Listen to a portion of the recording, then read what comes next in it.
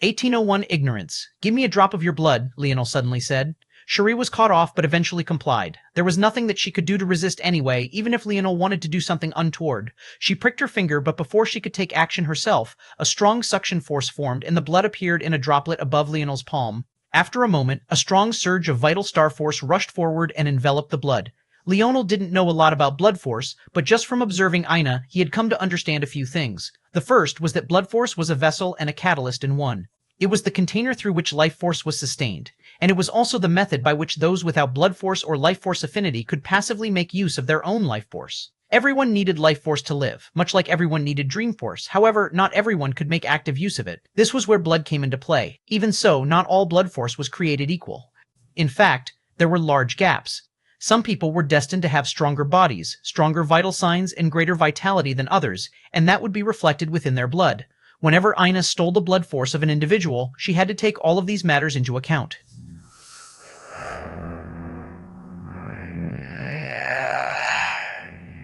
Although she could personally increase the output of life force any given drop of blood would output at any given time, there would still be a limit, and that would often be decided by the talent of this target individual in that aspect. Leonel decided then to quickly test Cherie and the others, and he found that his hypothesis was correct. Even for just a single drop, the amount of life force that Cherie's blood could withstand was astounding. In fact, her capacity was the equivalent of Leonel's. To put this matter into perspective, Leonel had reforged his body with a great emphasis on vitality and life force, and of course water force, although this was less important now. In doing so, his passive healing factor was off the charts, and the amount of life force his individual droplets of blood could withstand was likewise astronomical. This had a profound impact on not only his life, but his stamina as well. Leonel had destroyed 4 great families back to back, and still had energy left to battle more afterward. In fact, just now, he had been in a violent clash with Harmony, and yet his face wasn't even flushed with fatigue. With all of this put into perspective, for Cherie's life force capacity to be the same as his was almost entirely unacceptable, and in fact it was. Of course, there was a glaring elephant in the room. This was just Cherie's capacity, not her actual output. Leonel had to add life force to Cherie to test her true limits, but the Florer family wasn't taking advantage of this at all. Ignorance was painful. One of Leonel's inherent fears was his ignorance and how it could potentially stop him from reaching his full potential. Now he was seeing in real time how dangerous ignorance was. The Florer family's entire fate was in the palm of his hands, all because they didn't understand how their own lineage factor worked. If they had learned how to do things properly long ago, even the current Leonel wouldn't be able to move them. He would have had to be exceptionally cautious with how he proceeded, but now he could practically do as he pleased. "Why did you pick such a weak tree to form a symbiotic relationship with?" Leonel asked. Leonel's gaze was still on Cherie's pulsing drop of blood. He wanted to understand the final pieces. He felt like he had about 90% of it that needed to be filled in. It's difficult to withstand anything more. It's always been tradition to pick our life partners after entering the 4th dimension, but picking a life partner requires splitting your life in half. If the partner requires too much, the fusion will fail and both could die. There have been some who have tried to push the limits, but their outcomes have never been good. Leonel nodded slowly. "And why don't you switch to a more powerful partner once you're more mature? The relationship is symbiotic by that point. We have yet to create an effective method of separation that doesn't harm both parties. In addition, the plant grows along with you, so it's never been necessary." Leonel didn't say anything, but he didn't agree with this. In fact, with his affinity with life force now, he was beginning to see living beings in general as just an extension of force. And, much like force, even if you could take a 5th-dimensional force and have it grow along with you to the 7th dimension, it would ultimately be weaker than a 6th-dimensional force that had done the same. In addition, it would take more effort for the Florer family members to grow. Ultimately, though, this was just an issue of resources and ignorance. If the Florer family was born with higher standing, or to a higher world, they wouldn't be limited by their low life force. They would be able to maximize their blood force and fill themselves with vitality.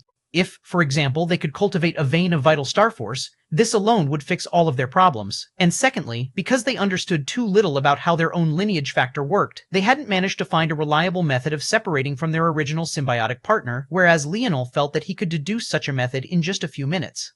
Leonel fell into his thoughts and tapped his armrest. He originally wanted to destroy the Florer family, but he had already decided against it. The Oryx were unreliable, not even a word from them, and it also didn't help that he had wiped out so many of their souls from the silver tablet. He would subdue the Oryx in due time. After all, he didn't plan on having them waste the investment he had placed in them. However, in the meantime, the Florer, Midas, and Radix, and especially the Umbra, would be more than good enough. "Bring me 3 of your most talented youths," Leonel suddenly said. Chapter 802, Gray. Chapter 8002, Gray 8002, Gray. It wasn't long before 3 youths were brought before Leonel. 2 of them were even older than Leonel himself, but one of them only looked to be about 14 or 15 years old, a cute little girl with bob-cut hair. All 3 were women. It seemed that in the Flora family, this was simply the trend. The women tended to be far fiercer than the men. In fact, Belize, their former matriarch that Leonel had killed, was also a woman. Before her death, she had been the hope of the Flora family to unearth more of their secrets, as her genius had been the underpinning of many discoveries in her lifetime. Unfortunately, she died at Leonel's hands far too soon. Seeing the nervous girl, Leonel smiled lightly. It was too difficult to maintain an air of coldness around a young girl, especially when she looked like she was suffocating. Leonel had never had any younger siblings, but he still had this sort of instinct. "What's your name?" "My name is Gray," she said softly. "And you two?" Leonel asked the 2 older young women. "Rosna Jean," the 2 replied at almost the same time. "I see," Leonel nodded. "I didn't call you here today for anything nefarious. This should actually be of great help to you. First, tell me what you chose as your partners." The girls blinked for a moment, but complex. Rosna had chosen a breed of white roses known for its sharp and poisonous thorns. It was said that when it was dyed red with blood, it would be at its most dangerous, even giving off a thick fog that could corrode a fourth-dimensional existence to a soppy green liquid in an instant. Jean had chosen a pink lily that was likewise poisonous. However, it had the ability to release a bell-like sound that hypnotized its target, luring into range to be poisoned. It was a long-acting poison that relied on its target being in a trance for a long time. The most interesting of them was Gray, who chose a very odd white-barked tree known for nothing other than its color. There wasn't anything special about this tree, but because Gray had a very weak body, it was the only thing that she could pair with in her youth. After she grew, Gray had overcome this weakness of her body, but she was still stuck with the very same tree. However, instead of giving up, she found methods to mutate and evolve this tree of hers. She was self-pioneering a very new branch of Flora family techniques, which required picking a blank slate partner, which had a myriad of evolution options. The downside was that this target would be exceptionally weak in the beginning, but it would have an infinite potential for growth in the future, theoretically. In practice, though, Leonel could already see that Gray's white-barked tree had reached its limit. The fundamental nature of the tree was simply too weak. Likely in a few years, once Gray's method failed, she would be cast out as a genius and replaced by others. Of course, Gray had no idea about this. She was still somewhat in her shell because of the poor treatment she had faced in her youth after only partnering with an ordinary tree. She had yet to become used to this top-class treatment that she was receiving and definitely couldn't see what was ahead. Now she wouldn't have to worry about such an outcome. All right, the 3 of you listen to me very carefully and execute what I say to the letter. First, enter a meditative state and send your internal sights to your hearts. The 3 girls crossed their legs and sat on the ground, not daring to disobey. Just forming their nodes at the 3rd dimension required this ability, so they didn't find it very difficult to do at all. Regulate your breathing. Good. Now, dig deep. You should be able to see a valve connected to the bottom of your heart separate from the others. These are your extra valves. Follow that valve through your heart and spot where it connects to your central nervous system and to your ethereal glabellas. Do you see that? The 3 girls nodded. They had never had it explained so simply before, and as the geniuses they were, just this small bit of explanation made them feel as though they had been enlightened by many things. Even the elders who waited to the side felt like their minds were being blown. How had they never realized that their hearts and ethereal glabellas were connected in this way? Good. Familiarize yourselves with that connection, move back and forth, and then practice separating your internal sight from the path and re-emerging at a different and random point. Good. Now practice finding that connection by following the paths from your other organs and blood vessels. Leonel took his time and allowed the girls to do this for at least half an hour until they were entirely familiar with this pathway. Good. This pathway that you've just become familiar with, as you probably already guessed, is the line that connects you to your partner. Functionally speaking, your partner forms a glabella, which has a connection to your heart which supplies it with the life force it needs. If you want to sever this connection, it is not too difficult. The first option is to have dream force affinity. That way the happenings of your ethereal glabella are always 100% in your control. But this is likely not possible for you. The second method is far more accessible, but it requires a large amount of control you should naturally have. It is your blood force. You can decide how it is used and is distributed. So long as you can master this ability, completely separating from a symbiotic relationship will be as easy as thinking about it. In fact, right now, you all are locked into forming just a single partner relationship because you don't understand how to control your blood force to feed more than one partner at a time. If you can master this and make it your own, it alone will ensure that your futures are bright and that your current strengths can skyrocket. However, this is just a single problem. The second problem you face is your limited life force. I can help you fix that as well. There's only one thing I want in exchange, your absolute loyalty. What will it be? Chapter 1803? Really? Chapter 1803 really? 1803 really? Yes. The words almost spilled out of Cherie's mouth. She didn't even bother to look toward her fellow head elders. Even after all of this time, she still worried that Leonel would turn around and slaughter their family after he got what he needed out of them. So, the moment she heard this, she didn't allow anyone to be foolish enough to hesitate. Seaward and Roselia looked toward Cherry with surprise, but at this point, they didn't dare to detract even if they had such a thought. If they did, the result would be even worse than outright rejection. Leonel swept a gaze through the head elders and then to Cherie and back, and then he suddenly smiled. There didn't seem to be anything special about the smile, but for some reason it made them feel ice cold. If Leonel had said some stern words just now, maybe they could have handled it well enough. But seeing that smile, that casual confidence, any sign of resistance they had crumbled to ash, Leonel didn't bother with the old ones anymore, and he pulled out a radiant blue force pill. Anyone with the knowledge would be able to tell that this was a refined demon almost instantly. Back then, Leonel's stomach had almost exploded just eating one, and yet now he handed such a thing to a 14-year-old little girl without much hesitation. "Swallow it," Leonel suddenly said. Gray blinked but nodded obediently in the end. Her eyes reflected an extremely dull blue that truly did look gray in most lighting. It was a rare color that made her look like an exotic little doll. Seeing her, Leonel couldn't help but think of another little girl, Nana. By now, Nana was probably a grown woman, if she didn't die in his massacre, that is. Leonel could neither confirm nor deny if she did. Back then, he was too infuriated to care and directly destroyed the planet the Aderna family had called home. Even if Nana had died, though, Leonel didn't believe that he would feel guilty. If she was present, that meant that she too had participated in the war against Earth. The little girl he had known back then was gone, so one way or another, it didn't matter. Gray opened her small mouth and swallowed the pill whole. Boom. Almost instantly, a wild wave of force shot out in all directions, and a slight hint of pain colored Gray's adorable features. Even so, just as Leonel had expected, she didn't implode, and instead, her aura began to skyrocket at a breakneck speed. This was exactly what the Flora family was missing. They had an enormous vessel, but they had nothing to fill it with. Gray was only in the 5th dimension, having barely entered it just recently. She was only at Tier 1, but she could actually withstand the vitality of a 6th-dimensional demon. This force pill was just from the remnant of a human class. Even so, it was on a completely different level. Even the members of the Cataclysm generation weren't as talented as such demons. What shocked Leonel the most, though, was that it took less than a minute for Gray to open her eyes, her large irises blinking with excitement. But due to her usually reserved personality, she didn't dare to make too much noise, so she just beamed from the inside.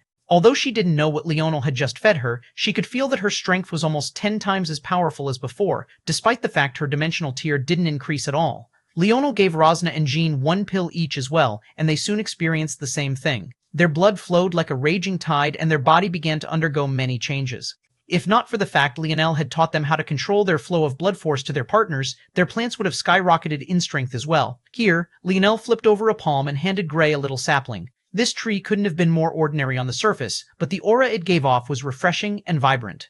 This was a tree from the 8th dimensional world of the infant now, but in maturity it could grow to several kilometers tall with ease. Gray's small hands carefully picked up the sapling, a happy little smile causing dimples in her cheeks. Leonel smiled and rubbed her head. "I believe in your path, but your white-barked tree is too limited in its growth potential. This tree here was born in an 8th-dimensional world. Although it is very ordinary in all aspects, just this foundation alone gives it the nigh-infinite growth potential you need. You won't be limited by your first choice anymore. Although, so long as you master the technique I taught you, you can partner with other powerful plants to supplement your strength." Gray's large eyes suddenly glistened with tears. "Really?" This was the first time she had spoken without Leonel asking her a question first, which surprised Leonel somewhat. She knew. Leonel's dreamscape sparked. He understood right then that Gray knew that she had already reached the limit of her potential. She was just too scared to tell anyone. This little girl was incredibly astute, and her talent was far beyond what even Leonel had anticipated. Leonel's surprise became an even wider smile. "Yes, really." Gray's tears began to fall, but she quickly wiped them away, not wanting to affect the little sapling in her hands. Leonel couldn't help but think that she was too adorable. Let alone this one's apeling, he had tens of thousands she had no idea what to do with. After all, the segmented cube was still pretty much a blank slate in this regard. "Thank you," Gray said with a soft voice. Leonel laughed and stood to his feet. "If you want to thank me, grow very strong and powerful. Take good care of your little sapling. In the future, you'll be of great help to me." Gray nodded surprisingly firmly. Leonel smiled and didn't say anything more. Whether or not she would reach her full potential would be up to her. "All right, navigate this ship toward Radix territory. It's time to fully settle things." Chapter 1804, Patience, Calm, and Loyalty. Chapter 1804, Patience, Calm, and Loyalty. 1804, Patience, Calm, and Loyalty. The atmosphere was quite tense. With two enemies being forced to face one another for the first two families, or rather 3, had been at one another's throats for centuries, pulling back and forth on one another and sowing grudges that lasted through the generations. Within the crowd, they could spot individuals who had killed their brothers, their sister, their husbands, their wives, their parents, their grandparents. It was a hard pill to swallow. If not for Leonel's existence in the middle of it all, they would have been entirely crushed. Libli, who had lost her own father not too long ago, tried to maintain her calm, but it was obvious that even someone as cold and calculating as her couldn't quite maintain a cool head. She couldn't help but look toward Leonel with a blaming look in her eye. She thought that Leonel had come with intentions to help them eradicate this evil, but he had instead brought their enemies to their front door and was even acting as a shield for them. "What do you mean by this, Leonel?" Libli asked. Although Leonel was indeed a prince, and though he did indeed have a high standing as a matriarch herself, she couldn't take a soft stance against something like this. Also, she hadn't been there to personally witness Leonel's battle against Harmony like the Florer family had been. If she had, there was likely no way she would allow her tone to be so disrespectful. Didn't say anything immediately, he had already known that things would likely be like this. But when there was conflict within an empire's borders, things would always escalate in this fashion. In truth, the true weakness of the Ascension Empire was that they hadn't gained all this territory through their sheer might. They were just lucky enough to be born into an exceptionally talented world which then proceeded to swallow up the territories of others. As things went, it wasn't exactly wrong for these families and organizations to feel little toward the Ascension Empire other than some fear toward their potential and what the strength they had displayed already in protecting their expanding territory. This also meant that when it came to territories like that of the Radix family, or the Florer family, the way they saw things, their territories were still their own to protect or flourish within, they just happened to be under a new umbrella of influence, much like they had been when the Luxniks and the other three pillar families ran things. Due to this, Libli still felt that it was within her right to make it clear that Leonel had disrespected her by bringing her enemies into her home, when in reality, as a prince, Leonel was just bringing a faction from one section of his territory into the territory of another faction of his empire. Leonel tapped his finger and a wave of Violet King's might spread out in all directions. It was the simplest of his abilities, Emperor's Aura, but it was also the most effective in a situation like this one. It immediately suffocated all opposition and seemed to remind Libli who she was in the presence of. "I'm aware of many things," Leonel suddenly began to speak. "I'm aware that many of you feel discontented about the sudden rise of the Fox family and the Ascension Empire.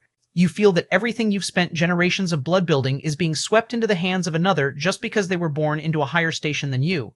Many gripped their fists as Leonel spoke, as he seemed to be whispering right into their souls. He was right, but none of them dared to so openly confirm such a thing. However, Leonel's follow-up shocked them. "This much is true, there is no denying any of that. The world is unfair. There is only so much that hard work can do, and working hard isn't something you can have a monopoly on either. You might be working your ass off, but there might be someone twice as talented as you willing to work just as hard, and that person will make it further just by virtue of the fact they're luckier than you are. This is reality. This is how the world works. I take certain responsibilities on my shoulders for no other reason than the fact that I acknowledge myself to be luckier than others. There are probably many people who work harder than I do, but it will never matter because my starting place is so much higher than theirs. This is how the world functions." Leonel swept his gaze through them. He could see bitterness, he could see unwillingness, but most often he saw sighs and acquiescence. "Even if it wasn't my Ascension Empire, it would be my Luxniks family. Even if it wasn't my Luxniks family, it would be the Chaotic Water Sector. Even if it wasn't the Chaotic Water Sector, it would be the Constellation Alliances. Even if it wasn't the Constellations, it would be my Morales family. Even if it wasn't my Morales family, it would be the Void Palace. And if not them, it would be any of the other races who deem themselves to be superior to our human race." Every family and organization Leonel mentioned was more suffocating than the last. Even though these small families didn't understand the weight of what half of these names meant, just the fact they could suppress the Ascension Empire and the Luxniks family was enough for them to understand just how isolated they were. You all lack that luck, the chance to be given a place of high birth. You may never be destined to climb to the top of the dimensional verse. Even I may not be destined to do so. Leonel's gaze flashed when he thought of that young man he saw after climbing to the top of the Bow Pagoda. His gaze flashed again when he thought about his father, and then again when he thought about that mysterious pressure he felt when he thought about the demoness. "But what I can give you all is the lucky opportunity you've been lacking. The only price to pay is patience, calm, and loyalty. If you can pay that, I will give you an opportunity. If you cannot pay that, your road will end here." Chapter 805, Glowing. Chapter 805, Glowing 805. Glowing, Leonel looked toward Libli, who had been forced to bite through several layers of skin on her lips, just to maintain her composure before Leonel's Emperor's Aura. As a matriarch, there was no other choice for Libli to make. If she made any other choice, it would be nothing short of selfish. Like this, the Radix, Midas, and Florer families were corralled into Leonel's palms, and the inheritance was finally brought together as one. Looking toward the flaming chalice and hovering wooden ball, Leonel felt an odd feeling in the depths of his heart. His Dreamforce affinity could feel a slight pull, as though what was happening now was precisely the intention of someone else. The closer that feeling came, the more fleeting it felt. Leonel could tell that it wasn't meant to be felt. But that feeling of something huge looming over the horizon was becoming more and more suffocating. It pressed down on his chest and threatened to erupt. He had to become stronger, even stronger than he was now. Harmony was a great talent. Granted, he still didn't use his full strength to defeat her, but she had been able to display such prowess and pressure him despite only being at tier 5. If she was so powerful, what about the other talents the three-finger cult was raising? Leonel took a breath and exhaled. He looked to the side and found Libli holding the hand of a little boy who was maybe 12 or 13 years old. Shockingly enough, though, this boy was already in the 5th dimension. He seemed to be even more talented than Gray. The little boy did look a little odd, though. He had sharp teeth like his father and radiant bronze irises like his mother, but the whites of his eyes were a dark red that made him look particularly demonic. In addition, while Leonel could tell that he was 12 or 13 by the feeling his soul gave off, the little boy was already 2 or 3 inches taller than his mother. Leonel was fairly tall, standing at 6'9", but the little boy still managed to not be entirely dwarfed in his presence. But at the same time, he lacked the savage look in his eye that other Midas family members had. Instead, his gaze was quite shifty and calculating, like his mother. This little boy was Magaron, Libli, and Dynmo's son, and the first child born to their 2 families that could use both quarters of their inheritance. This was the very same child the Flora family had spoken of in their meetings. Magaron looked toward Leonel with curious, unblinking eyes. He was clearly far more outgoing and confident than Gray, but this was to be expected. Gray was treated as an outcast for much of her life, but Magaron had been the pearl in his family's eye ever since he was born. One was raised to be ostracized, while the other was raised to be a king. The difference was clear. To another side, Gray and the others stood. Gray's parents had pretty low standing, but due to their daughter's talent, they had been allowed to come as well. I want you all to feel free to try to sense the true meaning of the combination of these lineage factors. Let its aura baptize you, and see if you can gain the complete inheritance. I will heavily nurture anyone who can. As much as I want every person to participate in this, it will likely be difficult given the limited range and the limited number of connections the inheritance can sustain at once, so I will personally pick out 1,000 of you at a time and give you 24 hours. Then I will do the same for another set of 1,000. Leonel chose based on his own comprehension of the inheritances. After seeing Gray and Magaron, he believed he knew what sort of talent it took to benefit from these inheritances, and, unsurprisingly, Gray and Magaron would be among the first branch. It took only an instant for Leonel to complete his analysis and list out a systematic method that would keep them busy for months. Scanning thousands of people at a time and assigning probabilities to their success was all too easy to him, especially since most were at the 5th dimension or lower. Leonel planned to leave these 3 families to their own devices for a couple weeks before checking back to make sure they hadn't slaughtered one another. As for claiming the lineage factor himself, he would of course do so. But first, he was having Anastasia analyze it using a special function of the lab setting. The time investment needed wasn't small. Leonel had only touched the tip of the iceberg in the wooden ball inheritance. Because he only took a step in and immediately left, he had only been granted the absolute lowest level possible, much like most of the Flora family members. If he wanted something deeper, he would have to invest more time. But there was simply too much to worry about, and he also had his tribulation looming over his head. He hadn't forgotten that it was coming up very soon. According to Anastasia, it would take about 90 days to complete the analysis. By then, he would have the information he needed, and he would also be able to find the quickest method of assimilating with the lineage factor as well. In the meantime, he would continue to clean up the Ascension Empire's territory. By now, the noose should be tightening around the necks of his enemies. However, what Leonel didn't expect was that after not even an hour, wild fluctuating auras would begin to emit from Gray and Magaron. The 2 had been granted the closest seats to the inheritance, and they benefited almost instantly. Leonel, who had been about to leave after assigning his tasks, came to a grinding halt. He looked toward the backs of these 2 young geniuses with a glowing light in his eyes. Chapter 1806, Neglected, Chapter 1806. Neglected 1806. Neglected Gray erupted with a golden flame. At the same time, Magoran's hair began to grow out wildly. At first it was cut quite short, but very quickly it reached his shoulders, then down his back, then it touched the floor and continued to pool at a faster and faster rate. Leonel didn't say anything as he watched. With his fire affinity, he could tell that those flames from Grev were at all, but rather a physical manifestation of her life force. Somehow, this flame bypassed blood force entirely and allowed life force to be directly used without a medium. It was the purest form of life force in and of itself. Gray's vitality had recently been increased a great deal by Leonel, and as a result, this golden flame burned especially brightly at this moment.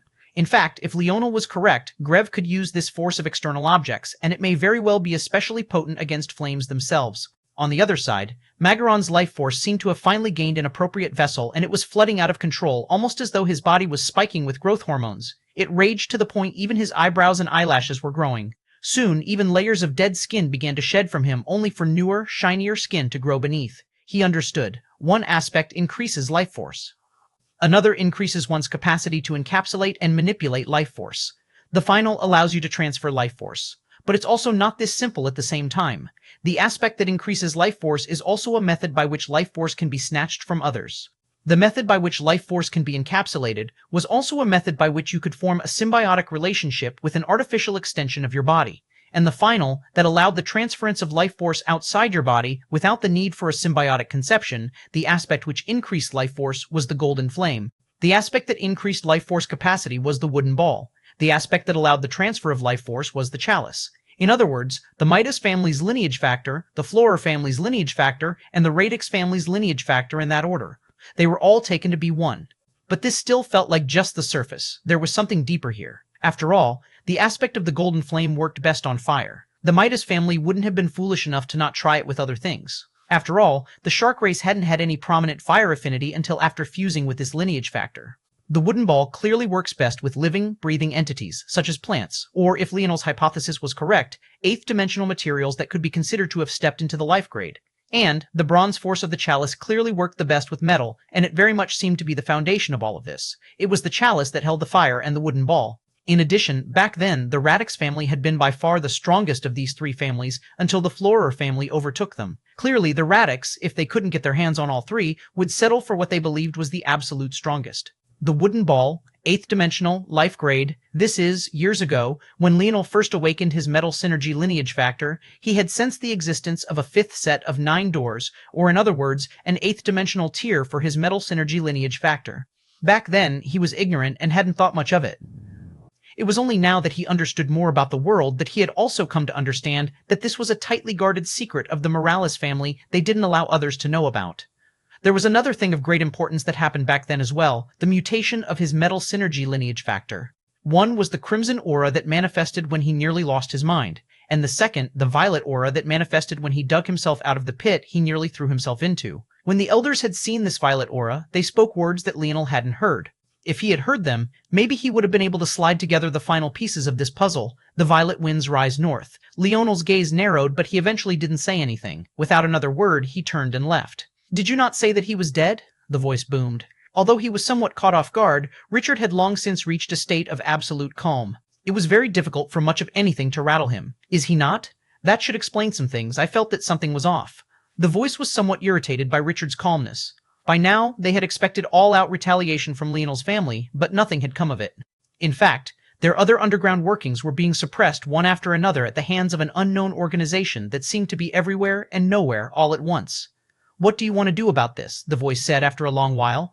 "We meant to be more forceful to begin with. If they don't want to come to us, then we will go to them. Tell the Thrusting Skies sector that it's about time." Eventually, a long enough time had passed that it was clear that they had vanished entirely. Richard didn't say anything, but deep within his placid eyes there was a cold light. He knew better than anyone why he had been left alive by Leonel. He had been neglected, cast off like a useless pawn the latter couldn't be bothered to remember about. That rage had long since faded, and the maturity Richard exuded was beyond most his age. However, there was one thing that hasn't disappeared. He would make Leonel pay for underestimating him. Chapter 1807, Chapter 1807, 1807, 1807 was a false upload meant for a different novel on Awespec's part. Occasionally missing content, please report errors in time. Chapter 1808, Good Luck. Chapter 1808, Good Luck 1808. Good Luck Leonel returned to the Etching Metal Organization. He thought about going to the Rain family, the last family that had attacked Earth back then, but he decided against it in the end. Unlike the Umbra, Midas, Radix, and Flora families, he couldn't promise the Rain family anything that would guarantee their loyalty. They would just be an unwanted variable that might flip at any time. Although it was impossible to avoid traitors amongst the other families, what Leonel could guarantee was loyalty at the most key positions. This wasn't something he could accomplish with the Rain family. This was unfortunate. If Leonel could gather up all 5 of those families, then the Milky Way would have a nice buffer against everyone else. It had to be remembered that the reason those 5 families had attacked to begin with was because they controlled the galaxies in the immediate surroundings of Earth. Controlling those 5 would be as good as ensuring that no one would have easy passage into the Milky Way again, and it also put over 30% of the 3-pillar sector's galaxies in the palm of Leonel's hand. Unfortunately, it wasn't meant to be. That said, it wasn't all bad. For one, Leonel would know with 100% certainty where attacks would come from. He would be able to easily filter his enemies toward that direction and thus have the greatest level of preparation. And secondly, if the Rain family did do such a thing, that would give him an above-board reason to simply wipe them out. Leonel stepped foot into the Etching Metal Organization to find a weird atmosphere. When he entered the core regions, he found the reason why quite immediately. On one side of a long oak-forged table, there were 5 women.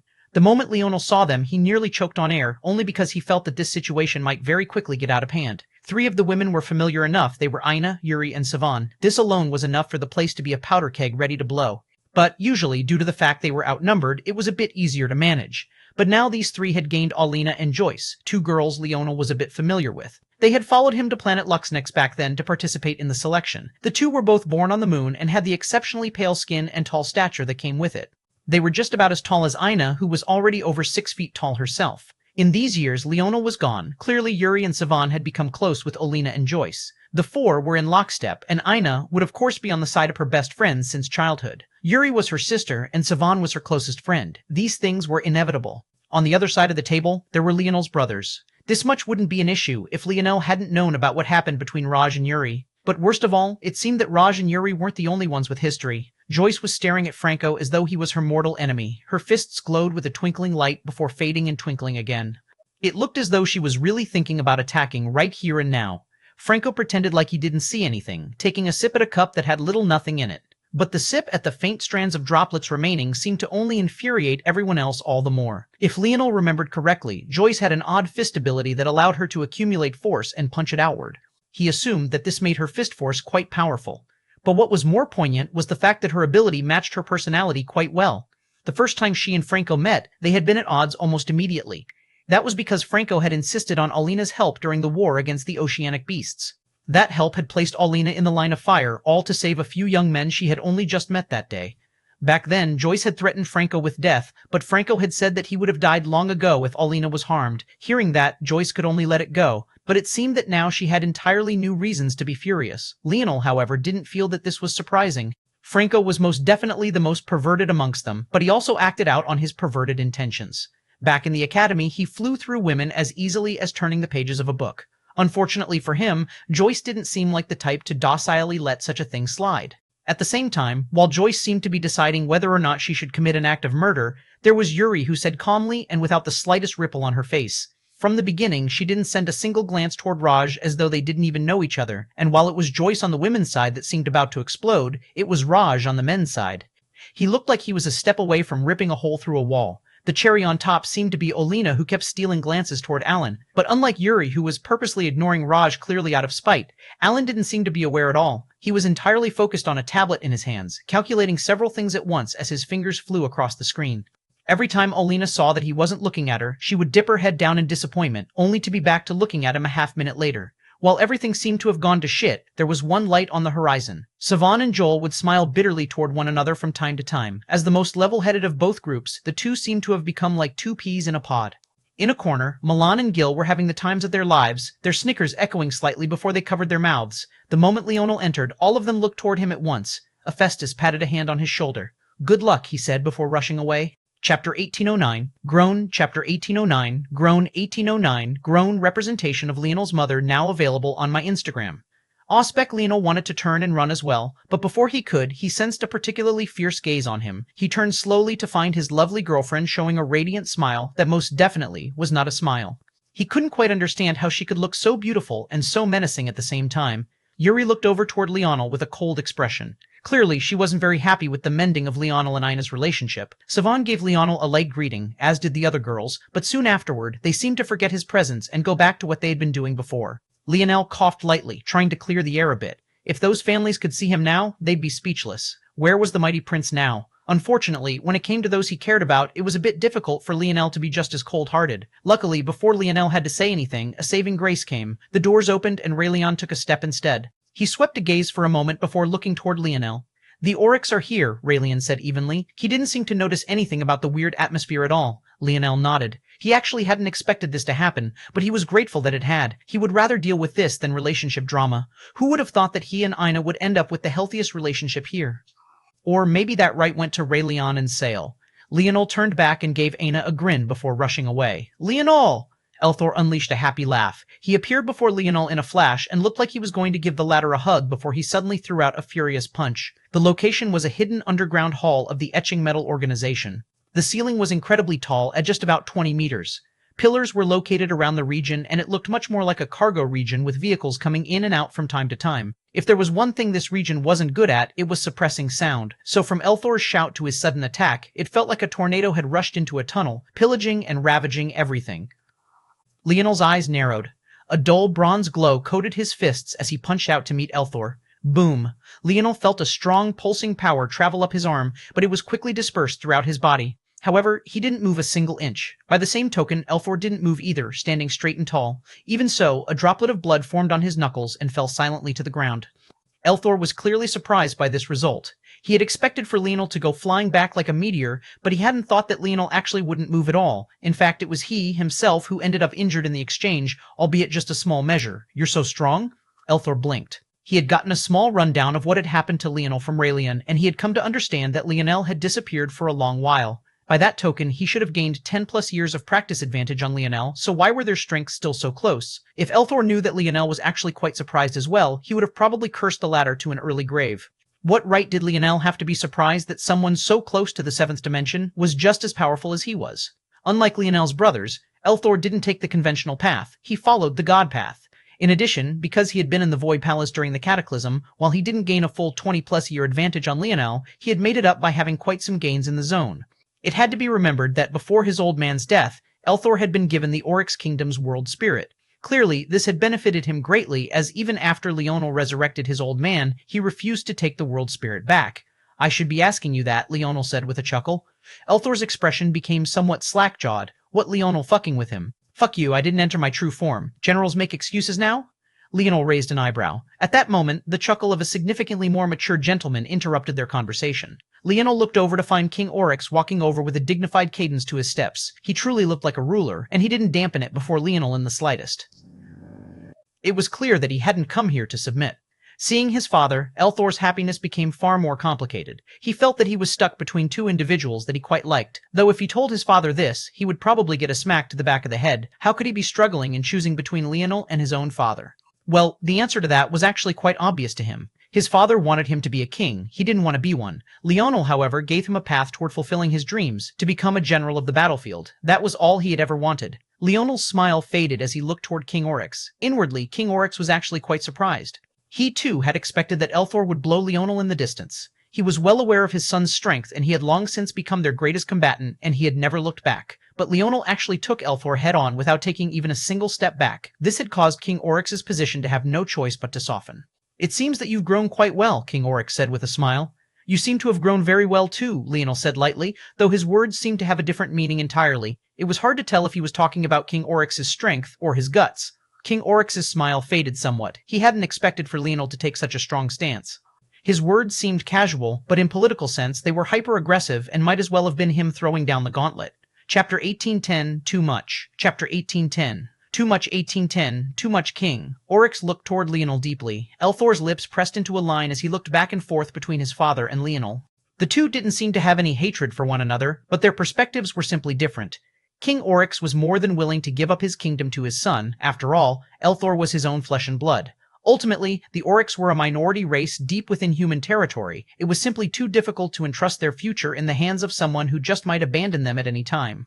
As for Leonel, he had invested in the Oryx in more than one way. For one, he had resurrected Elthor first, and then his father, when he hardly knew either one of them at the time. Back then, it hadn't seemed like a big deal. But now that he had to purge the silver tablet for the sake of saving his brothers, it meant that Leonel had chosen the Oryx over the lives of men and women he had fought shoulder to shoulder with. When things were put into perspective like this, King Oryx's hesitancy was nothing short of a slap to Leonel's face. With Leonel's temper, if it hadn't been for the fact that he had a good relationship with Elthor, he would have already taught King Oryx a severe lesson. Leonel wasn't the type of person to hesitate when he made a decision, so it seemed as though he had been incredibly decisive and uncaring when he purged the silver tablet. But the reality was that that was a weighty decision still being borne on his shoulders. He could still remember his final moments in that zone, the only true and undeniable loss he had suffered in his life. He knew that it was selfish of him to act as he had. Those people had believed in him. When they died, they didn't know that there was a chance to be resurrected, but if they had known that such a path existed, how would they feel knowing that he had made the decision to not grant them such an opportunity? None of this was King Oryx's fault, but that didn't change the fact that Leonel's fuse when related to these matters was exceptionally short, even shorter than it usually was. King Oryx was an exceptionally benevolent king. He hadn't hesitated to give up his life for a chance to protect his people. He truly had the heart and valiance of a ruler. He was a true man. However, none of this would stop Leonel's footsteps. It was either he was with him or against him. There was no in between. "Child," King Oryx said lightly, "you aren't as I remember. It seems that this world has ground down your spirit." "And left behind something far sharper," Leonel replied just as calmly. If this is what you believe, then there's nothing much that I can say to you. Leonel nodded slightly. It really isn't something that you can understand. When your Oryx kingdom still stood, you did nothing as the human kingdom grew stronger and stronger. You feared what their king had become and didn't dare to take action, choosing to remain passive. It was only after I took action and forced the issue that you were forced to take action. Ultimately, you lost your life and much of your kingdom. The people you rule now were introduced to you by me. The strength of your favored son is in great thanks to me. Even the breath you breathe now was granted to you by me. So don't you believe it's a bit silly for you to speak to me as an all-knowing senior of some kind? Leonel's placid gaze met the Oryx King's own, there not seeming to be the slightest hint of a fluctuation within their depths. The Oryx King fell into silence. This was hard to reply to because it was simply the truth. The details were broadly correct, and there weren't any embellishments. Even so, and how did you actions end? What success did you have exactly? King Alexander crossed the barrier to the fifth dimension only recently when the final began, Leonel said indifferently. It took me only 2 years to reach the point of meeting them at the final gates of their kingdom. Had you not been a coward and joined beneath my banner, it would have taken me 3 months at most. By then, I could have personally defeat him without such unwanted variables. So your reply to me is that a stranger didn't help you enough, so it's thus the stranger's fault. Hearing these words, Leonel's placid expression vanished into a smile. I think you framed it incorrectly. My reply to you is that it took someone with no stakes in your kingdom to make you finally make a choice that wasn't cowardly and passive. And yet, even so, you haven't learned your lesson. You continue to bide your time, continue to be passive, continue to want to sit on the sidelines in hopes that no one will cause you and your people trouble. It's no wonder that your son doesn't want to follow in your steps to become a king. In his eyes, this is all a king can do. Leonel. Elthor wanted to interrupt, but he seemed to be shielded outside of the clashing auras of his father and Leonel. I can tell you this very clearly, though, Leonel continued, his aura growing. I won't let you sit on the sideline. I will not allow such a variable to exist within the barriers of my empire. The Oryx only have one of 2 choices. The first is to follow me as you should have from the very beginning, and the second is to be eradicated. Leonel's gaze turned cold. I have invested a lot into the Oryx. Too much. More than you know. I won't allow your cowardice to dictate the actions of your race any longer. King Oryx's expression went entirely dark. He hadn't expected things to take this turn at all. Just what had gotten into this, Leonel? Chapter 1811, Unborn. Chapter 1811, Unborn 1811, Unborn. This was exactly what the Oryx King feared. He didn't want for the Oryx to suddenly be forced into a situation where they had no choice but to become the warriors of others. As for Leonel's comments about his cowardice, if such comments could face him, he would have long since changed his approach to ruling. People who could call themselves kings wouldn't easily change their mind about such things. As for Leonel, his mind had been made up. He had been too nice for far too long. Even disregarding what he had done for the Oryx Kingdom back when Valiant Heart Mountain was being attacked, it was he who gave them a path to survive. Afterward, he invested a large amount in their development through Elthor to ensure that they would take full advantage of their hyper-evolution stage. Those resources were nothing to Leonel now, but to the him of back then, they had practically been everything, and without said resources, how would the Oryx have been able to thrive in the way they had now? None of this even mentioned the fact he had quite literally brought their 2 most important pillars back to life, or the fact that the only reason they could live such comfortable lives as a member of another race so deep within human domain territory was precisely because of his name and organizations he had helped birth backing them. Even if King Oryx said he wanted to pay back those things in kind, could he even do so? For one, an investment was worth not only the price itself, but also what it was worth to the person receiving it. Let's say that the Oryx King wanted to return the resources Leonel spent on them back then. That process would be akin to giving back a loan without any sort of interest. And to make matters worse, even if the Oryx King did pay this interest, it still wouldn't be enough. Usually, when a person takes a loan, a small interest is applied because the person giving the loan is well off to begin with, and most of the risk is on the person receiving the loan. However, in this case, the risk Leonel had taken was just as great. He wasn't some rich tycoon handing over a small percentage of his wealth. He had been akin to a pauper giving up the last few dollars he had on him. The Oryx King repaying him would be akin to 2 dear friends having an agreement, one of whom would invest the last bits of money they had while the latter used it to make it big. Then years later, the friend who had succeeded would turn around as a millionaire, maybe even a billionaire, and return his friend exactly the amount he had originally invested, no more and no less. This alone would already be enough of a slap in the face and a lesson in picking better friends, but the matter was only made worse by the fact that even if the Oryx King was thick-faced enough to do such a thing, he had no way of returning the value of his life and his son's life. That was the shocking truth. Even if he wanted to return the bare minimum, he couldn't. Leonel knew this quite well, and it was precisely why he had run out of patience. If this so-called Oryx King couldn't make a decision even after almost 3 decades, then Leonel would force him to make one. Leonel didn't wait for the Oryx King to respond and simply turned and left. The fact he hadn't attacked, as far as he saw it, was already an act of benevolence. King Oryx's eyes narrowed, but there was nothing he could say. The ultimatum had already been laid, there really wasn't much else to be said. After Leonel's back view vanished, Elthor couldn't help but sigh. He's right, you know, old man. Elthor shook his head. It's been well over 2 decades since you were resurrected. You should have made a choice by now. It's not as though the circumstances are conventional, King Oryx said lightly. He wasn't even here. And that's why he's anxious. If he had been here for all 20 years, do you think he would care very much about what help we could provide? You saw how strong he was. Do you think I've been slacking for these last 20 years? The Oryx King's eyes narrowed before he shook his head. This concerns our entire race. We have no one to rely on but ourselves. We can't allow ourselves to become cannon fodder for others. Plus, I'm getting a bad feeling from this Leonel, a bad feeling that wasn't there before. It's obvious that my patience has revealed something that I wasn't aware of before. It only makes caution all the more important. I don't know what you're talking about, but what I do know is that Leonel had an opportunity to gain a second ability index 20 years ago. The Oryx King frowned. A second ability index? That's impossible. It is possible if you eat the egg of an unborn child of a foreign race that spent the last several years being baptized by the vital energies of countless long-dead seventh-dimensional existences. It's even easier when you consider the fact this egg is from a being not of your race, so it wouldn't even technically count as cannibalism. And it's even more enticing when you realize it's an ability index as groundbreaking as Shadow Sovereignty. The Oryx King's expression flashed. What are you trying to say? I'm trying to say that Leonel entered a rapax nest where everyone's goal was to gain this ability index, and yet he was the only one who saw those ugly bastards as people and treated that unborn child like an actual unborn child. If you were there, Father, I doubt even you would be benevolent enough to protect this unborn child as though it was no different from an unborn Oryx, right? The Oryx King's heart skipped a beat. All this time, his mind was filled with the echoes of the words Shadow Sovereignty. He hadn't really cared about the unborn child ever since he heard it was a rapax. Even Oryx looked more human than they did. Would he save that child? Definitely not. What idiot would give up such an overpowered ability index? Chapter 1812, you, and you. Chapter 1812, you, and you. 1812, you, and you. Leonel entered the tension-filled room once again, his brothers and the girls still glaring at one another. They looked over toward him almost instantly, just like before. But this time, they seemed to be able to tell that his mood was the best. Bang! Suddenly, Leonel's palms slammed against the table. Something odd happened in that moment. It was as though Leonel had so perfectly controlled his strength that the table was just on the verge of being shattered to pieces, but not quite there. The result was a wild and eerie vibration that echoed across the room. All right, that's enough pouting, Leonel said, his voice cold.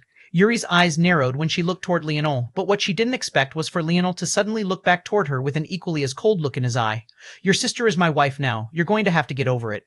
If you can't, I won't let you see our children. Not even any one of the 27 of them that I can promise. Ina, who had wanted to say something, was suddenly stunned speechless before she blushed profusely. She couldn't even do her normal routine of asking Leonel who his wife was. She was truly silent for maybe the first time ever. Even Yuri didn't quite know how to react to this. Yuri tried to speak, not quite sure if she should be enraged or not. She had no idea how to even respond to such a thing. Shut up, I'm talking right now. Leonel's gaze flashed with an oppressive violet light, and Yuri suddenly felt it down to the depths of her soul. Yuri was a spiritual, this much was obvious. As such, even if she had an opportunity to use a soul protection treasure, she wouldn't feel the need to. Her own personal inheritances and her own skill was more than enough. But it was also precisely due to this that she felt the full brunt of Leonel's oppression, taking her somewhat off guard before she quickly defended herself. But by then, Leonel was already speaking again. Alan, Alan, who had still been engrossed in his panel, even after Leonel started making so much noise, finally looked up.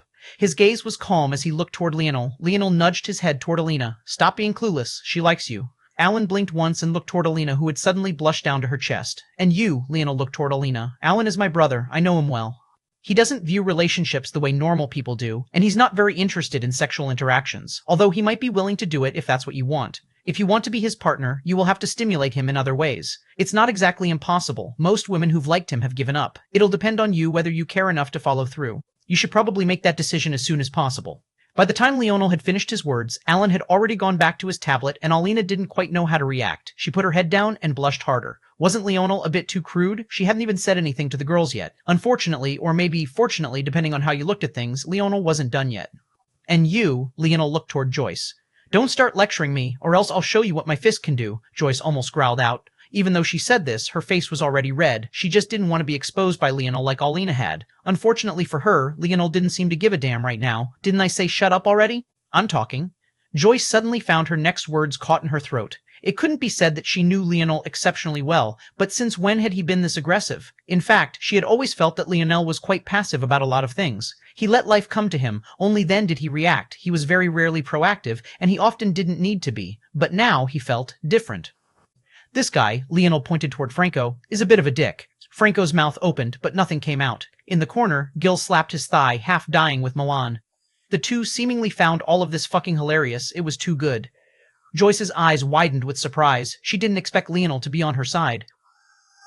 He can't keep it in his pants. He chases women for sport. He doesn't know what it means to settle down even though he's already nearing his 40s. As far as I see it, he's practically a defective product. Franco's mouth hung lower. Leonel had never grilled any one of them like this. But why was it that he wasn't mad and even had a smile on his face he couldn't seem to wipe away? You see that smile on his face? Leonel asked Joyce. He's a masochist, through and through. The meaner you are to him, the more he likes it. If you want him, you can have him, so long as you're willing to keep your foot on his neck for the rest of his life. He needs a very, very, very short leash. Joyce covered her mouth, almost forgetting the semi-seriousness of the matter. Why did she find this so amusing?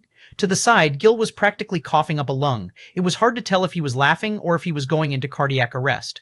And finally, you two, Leonel settled on Yuri and Raj. Yuri was the only one who didn't seem to find any of this amusing at all, but when Leonel spoke, her eyes couldn't help but widen. You're sitting here glaring at one another when you have no idea that he died almost a decade ago. You were so mad that you didn't even check on him during that time and are only just now finding out. Chapter 1813. Anytime. Chapter 1813. Anytime 1813. Anytime Leonel knew the underlying problem here. Spirituals had a far different concept of time than humans did as they lived over 100 times longer.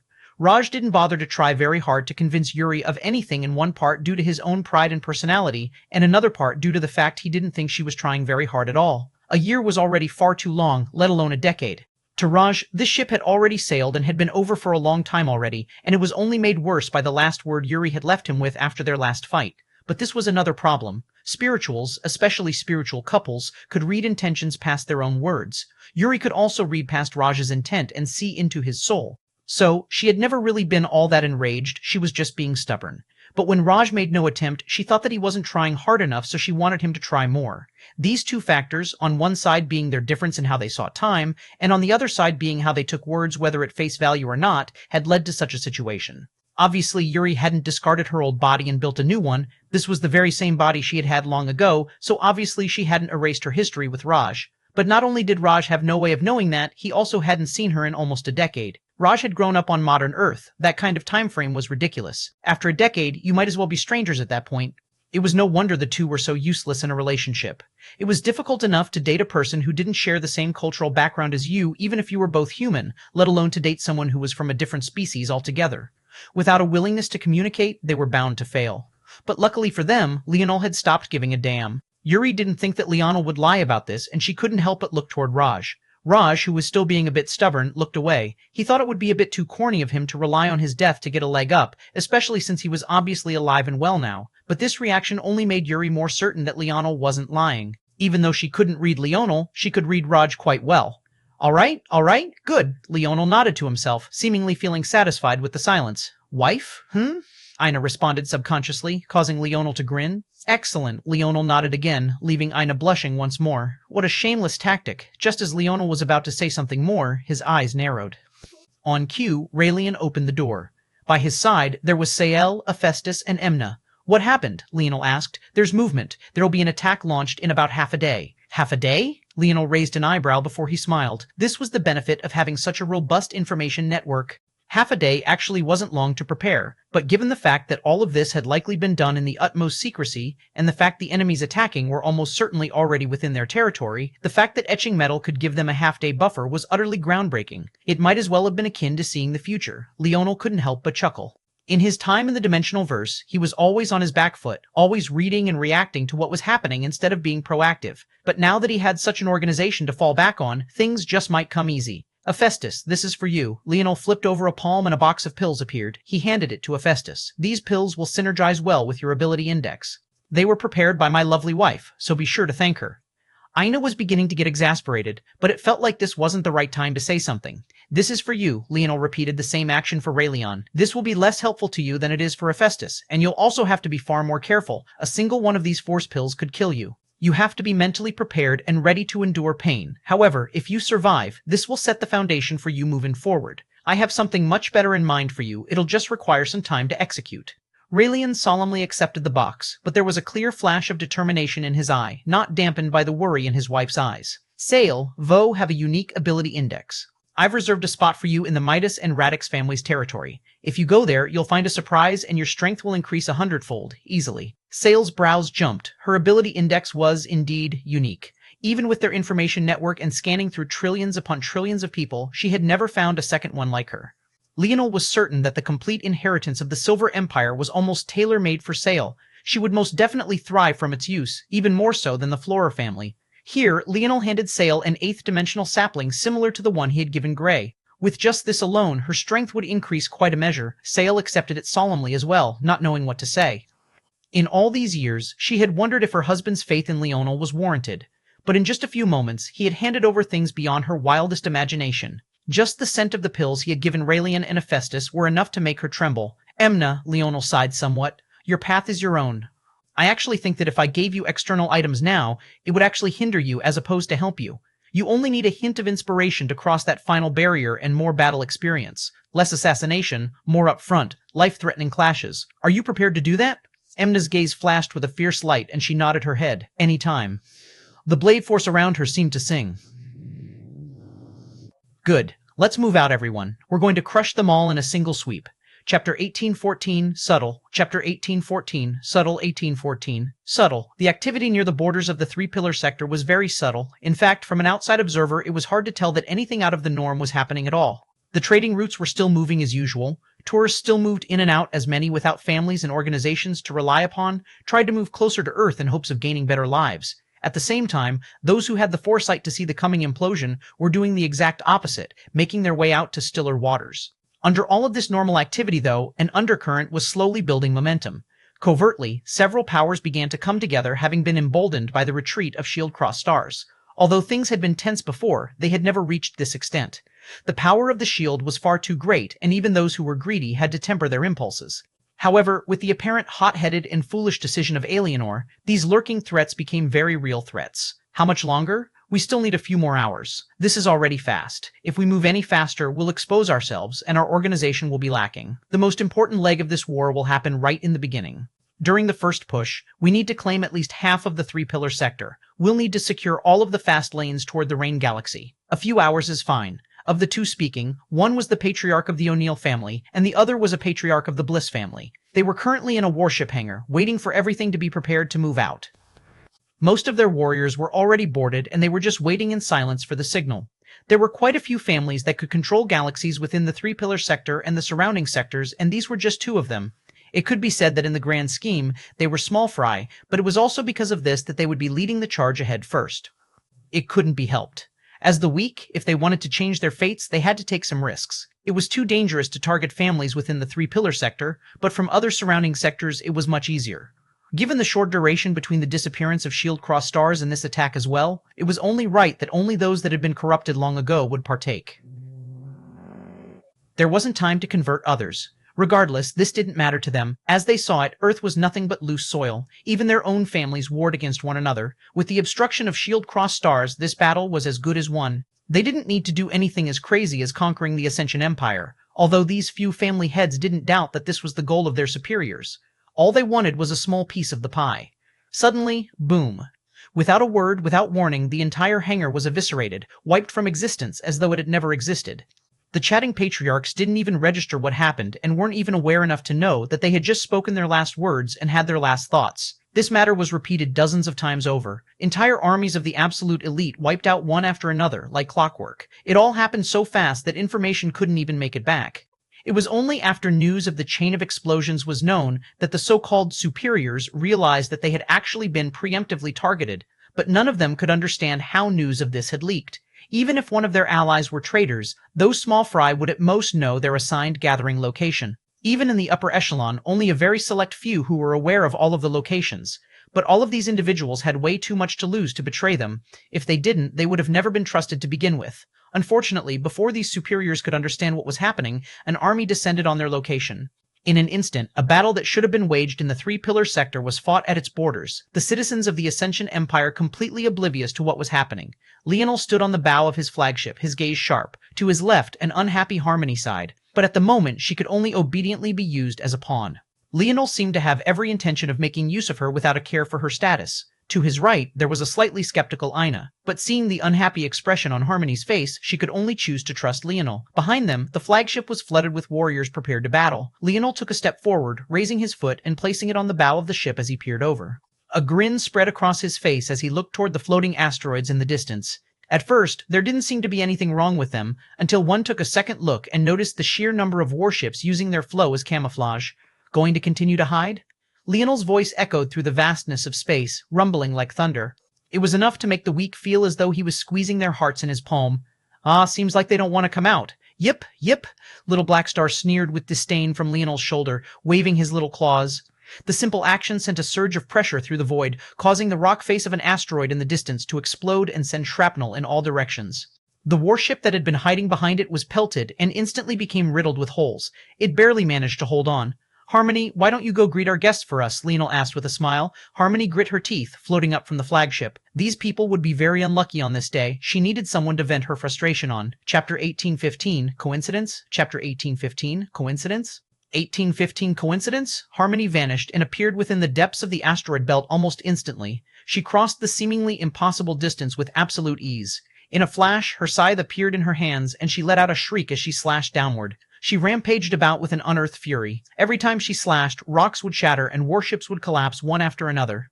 It didn't seem as though Anving could withstand even a single one of her attacks. A light cough echoed to Leonel's back. "Where'd you find this one, Cap?" Gil mumbled. "She's my type. Why don't you introduce me?" Milan suddenly spoke, wiping his drool away with a forearm. "Look at her. She could snap you like a twig." "Get yourself together. You're embarrassing," Gil replied quite fiercely, despite the fact it was clear he couldn't take his eyes off of the sway of Harmony's hips. They couldn't ogle Ina out of respect for Leonel, and because they cared dearly for their lives, but the moment they saw a woman comparable to her, their eyes didn't seem to want to function properly, even threatening to pop out of their eye sockets. "She can snap me like a twig all she wants," Milan replied. Joel, Drake, and Arnold looked toward one another and shook their heads. These brothers of theirs were truly too embarrassing. They saw one beauty and already didn't know how to act. They even looked like they would throw down their gauntlets and fight to death so long as Harmony asked them to do so. "Sure, I can introduce you," Leonel laughed. "She's from the Three-Finger Cult, though." Gil and Milan were suddenly rendered speechless. Since when had they had someone like that on their side? Wait, didn't that also make her an enemy? Leonel was just trying to set them up. She'd sooner stab them to death than date them. The two felt cold shivers run up their spines. Enough. At that moment, a roar came from the asteroid belt. It was all too obvious that their attempt at a covert operation had been entirely thwarted, and even dense networks of traitors they had been building up for the last several years were all wiped out all at once. It could be said that of their cannon fodder, over 90% would never see the light of the next day. Their operation had become a complete failure, and they still had no idea just how things had ended up in this way. Even so, all hope was not lost. Even though their covert operation had failed, those that had died were just their vanguard, weak families they had planned to throw forward to distract the Empire from the true and most lethal threat. Ultimately, they had expected most of those families, if not all, to die regardless. It was just a shame that they couldn't do any damage before then. However, if this was used correctly, Earth and the Ascension Empire would only suffer a greater loss.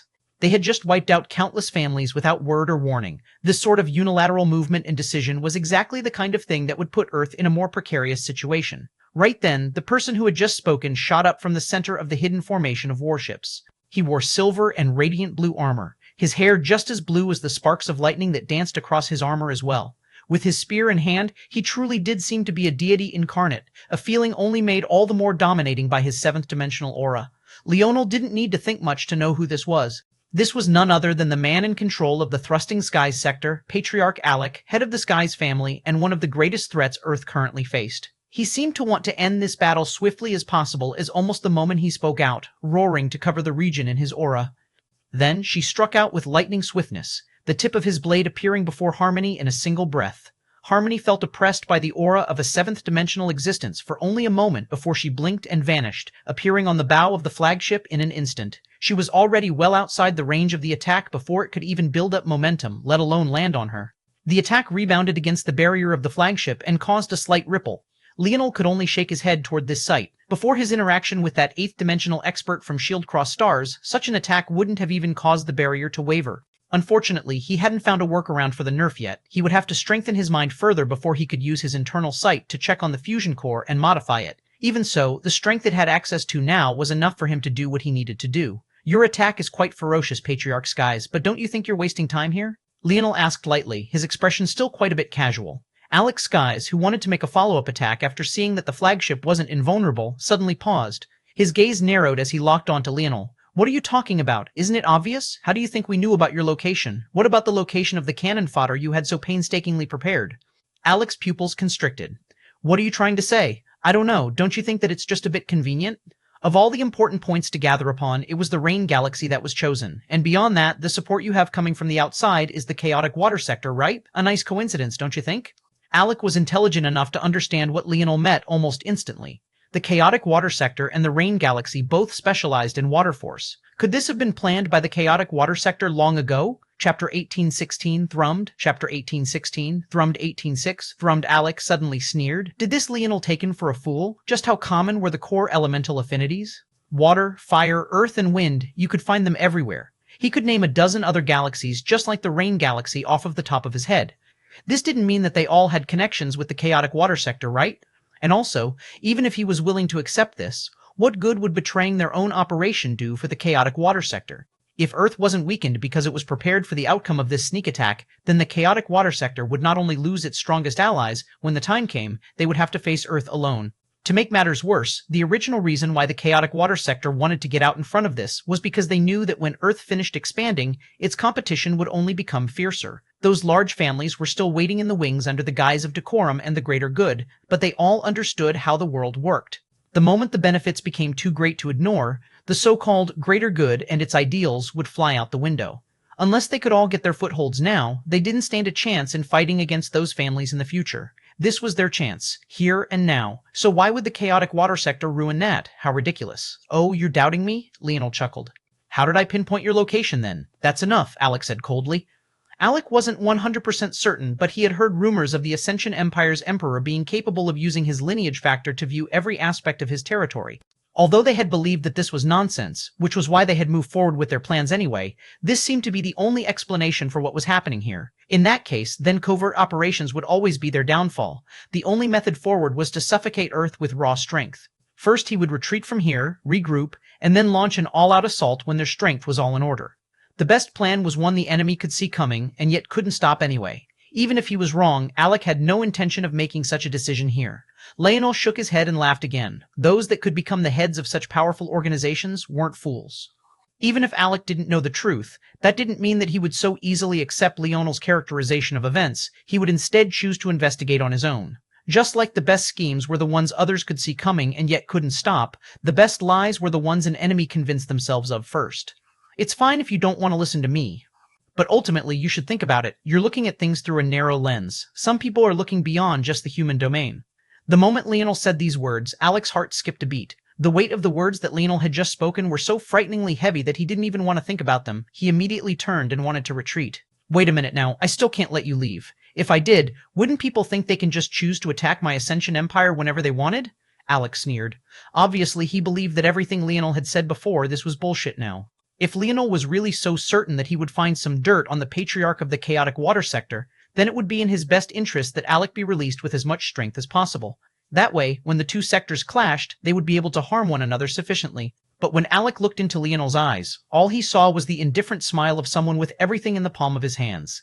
Leonel's thoughts were on a level even seventh-dimensional existences couldn't fathom. If Alec thought he could see through him so easily, there would be nothing but disappointment waiting for him at the end of it all. We'll wipe out half of their fleet, then let them go, Leonel said lightly. Alec suddenly raised his head to the skies, laughing uproariously. However, right then, a voice appeared to Leonel's side. Yes, Emperor. The booming cadence of the voice caused the void to tremble. At that moment, a familiar big-bellied man appeared. He was none other than the overseer of the asteroid convenience station. Since his death, he had been stored within Leonel's snow globe, and now he would have a final battle before his soul dispersed. Leonel pushed off the bow of the flagship, a surfboard appearing beneath his feet as he shuttled through the air with untold speed. Attack, he said coldly. The big-bellied man, weight valiant violet armor, soared after Leonel quickly before appearing high above his head and slapping his belly twice. His chest expanded, and his diaphragm seemed to explode in size. Then he unleashed a mighty roar. The sound wave crushed everything in its path. Alec's eyes widened, and he quickly raised his spear to counter. At that moment, though, Leonel, who had been riding his sleek black surfboard across the starry skies, had already come to a halt. a dark gold panda construct appearing around him, its 6 arms each forming a different sign. Leonel's kidneys thrummed with life, his scarlet star node surging as a violent surge of crimson gold force manifested in the surroundings. Watching the snaking fire force take the form of dozens of coiling flood dragons, sparkling brighter than even the stars that were their backdrop, Harmony's pupils constricted. She had already written off Leonel's victory against her as being due to the pressure she had experienced being in Earth's territory, while it was Leonel's home turf to begin with. But seeing this, she couldn't help but wonder exactly how much Leonel had also held back in their fight. ROAR. The dozens of flood dragons surged forward. All they knew was destruction, laying to waste everything in their vicinity as Patriarch Alec was held down by his spirit construct. Chapter 1817, The Best Scheme. Chapter 1817, The Best Scheme. 1817, The Best Scheme. Leonel sat in silent meditation, his legs crossed and his palms resting on his thighs. In his mind, the battlefield was reflected with absolute perfection. He controlled dozens of fire flood dragons and his spirit construct all at once, and yet his face seemed to be absolutely relaxed. The warriors hidden within the flagship reacted all at once, surging forward like a tidal wave. "Boy?" Alec's voice boomed as he shot toward Leonel, but every attempt he made, he found himself entirely obstructed. The worst part of it all was that every time he tried to attack the big-bellied spirit construct with his spear force would vanish entirely. He remembered being warned that his spear force would be useless against Leonel, but he had never taken this seriously. Why would he? He could kill the likes of Leonel with a single finger. Why would he need to use his spear force in the first place? However, he had never considered the fact that Leonel would have the ability to extend his ability like this. Toward this, Leonel sneered inwardly. In the past, spear force had to touch him to disperse. But now, he had his absolute spear domain. Within his domain, anyone who wanted to use spear force was living out a dream. Alec began to panic. If it wasn't for the current setting, the situation wouldn't have been so bad. However, because the plan was for them to hide within the asteroid belt, their maneuverability was almost non-existent at this moment. Not only was their usual formation impossible to use, but just escaping was nigh impossible. Leonel obviously knew this, which was why he had only come with the flagship. He never planned to attack with it at all. Instead, he sent forward individual warriors who could maneuver around the asteroids with far greater ease than the large warships could. The strategic advantage was suffocating.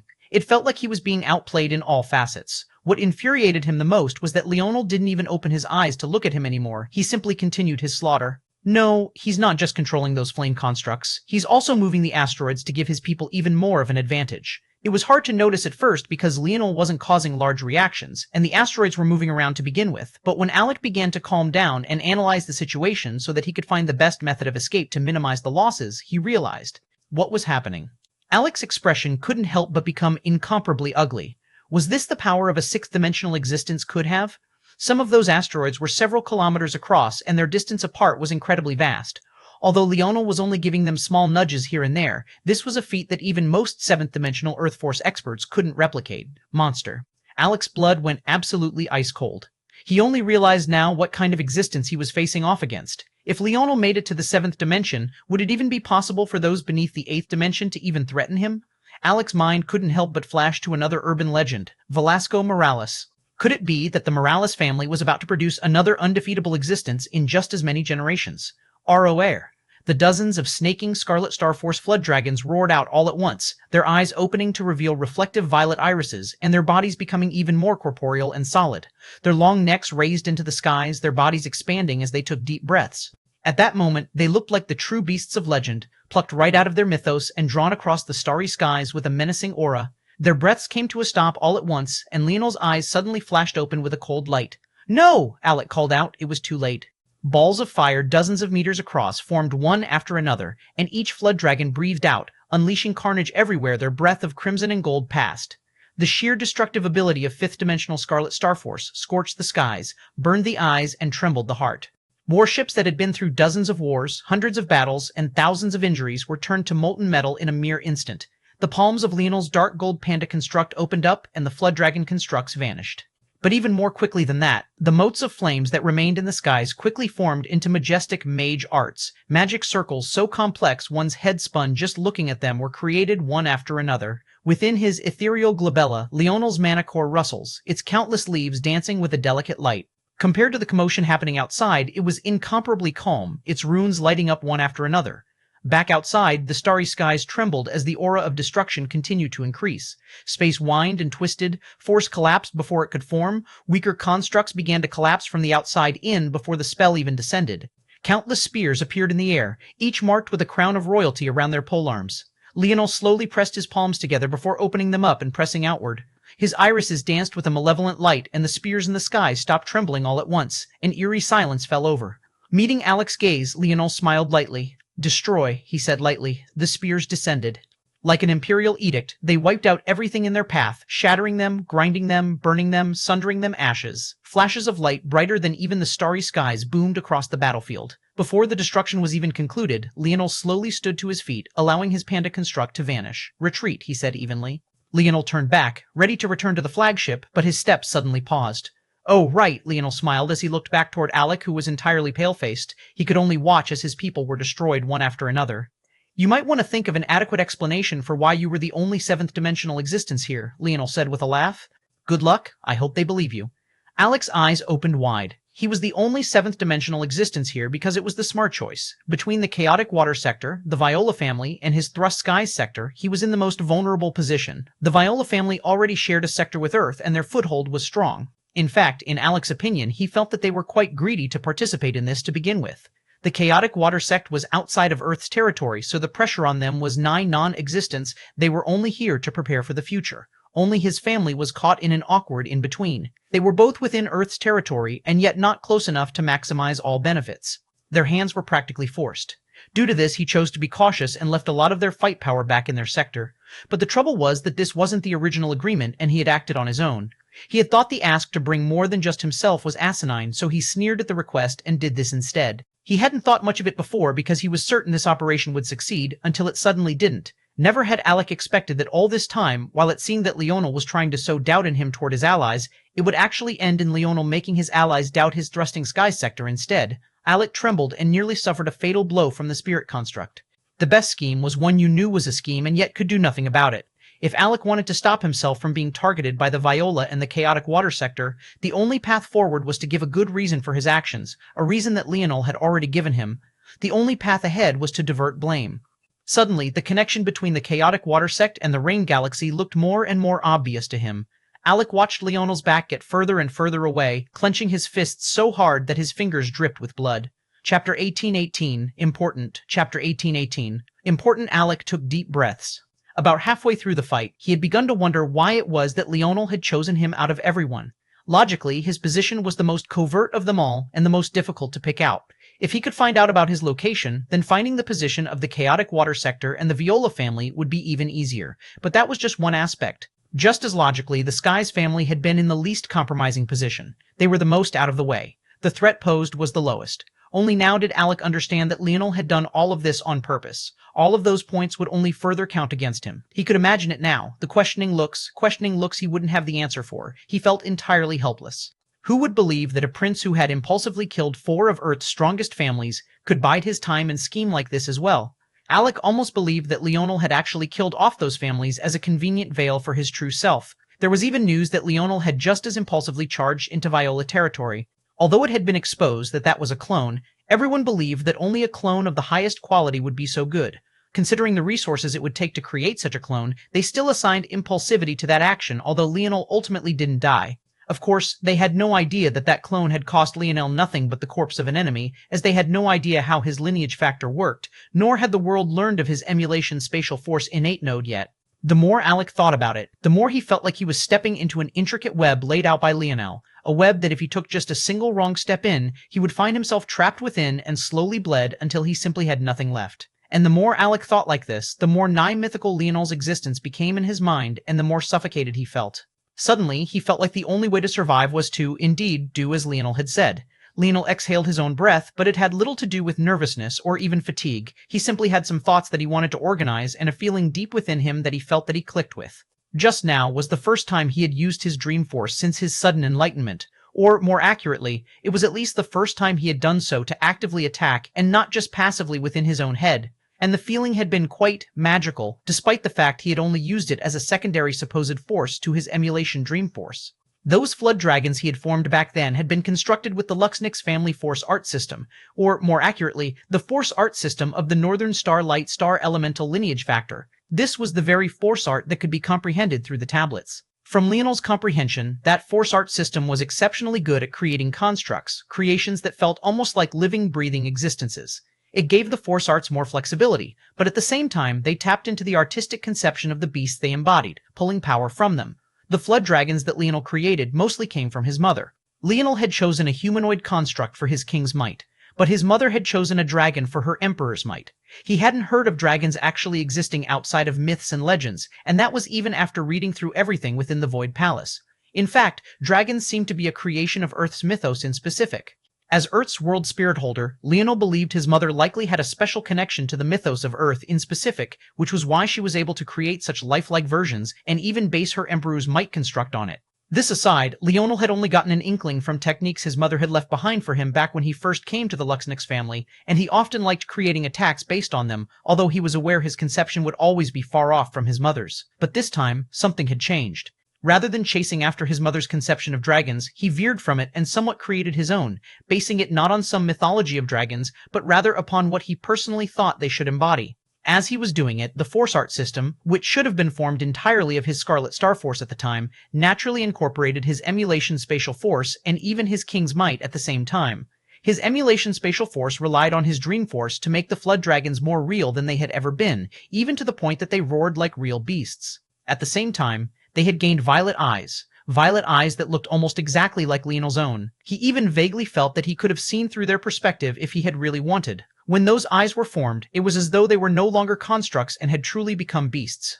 The carnage they wrought was on a completely different level, and the power output was maximized when the stamina requirements on his part for an equivalent level of devastation had been minimized. It was an extremely magical feeling, almost as though he was truly breathing life, giving life, creating life. It was like he was a god forging the world into his image, and he had said, "Let there be dragons." The Northern Star lineage factors had always had an underlying reliance on the mind, and thus Dream Force. No matter which evolution of the lineage factors you were at, there was always an aspect that influenced the mind directly, and now Leonel felt that he had found a connection between this and his Dream Force that allowed his comprehension of the Force Art system to soar. And it was all because of a small improvement in his force manipulation standards. Leonel had already known before, but now he knew better than ever just how important force manipulation was to personal strength. Chapter 1819, Imagination. Chapter 1819, Imagination. What? Richard frowned for the first time in as long as he could remember. He couldn't remember having ever had a fluctuation in his emotions in recent years, at least not one that was large enough to show so prominently. He had gone through too much in the last several years. The destruction of his family, countless humiliations in the Void Palace, being swallowed up by that zone, the death of his last remaining family member and brother, there wasn't enough to make him frown these days. But this was a bit much. The news seemed to come one after another, but the most frustrating part was that it wasn't coming through the channels it should have. Rather than their own people reporting back saying that they had been attacked, they had been wiped out so fast that they couldn't even do that. Instead, Richard was reaching reports from miscellaneous businesses of his and the Viola family that had been in the general area who were only contacting him to let him know that business would likely be slow for the next coming weeks due to the commotion. After all, tourists wouldn't be in a happy buying mood if their tourist destination had suddenly become a war zone. And yet, even after several such businesses contacted Richard and the Viola family about this matter, likely all afraid that they would be accused of embezzling funds if they didn't do so, there was still not a word from the actual alliances of this coming war. And then it came. The first to contact him was Alex Skies. The patriarch of the thrusting Skies sector was absolutely furious. Richard could hear the thunder booming in the background and the strikes of lightning spilling about. He had immediately accused one of them of setting him up. Richard could hardly get a word in, not because Alec was so overwhelming to him, but because he was absolutely shocked to find out that half of Alec's fleet had been wiped out. After Richard regained his bearings, smoothed out his frown and took a breath, his aura changed. That's enough. The ice cold of his voice cut the Skies family patriarch off completely, stifling all of his momentum. Even the sounds of thunder and lightning on the other side seemed to have been quelled. What reasons do you have for suspecting us? Isn't the result enough? Alec said coldly. Do you think I just imagined half of my fleet being wiped out? My Skies family location was in the most covert region there was, but it was also in the region most susceptible to an ambush. How could we even maneuver in those asteroid fields? We relied entirely on this information being airtight, and yet somehow we were the ones to suffer. I also can't help but tell by your tone and surprise that obviously you weren't attacked. Am I supposed to take that as a coincidence?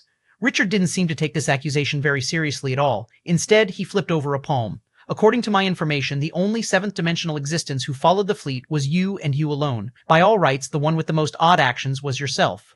This was supposed to be an all-out assault. Did you expect to deal Earth a blow with nothing but a horde of sixth-dimensional existences? Or maybe you didn't plan on dealing them a blow at all? What? Did you want to play both sides? Exposing our allies and pretending to have been hurt yourself as well to get off scot-free? After saying all of this, Richard expected something very different from the other side than what he actually expected. He wanted to hear a flustered response, a disorganized rambling, a man on his back foot, but instead all he got was a laugh and a sneer. Aren't my actions perfectly justified judging by what actually happened? If I had brought out my full team, wouldn't I be finished? You mighty Viola and warriors of the chaotic water sector might be able to afford the loss of nothing but a horde of six-dimensional existences, but my Skies family cannot. They were our future, and many of them had potential to reach greater heights. I'm not going to sit here and try to justify myself to a person who didn't suffer even a single loss. Richard fell into silence, his expression unreadable. What reason would I have to betray you? Richard finally asked. Do you have any idea how much I loathe the Ascension Empire? What they've done to me? If you want to make up a story, at least make it make sense. Unexpectedly, Alec only continued to sneer. I've known from the beginning that you were in this for nothing more than a personal vendetta. You are the most untrustworthy kind of ally because you move with your heart instead of your head. Even if I had told you the information I had previously, you would have still gone ahead and did this. Richard paused before biting. What are you talking about? The goals of the chaotic water sector are not the same as ours. In fact, I suspect that they're being pulled along by the cloud race, using them to dictate their actions. Their ultimate goal isn't to defeat Earth in this round. What they want is Earth to become public enemy number one so that the rest of the human domain attacks them at once. You certainly have quite the overactive imagination, Richard replied blandly. And that's exactly the response I would expect to hear, Alex said coldly. Does it make sense for me to simply take your words at face value? If you knew this, why did you still agree to act? Why did I still agree? The Zoltine faith was wiped out. The Imperial Prince made a personal visit to you. Who do you think was next? I had no choice but to try and deal a blow to the Ascension Empire in hopes they wouldn't have time to deal with me, but who would have thought that I would be backstabbed by my own allies first? Chapter 1820, Entangled. Chapter 1820. Entangled Richard fell into silence once more. What proof do you have? Richard asked. I would advise you to look into the Rain Galaxy, Alex said coldly before directly hanging up. Richard sat in silence for a long while, not saying anything. His mind seemed to go through several iterations and thoughts before he sneered. If Alec had acted flustered when Richard first questioned him, he would have believed him. However, that response was too prepared, too practiced, too ready. He had clearly been ready for the questioning. When someone did something suspicious by coincidence, it wouldn't be at the forefront of their mind. Often they wouldn't even notice the oddity until someone pointed it out to them. For example, let's take a couple in a relationship. If one of them had a habit of always putting their phone face up, but one day placed it face down, not just once, but a few times in a row, what would they do if their partner confronted them about this? If they had noticed the change in action in themselves, in all likelihood, they would already have a prepared answer. But if they reacted flustered, it would mean that they hadn't thought much about it and would be more likely to be innocent in the matter. This could be the case if the phone of said partner recently got a new case that made it more difficult to pick up while it was face up, so they had gotten into the habit of placing it face down now for easier access. They might have made this choice subconsciously and never really once thought about it. Of course, it would be a shame either way, but most took someone being flustered as a sign of guilt, when this wasn't always the case at all, and that was especially for absolute experts. Richard trusted an expert like Alec who could see this problem coming to be ready with a perfect answer, which meant that he was even more certain that Alec was lying precisely because of said perfect answer. In Richard's mind, this confirmed that Alec had defected. The best lies were marred in truth. Likely, he had felt the pressure from the destruction of the Zoltine faith in just a single day, and that was only compounded by the destruction of the Brazinger, Aderna, Crudus, and Lavis families. As such, he chose to exchange information with Earth for safety, and all he had to give up in exchange was some sixth-dimensional existences. Richard didn't doubt that the destruction of those warships was real. They wouldn't do this by half measures, so he didn't even bother to double-check. With a thought, Richard waved a hand and an attendant came into his office. Send a few covert teams to the sites of destruction. If you're caught and questioned, use the businesses as a shield. Say that you heard there was a war and came to protect the businesses from looters. While you're there, focus on gathering as much intel as you can. Report back to me anything interesting you find in 3 days' time. Yes, Patriarch, is there anything else? The woman asked. Richard was about to wave her away, but he paused for a moment. Although several minutes of this silence passed, the woman didn't dare to disturb his thoughts. Eventually, Richard looked up again with a piercing gaze. Send a team to the Rain Galaxy. The goal this time isn't covert operations, but an all-out seizure. Subdue their family, crush their spirit, and take control of their land. I also want this done within 3 days. Yes, the woman bowed and left quickly. Richard tapped his large oak desk in silence for a moment, seemingly waiting for something. And then it came. The crystal on his desk buzzed and the face of a familiar man appeared. He was none other than the patriarch of the chaotic water sector, Graros. Graros' expression was just as cold and indifferent as Richard's, but deep within his gaze there was a clear displeasure. I just tried to contact the sky's patriarch, Graros said before pausing. He did not respond. Richard's gaze narrowed. Somewhere deep inside, he had assumed that Alec would have put on the same act for the both of them, maybe even telling Graros the same thing he had told him, but in reverse. Maybe in the tale he told Graros it was Richard who was colluding with the cloud race. But the fact that Alec had only contacted him but not Graros was curious. Did he do it on purpose to make Richard second-guess himself, or was there another reason? I assume he didn't want to have to rehash the same accusation twice, Richard said indifferently, repeating much of what Alec had said, only leaving out the matters related to the cloud race. I see, Graros nodded. This is a hiccup, but it isn't something that can't be overcome. Even if the Skies family is on the side of the Ascension Empire now, that's just one more enemy. There's little to worry about. Richard nodded. Obviously, Graros had come to the same conclusion he had. I've already acted, Richard said. I've sent an elite group to conquer the Rain Galaxy. We can't allow any more variables to appear. And, since we've been exposed, there's no need to use such a weak family as a middleman any longer. We're already out in the open, so there's already nothing to hide. We will press forward in a domineering manner. Agreed, Graros said with a nod, not showing any dissatisfaction toward Richard's ask. Good, good. The two hung up and fell into silence in their own respective corners of the universe. After hanging up, however, Graros' own expression became somewhat malevolent before he called in his own attendant. Tell the ones in the Rain Galaxy to retreat and hide themselves properly. Wait for my orders before taking any action. Yes, Patriarch. As the saying went, the best schemes were ones one could see but could only fall right into, and the best lies were laced with truth. What Alec, Richard, and Graros didn't know was that as they believed themselves to be cleverly navigating Leonel's web, they were only being further entangled. Chapter 1821, Cloud. Chapter 1821, Cloud, shouldn't we be going to the other locations now? Hephaestus suddenly asked. In truth, Hephaestus was a bit anxious. The pills Leonel had given him were burning a hole in his spatial device, and he was trying his best not to be impatient and wait for this to calm down before he consumed them. But seeing Leonel be so nonchalant about it all, even leisurely reclining and staring into the depths of space as though he was in his own dream world, left him unable to remain quiet. Leonel, who had indeed been in his own world, looked up. Hephaestus nearly fainted. He had thought that Leonel might be thinking about something important, so he had felt slightly bad for interrupting, especially considering his original reasoning, but seeing Leonel's somewhat dazed look, he didn't even know what to say. The Skies family wasn't the only worry. We have other enemies to deal with quickly. Even if we dealt a blow to them, those people were just cannon fodder. Most of them weren't even strong enough to control a galaxy to themselves. We can't get complacent now. Several gazes landed on Leonel when Hephaestus said this. In truth, he was correct, and the fact Hephaestus of all people was saying it spoke volumes. He was usually the meathead who let Raelian make all of his decisions for him. But right this moment, Raelian was as relaxed as Leonel, sitting in silence, seemingly without any intention to say anything. Hephaestus knew Raelian too well. Considering that man's pride, even if he was feeling as anxious as he was to start absorbing the rewards Leonel had just given them, he wouldn't say anything about it, so Hephaestus knew that it was up to him to say something. Currently, the group was in a lounging area of the flagship. There was food and snacks around, and it didn't seem like a post-battle region at all. In fact, that battle had almost been too easy. They hardly had any casualties at all. Oh, that? Leonel said lightly. Don't worry about it. Hephaestus choked on air. What was that supposed to mean? Don't we have to deal with the Viola and chaotic water sectors? Them? They've been dealt with. We don't have to do anything for the next few weeks. Next time you hear information from them, they would have crippled themselves. Leonel yawned slightly, feeling a bit tired. Indeed, he had been doing too much running around lately and not enough resting. He faintly closed his eyes, seemingly about to take a nap.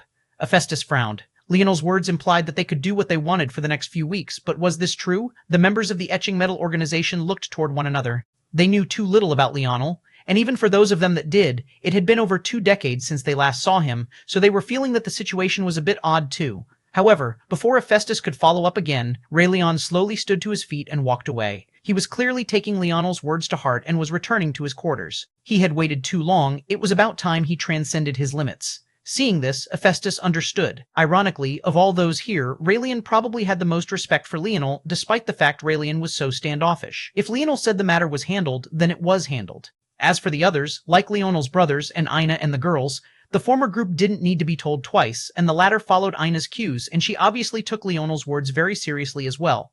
Just like this, a supposed war ended after just a single half-body and a few dozen ambushes. As for the instigator, he reclined in a chair, his eyes closed and his breathing steady. He let the flagship drift through space as though nothing at all was happening. Within their rooms, Hephaestus and Raelian glared down at the pills they had been given, their heartbeats dancing at various rates. This meant a lot more for Raelian than it did for Hephaestus, or most others for that matter. Raelian had wanted to be number. For as long as he could remember, he had an absolute obsession for power. It was what he cared about the most, at least in his youth.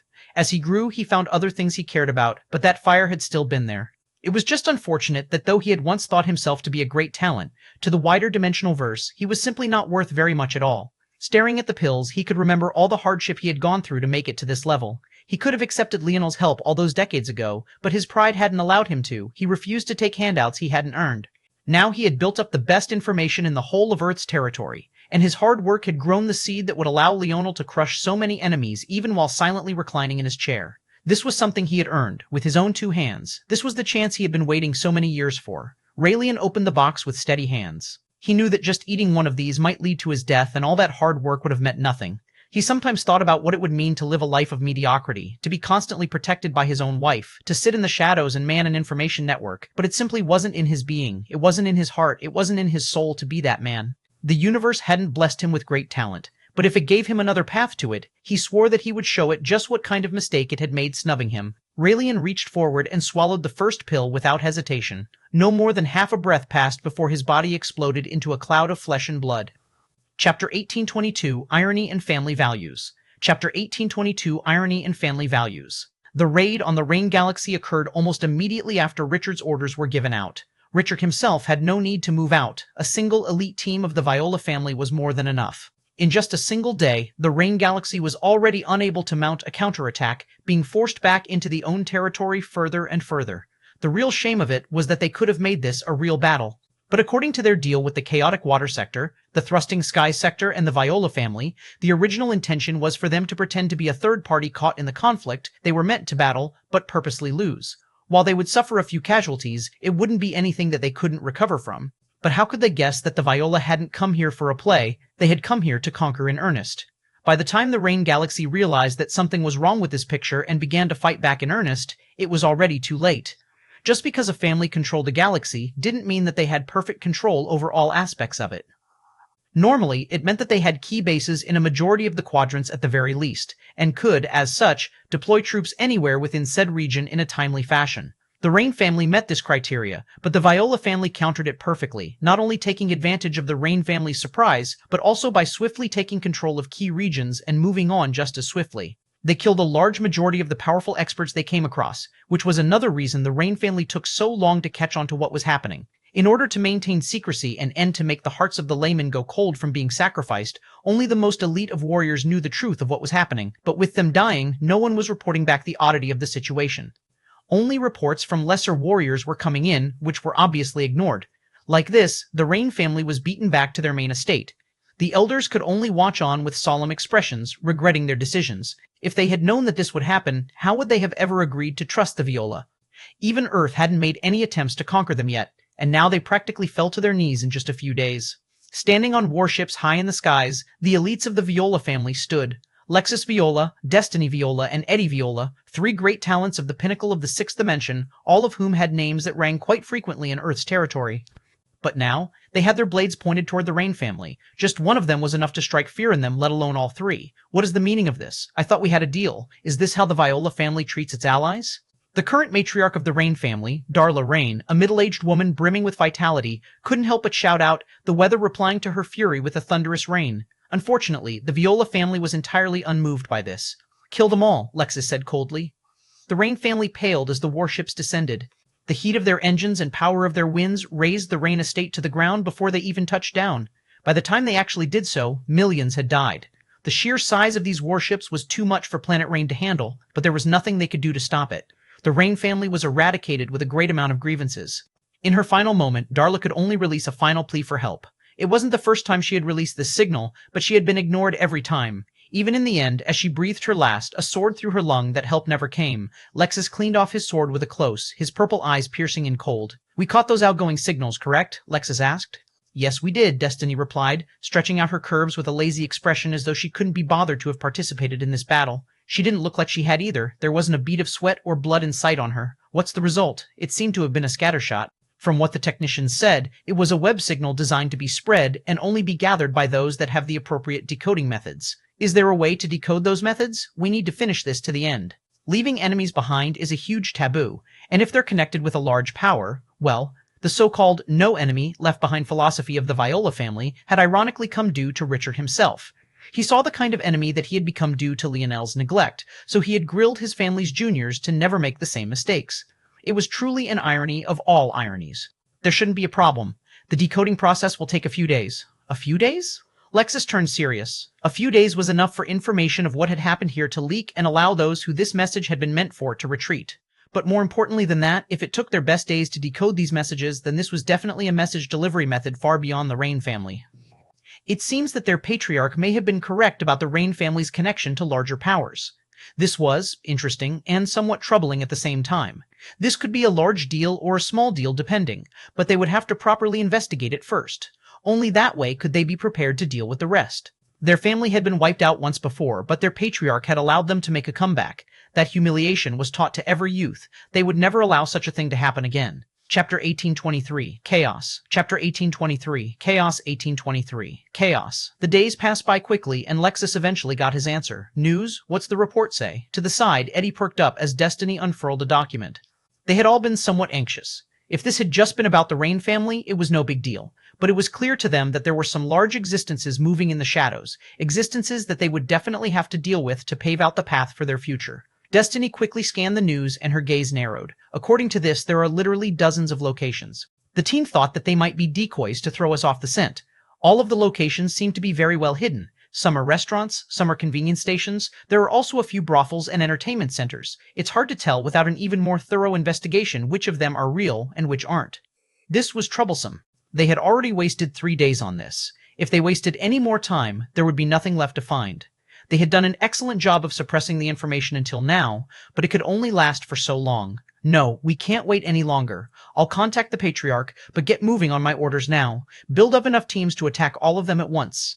Also make sure that each team has at least a few elite 7th dimensional existences. We can't afford to send in a team that is too weak and potentially suffer a loss because of it. We'll go all out. Destiny and Eddie both nodded, agreeing with the sentiment. The operation began almost immediately. They had already prepared for this potential outcome, so the teams were already mostly formulated. All they were lacking were the 7th dimensional existences, and that approval would come from Richard himself. Until now, Richard had been hiding how many such powerhouses he had, but now he sat at a bit of a crossroads. When Lexus contacted him with the information, he took a moment to pause. The fact that these lines of communication existed at all seemed to confirm that the Rain family was, indeed, in cahoots with the chaotic water sector. But he had already informed the chaotic water sector days ago of their attacks, so if they were aware of this potential breach, they should have been ready to deal with it quickly. Due to this reason, Richard was less worried about the time aspect than Lexus and the others were because he knew the full scope of the story. But it was also precisely due to this that Richard had to okay the attack regardless. If he hesitated for some reason, he would alert the chaotic water sector to the issue at hand. Graros would definitely raise an eyebrow if he knew Richard had such information and chose not to act on it, and he might realize that Richard had some information about this matter. In order to keep the status quo, Richard had to attack. Only then could he keep Graros guessing about whether or not he was aware or not. But there was another reason as well. Richard needed to confirm whether or not Alec was speaking nonsense. There was a potential world where Graros had connections with the Rain Galaxy, but had no connection with the Cloud Race. As Richard saw things now, it was still far more likely that Alec had betrayed them and was using Graros' potential secrets as leverage for himself. Richard had secrets. He hadn't been forthright with how many 7th dimensional experts he had and many other things. There wasn't anything inherently wrong with them keeping secrets from one another, and a connection between the Rain and Chaotic Water Sector families was potentially benign. Richard maintained a level head. There was absolutely no reason to fall out with Graros over this matter. The way he saw it, things could go one of a few ways. First, they attacked and found nothing because Graros had smartly moved his things away already. This was what Richard most expected to happen. Second, they attacked and found some traces that led them to a different trail away from the Chaotic Water Sector. This was potentially likely to happen as well, though it might be troublesome for Graros to set something like that up in a small time. Third, and the smallest likelihood, he would attack and find that Alec hadn't been lying at all and there were some connections to the Cloud Race indeed. Ultimately, Richard didn't expect to find anything substantial, although he would leave no stone unturned as he performed a nice play for Graros. As things stood now, Graros was far better as an ally than an enemy, even if he had some secrets. If he chose to backstab Richard in the future, well, Richard wasn't the young man of the past. His scheming nature had matured, and his ability to see the chessboard was far clearer than most. He would be ready when that time came. For now, Graros, the Rain Galaxy, even Leonel and the Ascension Empire, they were all useful pawns. The operation proceeded, and war broke out across the Ascension Empire. The Viola family swooped down like vipers, extending their claws and unleashing swift and decisive strikes.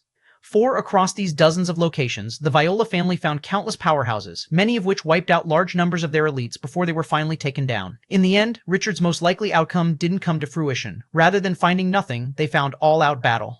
Richard calmly accepted this outcome. It seemed that Graros had managed to set up the second option, even being willing to give up so many seventh-dimensional existences to succeed. Could it be that Graros' foundations were far deeper than he knew? Richard immediately commanded that the investigation begin. He wanted to see what backstories Graros had concocted for these men and women. What Richard didn't know was that across the universe, an old man with a balding head and furiously blowing mustache had shattered the windows to his office again. Cross Elder Avon stood completely furious. Ascension E-Empire. His roar billowed across the Empire. Richard had no idea that the bases he had just destroyed weren't from the chaotic water sector at all. Graros had long since commanded his men to retreat and hide. Those many stations he had destroyed, every single last one of them, was a hidden branch of Shield Cross stars, locations that Leonel had gotten by deciphering the force art hidden within the phone left behind in the convenience station. Small leaks, even in a dam spanning countless kilometers, could lead to floods. By now, the small leaks were too numerous to account for, because very soon, the straw that broke the camel's back was about to descend. Cross Elder Avon, there's something wrong. The reports we've received back don't tie back to the Ascension Empire at all. In fact, these signatures, Cross Elder Avon's rage calmed, his gaze becoming a piercing cold. Cloud race? He questioned. Chaos was about to break loose, and the young man who caused it was reclining in his chair, still snoring away. Chapter 1824. Prepare. Chapter 1824. Prepare 1824. Prepare cloud race? How? Explain it to me, quickly. Cross Elder Avon was becoming impatient, but at the same time, something felt fishy here. Why would the cloud race attack them? The obvious answer was because Shield Cross Stars was interfering with Earth, and this was messing with the Cloud Race's goal. But that was only a surface answer that didn't get to the deep roots of the matter. Only a low-level tactician would fall for such a thing. While it seemed harmful for the Cloud Race for the Shield Cross Stars to be so involved in Earth's matters, even if it was from the shadows, in reality, it was almost nothing but beneficial. So long as Shield Cross Stars existed in Earth's territory, it meant that humans would be butting heads, and so long as the humans were butting heads, it allowed the Cloud Race ample chances to take advantage and sow discord, making their plans flow even smoother. The less variables there were in Earth's territory, the more obvious any discord became, and the easier it was to pick out detractors. Like this, any movement that the Cloud Race made would have to be even more covert than usual, thus being contradictory to their original goals. If the Cloud Race had a halfway decent tactician leading their charge, which they most definitely did, they would not only not destroy Shield Cross Stars, they would ironically use them as their own shield, hiding behind them to reinforce their actions. The fact that things had happened in this way, and so boldly at that, made Cross Elder Avon believe that the Cloud Race was responsible even less. Unless that's why they were so bold in the first place? Avon narrowed his eyes before shaking his head. One could go around in circles like this all day until one ended up in a chicken and the egg scenario. Avon had too much experience to fall into something like that. 99% of the time, the simplest answer was the right answer. In that case, there would need to be evidence to have him judge otherwise. Yes, Elder, from the last bits of intel we gathered, the Ascension Empire thwarted a sneak attack planned. The attack was coordinated between the Thrusting Skies and Chaotic Water Sector, in addition to the Viola family of the Three Pillar Sector, Earth's main sector. How? Cross Elder Avon got to the crux of the matter. We have been receiving tips about a potential underground information network spreading through Earth. However, we haven't been able to pin them down properly. It was our understanding that this network was crippled after the destruction of the Brazinger, Aderna, Crutus, and Leavis families. But it is likely that they were able to survive and be repurposed by the Ascension Empire to be used in this fashion. The fact that Shield Cross Stars had some inkling about the Etching Metal organization wasn't impossible to accept, but if Leonel had been a fly on the wall, he would have realized where the leak came from. Treasurer Gemsey and the others, 4 of the 8 executives of the Etching Metal organization, had been exposed by Raelian as having formed ties with the 4 families. It was likely that in forming those ties, it caused a leak in integrity of the organization, thus leaving flaws for others to catch on to. There was a reason Raelian had wanted to maintain tight control over the organization. It was precisely to avoid situations like this one. This result was almost inevitable. However, it wasn't quite yet certain whether this was a good or a bad thing. Such an information network exists, Cross Elder Avon mumbled. We believe that the reason they've been able to remain so covert is because they're entirely focused on gathering information in Earth's territory. They've never encroached or poked at more powerful families or territories, so they've been very good at cleaning up their tracks and leaving nothing behind. Cross Elder Avon's gaze narrowed, seemingly thinking of something, but he still waved a hand and had his attendant continued. After the attack was thwarted, the Skies family was infuriated because they suffered the most losses, and they seemed to have accused the Chaotic Water Sector of backstabbing them. The information in this space is muddled, but it seemed that the Viola family concluded that a change of tactics was needed, and they swiftly conquered the Rain Galaxy before falling idle for a few days.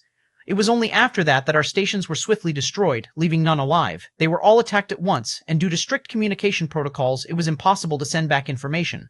Cross-Elder Avon shook his head. This was an inevitable part of covert operations. The various stations were connected to one another, but they didn't connect back to any Shield Cross-Stars branches. This was to maintain plausible deniability and the works. However, there is an interesting piece of information here, the attendant suddenly said. Cross-Elder Avon looked up. And what is that? Our technicians observed the final hours of the Rain family once again, and we found multiple attempts at communication.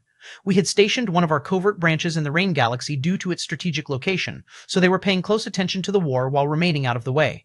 They intercepted those signals and reverse-engineered them. What was especially interesting about these signals was that they were targeted toward a relay station, and only then would said relay station send the signal out toward the appropriate location.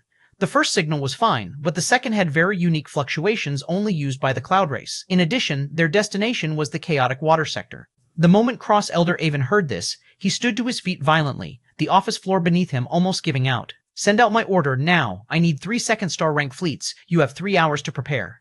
Chapter 1825. Happened. Chapter 1825. Happened 1825. Happened to Cross-Elder Avon. It suddenly all slipped into place. After the Sky's family was betrayed, they immediately concluded that someone must have betrayed them. How were they the only ones to suffer while the Viola and Chaotic Water sect had gotten off free?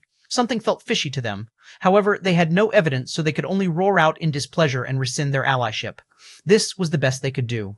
After this, the Viola family realized that it needed to change tactics and chose to conquer the Rain Galaxy swiftly.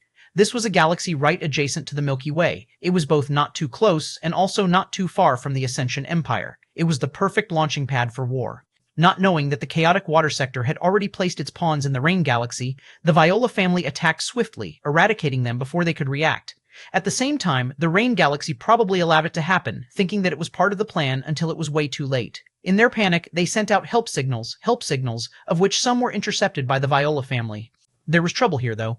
The Viola family had designed their signal-catching net to deal with technology of the human domain, but they had no idea how to counter and trap the force arts of the Cloud Race.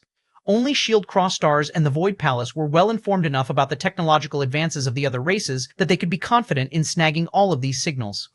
Due to this mix-up, the Viola family foolishly believed that they had caught all of the signals, having no idea that they weren't dealing with humans, but were rather dealing with Cloud Race technicians. But this was where Shield Cross-Stars shot itself in the foot. At the same time that the Viola family was gathering information, so too was Shield Cross-Stars gathering information using far more sophisticated methods. But as the Viola family was intercepting messages, it snagged some of Shield Cross-Stars' signals. When the Viola family force artists were decoding these messages, they obviously had no ability to decode the Cloud Race force arts, so they instead ended up decoding the force arts of Shield Cross-Stars instead. The network of Shield Cross-Stars was well encrypted, but that was only in-house. All of the encryption was completed on the back end. But why would they be worried about encryption when they were in the process of intercepting the signals of others? In an irony of ironies, Shield Cross-Stars had ended up opening itself up to a breach while trying to breach others, leading the locations. The Viola family decoded not being the location of the Cloud Race members like they should have, but instead the locations of the Shield Cross-Stars stations. The Viola family thought that it was targeting the remnants of the Rain family, or more accurately, what remained of its lingering attachments to the chaotic water sector. They had wanted to maintain decorum with the sector, so they chose to attack anyway despite knowing that it was likely related to their people, and to their surprise, they actually found people, not realizing that they had never been attacking the chaotic water sector to begin with. It was a shit show, a complete shit show. However, even so, Cross-Elder Avon was raring to go. Through this coincidence, they had actually weeded out such a large base of the Cloud Race. Under normal circumstances, Shield Cross-Stars might choose to bide their time and wait, seeing if more of the Cloud Race would expose themselves. But the humiliation caused by the escape of Zolgella, Urith, and Windward had caused a huge blow to the prestige of Shield Cross-Stars in the eyes of the people. Shield Cross-Stars needed a big win, and they needed one now. In fact, Cross-Elder Avon moved out personally, wanting to vent some frustration himself as well. Plus, this way he could absolutely guarantee that there would be no more escapes. He was still entirely oblivious to the fingers pulling at his puppet strings from the shadows. In recent days, Graros had been feeling somewhat anxious. He had reacted to every situation perfectly, and yet things still felt like they were slowly getting out of his control. First, it was the failure of the sneak attack to begin with. He should be in the process of conquering the next half of Earth's territory after having already stormed through claiming the first 50% in just a single day, but that had failed. The second was the attack on the Rain Galaxy. Although he had nonchalantly allowed the Viola family to take it, he had been carefully rearing that peace for decades already. In fact, his intentions went so far back that he was even part of the first assault on Earth after it entered the fifth dimension. While he used the Rain family and those other galaxies as a cover, he had moved quite a number of pieces in the Milky Way to buy time for the penultimate moment. But the straw that almost broke the camel's back was the Viola family's swift attack on their branches. The Viola had attacked seemingly random places that Graros couldn't ran hick had Arnie and Eddie be few wandled attack, rut he Alen candled and act the vin la famo haunted hackants. Then it winnowed make it obvious that he knew which enlay secthu channeled have heen attacking instead. Although he had lost exactly 0 men to those attacks, they left him more uneasy than anything else had. It felt like a shadow was slowly wrapping around his neck and he had no idea what to do about it. The pressure had reached its peak today. His face was entirely drained of blood and he was even finding it difficult to maintain his human form. Sometimes he found himself almost slipping back to his cloud figure. And then it happened. Boom, boom, boom, boom, boom. All across the chaotic water sector, the vicious sounds of battle erupted. Shield Cross Star moved with an unquenchable momentum, crushing everything in its path. Chapter 1826, Executive, Chapter 1826, Executive 1826, Executive Graros fell to his knees, watching decades of hard work crumble before him. His face was entirely drained of blood, and his heart was beating so fast he couldn't even feel it any longer.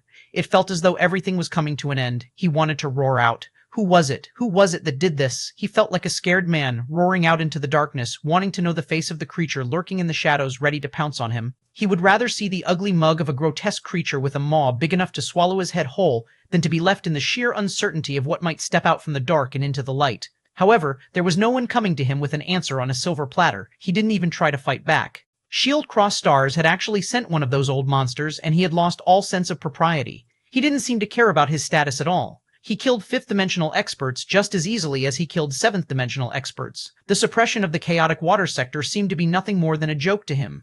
When that man approached, Graros finally couldn't control himself anymore and his human form crumbled. In his mind, he seemed to see the smirking image of a devilishly handsome young man. No matter how he tried, he couldn't erase that image from his head. No, it couldn't be him. That young man he said was only good at petty tricks couldn't possibly be the reason he was in this state now. The reason he had fallen to the point of not even being able to maintain his disguise, something even a toddler of his race could do. Cross Elder Avon descended from the skies with a bang. When he saw Graros, he was so pleasantly surprised that he roared into the skies with laughter. He had had the faint feeling that someone was leading him by the nose as well, but when he saw Graros, none of that seemed to matter anymore. Since there really was the cloud race in this place, he would take this as a win and nothing less. The cloud race was an odd-looking race indeed, at least by human domain standards. Their faces looked almost like a two-dimensional curved mask, the rest of the volume of their heads being made up by a foggy-like gray energy reminiscent of clouds gathering on a soon-to-be rainy day. Their eyes were filled by murky white irises that looked like they fit better on the elderly than someone who was as young as Graros. As for the rest of their body, they looked quite human, just lankier and more gray than usual. What made Cross Elder Avon especially happy were the faint runes dancing within the cloud that made up most of the back volume of Graros's head. Those runes, much like the runes of the Rapax, represented a higher noble class of the cloud race. They had definitely caught themselves a good one this time. This was too excellent.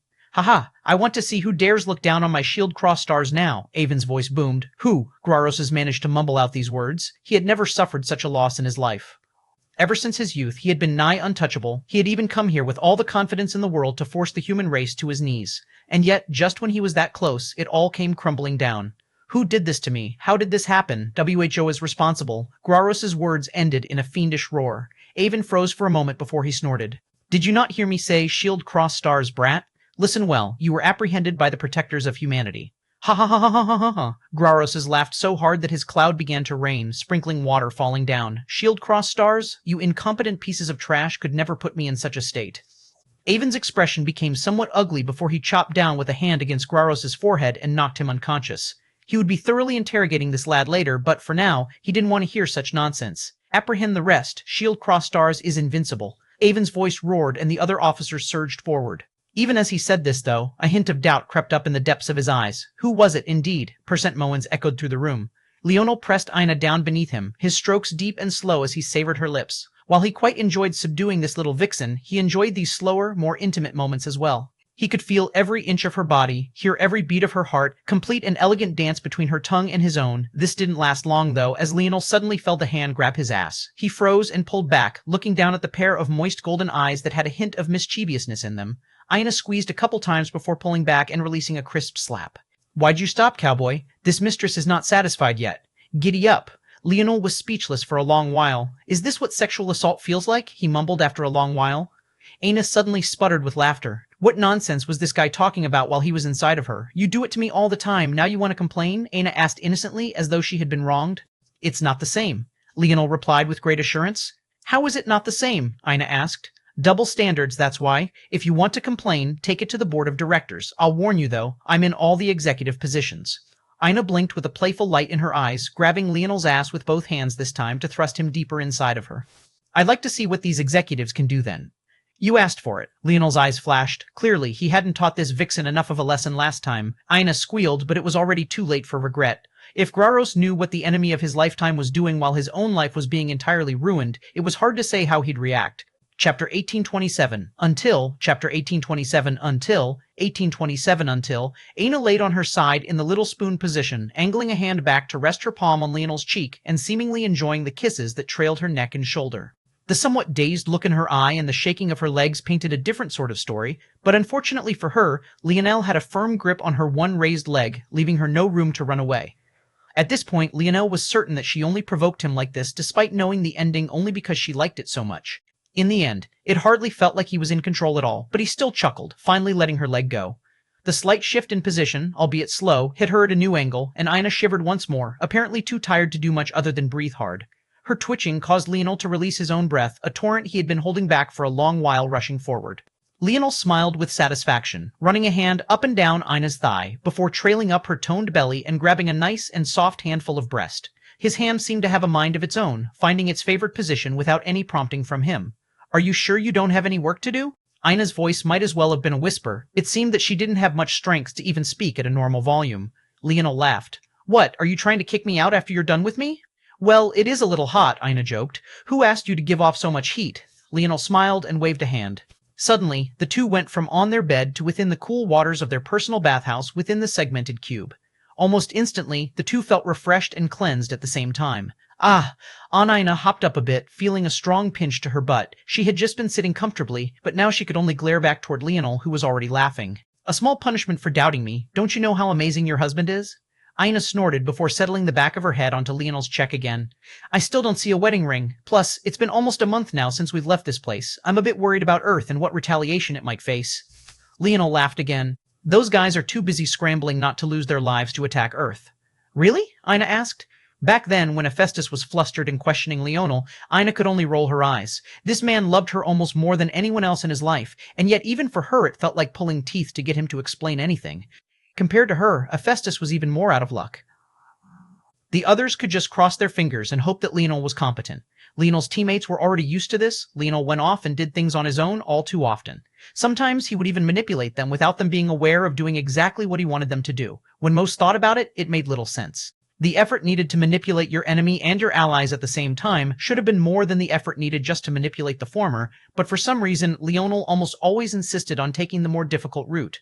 If it wasn't for the fact Leonel had grown up with his brothers since they were toddlers, ever since they were all given their assignment after the gene assessment exam, many might have already felt dissatisfied to the point of never interacting with him again. However, Leonel's teammates saw things differently.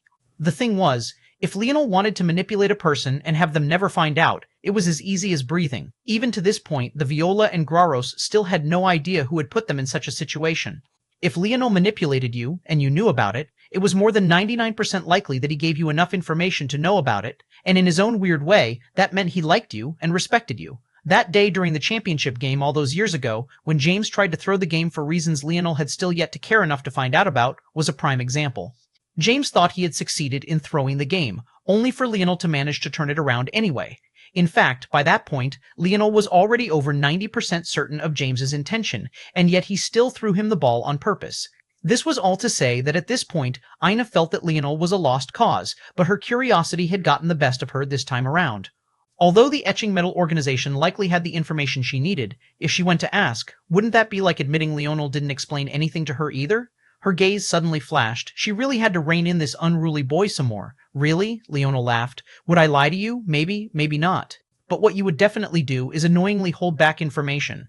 Ina slapped Leonel's hands away from her chest. Tell me, what happened? Well, I didn't really do much. They just shot themselves in the foot. Who asked them to be so stupid? Ina's lips twitched. She had been by Leonel's side all this time, so she knew that he hadn't taken a step out, nor had he asked anyone for information about what had happened, but he was still so confidently calling those patriarchs who ruled over trillions of people stupid. They're fighting each other? Well, a little bit. But Shield Cross Stars is ironically a nice sword to use. There'll probably be news of the chaotic water sector being annihilated soon. Annihilated? Ina's brows raised. Why's that? And by Shield Cross Stars? How'd you manage that? Well, they are members of the Cloud Race, so Shield Cross Stars was probably just finally doing its job. Ina blinked. Since when had the chaotic water sector become members of the Cloud Race? Leonel chuckled. Remember when they somehow found us in the middle of nowhere and ruined our honeymoon? I've known since then. The human domain didn't have the capability to do that with the precautions I had taken. Also, trying to bait me into killing their prince with a weapon of Shield Cross Stars was really weird, and I couldn't understand why they were so insistent until... Ina was very curious about where Leonel was going with this until she felt a pair of hands creeping back toward her chest. Ina smiled and shook her head. It was almost like he was taking them as a reward. She would never understand why men were so obsessed with these things. As far as she was concerned, she would prefer her hair to be cut to ear length and her breasts to be about a quarter as large. If those two things happened, her combat prowess would probably rise by another 10%. But so long as Leonel was happy, she would let it slide. Leonel smiled triumphantly as he continued his story. Chapter 1828, Blame Yourself. Chapter 1828, Blame Yourself, 1828, Blame Yourself. Well, there are a few possibilities. I thought about the potential failsafes the flagship could have. There could be a sudden activation when a human was killed with its abilities. After all, Shield Cross Stars would have a vested interest in making sure their officers weren't corrupt, and an even larger interest in making sure that if their flagships ever ended up in enemy hands, it wouldn't be able to turn against them. Of course, that ability's scope and range would have to be limited, or else there would be too many checks and balances stopping the Shield Cross Stars officers from doing their duty. So, the number of humans that could gain such protections would likely be limited to the nobility, which is why he would have to send his son. So it seemed that their patriarch was goading me into attacking and killing his son and his protectors so that the flagship would shut down and become unusable. At the same time, he would gain the favor and reward that came with not only the return of such a valuable military asset, but also my capture as well. It was a smart plan and the perfect cover. That idiot Richard was the perfect fall guy too. He was useless for everything other than the blood running through his veins. But then I thought of another possibility. The logistics of sacrificing a useless prince for the favor of Shield Cross Stars made perfect sense on the surface, but there were a lot of problems with it. Setting aside the fact that killing your own prince would cause a blow to the prestige of your empire, recapturing the flagship didn't come with any guaranteed benefits either. There was a bounty on my head, but that bounty is chump change in the face of a family on that scale. At the same time, there was no particular bounty for the flagship, so the chaotic water sector was essentially just hoping that they would likely get a reward for their service. Doesn't it seem a bit stupid for a patriarch to take such a risk with no real tangible reward? While Leonel's bounty was plentiful to an individual, to a large-scale family or organization, it was practically pennies. What was a mere 10,000 kilograms of 7th dimension ore to people who worked on that scale? That might be enough to run a single high-class city for a few years, but a single family might have hundreds of those cities under their control. This was done on purpose by Shield Cross Stars. They preferred small teams, vigilantes, and bounty hunters to chase down criminals. This was so that any prestige that came from capturing such criminals could only be enjoyed on an individual basis. One could imagine the kind of issues Shield Cross Stars might run into if a large organization or family became famous for catching many hard-to-snag criminals. At that point, why should Shield Cross Stars exist? They might as well be replaced by said family or organization instead. Ina nodded faintly to Leonel's words, seemingly seeing a bit of a picture forming, but the logical leaps that remained still seemed too far apart. But then I thought of something else. I learned about the Cloud Race in the Void Library. They're an interesting race of people indeed. Their brains are amorphous and actually take the shape of real clouds. They're incredibly intelligent as a result because their memories, thoughts, and synapses aren't tied down to a physical form or even a tangible limit. That aside, the Cloud Race has tiers of nobility a lot like the Rapax, and those tiers manifest in runes that float within their cloud figure, or in other words, their brain. The more concentrated and dense the runes, the higher class they are and the more talented. These runes, however, have one path that they follow, and that's the path of deception and mimicry. The reason the brain capacity of a cloud race member has to be so large is because when they become someone else or pretend to be someone else, they're taking into account thousands, millions, billions, or even trillions of variables all at once depending on their talent and strength. The details don't really matter, but what's important is that when it comes to scanning, understanding, organizing, compartmentalizing, and then spitting out a summary, the cloud race is practically untouchable in this regard. And then I thought about that Captain Wimward fellow who turned out to be a cloud race member, and Captain Urith and Zygella as well. All three of them had taken the risk to become high-class officers of Shield Cross stars. You have to wonder why? When I thought to that point, I suddenly thought of something else. What if the entire point was to get the ship to shut down so that they could scan how it worked and reverse-engineered it? What if, in the middle of a war, all of human domain's greatest weapons just stopped working because it recognized the death of a cloud figure as a human instead? Ina's eyes widened as she sat up slightly. If what Leonel was saying was correct, didn't that mean he had just saved the human domain from a calamity it didn't even know was coming? Wait, who was to say that he had stopped it? What if there were others of the cloud race on the same mission that had had far more success? Ina calmed down and her gaze narrowed. Wasn't that all just speculation, though? You could have been wrong. Leonel laughed. Like I told you at the beginning, the moment they found us, I knew they were members of the cloud race. I only became doubly sure after Wimward, Urith, and Zygella escaped. In my exchange with Wimward, he used a very special movement technique that exposed his race, but he didn't have to do that. In fact, I'm pretty sure he exposed himself on purpose. Why would he do that? Because the cloud race only really has one obvious weakness, Leonel said, and that weakness is that they can't scan a new target unless they release their cloud figure. Ina's head snapped around and looked toward Leonel, who was smiling. You mean, yeah, the reason they were able to lock onto me and find us in the middle of nowhere is because Wimward likely has a near-perfect replica of me in his cloud figure, a replica he likely passed on to the Patriarch of the Chaotic Water Sector who then used it to hatch this scheme.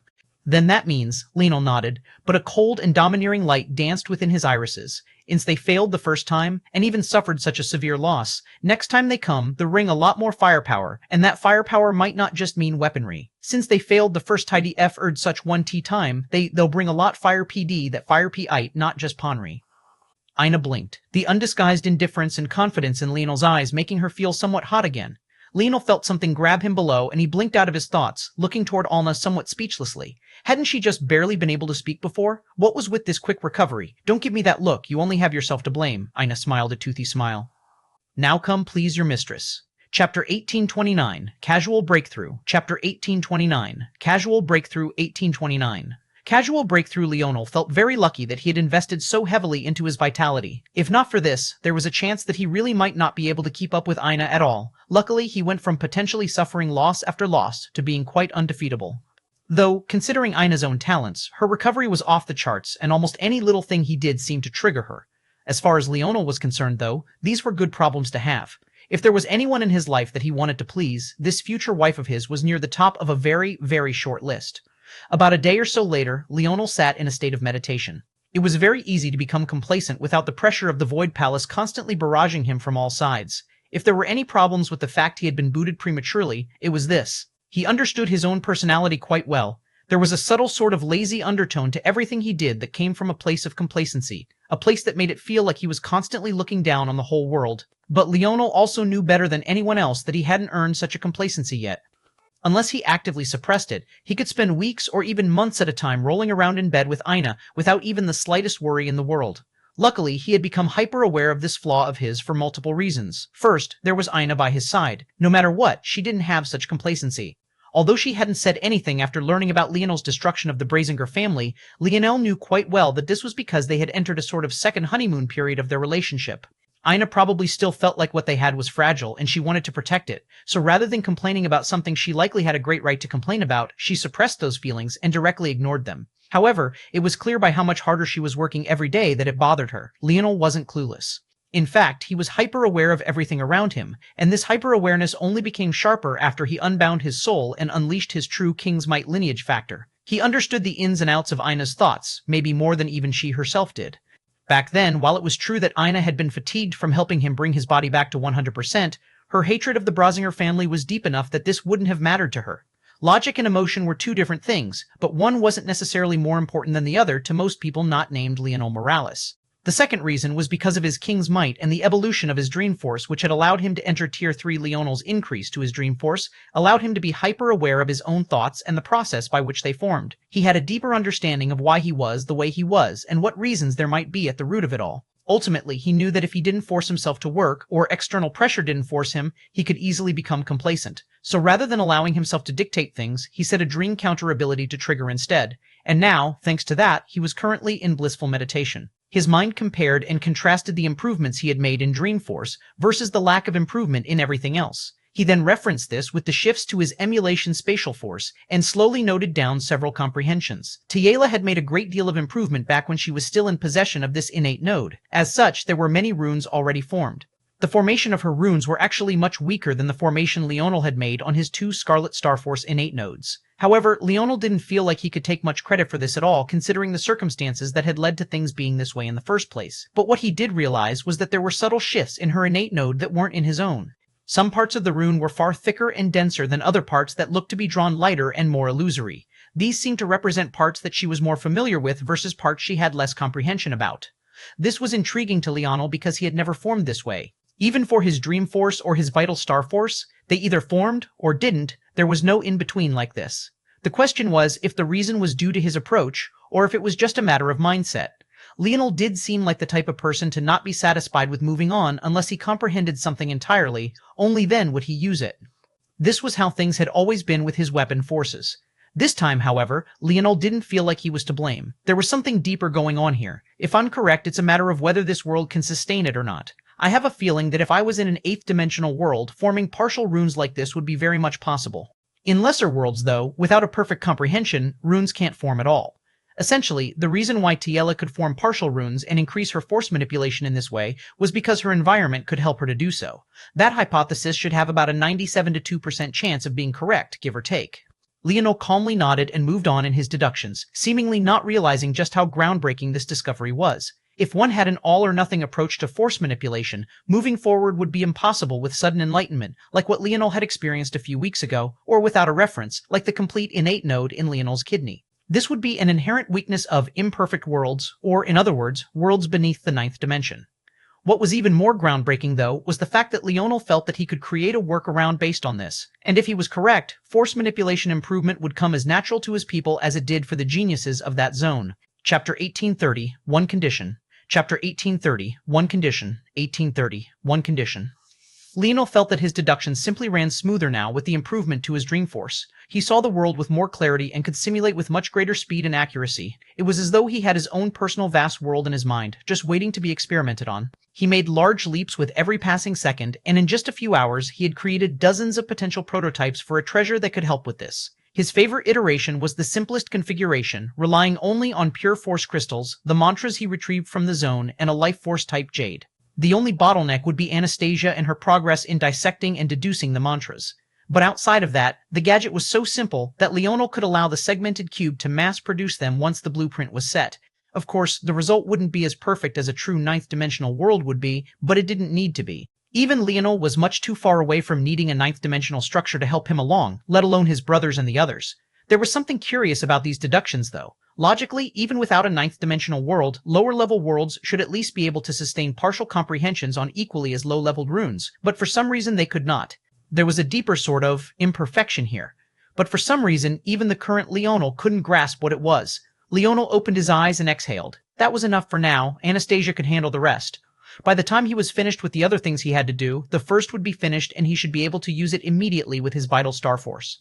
Like that, his speed of comprehension should skyrocket immediately. It's been 3 weeks, Leonel thought with a cold flash in his eyes. He had given the Oryx enough time. Now the 2 choices before them were all too obvious. Leonel could feel that his tribulation was coming and he didn't know how long he would vanish for. He had to be certain that everything was perfectly lined up before he left because there was no telling what variables might appear in his absence. So, he was entirely serious about eradicating the Oryx if they didn't comply. He would do everything he could to leave Earth in an absolute state of peace before he vanished. But first, he would pay a little visit to the Thrusting Skies sector. He gave Ina, who was meditating not far from him, a kiss on the forehead before he left the segmented cube and manned the flagship to soar across Earth's territory. Kay Alec had been sitting on pins and needles for the last several weeks. While the sectors were in chaos and everyone was ducking, hoping to not be the next ones to be destroyed and wondering how all of this was happening, he was all too clear who was responsible. The young man never raised a single finger. He fought just a single battle and casually strode away after he was done.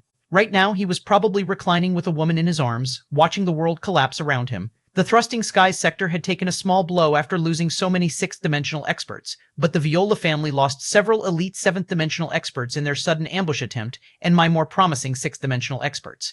Even setting aside this, the chaotic water sector got it the worst. Because not a single aspect of their empire remained, they were wiped out by shield-crossed stars in just a single day. Seeing these things happen one after another, Alec couldn't eat, he couldn't sleep, he even found it difficult for him to breathe properly from day to day. He was tired of people asking him what was wrong, so he just sent away all of his attendants, and he sat completely alone in a dining room capable of seating and serving over 300 people at once. And yet he didn't touch any of the food before him at all. Suddenly, Alec stood violently to his feet, snapping his own head around with such force that he quite nearly almost ended his own life. When he saw the young man casually seated on the host's chair behind him, a table placed in an elevated position like the medieval dining rooms of old, his face paled completely. He seemed to have entirely forgotten that Leonel was a mere sixth-dimensional existence, and that he should have no need to fear him in a one-on-one battle. Leonel smiled lightly and didn't say anything immediately, only faintly greeting Alec. But to his surprise, the patriarch immediately fell to his knees and slammed his forehead against the ground with such force that the entire room trembled. "I am willing to place the entire strength of the Skies family behind you, Imperial Prince. Whether that be for the coming air wars or anything else you might need us to do. I swear I will do my utmost. I only ask for a path to survival." Leonel blinked a few times. Was he really that scary? He hadn't really been all that cruel in his estimation. He could have made things far worse for the three parties, but in the end, he decided to just eradicate the chaotic water sector. As far as he saw it, he had actually been quite nice. Seeing that Leonel didn't answer, Alec didn't dare to look up. He was absolutely subservient to Leonel, his heart having been subdued entirely. Truthfully, this was the best outcome for Leonel. The thrusting sky sector was about as powerful as the chaotic water sector, or at the very least, the chaotic water sector's display to the outside world. They were a seventh-dimensional sector not quite as good as the Constellation families, but not too far away either. Essentially, they were around the upper portions of the middle of the pack when it came to the seventh dimension. They would probably immediately become Leonel's strongest support in terms of raw power. In past years, seventh-dimensional existences couldn't participate in the Air Wars, but this was obviously thrown out the window considering the heirs themselves were in the seventh dimension now. Once Leonel entered the seventh dimension as well, the heirs' wars would begin and there would be no escaping such things. Leonel nodded to himself. By the time he entered the seventh dimension, the use of the Umbra, Florer, Midas, and Radix families would probably be far more useful to him, but regardless, the Skies family would be a decent smokescreen. Plus, they would be a good sword to use in taking down the Viola family for good. "All right, I accept," Leonel said lightly. Before Alec could be overjoyed, though, Leonel spoke again. "On one condition. Open up everything to me. I want to know even the deepest held secrets of your family. If you choose to hide anything from me, I will leave and not look back. When we meet again, it'll be during the destruction of your sector." Chapter 1831. Everything. Chapter 1831. Everything 1831. Everything. With Alec's current mental state, he crumbled without much effort on Leonel's part. He didn't even consult the various elders of his family. He simply used his authority as patriarch to directly force them in line. When Leonel saw this, he didn't say anything, but he made a mental note of it. From his analysis, Alec's prestige in the family was high enough to get away with this, but unless there was a change, there would likely be a straw that broke the camel's back later on down the line. The common people could be forced in line like this because they didn't understand what was going on anyway, but the rich, powerful, and affluent couldn't be, at least not without tangible evidence and reason for what they were doing. Only Alec was aware of Leonel's fearsomeness, so it made sense for him to bow his head. But while the others trusted Alec, if his choice didn't bear fruit, then the inevitable result was for them to lose respect for Alec as opposed to suddenly coming to trust Leonel. If Alec realized this or not, he didn't seem to acknowledge one way or another. Instead, he did as Leonel demanded and revealed everything about his family, everything from census information to their relationship with surrounding sectors, even down to how many young geniuses they had sent to the Void Palace. In truth, Leonel didn't need any of this information. The Etching Metal organization already had such detailed analysis on every organization, family, and business within Earth's borders. However, by cross-referencing them, Leonel was able to tell how truthful Alec was being was or not. And in the end, there were even a few reveals that even the Etching Metal organization hadn't been aware of. For one, the Thrusting Skies organization had been contacted by the Cloud Race for cooperation. Alec and their family elders hadn't agreed or disagreed, maintaining a neutral sort of stance. This told Leonel something very important. The Cloud Race had methods of contacting various families that were nigh undetectable. In fact, they were so precise that they could even weed out potential spies from other families ahead of time so that such information would never leak. And that was the second thing Leonel learned. Many of the Skies family's spies had suddenly been weeded out one day, with even a few agents of the Etching Metal organization suffering. If Leonel was correct, This was likely related to the mind-reading abilities of the cloud race. How could they perfectly replicate another's identity if they weren't also able to go through and replicate all of their memories? The cloud race was likely using this method to gain the trust of many families, all while implanting their own spies. Leonel didn't believe that there weren't any members of the cloud race that had remained behind, and, as expected, Leonel did find one among the elders, one that was very much against Alec's sudden change. The change caught Alec and the elders off guard, but the battle was equally as abrupt and short. Surrounded from all sides, there was simply nothing the cloud race individual could do. In the end, Leonel ended up taking their corpse into a snow globe. He had learned quite a bit about the cloud race through the Void Library, but there was little that could compare to having the real thing in his possession. The last thing of interest that Leonel learned that wasn't part of the Etching Metal Organization's information was actually related to the chaotic water sector. This time, it wasn't due to the organization's missing it, but rather because that sector wasn't within their jurisdiction as such, they only had some miscellaneous information about it. According to Alec, the cloud race was targeting very key sectors that contain natural resources of note. At first, Leonel was a bit confused by this. The chaotic water sector, at least before the cloud race arrived, was about as powerful as the thrusting skies sector. Both were semi-impressive, but nothing to write home about in the grand scheme. There were dozens of sectors on their level, so why them? The obvious answer was that it was much harder to infiltrate the stronger families, and this was what Leonel had always assumed, until Alec turned his perspective on his head. The chaotic water name, and thrusting skies for that matter, all came about for a reason. The chaotic water sector was known not only for its exceptionally dense water force, but namely a very unique galaxy known as the chaotic water galaxy, where this thickness reached its apex. In that place, water force was so high in concentration that it suppressed all other things, even to the point that all colors were tinged with a slight hint of blackish blue. The closer you got to the center of this galaxy, the more exaggerated the effects, until you finally did make it to the center, and walking through the air felt like wading through water. The thrusting skies sector had a very special galaxy much like this, but instead for lightning. That was when it clicked for Leonel. The point of this wasn't the resources, at least not in their current state. Rather, the cloud race was interested in monopolizing these resources after Earth's evolution influenced them to evolve themselves. If Leonel was correct, if the Skies family allowed their world spirit to be assimilated by his mother's world spirit and allowed their heritage to fade, the evolution of their galaxy would skyrocket, and very soon, the resources on hand would become almost too many to spend even in several lifetimes. In a place of such high force concentration of a single kind, just the sheer amount of force and pure force crystals would be mind-boggling, let alone the other natural treasures that might appear. When Leonel got to this point in his thought process, he looked toward Alec. He didn't know why he hadn't thought of it before. If he wanted to assure the loyalty of these families, this was the obvious way to do it. Leonel grinned. This changed everything. Chapter 1832, Morning. Chapter 1832, Morning 1832. Morning, these families were all fighting back so hard against Earth, not realizing that this was doing nothing other than hindering their own progress. Alec hesitated for the first time in a long while.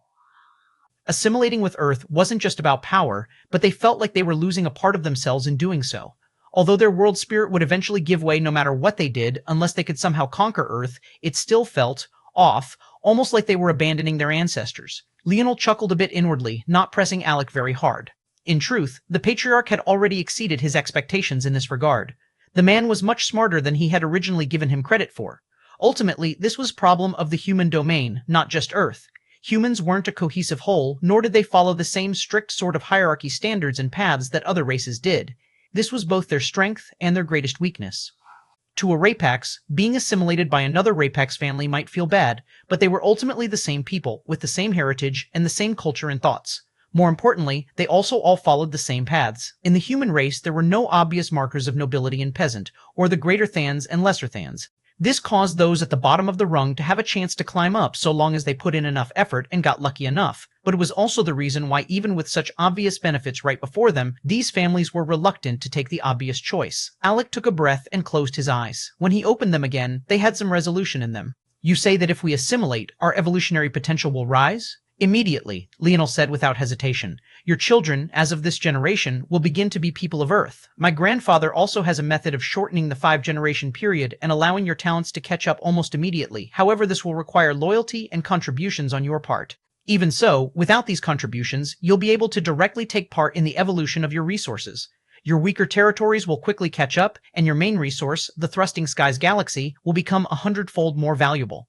Alec nodded slowly and pressed a hand to his chest. He took a deep breath and his eyes watered. Leonel's gaze sharpened when he saw this. He could feel Alec's emotion. He was clearly distraught by this decision.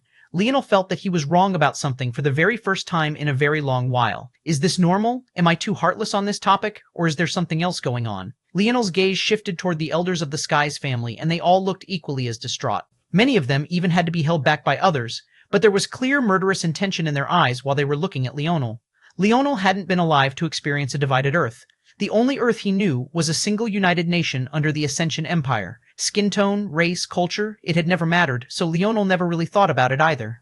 This was the first time Leonel was seeing such a visceral reaction related to one's pride in their country and their fellow man. Back on ancient Earth, there were probably any number of smaller nations that may have led better lives by obediently handing the reins over to a large nation, but how many of them chose to do that? How many wanted to do that? Alec was willing to open up his family and show Leonel their everything, but when it came to this decision, one that Leonel felt was a no-brainer, he felt deeply hurt and troubled. Leonel's sharp gaze softened, and his oppressive air cooled somewhat. Still, somewhere deep inside, he felt like there was something he had missed. 2. I remember back when I cleared my first zone and met Uncle Montez, he had said that as one of the first 4 to succeed, I should have received a quarter of the world's spirit with a chance to fuse them into one in the future. However, it had already chosen its owner long ago, so I lost that chance forever. 2. It chose. Could the world spirit be sentient? If that was true, then wouldn't the world spirit have all the same instincts as any other living being? An instinct to survive? An instinct to evolve? And if that was the case, what would be the best way to do that? Wouldn't it be to stoke an undying devotion in the people it served? Leonie felt a slight hint of guilt within.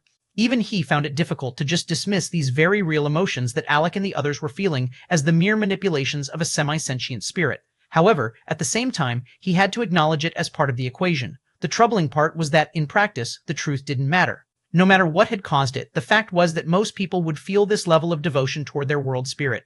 The more powerful the world spirit, the more powerful these feelings would likely be. Unless he could find the right combination of circumstances, getting people to give up their world spirits willingly might be an almost impossible task, and Leonel wasn't sure if taking it by force was possible. While he could kill the wielder, the world spirit didn't have to follow him, and given what Leonel knew about them, he wouldn't be able to catch it either. Only if he was a member of the world spirit's world would it follow him so simply. Alec pulled his hand away from his chest and raised it into the air. A mournful cry spread across the thrusting sky sector and the entire region shook. Within the Ascension Empire, Emperor Fox looked up with an unreadable expression before he suddenly chuckled. Interesting. Chapter 1833, Young Man. Chapter 1833, Young Man 1833. Young Man representations of Leonel's light half of the Northern Star lineage factor on my Instagram, Awespec Leonel, left the Skies family in a semi-foul mood. The mourning of the Skies people left him with a sour taste in his mouth that he had expected. He seemed to be feeling something beyond him, but it wouldn't be until years from now that Leonel understood where this bitterness was coming from, much the same way it would be a long while before he understood where his love of Ina came from. In this very same foul mood, Leonel crossed the universe and appeared above the Oryx's territory. The race of people were quite secluded. They lived on just a single planet in a barren solar system, completely out of the way of others. Due to the circumstances, it was almost too easy for them to spot Leonel's arrival. Maybe it was due to his mood, but Leonel even somewhat hoped that the Oryx would resist. Unfortunately, or maybe fortunately in most respects, that didn't come to be. Elthor's words to his father seemed to have struck a chord. This time, when Leonel stood before the Oryx King, the latter had a hint of respect in his eyes that had never been there before. Even now, the Oryx King couldn't fathom how Leonel had ignored such temptation, but if there was a chance to be taken, it made sense for him to take it on Leonel. The Oryx King didn't expect the conditions to be as smooth sailing as they were in the past. He could understand this concept quite well. However, when Leonel finished laying out his conditions, he still couldn't help but sigh. Most of them were fine, but the final one left the most bitter taste in his mouth. Leonel wanted them all to move to Earth and become official citizens. Once they did that, he would allow bygones to remain bygones. With that move, much of the comfort and calm lives the Oryx had been granted would be over. King Oryx really only had himself to blame for all of this. Leonel had wanted to treat them well and as one of his own, but what he received in return wasn't the mutual respect he had been expecting. Instead, he found rudeness, indifference, and, although it was subtle, mockery. The various Oryx elders were not happy with Leonel's demands at all, but the Oryx King simply raised a hand to stop them all. I will accept your demands so long as my people can have a large city of our own. You can have the entire moon, Leonel said casually. He had recently razed the moon and all of its structures to the ground, but much like the recovery of a seventh-dimensional individual couldn't possibly compare to a third-dimensional one, so too was the case for seventh-dimensional worlds. By now, the moon had already recovered and was once again filled with lush forests and rushing waters. The only unfortunate part was that its wildlife had suffered a blow, though the most powerful of the land and sea creatures were most definitely still alive. Then I'll thank you in advance, King Oryx said with a slight hint of relief in his tone. This was better than what he had expected, and he had a feeling that Leonel had done things like this on purpose. You all can have half a month to prepare and move out. I will prepare everything in the meantime. The meeting was just as short as the one he had had with the Sky's family. At a certain point, when you held enough strength in your hands, things became much easier. In the past, getting people to follow him was like pulling teeth. But now, Leonel had a solid base for himself, one that made him more than confident in facing and dealing with the world. As Leonel was beginning to feel much better and even quite confident, his number of enemies still seemed to be multiplying. This only seemed to be more of the case after Leonel began to assimilate one region after another, displaying efficiency the Ascension Empire had never displayed before, and putting smiles on the faces of the ministers of Earth. In just a week, not only had Leonel assimilated the whole of the Thrusting Skies sector, but within the Three-Pillar sector, over 60% of the galaxies had had their world spirits assimilated with Earth. Of course, the vast majority of this 60% came from the Umbra, Midas, Radix, and Flora families, which were considered quite powerful in the Three-Pillar sector. As for the remaining 40%, it was essentially entirely under the control of the Viola family that suddenly found itself surrounded by enemies from all sides. After this was completed, Leonel had a meeting with his grandfather about allowing some to have Earth citizenship.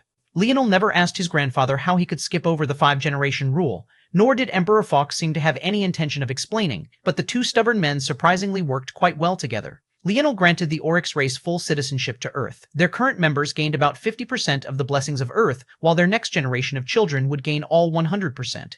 Leonel also set aside this blessing for the most loyal members of the Etching Metal organization, although they had yet to come out of seclusion, and also a few select geniuses of the Umbra, Midas, Radix, and Flora. All the while, the suffocating pressure Richard and the Viola family were experiencing only increased day after day. Leonel didn't seem to be in a rush to crush Richard at all. His first move had caused the death of many of Richard's elites and crippled him of his allyships with the Chaotic Water sector and the Thrusting Skies sector. Now, Leonel was just silently chipping away at him, sealing off his path to resources, squeezing his business dry, suffocating his lines of communication. Just 2 months after Richard's attempted sneak attack on Earth's territory, he sat in his family's throne room with a tight grip on his armrests. At that moment, the aura of the throne seemed to be far less imposing. He couldn't remember when it had all gone wrong. No, he could. The moment he killed Leonel, it seemed that things hadn't stopped going wrong. Although he didn't want to admit it, he was being outplayed by someone. And no matter how much he hated it, that someone seemed to be Leonel himself. Richard took a breath, controlling his breathing. He had gone through too much to lose like this. Far too much. Richard opened his eyes, and someone had appeared before him without even his knowledge. However, he didn't seem surprised by the appearance of this person at all. If Leonel had been there, unlike Richard, he would have been very surprised. That was because the person standing before Richard was none other than Orenic, the very same young man that had overseen his selection on planet Luxnix, and the very same young man who had tried to profit off of his and Ina's death in the Dwarven race zone. What this young man, who probably should have been in the Void Palace, was doing here of all places, was something maybe only he and the unsurprised Richard were aware of. Chapter 1834. Endure. Chapter 1834. Endure 1834. Endure, you're here, Richard said lightly. Orenic gently patted down the slight wrinkles in his clothing. He was just as immaculately dressed as dressed, his robes looking like an evolved 3-piece suit held together by a few chains of gold and silver. Even so, it didn't feel gaudy or nouveau riche. He carried the air of a refined gentleman, an air that was even sharper than it had been in the past now that he wasn't forced to wear the Void Palace's uniform. Orenic looked much the same as he had in the past, the only difference being that he now had a beard, which was of course perfectly groomed. What was interesting, though, was that his beard had neat strands of silver hair, a nice contrast to his dark skin. This was odd, though, since he didn't seem to have aged at the same rate as Richard. He seemed to be the same youth he was in the past. If I didn't come, wouldn't you have ruined everything? Orenic asked lightly. Richard wasn't enraged by these words, or maybe it just took more than this alone to enrage him. If you can point out to me where I've ruined everything, I would actually very much appreciate it. Even now, I'm not sure where things went wrong, Richard replied. Isn't it obvious to you yet? You've been played. By who? By who else? Leonel Morales. Richard's gaze narrowed, and he looked toward Orenic deeply. Explain, he eventually asked. You showed your hand too early. You're not as detached from this as you thought. If you wanted a chance for a sneak attack to work, then you should have let him trample all over you during his visit. There are no information networks that are infallible. If they hadn't been specifically looking for signs of your action because you led them like calves to the river to exactly what they needed, things wouldn't have happened like this. Or at the very least, your losses wouldn't have been so devastating. And how does the destruction of the Chaotic Water sector fall into all of this? Richard asked. This is something we still don't have the whole picture on, but the information released by Shield Cross Stars should be at least semi-accurate. It's just unlucky. They were destroyed before we could make use of them properly, but this is also a favor to us. The variables in Earth's territory are now at a minimum. Richard's gaze narrowed. You knew that they were of the Cloud race. Not completely, but we had our speculations. Regardless, since they weren't part of the cause, they were destined to be destroyed. They were part of the previous world order, they're part of the very system that deserves to be taken down. That Graro's character didn't hesitate to sacrifice one of his own sons for the sake of power. What right does he have to be one of us? Ornik's expression was placid, but the sneer seemed to be clear in his voice. Then what do you want to do exactly? We wait, Ornik said coldly. Very soon, Earth won't be able to deal properly with its own internal struggles. Richard's gaze narrowed. Weren't they destroyed? Those 4 families aren't as simple as they seem.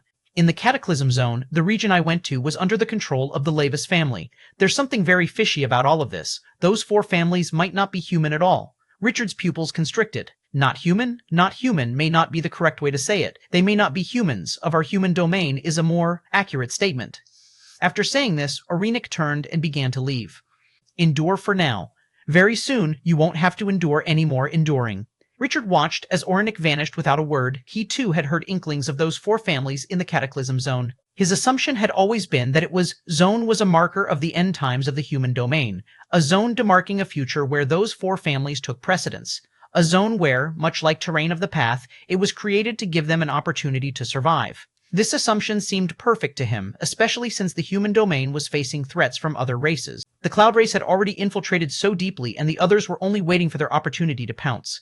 But Ornik's conclusion seemed to be different. Of them all, for some reason, Orinik seemed to he the most mysterious for reasons he couldn't nut his finer on. Although Orinik had come from a family much stronger than the Viola, in the grand scheme of the human domain, they were nothing more than ants, being even weaker than the current thrusting skies sector or the former chaotic water sector. Even so, upon his return, Orinik had elevated the status of his family even faster than he had. Richard had been convinced that no one could have gained from the Cataclysm generation more than he had, but then he met Orinik. And now, Leonel seemed to have returned with a vengeance and had, according to Orinik, been leading him by the nose. Endure, huh? He had already been enduring for almost 3 decades. Even a few more months wasn't a big deal to him. All he had to do was be ready when the time came. Unfortunately for Richard, Orinik wasn't the only intelligent man in existence. Leonel had known weeks ago that he had yet to destroy those 4 families completely, and he knew what kind of danger they posed. So why would he let Richard survive for longer than he had to? Just when Richard thought that Leonel might try to suffocate him to death, a month later, an all-out war erupted, executing a sneak attack Richard could only dream of. In a single half-night, half of Richard's territory vanished and another quarter was swallowed up as he commanded a tactical retreat. By morning, only the 3-pillar galaxy remained. Chapter 1835. Bitter Chapter 1835. Bitter 1835.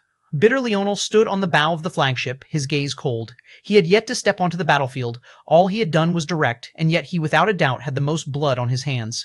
His commands were incisive, and often outright cruel to his enemies. A tactician who could envision a battlefield that spanned across several galaxies was definitely not one to be trifled with, and that was precisely the kind of commander that Leonel was. Whether it was on the micro level or the macro level, he took it all into account.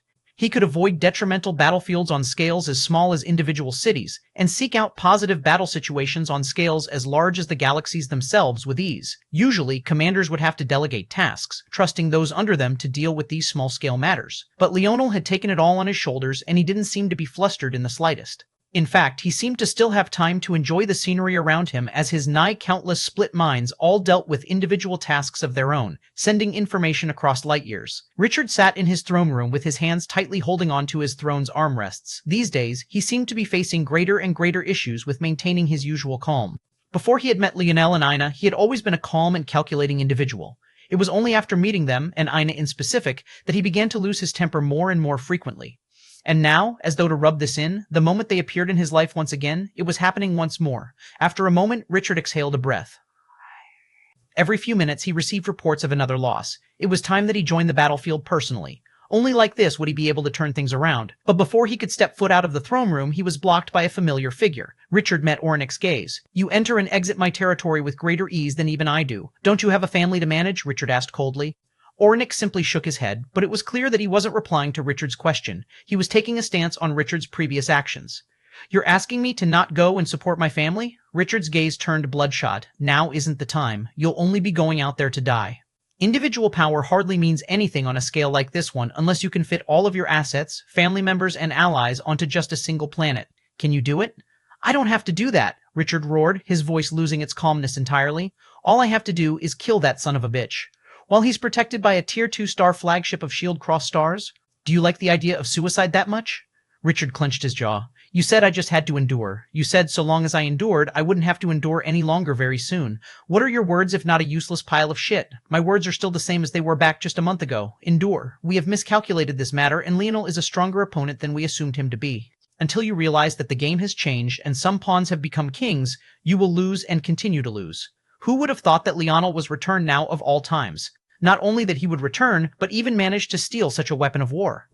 And even worse than that, he would seemingly have returned with strength that was undefeatable within the sixth dimension, and even have an ability that allowed him to battle against individuals of the seventh. Hearing these words, although Richard's eyes were still bloodshot, he was taking deep breaths. Indeed, the game had changed. Their original plans were made taking into account those four families and the pressure they put on Earth. But the moment Leonel had returned, he not only did so with a fierce momentum, but he directly wiped them out, destroying the knife Earth had pointed at their backs. On top of that, he seemed to now have an information network that placed the happenings of Earth's territory in the very palm of his hand. Almost nothing happened without his knowledge. Retreat, Richard. I've prepared an escape pad for you. Take your closest remaining family members, the most elite of your people, and come with me. Richard remained silent for a long time before closing his eyes. Eyes still closed, he spoke. This is what you've wanted from the very beginning, right? An ally as strong as you? Of course. Oranik replied lightly. We were already allies, Richard replied. What I mean is my lifeline being in the palm of your hands. Everything will be under your control from now on, right? If you want to see things that way, I can't stop you, Richard. But you should also understand that if you're under my leadership, not only will things run more smoothly, but I guarantee you will get your revenge, very soon, at that. In fact, the destruction of your family will only help. You cannot say that I did not give you a chance to do things on your own. I have been completely hands-off of Earth's territory and have allowed you to form alliances as you please. Have I ever tried to direct you or control what you've done? Richard was silent because he knew that the answer was no. At least in this respect, Oranik was sincere. You do not have to worry. I have a hatred for Leonel no deeper than yours, and soon he'll also come to experience what it means to be trapped in a web of schemes he can't extricate himself from. The taste of his own medicine will be especially bitter.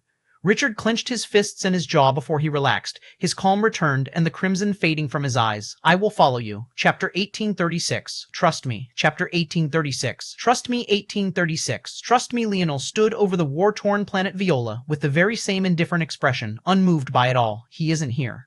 These were the only thoughts Leonel had toward Richard since the start of this war. He hadn't taken the latter seriously at all. But he had predicted that there was a better than 80% likelihood that Richard would lose his temper and attempt one final all-out assault against him before he perished with the remains of his family. However, not only had Richard not done that, he seemed to have vanished without a trace. There were only two conclusions Leonel could see for this. Either Richard had evolved more as a man that he had initially given him credit for, or someone else had interfered. Almost as soon as he had these two thoughts, Leonel knew that it was the latter of the two. If he hadn't met Richard face-to-face already, he would have thought it to be the 30-70 toss-up, where the likelihood of the first option was 30%. But he had, so Leonel knew there was a better than 95% chance that it was the second option. The real question, though, was who would be able to steer Richard off of his path of murder and destruction. Just putting himself in Richard's shoes, Leonel knew that he would be livid. Richard had had his family destroyed once, but back then, the Luxniks had only attacked the main family branch, what meant that almost all of the Viola family's side branches had survived to live out suppressed existences. However, that had happened again, but this time in reverse, as Richard seemed to have escaped with most of his elites. In one way or another, his family had been forcefully suppressed twice over. Even a monk would find themselves at the end of their rope, let alone someone like Richard.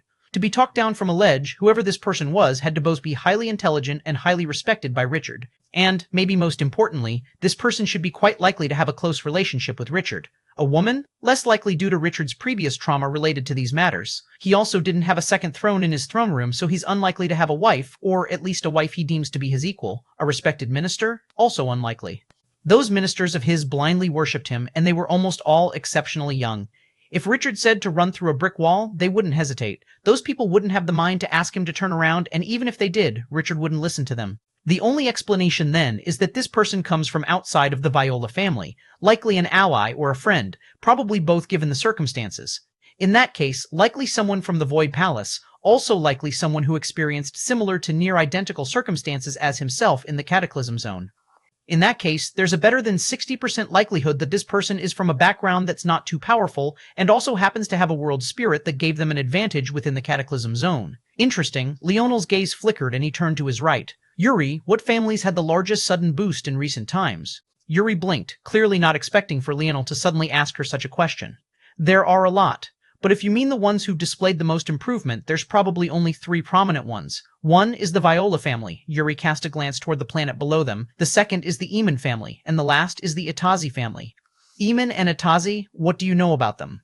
Not much. They were fairly middle of the road in the past, and they're not exactly big shots now either. It's just that their improvement is disproportionate to the amount of time that has passed. They were formerly in the bottom rung of seventh dimensional sectors, now they're nearer the middle. Is that all? There's not much other than that. There might be even weaker families than that have had larger overall improvement, but no one pays much attention to the sixth dimension given the scales of things. Leonel nodded. Unfortunately, Leonel didn't know anything about Oranic's background, because if he had, he would have recognized the Itazi last name as being Oranic's family name, Emna. Leonel called out.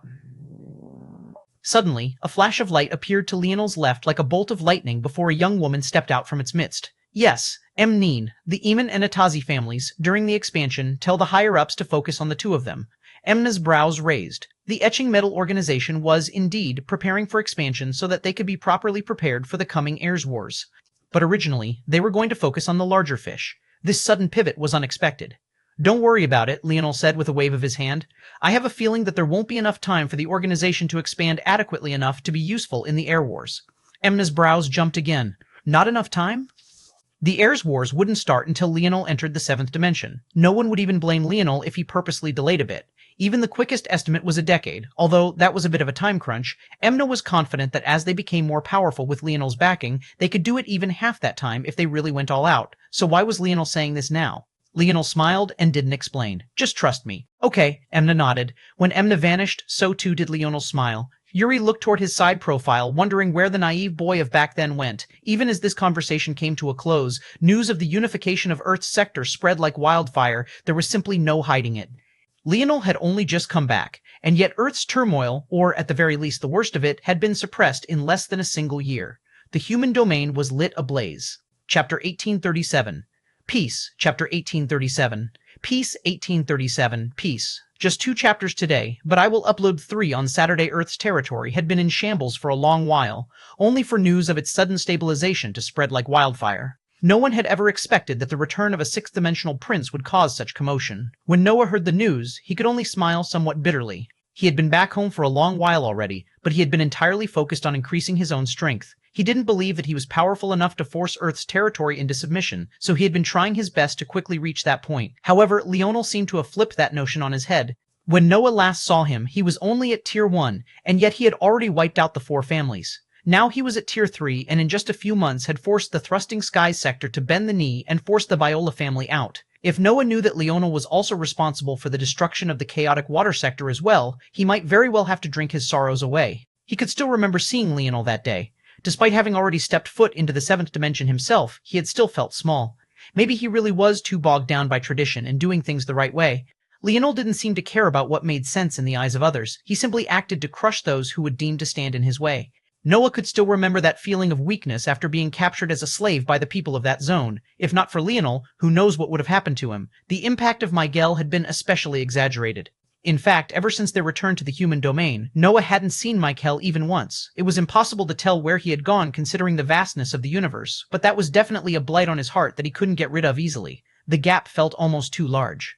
Shield-crossed stars had less complex feelings about this matter, mostly because there wasn't anything to feel other than rage. They had been booted out of Earth's territory, and just when they thought that Earth would suffer for their choice, what actually happened was its stabilization. With the contrast between the two states, how could they not be infuriated? Didn't this paint them out to be incompetent? What was even worse than this was that more and more every day, Cross Elder Avin kept getting the feeling that he was being forced to do someone else's dirty work. Graros's laughter at his expense still echoed in his mind. The more he thought about it, the more he realized who benefited the most from the collapse of the chaotic water sector, and the more the image of that annoying, smiling brat appeared in his mind. He didn't want to believe it, he refused to believe it, and yet it would practically wake him up in his dreams. His temper became so poor that most simply began to avoid him entirely, and things only became worse when it became clear how difficult it would be to get any sort of information out of Graros. Rather than dealing with the methods of shield-crossed stars, Graros simply entered a deep hibernation unique to their race, cutting off his senses from the world and burying his mind. Not only did this make him immune to torture since he couldn't feel anything, it also made probing and reading his mind nigh impossible due to the complex maze that was the Cloud race's Cloud figure. The only drawback of this hibernation state was the fact that Graros could only rely on another member of his race to wake him up, as he couldn't do so naturally. But even so, he chose to take this route without hesitation, frustrating Avon to an extreme. This time, even the reinforced desks couldn't survive his wrath. In just a week, he went through 3 of them, each one worth tens of times the yearly revenue of a powerful 6-dimensional city. Shield Cross stars weren't the only ones frustrated. The other sectors eyeing Earth's next expansion and the remaining territories within Earth's who knew they were next were all frustrated. They had thought that they could just sit on the sidelines and reap the benefits when the time came, but reality was often cruel. The systematic oppression they faced under Leonel's leadership was suffocating, and the most shocking part was that Earth's core armies never made a single move, still silently improving themselves in the main region of Earth's territory. Leonel utilized Shield Cross Star's flagship and many somewhat lesser quality warriors to completely rout them, leaving them no chance for retaliation. There was simply nothing to take advantage of, and those that remained within Earth's territory knew that they would be next the moment Leonel finished consolidating everything in the 3-pillar sector. However, to their surprise, after crushing the rest of the Viola family's opposition and swallowing up their territories, Leonel came to a full and complete stop.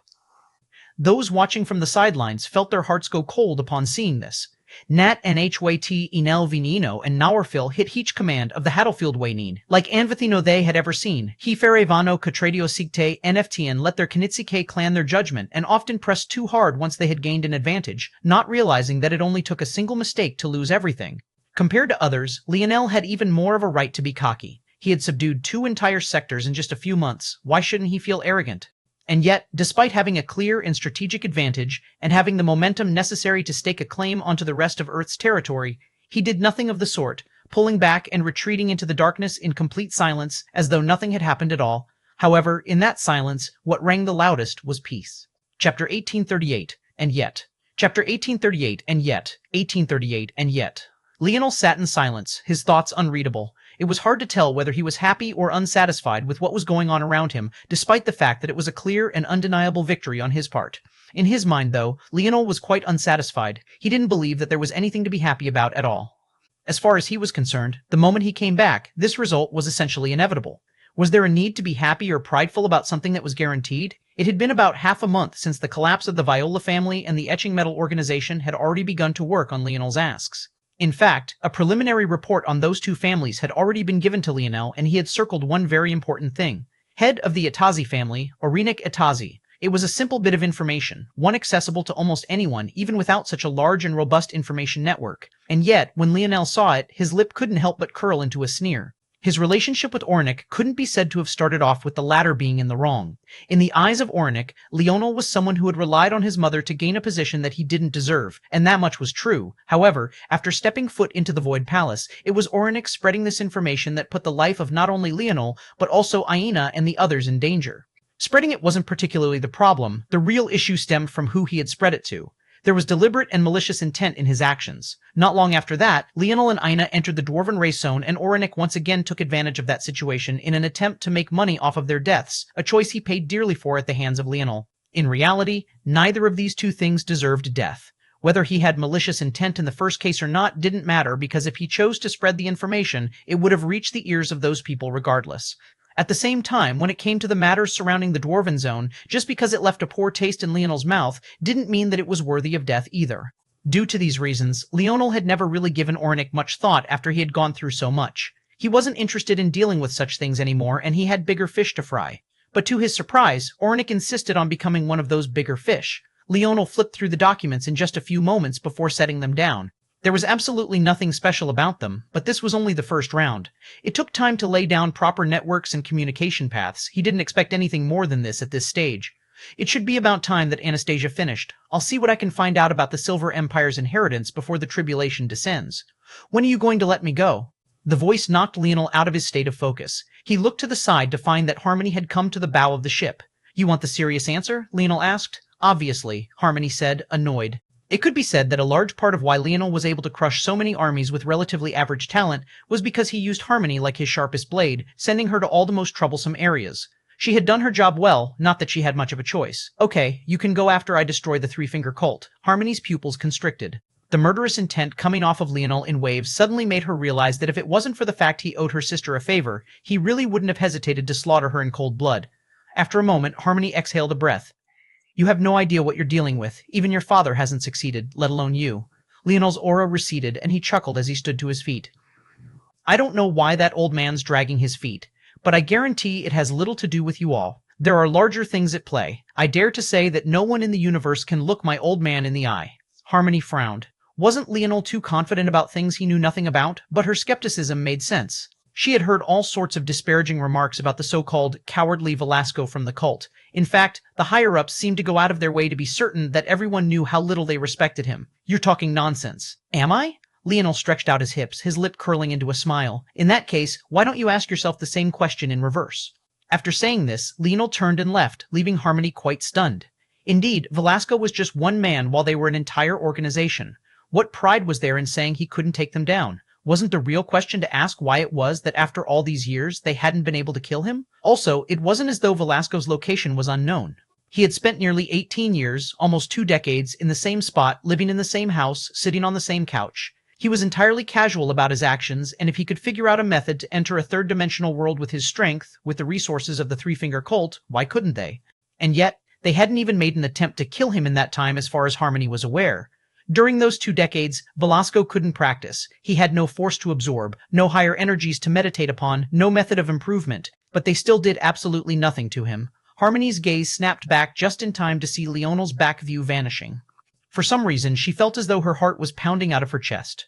Chapter 1839, Symbiotic, Chapter 1839, Symbiotic 1839, Symbiotic more, chapters on the way, just got a bit of a late start today. Cough. Leonel entered the segmented cube and didn't disturb Ina. Instead, he went right to Anastasia to see what she might have found out about the inheritance until now. Quite frankly, he was quite curious. It wasn't just about the inheritance itself, but also its method of transferring its benefits. Leonel had only been in contact with a third of the inheritance for a small while, and yet it had permanently altered his heart size and shape without him even noticing. Methods on that level were far beyond Leonel's understanding. Even when it came to the tablet, Leonel could feel the transformation process, and there was even some pain involved, especially when the light and dark halves of his Northern Star lineage factor fused into one. For such sweeping changes to occur to him without even taking note of it, it was one part astonishing and another part somewhat scary. What if instead of benefits, the inheritance had been malicious? What if instead of improving the function of his heart, it added a permanent defect to it? Or what if it removed his heart entirely? These latter reasons were why Leonel chose to be cautious. If even his senses were useless in checking and monitoring the changes of this inheritance, then diving headfirst into it might very well be a mistake that he would never be able to extricate himself from. Any news? Leonel stepped into the lab to find a floating little girl. This inheritance is quite amazing. If what you said about the Silver Empire being a hotbed for demons was true, then this inheritance is probably the reason they were able to do it.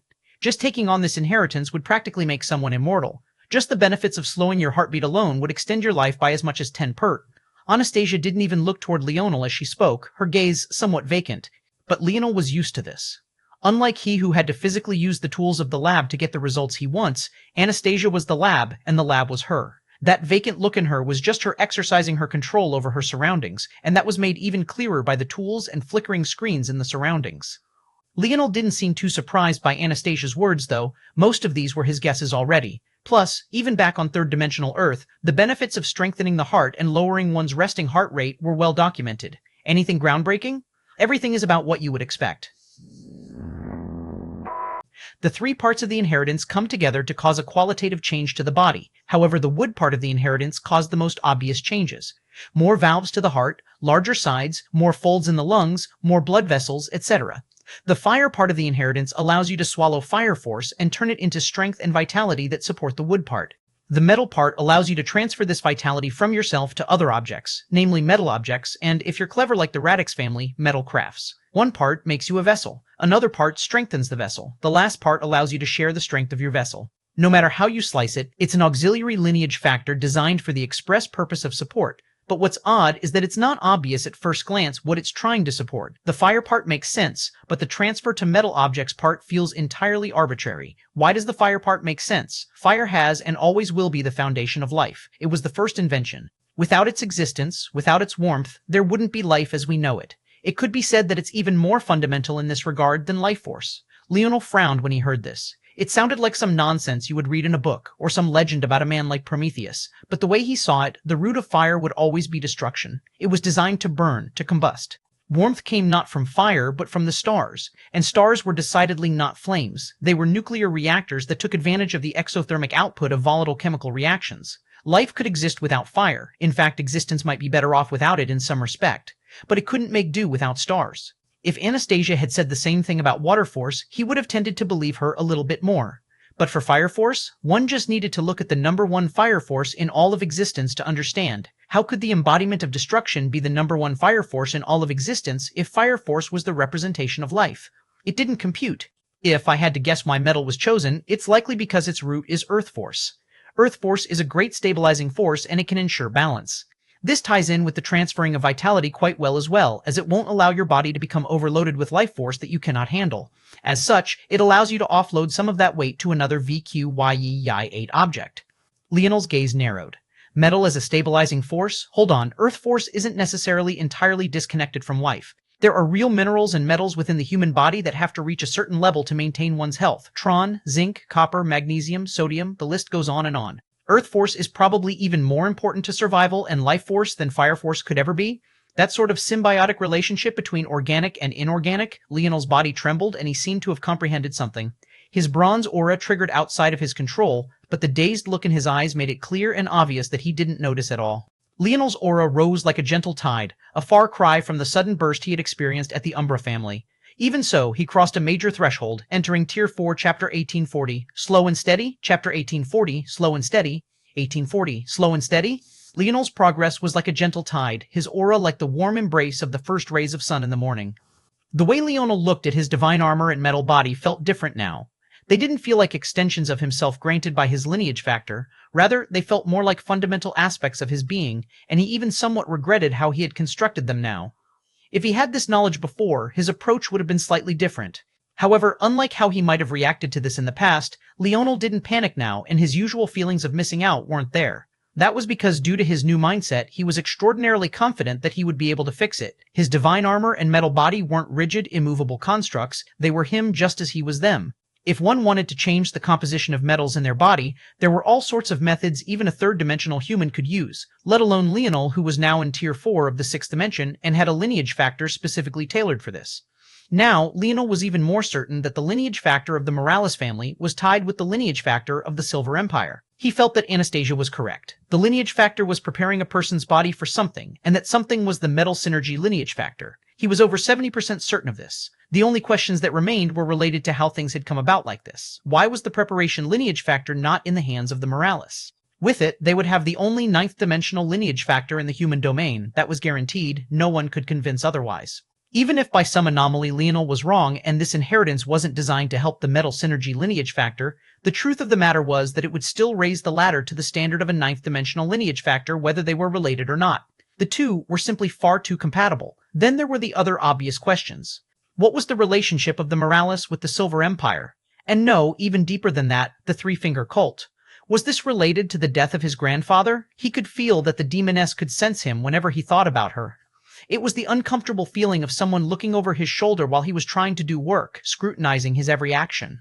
If she wanted, Leonel felt that she could learn everything she wanted to learn about him in an instant, so why hadn't she done anything yet? Could it be that she wanted this inheritance to fall into his hands?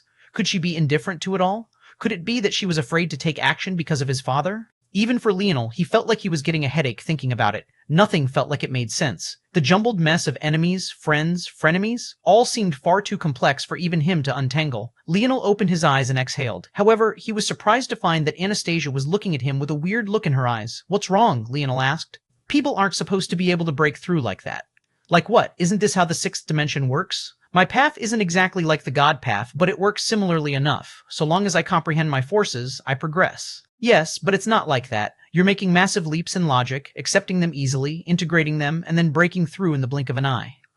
Normally, one needs to have an idea, affirm it, test it, then meditate on it for a few weeks to months before consolidating, and then finally breaking through. The only person I've seen break through like you is that annoying man." Leonel grinned, already knowing she was talking about his old man. "What's even weirder is that you don't seem to be using the same forces to break through, and you also aren't using a cultivation method of any kind. You did the same thing through the 5th dimension too. You didn't even use dimensional cleanse until you needed to redo the 5th dimension and break through." Leonel raised an eyebrow. "How did you know that? You weren't there for that." My vessel is an extension of me. Although I wasn't there, my vessel was still on your finger the whole time. After I fused with it again, its memories also fused with me. I see, Leonel said lightly. Is there something wrong with what I'm doing? Not really, but it relies a lot on spontaneity, something that can't be relied on. If you don't learn to do things the slow way, it might come back to bite you, or you could be like that annoying man and never need the slow way anyway. Just now, if your comprehension of Earth Force didn't leapfrog your comprehension of Dream Force, you wouldn't have seen much movement, and because it relied on a spontaneous comprehension, your forces are imbalanced again. It works for you, for now at least, because you have high affinity in a number of forces, so those spontaneous comprehensions have more potential paths to take. But when you reach a state whether your affinities start lagging behind your dimensional tier, it'll be hard to tell what will happen. You may fall behind those who took slower and steadier steps. Leonel nodded. I understand. But there is one thing you're missing, my ability index. Anastasia fell into her thoughts and nodded once. Indeed, so-called slower and steadier steps look a lot faster for Leonel simply by virtue of how his mind worked and the speeds it functioned at. Still, keep this in mind, Anastasia said. Leonel nodded. I'll be going now. I was wondering if it was worth it to put in the effort to gain this full inheritance, but I feel that there's no doubt now. I have to have it. Chapter 1841, Restrictions. Chapter 1841, Restrictions. 1841, Restrictions. Not long later, Leonel sat in the midst of the meditating youths of the Radix, Midas, and Fleur. He seemed to have entirely forgotten about the world around him. Although he was very much present, those who looked at him felt as though he wasn't there at all. Every few minutes, his aura would shift slightly and the mysterious well of force that surrounded him only became deeper. Leonel stood in the middle of a world of golden trees, flaming skies, and dense rivers of bronze. He walked across the bronze rivers, crossing by the golden trees and feeling the heat of flaming skies above his head. This was the now complete world, of which he had only seen a portion of before. Last time he was here, there was no ground and no sky, only the trees of gold. But now, the world was truly complete, and every step he took felt like he was being baptized by an odd energy. What was interesting, though, was that Leonel didn't feel that it was very difficult at all. The bronze river should have made his legs heavy, but other than a small slowdown, he experienced no other hardships. The golden trees continuously flooded his body with vitality, trying to test to see where his limits lay, but he continuously broke through them as though they didn't exist in the first place. The flaming skies above were supposed to burn his skin, to scorch his will through, to raise him down to nothing more than a pile of ashes, but compared to the three other challenges, this one was by far the easiest. He had 2 Scarlet Starforce innate nodes within his body. How could normal flames hope to burn him? As he walked forward, the bronze rivers rushed with more vigor. The golden trees shone with more vitality, and the normal flames in the skies became something even more sinister than that. But Leonel only continued to walk forward without the slightest pause. In the outside world, Leonel's once gentle breath became like hurricane force winds. He didn't seem to be trying very hard, and yet all of the air in the surrounding hundreds of meters surged toward him uncontrollably. Without a choice, the elders could only evacuate the children in the vicinity. They had yet to see such an exaggerated result from meditating on the inheritance, but they had seen somewhat similar results before. Somewhere deep inside, they had hoped that Leonel's results wouldn't be as successful as theirs, in one part due to selfishness, and another part due to them wanting to maintain their usefulness to him. But after seeing this, they knew for a fact that Leonel was simply on a different level. Even the 2 most talented among them, Gray and Magaron, took weeks to reach this level, but Leonel had only been here for a few minutes. Golden flames suddenly took life and danced across Leonel's skin before being absorbed by him and vanishing. Leonel's hair began to grow out to exaggerated length. Soon it had pooled so much that his body could hardly be seen. It was quite a beautiful sight, just endless strands of filaments exuding a gentle pale purple light. It looked like the hair of a deity. At the same time, Leonel's bronze aura appeared once again, becoming thicker and thicker until it bordered an almost dark mustard to dark gold color. It solidified to the point it looked almost as though Leonel had gotten a harsh spray tan that didn't complement him well at all. But then it infused into his skin and seemed to vanish entirely. Just when it vanished, Leonel took another step within the trial world and it appeared again in the outside world, this time rippling outward with wild abandon. This time, however, the bronze aura had gained a tinge of a violet light to it, making it look particularly royal and majestic. This violet hue only continued to grow. Right then, in the depths of Leonel's blood, the faint outline of a 6th set of doors began to form. Across the universe, in the depths of the Morales family hold land, 3 mountain-sized incense sticks continued to burn with a gentle light as the elders meditate in silence, the commotion of the world seemingly having nothing at all to do with them. Until, all at once, their eyes opened with a sudden forcefulness. Boom!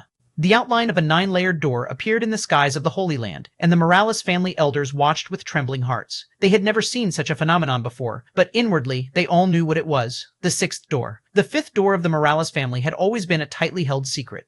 No one but their most talented knew that their lineage factor had the potential to enter the 8th dimension. However, none of them had known that a 6th door was possible. They had no idea where this door was coming from, and the aura was far too wild and volatile to lock down its location, but all of them still thought of just a single man. They couldn't fathom it being anyone other than Velasco, that man who broke all laws of common sense on his whim. Could it be that he had finally found a path to enter that legendary realm? Could it be that he had finally broken the shackles of the 8th dimension that had bound this universe? Had he finally beaten the regular at its own game? The elders all looked up with shimmering gazes, their hearts practically pounding out of their chest. At this point, even the restrictions of this holy land couldn't block out this aura, and it began to leak, enveloping the human domain and even crossing the barrier into other domains. Leonel continued to sit in silence. In the depths of his bloodline, the 4th door and all of its 9 tiers were nearly blown off its hinges. A door he should have only been able to open when he entered the 7th dimension with his metal body couldn't withstand his blazing aura for even a few short moments, its shackles shattering to pieces. Chapter 1842. Bowheads. Chapter 1842. Bowheads 1842. Bowheads. Leonel's aura continued to blaze, the 5th door nearly flying from its hinges a moment later. Only then did Leonel's momentum begin so slow before coming to a gentle stop, standing beneath the looming presence of the 6th door. The metal synergy lineage factor was the only one Leonel knew of that had steps to its progress like this. As a result, it couldn't display its full player until it reached a certain point. Leonel could still remember hard being able to manipulate Earth Force to change his surroundings when he entered the Void Palace, and that was because back then he had only opened up the 2nd door. How could he manipulate a 7th-dimensional world, especially one under the influence of anarchic force, when his metal synergy lineage factor was only opened up to the 5th dimension? Of course, things weren't exactly that simple.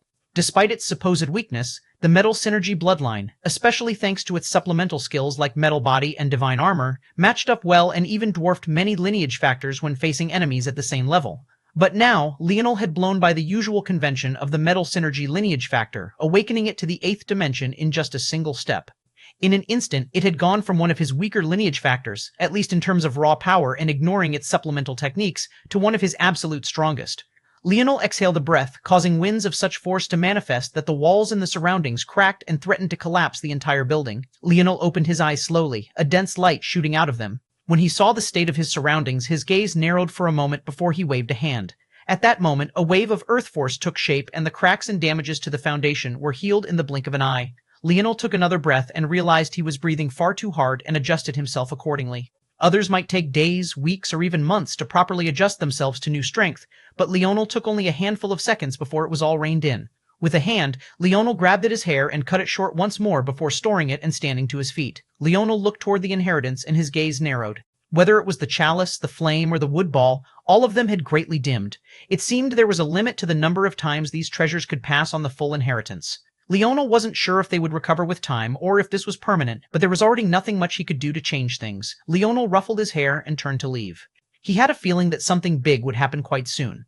Unfortunately, this time, it was probably his fault. This change would catalyze a lot of things to happen on a faster timeline than he thought might otherwise happen. This was fine, though. Now he felt even more confident about certain things. Even on a slower timeline, there was no guarantee he would be able to reach this level of strength. Prent. As Leonel thought, the sudden burst of an aura that transcended anything they had ever felt before coming directly from the Morales family had made many feel as though they were standing on tenterhooks. It only made things worse that Leonel's appearance had completely stabilized the situation in Earth's territory, ruining any chance outside influences had to take advantage of the situation. The momentum of the Morales family felt too fierce. Not only did the races outside the human domain want to stifle it, but so too did even humans themselves. As Y-Star Order had said, humans were simply too divided. In such a volatile world, any other race facing this sort of existential crises would have long since come together. In fact, this wasn't just speculation. Not long ago, something very similar had happened to the Dwarven race after their first 8th-dimensional world appeared. They had pulled themselves together and fought tooth and nail before succeeding in defending their territory. And what were humans doing? They had yet to pick out a leader. Earth was on the verge of entering the 8th dimension any time now, and it was already obvious that other races were making their moves. But they were more worried about the Morales family gaining too much power too suddenly. Within the Atazi family, Orinik sat in a courtyard sipping some tea. To his side there was Richard and an unknown young man, or at the very least, he was unknown to most of the world as he had only just come onto the scene. He was none other than the current head of the Eamon family, Montero. They all looked up into the skies when they sensed the aura, their expression frighteningly serious. They fell into silence for a long while, no one speaking for as much as half an hour, until an attendant ran in and respectfully handed Orinik a summary report. When Ornick finished reading, he passed it to the other two and smiled lightly. It seems that this time came sooner than I thought it would. We just need to make a subtle little push. What do you intend to do? Montero asked. It's simple, really. The Morales family needs to be knocked down a peg. Leonel Morales needs to be knocked down a peg. Earth needs to be knocked down a peg. There's just one obvious choice, the heirs wars. Richard and Montero frowned. Seeing their reactions, Orinic chuckled. You two look at the heirs wars too simply. This isn't just a stage for the Morales family to pick a successor. Why do you think the Constellation families do not participate? It's because they too know that it means more than just a few juniors fighting it out. If the Constellation families participated, it wouldn't just be a friendly clash to pick out the heir with the best future potential. It would instead be a domain war of the human domain. The hearts of the two men skipped a beat. So you want to? Well, we don't really need to do much at all. We just need to plant some seeds. Despite the talent of the other heirs, the one everyone fears the most is Leonel. If the Morales family ends up in his hands, it won't be long before the human domain is ruled by them, and there are too many who don't want to see that day come. You want to force the Morales family to hold the heir wars ahead of time. Orinic's lip curled. Just the act of holding it before they want to will be a slap to their face. It will slow their momentum and humiliate them on a world stage. In addition, because Leonel has yet to enter the 7th dimension and lost 20 years of preparation, his loss is almost guaranteed. Once he loses the right to lead the Morales family, well, haha, I will keep some things to myself for now. Will the Morales family bow to such pressure, though? Richard asked. You're still too naive, Orinic laughed. There is no absolute power in the human domain, even in regards to the Morales family. Will they bow their hands? Haven't they done so already once before? Why do you think Velasco isn't the patriarch of the Morales family right now? You can't really believe he just didn't want such power, right? The eyes of the two young men opened wide. The two couldn't help but look toward one another, seeing the clear shock in one another's eyes. Percent in a distant place across the universe, Velasco looked up from teasing his wife, his gaze narrowing. In the end, in a rare moment of solemnity, he sighed. However, his sigh had nothing to do with the pressure the Morales family would soon face. That demoness sunk her claws into my son? His gaze became frighteningly cold. He didn't sound like a man that was ignorant of the Silver Empire's inheritance at all. But oddly enough, he didn't seem to be worried about Leonel using it either, and yet he was enraged. No, more accurately annoyed. As for why, maybe only he and a select few knew. Chapter 1843, Pretentious. Chapter 1843, Pretentious, 1843, Pretentious. The Morales family was incredibly complex in structure. One didn't need to be a genius to understand this. Just knowing that they had over 1 billion youths born into the Nova generation was enough to necessitate this. Also, these were just the number of youths that had awakened at least one of their lineage factors and couldn't represent the total number of youths born into this generation as a whole. If there were so many born into just a single generation, then it was all too clear just what kind of scale the Morales family was. 1. Things only became more complex in recent times due to the 20-year time dilation. Because of the circumstances, the next generation of youths, the post-Nova generation, had already been born. Usually, these youths would be gearing up for their own heir wars in just another decade or so, but they had ended up unlucky in this regard. With the Nova generation having yet to claim its patriarch, the post-Nova generation might never get a chance to. It also didn't help that while the number of heirs to the Nova generation was much larger than previous years at 7, the post-Nova generation actually had even more, with 9 awakening 2 lineage factors. To the Morales family, this was actually a good problem to have. With so many talents, the elders spent their days smiling so wide that their wrinkles seemed to have entirely smoothed out. But to the rest of the world, this was just another item on the checklist of reasons the Morales family had to be suppressed. Their momentum was too great, and it only seemed to be growing more and more every day. Orinic was a lot of things, but a fool wasn't one of them. At the very least, he was correct that there was only so much idling the remainder of the human domain would continue to do, and Leonel would seem to be the catalyst for many of these things. The current patriarch of the Morales family was a man who went by Alejandro Morales. He was the father of First Nova, Ataworth, and a man known for his calm temperament and even-keeled approach to things, a far cry from the usual madmen the Morales family placed in power. It could be said that it was thanks to Alejandro that the Morales family hadn't been dissected by their enemies. His calm approach to diplomacy had eased a lot of the tension and bad blood that had been caused by the previous heir war. There was no doubt that he was a well-respected man who didn't easily display his emotions on his face, but on this day he had a dark cloud hanging over his head, both figuratively and literally. Those who thought of Alejandro as a calm and even-keeled man had never met him in his youth. He had been forced to train himself to control his temper because whenever he lost it, a black cloud would appear above him just like this one. If those in his vicinity were lucky, he would be able to keep it to this relatively small and miniature size. If they were unlucky, or rather were stupid enough to keep provoking him, this dark cloud would spin entirely out of control and destroy everything in its path. Alejandro had a very rare weather control ability index, and he had elevated it to tier 4, which allowed him to create his own atmosphere. This meant he no longer needed to rely on the atmosphere of a planet or a moon to display his ability index.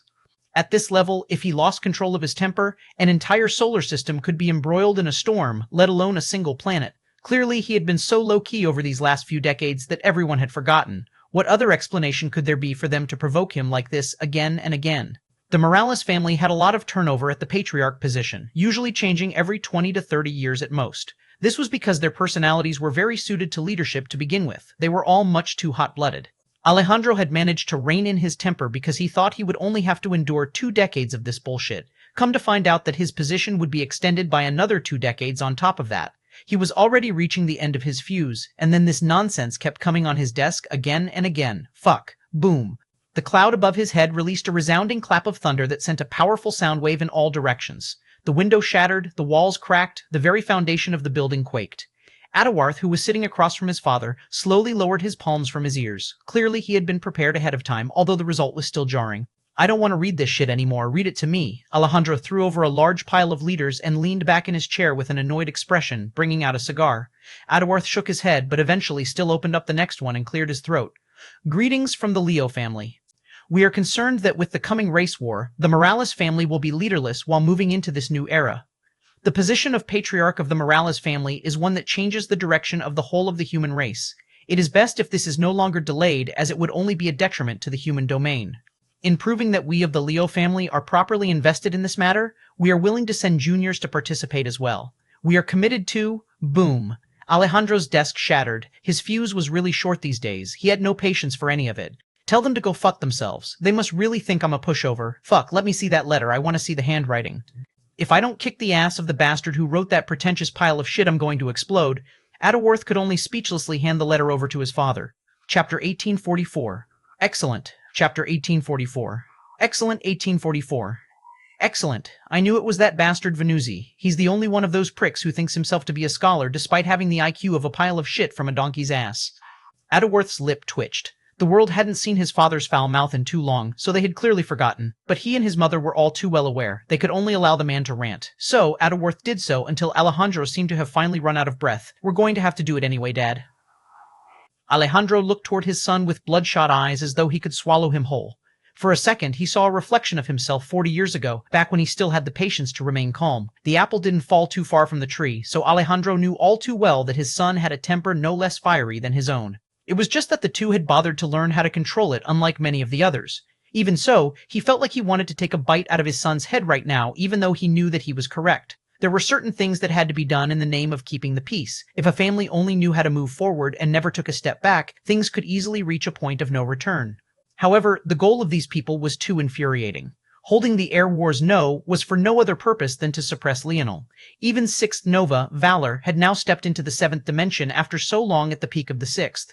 The youths of the Cataclysm generation were also taking that step one after another. The only one at a decidedly cruel disadvantage was Leonel. This was infuriating on multiple fronts. For one, the Morales family had no desire to suppress one of their own. And secondly, these actions were like the world saying that his own son was inferior. Even if he was inferior to Velasco, did his son not get a chance to at least prove himself before the world decided that he couldn't match up to the former son? This enraged Alejandro just as much as anything else. But even a step beyond this, it was clear that the greatest goal here, especially with the Constellation families insisting on taking part, was to kill Leonel. Even in the case that they didn't kill him, it was to at least knock him down a peg, to crush his confidence, maybe even to do him harm that he couldn't heal from, to cripple him. This was the underlying motivation of all of this, and they were asking Alejandro to sanction it.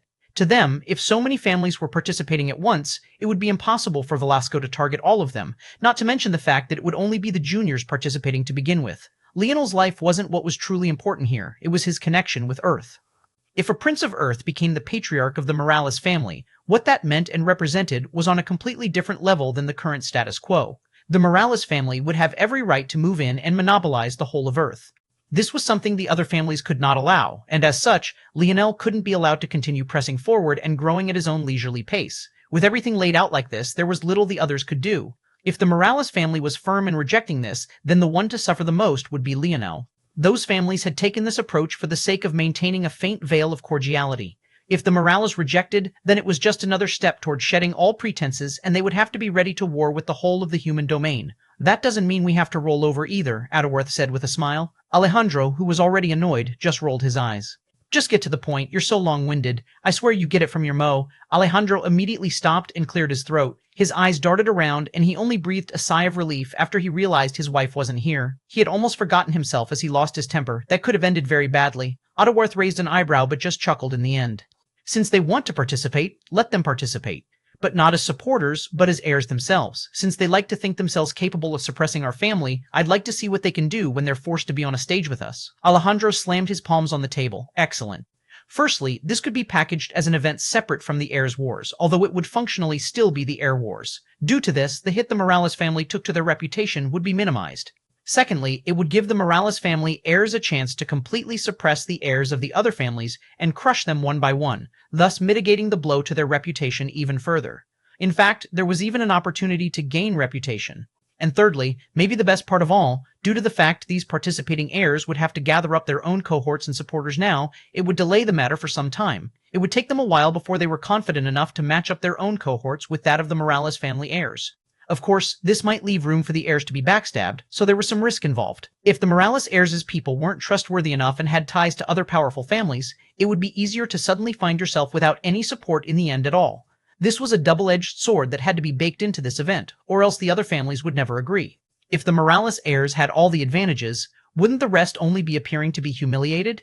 It seemed that during his reign, the world had forgotten to fear the Morales. In that case, Alejandro would let the juniors remind them first before the old fogies like himself stepped in. Chapter 1845, Arrogant. Chapter 1845, Arrogant. The reply of the Morales was surprisingly calm, but the reaction to it was anything but. There was only one word the human domain had to describe it: arrogant. The release Alejandro made was quite simple. He accepted the terms of the other families. He said that he would happily welcome the families of the human domain to participate in their Heir Wars. In fact, he was a bit surprised that none had ever requested to in the past. He felt that the youths of the human domain could have learned a lot from their previous generations, and he was happy that they would finally start with the Nova generation. These words alone were a clear gauntlet thrown. He might as well have stepped out and slapped each one of their faces individually, and yet he had done it with a genial smile on his face and without the slightest hint of anger in his tone. However, this was only the very beginning. Alejandro's statement continued. In commemoration of this change, the Morales family had decided to change things up. They would open up the Heir Wars zone to all of the heirs of the human domain. Anyone, regardless of background, could sign up to be an heir. The only requirement was that one had to display strength equivalent to a sector-ranked disciple of the Void Palace, and had to have at least 3 seventh-dimensional existences willing to subordinate themselves to you. The only other catch was that these seventh-dimensional existences could not be older than 100 years old. Just these rules alone cut off the path of many people. It had to be remembered that Richard was already in his 70s when Leonel first met him, and yet he had only been at Tier 9 of the 5th dimension. In addition, he had been in what could be considered a family at the very pinnacle of the 6th dimension. So, these rules cut off the opportunity to a lot of people. But from the very beginning, the Morales were only interested in teaching the families capable of pressuring them a lesson. This wasn't a free-for-all. The Heir Wars zone wasn't just a place of battle, it was also one of the Morales family's greatest resources. This couldn't be casually opened up to outsiders just because. In his concluding statements, Alejandro said that this would be the first domain-wide Heir Wars in their history, so he hoped that the other families would show their sincerity. As rewards, the Morales family would be putting up not only their various body-tempering pools on the line, but they also placed a chance to meditate within their Holy Land as one of their top prizes. This news alone unleashed a reign of chaos. Everyone knew that the Morales family body-tempering pools were the best in the whole of the human domain, and maybe even in the whole of the universe. They were divided into several grades. There were their common pools, their elite pools, their divine pools, and finally their transcendent pools. To put into perspective just how valuable these pools were, just take the common pools for example. By soaking in the common pool just once a week, one could reach the 7th dimension in the conventional path in just 10 years while doing no other training. And that was just the common pool. The elite pool could have this same effect in just 1 year. The divine pool could have this same effect in just 1 month. The transcendent pool could allow this result in just a single dip. The shocking value of such a thing didn't need to be explained. While the Morales family only had just 3 transcendent pools, their number of common pools could be counted in the tens of thousands. There was a reason they held nigh untouchable prowess within the human domain. Even so, the body-tempering pools paled in comparison to the Holy Land, or more accurately, the breath of incense one could inhale within the Holy Land. Breathing in these fumes would help one enter a state of enlightenment. Although there would be diminishing returns every time one inhaled these fumes, it was said that during the first time, depending on how deep your immersion, you might be able to break through several tiers at once along the god path. This was akin to the difference between heaven and earth. Leonel breaking through 2 stages at once was enough to leave the Umbra family, who had the Three-Finger Cult as a reference, in complete and utter shock. However, the breath of incense within the Morales family's Holy Land could induce similar results. Usually, the geniuses of the Morales family would delay their first inhalation for the longest period of time possible. The further they could make it first, the more valuable the first inhalation. There were even records of those with the best results crossing 3 and very rarely 4 tiers at once within the 7th dimension. A single tier divide within the 7th dimension, especially along the God path, was even larger than the gap between Tier 1 and Tier 9 of the 6th dimension. And yet, this single inhalation could allow such a chance. The Morales family was very clearly forcing the hands of the other powerful families. They wanted to play games and poke the bear, right? Well, in that case, if they wanted to even have the face to participate in these heirs' wars, they had better bring out the best treasures they had, or else they would be laughed out of the room before they even had a chance to catch their breath. Alejandro had laid down a very heavy gauntlet. In 3 months' time, they would hold a conference on planet Morales to iron out the rules of the domain heir wars. In addition, by then, these families were to have their list of participants and the treasures they would be putting up prepared. The Morales family had made their move, and the chessboard seemed to have been flipped. Chapter 1846, Scorned.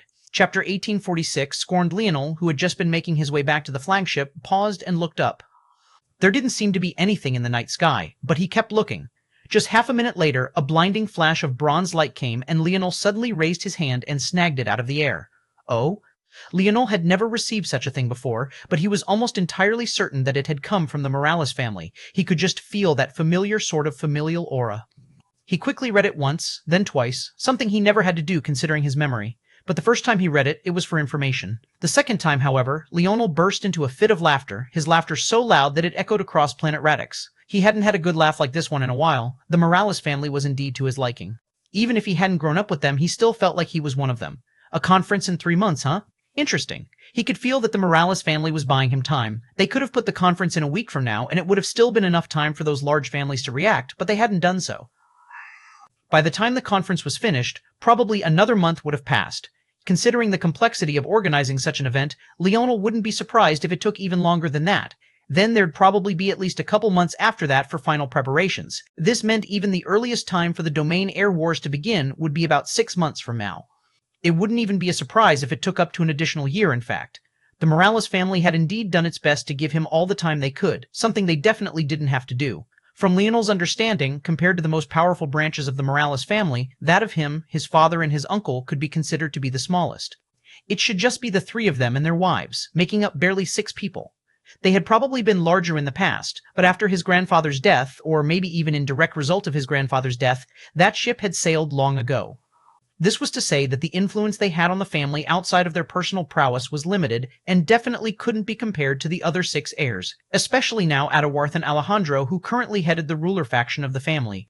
In addition, those other families might think that Leonel was in cahoots with the Morales family to monopolize Earth, but only Leonel and the upper echelons of the Morales knew for certain that this was definitely not the case. To others, it was only natural that they protect Leonel because they wanted those resources, but Leonel knew that they were actually doing this for nothing in return.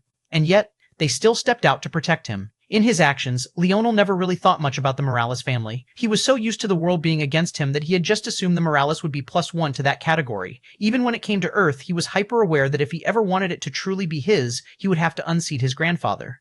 However, today, he realized that the Morales family weren't so calculating with him. They didn't ask him for anything. They simply protected him because his last name was Morales. They didn't need anything more. Leonel felt a hint of guilt in his heart when he thought to this point. Slowly, Leonel closed the letter and carefully put it away. Leonel titled his head up to the skies again and closed his eyes, falling into silence. He wouldn't allow the Morales to be humiliated on his behalf. Since these families wanted to pressure them, he would just have to make them pay a price they weren't willing to. They all knew that the human domain needed to unite against their common enemy, and yet instead of doing so, they were more worried about who would come out on top in the end. Even though Leonel wanted to take the Ascension Empire from his grandfather, did he ever do anything to harm Earth? Even though he wanted the Morales to be under his rule, did he ever harm his cousins? His actions were always measured, and when need be, he stepped out to help even if it was in detriment to himself. However, it was clear to him that the human domain and their powerful families wouldn't be sensible. In that case, there was only one path forward, absolute power. He would crush them one by one until they could no longer raise their heads, and he would start with their little prides and joys. Leonel opened his eyes and his gaze became entirely restrained. At that moment, he looked no different from a commoner youth without the slightest hint of energy leaking from him. With a step forward, he vanished. In the depths of the human domain, there was a particular alliance that was stirred by this, and that was the very one headed by the Oman family, the family who stood maybe in most opposition to the Morales outside of the Swayar family, the Omans, the heads of the Force Crafting Guild alliance. The scorned Queen Beauty had been completely silent in recent decades, not making any splashes more movements. She simply silently went about her business, and the Force Crafting Guild continued to flourish under her rulership, growing silently more powerful every day. Even months ago, when she received news that her record in the Void Palace had been broken, she hadn't made any movements whatsoever. However, when news of the Morales family's domain conference reached her ears, she casually told one of her attendants to prepare transportation for her on that day. For the first time in decades, Cynthia Oman, the scorned Queen Beauty, was going to make a public appearance. Chapter 1847. Thank you. Chapter 1847. Thank you. Leonel appeared on the flagship again and looked in a certain direction before a smile bloomed on his face. Not bad, he thought to himself. He had been paying attention when Raelian first took the demon pill. As he had expected, the process was anything but pretty. For all intents and purposes, he had practically died. However, Raelian was very special for one reason, and that was that his ability index was telekinesis. Leonel hadn't thought about it much before, but after piecing together that Yuri was most definitely a spiritual, he realized that the ability index she displayed was most likely not her real ability index. Of course, it had to be remembered that Yuri's ability index was also telekinesis, or so it seemed. Leonel had posited that there were certain ability index that humans had that were actually just close replications of the greatest strength of other races. There was also a specific category of soul-type ability indexes that gave humans abilities ranging closer to what one might expect a spiritual to have. For example, Y-Star Order's and Aira's immortality ability index was actually just an ability that spirituals are naturally born with. Likewise, telekinesis fell into this category as well. Leonel didn't believe that he was unique. If he could find a method to separate his soul from his body under semi-natural conditions, he believed that other humans could do it as well. They just had to have a certain impetus and a baseline level of talent for it. And, in the case that they succeed, the benefits to their related soul talents would benefit greatly as well. In truth, Leonel's real hypothesis was even crazier than that. He thought there might be a chance that spirituals were just evolved, humans who shed the need for their mortal bodies. But he didn't have any real evidence for such thoughts other than some ability indexes and the fact he could separate his own soul, so he had only assigned about a 3-4% probability of such a thing being real. But now that Raelian had confirmed his hypothesis, that 3-4% had increased to about 11-12%. Raelian looked down at his own hands, an unbelievable power coursing through his veins. As a person with telekinetic abilities, his body had never been very powerful. He could just make it look like it was by using his telekinesis. But right now, he felt like he had been entirely reborn, as though he had risen from the ashes like a phoenix. Months ago, when he first swallowed the pill, he thought he was finished. His body couldn't withstand the impact, and he had directly exploded apart. However, thankfully, a mysterious energy had protected his ethereal glabella from shattering along with the rest of his body. From that point on, whether he succeeded or not was entirely reliant on himself. He was unwilling to give up, unwilling to let his dream go, unwilling to leave Sail behind. She seemed so strong, but she could also be so frail sometimes. She had just finally climbed out from that rut of guilt she had spent years in. He didn't want her to go back into it because of him. So he had held it together. He had scratched and clawed. A mysterious energy had perfectly sealed the room around him, so whether it was his ethereal glabella, his soul, or the energy of the pill that had shattered his body, it was all trapped in an enclosed space. Raelian hadn't had much time to think about it at the time, but he realized after he was out of the danger zone that this had been a great help to him. If someone else heard the commotion and barged in, he would likely be finished and never get the chance. At the same time, because the energy was restricted to a relatively small region, he was able to slowly gain the ability to use his telekinesis to reel it in and force it into his control to begin reforming his body.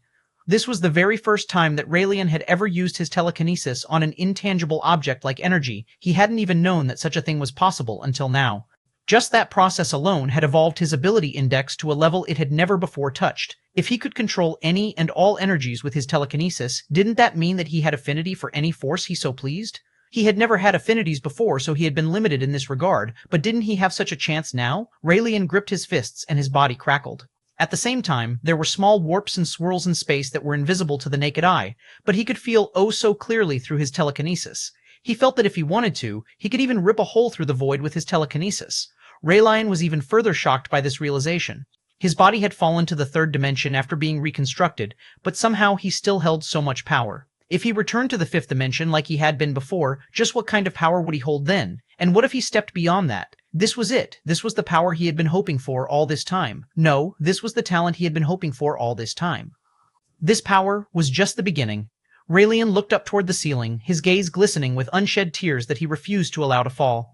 He gripped his fists harder and harder until the droplets that fell were crimson as opposed to a salty teardrop of emotion. He exhaled a slow breath and stood to his feet. He had to increase his dimensional level as quickly as possible to allow his body to catch up to his soul.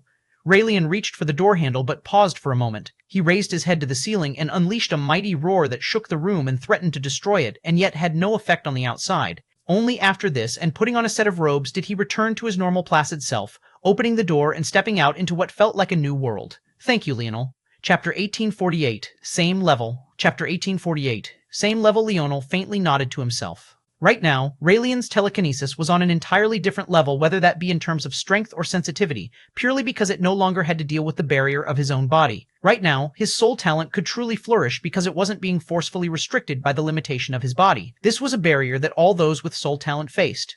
Because the soul was fused with the body, one would inevitably hold back the other. Just by separating them, Raelian underwent a qualitative change. But by also increasing the strength of Raelian's body on top of that, his future potential had been completely rewritten and evolved. The current Raelian, especially due to the fact he had reconstructed his body as a citizen of Earth, had gained an extraordinary amount of benefits that would only continue into the future. As things stood now, Leonel believed that he was only a step or two below the Cataclysm generation in terms of strength, and if he practiced again and entered the sixth dimension, there should be minimal differences between them. If Raelian took a step beyond and continued to seek out power and entered a unique god path of his own, then the benefits could only be said to be extraordinary.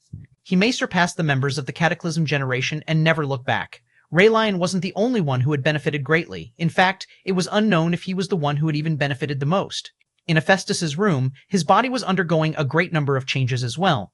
But unlike the others, due to his ability index, Hephaestus's ability to assimilate and benefit from the demon pills was on another level entirely. While everyone else needed to restructure their body or improve their foundation, Hephaestus was just restructuring himself. He was becoming a demon.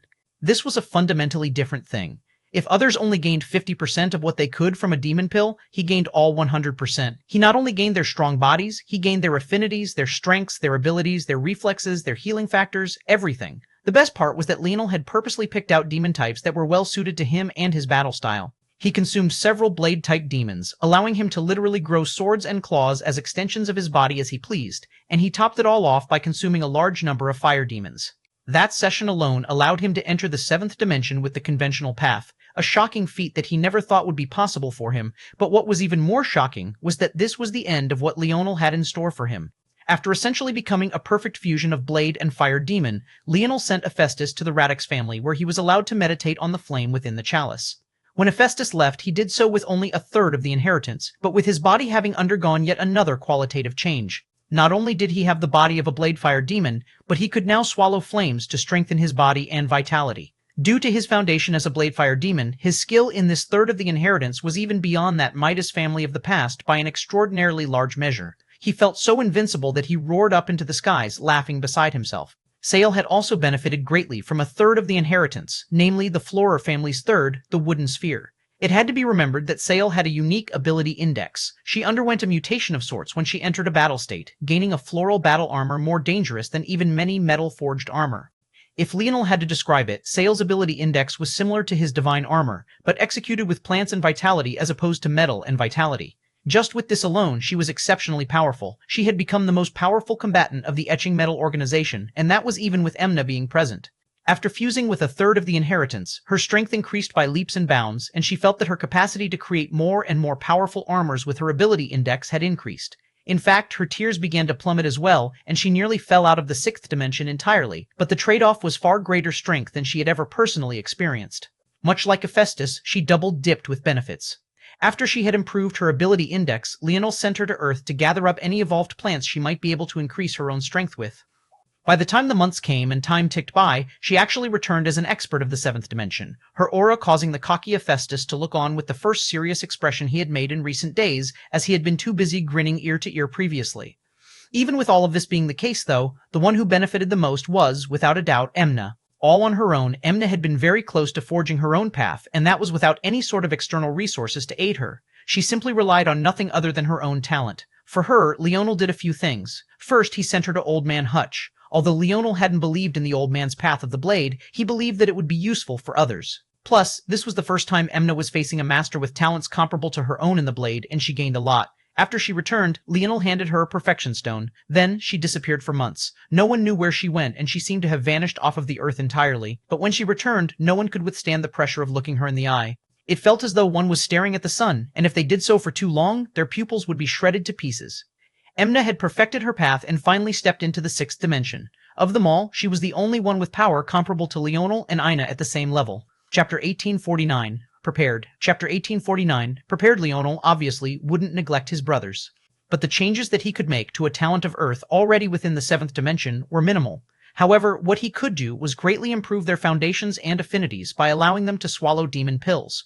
His brothers had their own thoughts on things, and Leonel didn't underestimate the progress they had made on their own. He no longer tried to guide them, he simply gave them resources and they used them as they deemed fit. Leonel had quite a lot of trust in them, and he believed that they would give him a pleasant surprise when the time came. He gave them all focus crystals, which could help increase their affinities. Then he scheduled time for everyone to use the perfection stone. Now that there was only a small amount of time remaining, Leonel reminded them to train hard, but to also think of rest. When there was only a month remaining until the Air Wars, he wanted everyone to focus on relaxing first and worry about everything else later. With everything on the right track, Leonel prepared to enter seclusion himself to wait for the tribulation to begin. But before he could, his cousin came to visit him. Leonel smiled. "Noah, I'm glad you're doing all right." Noah smiled a bit bitterly, but he still shook his head. "I should be thanking you in saying that. It's good that you made it out of the zone. I wouldn't know what to do with this guilt if you hadn't." Leonel laughed. "It's not that big of a deal. That zone wouldn't be able to hold me for long anyway. So what brings you here?" Noah's expression turned serious. "I wanted to tell you personally that I won't be able to help you with the Air Wars. I've committed to staying on Earth and dealing with anything that might come. Imperial Grandfather can't always take action personally for reasons that I'm not sure of, but I trust him enough that I know he has good reasons. I'm not as good as you, but I still have an obligation to Earth and its people first." "Oh, is that all? Why do you sound so solemn, I understand?" Leonel chuckled. Despite Leonel's demeanor, Noah sighed in a hint of relief on one end, but a hint of bitterness on another. Somewhere deep inside, he wanted Leonel to want his help, but Leonel's confidence in moving forward without him left him feeling complicated. Noah shook his head. His thoughts right now were childish. They were both grown men now, and although their relationship had started off a bit rocky, it could be considered to be in a good place now. Noah hadn't had many true friends growing up, but Leonel could truly be considered one now. Noah nodded heavily. "Then I'll stay here and protect our empire on this front, and you can go out there and show them who's boss." Finally, Noah smiled, a rare thing from him, but a genuine thing nonetheless. He felt like a weight had been taken off of his shoulders. Leonel grinned. "Of course." Leonel saw Noah off and finally got some time to himself. Now that everything was set, he felt a bit odd. He wasn't used to being so prepared. Things usually came flying at him from all directions, and he was forced to deal with them while more things were coming in overhead. It could be said that a Leonel with preparation time was exceptionally dangerous. Too dangerous. Leonel closed his eyes and entered a state of meditation. He calmed his breathing and allowed his mind to rest for the first time in a long while. Leonel didn't know how long had passed, but when he opened his eyes again, he found himself sitting on an elevated platform in the depths of a force. When he tried to stand, the platform vanished and he was gently deposited onto the ground. It started just like that? Not even a hint of warning either. Leonel looked down at his hand and he found a familiar wooden spear in his hand. It was the very first spear he had ever gotten from the spear domain ring, and one he thought had long since been destroyed. It was the somewhat crooked and handcrafted wooden spear of the primitive man. Leonel looked down at himself, and he found that he was almost naked outside of a beast-skin skirt that allowed a decidedly clear draft up and between his legs. He could feel his manly bits dangling about in the wild. Clearly, whoever crafted this beast-skin skirt had no sense of modesty. Leonel shook his head. Did he get transported into the body of another primitive man? No, that shouldn't be right. He was definitely in his own body. He would be able to tell the difference. It seemed that he was just transported to an odd time. But what was the most peculiar was that all of his strength had vanished. He couldn't access the abilities of his metal body, and his skin's defenses weren't much different from a normal man. Whether it was speed or strength, he was within the realms of a third-dimensional man now. In fact, other than his mind being somewhat sharper, his ability index seemed to be restricted as well. Leonel looked around, wondering when the other foot was going to drop. Where was the danger, the challenge, the enemy he had to face? But even after several seconds of standing around doing nothing, nothing came. So this tribulation isn't a challenge like the Emperor's Might tablet, for example. It's more like a zone? Leonel frowned. The trouble was that he didn't have his silver dictionary and none of his treasures were with him. And, with his ability index all but gone, he had no way of sensing the rules and restrictions of this zone via normal means. Leonel looked in a certain direction and moved toward it. Since there was nothing to go off of, he couldn't just stand in place and do nothing. Chapter 1850, Unexpected. Chapter 1850. Unexpected Leonel found himself feeling quite uncomfortable. Using his eyes and ears like a normal person, not to mention continuously turning his head from left to right, was annoying him. He never had to put so much effort into paying attention to his surroundings. Ever since the metamorphosis had descended, he had been able to escape such a mundane fate. Unfortunately, he had no choice but to do so now. Without an understanding of where the danger may or may not be coming from, and while being in a completely unknown environment, not being at least this cautious would be a death wish. Leonel's step suddenly came to a grinding halt, and he ducked behind a tree for a moment before scampering up its side as though doing his best to impersonate a squirrel. He swung himself up and landed lightly, his eyes darting above before he suddenly froze in place. Without hesitation, Leonel leapt onto a higher branch, moving as far up as it would allow him before swinging to a tree to its side that happened to be taller and moving up even further. At that moment, what had been subtle rumbling became deep and resonating. As Leonel held his breath, the shaking of the ground became more pronounced, and the tree he was perched within began to sway back and forth more fiercely, threatening to knock him off of his perch. Even so, Leonel held on tightly, his lips sealed tight and his chest not moving in the slightest. At this moment, he didn't even dare to breathe as the creature passed below. When it finally entered his sight, Leonel's pupils constricted. The beast couldn't have been more generic. It was just a saber-toothed tiger, but that wasn't the problem. This saber-toothed tiger was 5 meters long and 3 meters tall. To make matters more astonishing, its every bound was several hundred meters, a distance that would definitely have been further if not for the thick trees around it. But even more astonishing than that was its weight. With the way it moved, so quickly and so agilely, one would have never expected it to land with such force. The entire forest ground seemed to quake beneath its movement. The saber-toothed tiger zipped by Leonel, not noticing him, but its aura continued to linger in the air, coating Leonel's skin with a faint sheen of sweat. Leonel's senses might have been dulled without his ability index, but his instincts were still there, instincts he had been honing ever since he unlocked the primitive man's life and experienced what he had experienced. He knew with just a glance that in his current state, he didn't stand a chance against that saber-toothed tiger. If he had allowed it to sense him, he would probably have lost his life right here and now. Large beasts weren't something that Leonel had ever seen before. No, more accurately, he had never seen them outside of that zone. In the dimensional verse, creatures, no matter how powerful they were, fell within a normal range of size. Little Blackstar was a prime example of this. It wasn't until that zone he had seen a creature with a wingspan of dozens of meters. Regardless of why this was, this place definitely had creatures that were not only extraordinarily powerful, but also exaggerated sizes. Battling them would be incredibly difficult, especially when restrained to this stick they called a spear. At some point, if the creatures reached a size that was too large, even his most powerful of strikes would be nothing more than paper cuts to them. To make matters worse, if they managed to keep the kind of speed that saber-toothed tiger had even as their sizes increased, he might as well pack his bags now and go home. Leonel's gaze sharpened.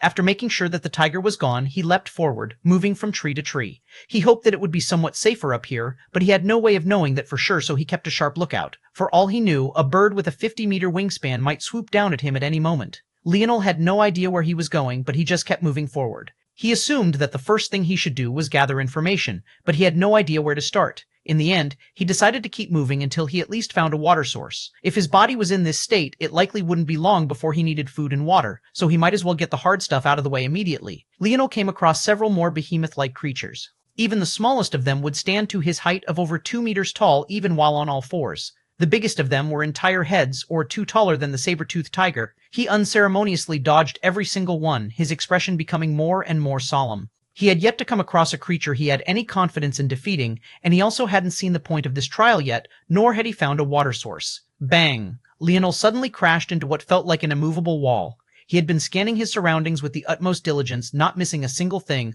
only for him to suddenly run into an invisible force field. Leonel was so caught off guard that he fell out of the tree he was in, catching the attack of a creature below.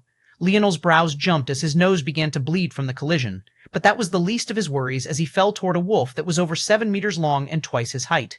Quickly trying to regain his bearings as he fell through the air, Leonel threw a vicious kick at a nearby tree trunk, just barely managing to get a solid hit on it that sent him flying toward an adjacent tree. He grabbed onto a tree branch and swung himself upward, a cold wind just barely nipping at his ankles. Leonel didn't need to look to know that it was the wolf that had swiped a claw at him just now. His heart leapt into his throat. He felt like someone was messing with him. How could a force field come out of nowhere? And what the hell was it doing in the middle of a forest? No, more importantly, how was he going to survive the bloodthirsty wolf below? Chapter 1851, PCHU. Leonel's jaw steeled. He realized that, without his ability index, his ability to remain cold and analytical had dampened quite a measure. It was an odd experience for him, as he had had this ability with him for as long as he could remember. Even back on Earth, when it was still in the third dimension, he could tap into it, but now it was entirely suppressed.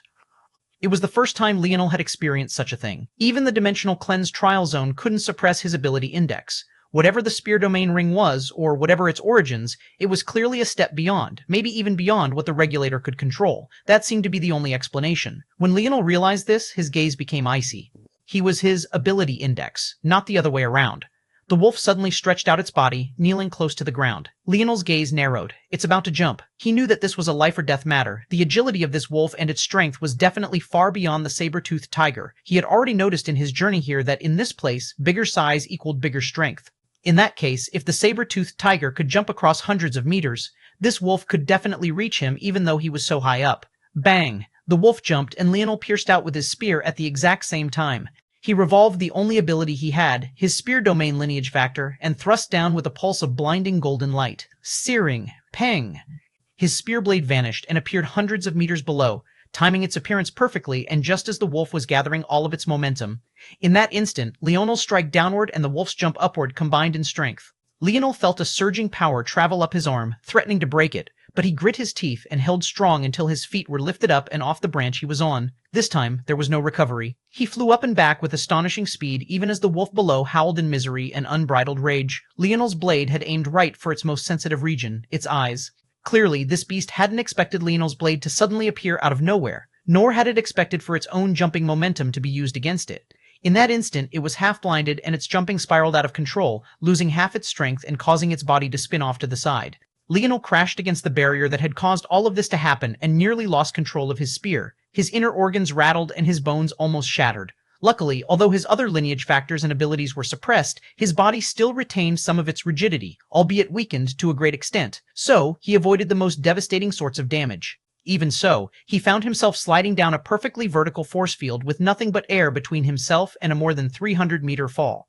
Leonel didn't even look back toward the force field. He knew that his crashing up against it had also knocked him out of range of using it to propel himself to another tree. So, instead, he looked toward the spiraling wolf and pierced out again. His strike was cold and precise. He had realized a few things in this short exchange. The first and most obvious was that his spear domain lineage factor was indeed his greatest reliance, and it could, indeed, pose a threat to these creatures, no matter how minimal. Second, these creatures lacked any sort of real intelligence, at least not any comparable to higher dimensional creatures or humans. At the very least, this was true for the ones he had come across until this point. Third, he wasn't helpless. These were things he probably would have realized instantly if his ability index and split minds hadn't been locked away. But even so, it was a realization he was happy with nonetheless. As the saying went, better late than never. Leonel's strike landed perfectly on the spiraling wolf's other eye, blinding it completely as it howled in sheer madness and malice-laced fury. Its claws and tail lashed out in all directions, just hoping and praying that it could hit Leonel just one good time. It knew that the human that had done this to it was fragile and weak. Just one hit would end his puny life. Unfortunately for it, Leonel had used the rebounding momentum of that strike to land in another tree while it fell heavily into the ground. Even so, the wolf's claws and tail spun around with such fierce momentum that it left blade marks in surrounding trees without even physically touching them. The prowess of this wolf was simply off of the charts. Even with his success, Leonel's expression was solemn. He had put his everything into those two strikes, and had even attacked the wolf's most sensitive and fragile region, and yet he hadn't managed to kill it. Even the flesh of the wolf's eyes were so sturdy that he barely managed to pierce in a few inches. He couldn't even imagine what would have happened if he targeted another part of its body instead. Leonel braced himself. He knew why. He was too far away. If he wanted to take this behemoth down before its tantrum called any more beasts over, he had to get closer. Leonel ripped off a tree branch and threw it in a direction after coating it with spear force. Peng! The instant the wolf turned in that direction, Leonel swooped down from the skies, his movements fast and agile. He landed without the hint of a sound, ducking beneath the swinging tail of the wolf beast and piercing out with his full might. PCHU. The eye of the wolf was punctured again, this time by a half-foot. Leonel jumped back, dodging out of the range of a claw strike, but even so, the residual force shredded the skin of his chest apart. Leonel knew that he had been located by the wolf just now. He had underestimated its senses. But even so, he unleashed a roar, thrusting again with his greatest strength. The golden crown of a spear appearing upon his forehead and his aura caused the wind to still. Chapter 1852. Image. Chapter 1852. Image. Bang. Leonel was rocked. He was sent flying into a tree with such force that he nearly cut it in half. Even so, he felt that satisfying feeling of his spear piercing through truly tender flesh. No matter how powerful the wolf beast, there was no way that even its brain would be so fortified, right? The last mournful howl of the beast echoed as Leonel's head swam. He nearly lost consciousness, but he bit his tongue. He couldn't afford to lose his mind here. Leonel coughed up a mouthful of blood and stumbled once before pushing himself to his feet and nearly falling to the ground again. Damn it, he had a mild concussion and all the wind was knocked out of him. In fact, he was also pretty sure that he had cracked a few ribs as well, not to mention the ugly gashes on his chest now. It was lucky, though, that the latter were just skin deep. But even so, in this environment, and considering his body was back in the third dimension, this kind of injury could kill him if he didn't deal with it properly. Wouldn't it be too pathetic if he lost his life to an infection after having already become a sixth-dimensional existence? Even back in third-dimensional Earth, people almost never died from such things. Technology had gotten much too far. Leonel stood weakly to his knees and thought about running, but he shook his head again in a vain attempt to clear it. He knew that he needed to understand what was going on with that barrier first. Why had it appeared? Why was it there? And why was there not even a single warning? Leonel rushed up to the barrier and pressed a hand against it. He couldn't pass through no matter how hard he pushed, and the barrier showed no signs of giving in.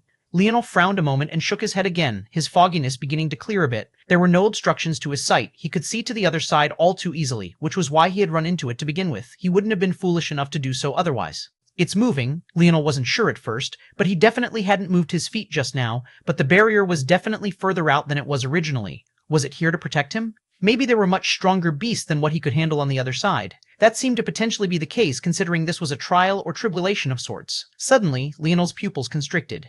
On the other side of the barrier, what must have been at least a few kilometers out, he actually saw another human.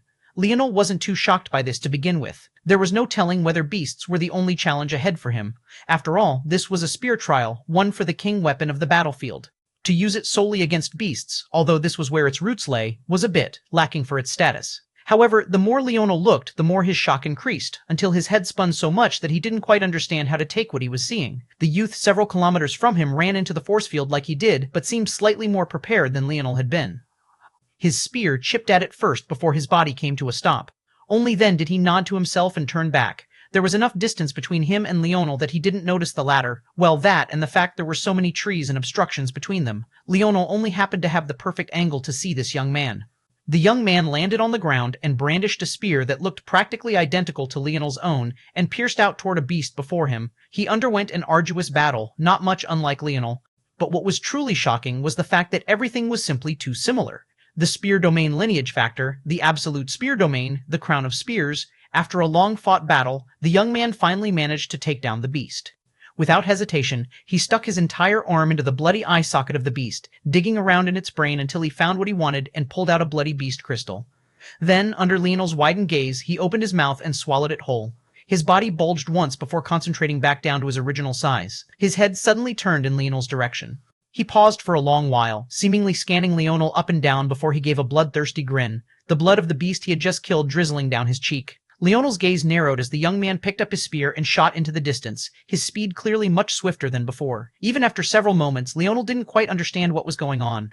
This situation was far too weird. Leonel's heart shuddered, and he realized that he had wasted far too much time here. At any time, a swarm of beasts could be attracted to this location. He couldn't allow himself to get caught with his pants down like that. He turned back, prepared to run away. What was obvious to him was that soon enough, if those barriers kept moving, his barrier would eventually overlap with that young man's, and maybe even the barriers of other humans that may or may not be here. Obviously, his only opponents this time around wouldn't be human. He didn't know what it would take to perform to the standard his grandfather of the past had, or even surpass him, but there was no doubt that doing so would require battle with his fellow humanoids. Leonel's steps suddenly came to a pause, and he shot back toward the wolf's corpse. He mimicked the actions of the young man and dug into its eye socket. He hesitated for a moment. There was no telling if that young man was special or not.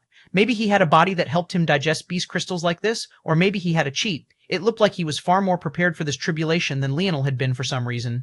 This wolf had no attributes to begin with, and it's not like absorbing beast crystals and unheard of. Leonel grit his teeth and swallowed the beast crystal, knowing full well just how foolish such a decision could be. But as things went, he had minimized the danger as much as he could. What he did know for sure was that if he couldn't improve his strength like that young man could, his only path forward was death. In that case, he might as well take the risk now. To Leonel's surprise, the moment the beast crystal hit his stomach, his body was flooded with strength. His brain fog, caused by his concussion, completely vanished. The cracks to his ribs healed, and the flesh wound to his chest began to close up. At the same time, his baseline of strength increased by leaps and bounds, and he could feel himself growing more powerful. Leonel gripped his fists. It seemed that the beasts here weren't just a measure of whether or not he could survive, they were here as stepping stones to prepare him for the later trials. If he wanted to survive, he would have to hunt them all down. Brandishing his spear, Leonel dashed forward. His mind flickered with all sorts of thoughts, but they ultimately landed on just one image. The image of the ring on that young man's finger, the spear domain ring. Chapter 1853, Queen. Chapter 1853, Queen. 1853. Queen Leonel didn't understand what the existence of that young man and the ring could possibly mean. In fact, he doubted that even if his ability index wasn't restrained that he would be able to figure it out. He simply didn't have enough information and everything was a jumbled mess. What Leonel did feel was correct, though, was that that young man probably wasn't the only one. He had only checked one side, and he presumed there was an entire region barred in around him. In that case, there were probably several other regions just like this one. If he was honest, though, he wasn't 100% certain of this either. For all he knew, they were the only two. Without his ability index, Leonel couldn't calculate something as complicated as how long it would take their two regions to become one, but what he did know was that there was a time limit. This was why he didn't waste time running along the barrier to check his hypotheses. He only had one life and he had to protect it well, and in this situation, that meant strengthening himself as much as possible and as quickly as possible. Because he didn't have any internal sight to work with, Leonel couldn't just casually blanket hundreds of kilometers like he was used to and hunt down the beasts he was facing one by one, so he had to use other methods. This method is a bit dangerous, but it's the best I've got right now, bait. Leonel extended his distance from the fallen wolf corpse after wiping his arm down to the best of his abilities using its fur coat. Leonel almost cut himself on the sharp bristles of its coat, but thankfully he realized the problem in time and ran his forearm and hand along the grain. At the same time, he made a mental note of this instance. With most of his advantages stripped from him, he had to take advantage of the ones he did have. His abilities and other lineage factors were gone, and his mind wasn't as fast as it normally was, but his memories and skills were still there. If the flesh of the wolf beast was so sturdy, its protective coat was definitely on another level. He had to find an opportunity to craft something more protective than the nonsense he was wearing right now. He might only have access to spear force, but force was still force. So long as it existed, he could use it to draw force arts. When Leonel had this thought, he felt his heart shudder. He had never really thought about the consequences of drawing force arts with other forces outside of soul and dream force, but just now he felt that it should naturally be possible. No, more specifically, he felt that it would be possible with spear force. This was a very clear and distinct difference because weapon forces were somewhat different from other forces. In fact, in some ways, it acted quite a bit like dream force, especially in the way it reacted to artistic conceptions. Leonel felt that he had gained another piece of the puzzle toward formulating the next level of his grandfather's spear technique. The first is here, Leonel thought, losing the strands of his other thoughts the moment he sensed a beast approaching. Unfortunately, in this state, he couldn't focus on more than one thing at a time. But right now, the evolution of his spear force was less important than strengthening his body as much as possible, as quickly as possible.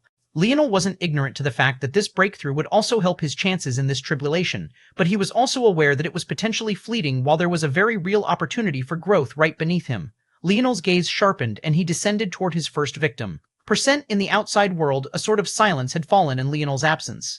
His disappearance had been silent, and yet it was almost immediately felt, almost as though a safety blanket had vanished.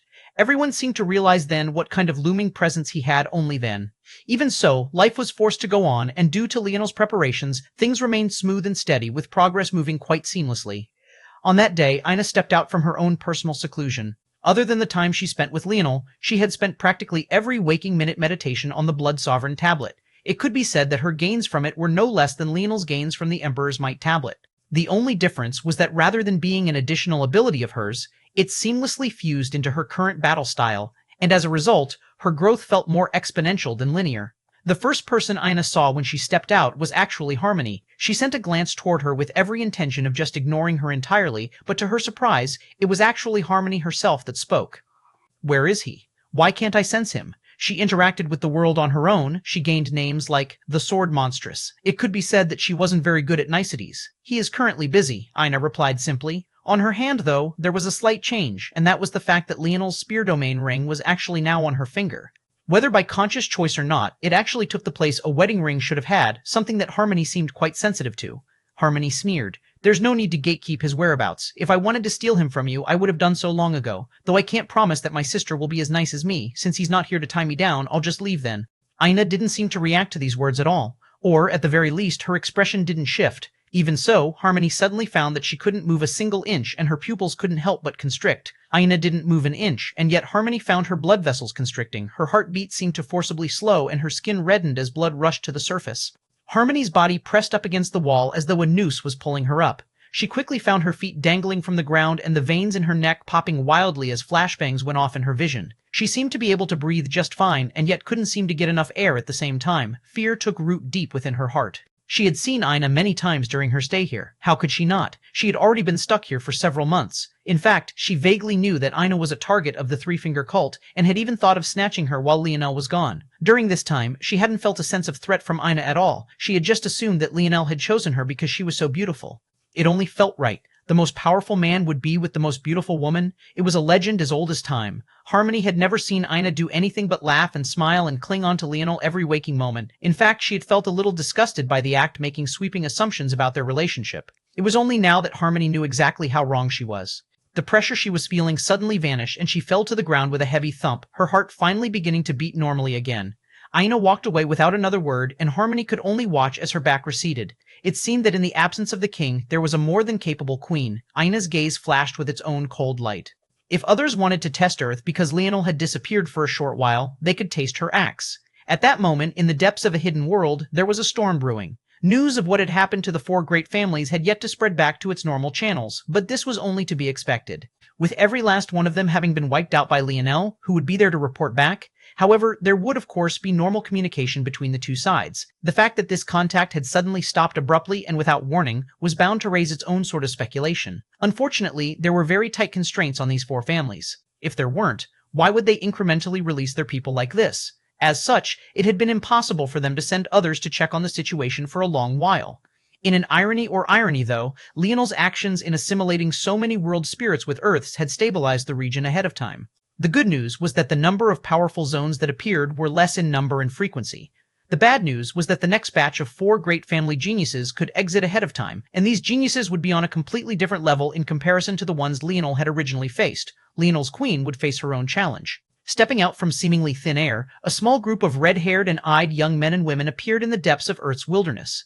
"Our base should be on the moon," one of them said. "We will head there first and question them about the lack of communication." Chapter 1854, 4. Chapter 1854, 4. The Brazingers only numbered 4. Their current head was a woman who went by Sarathana.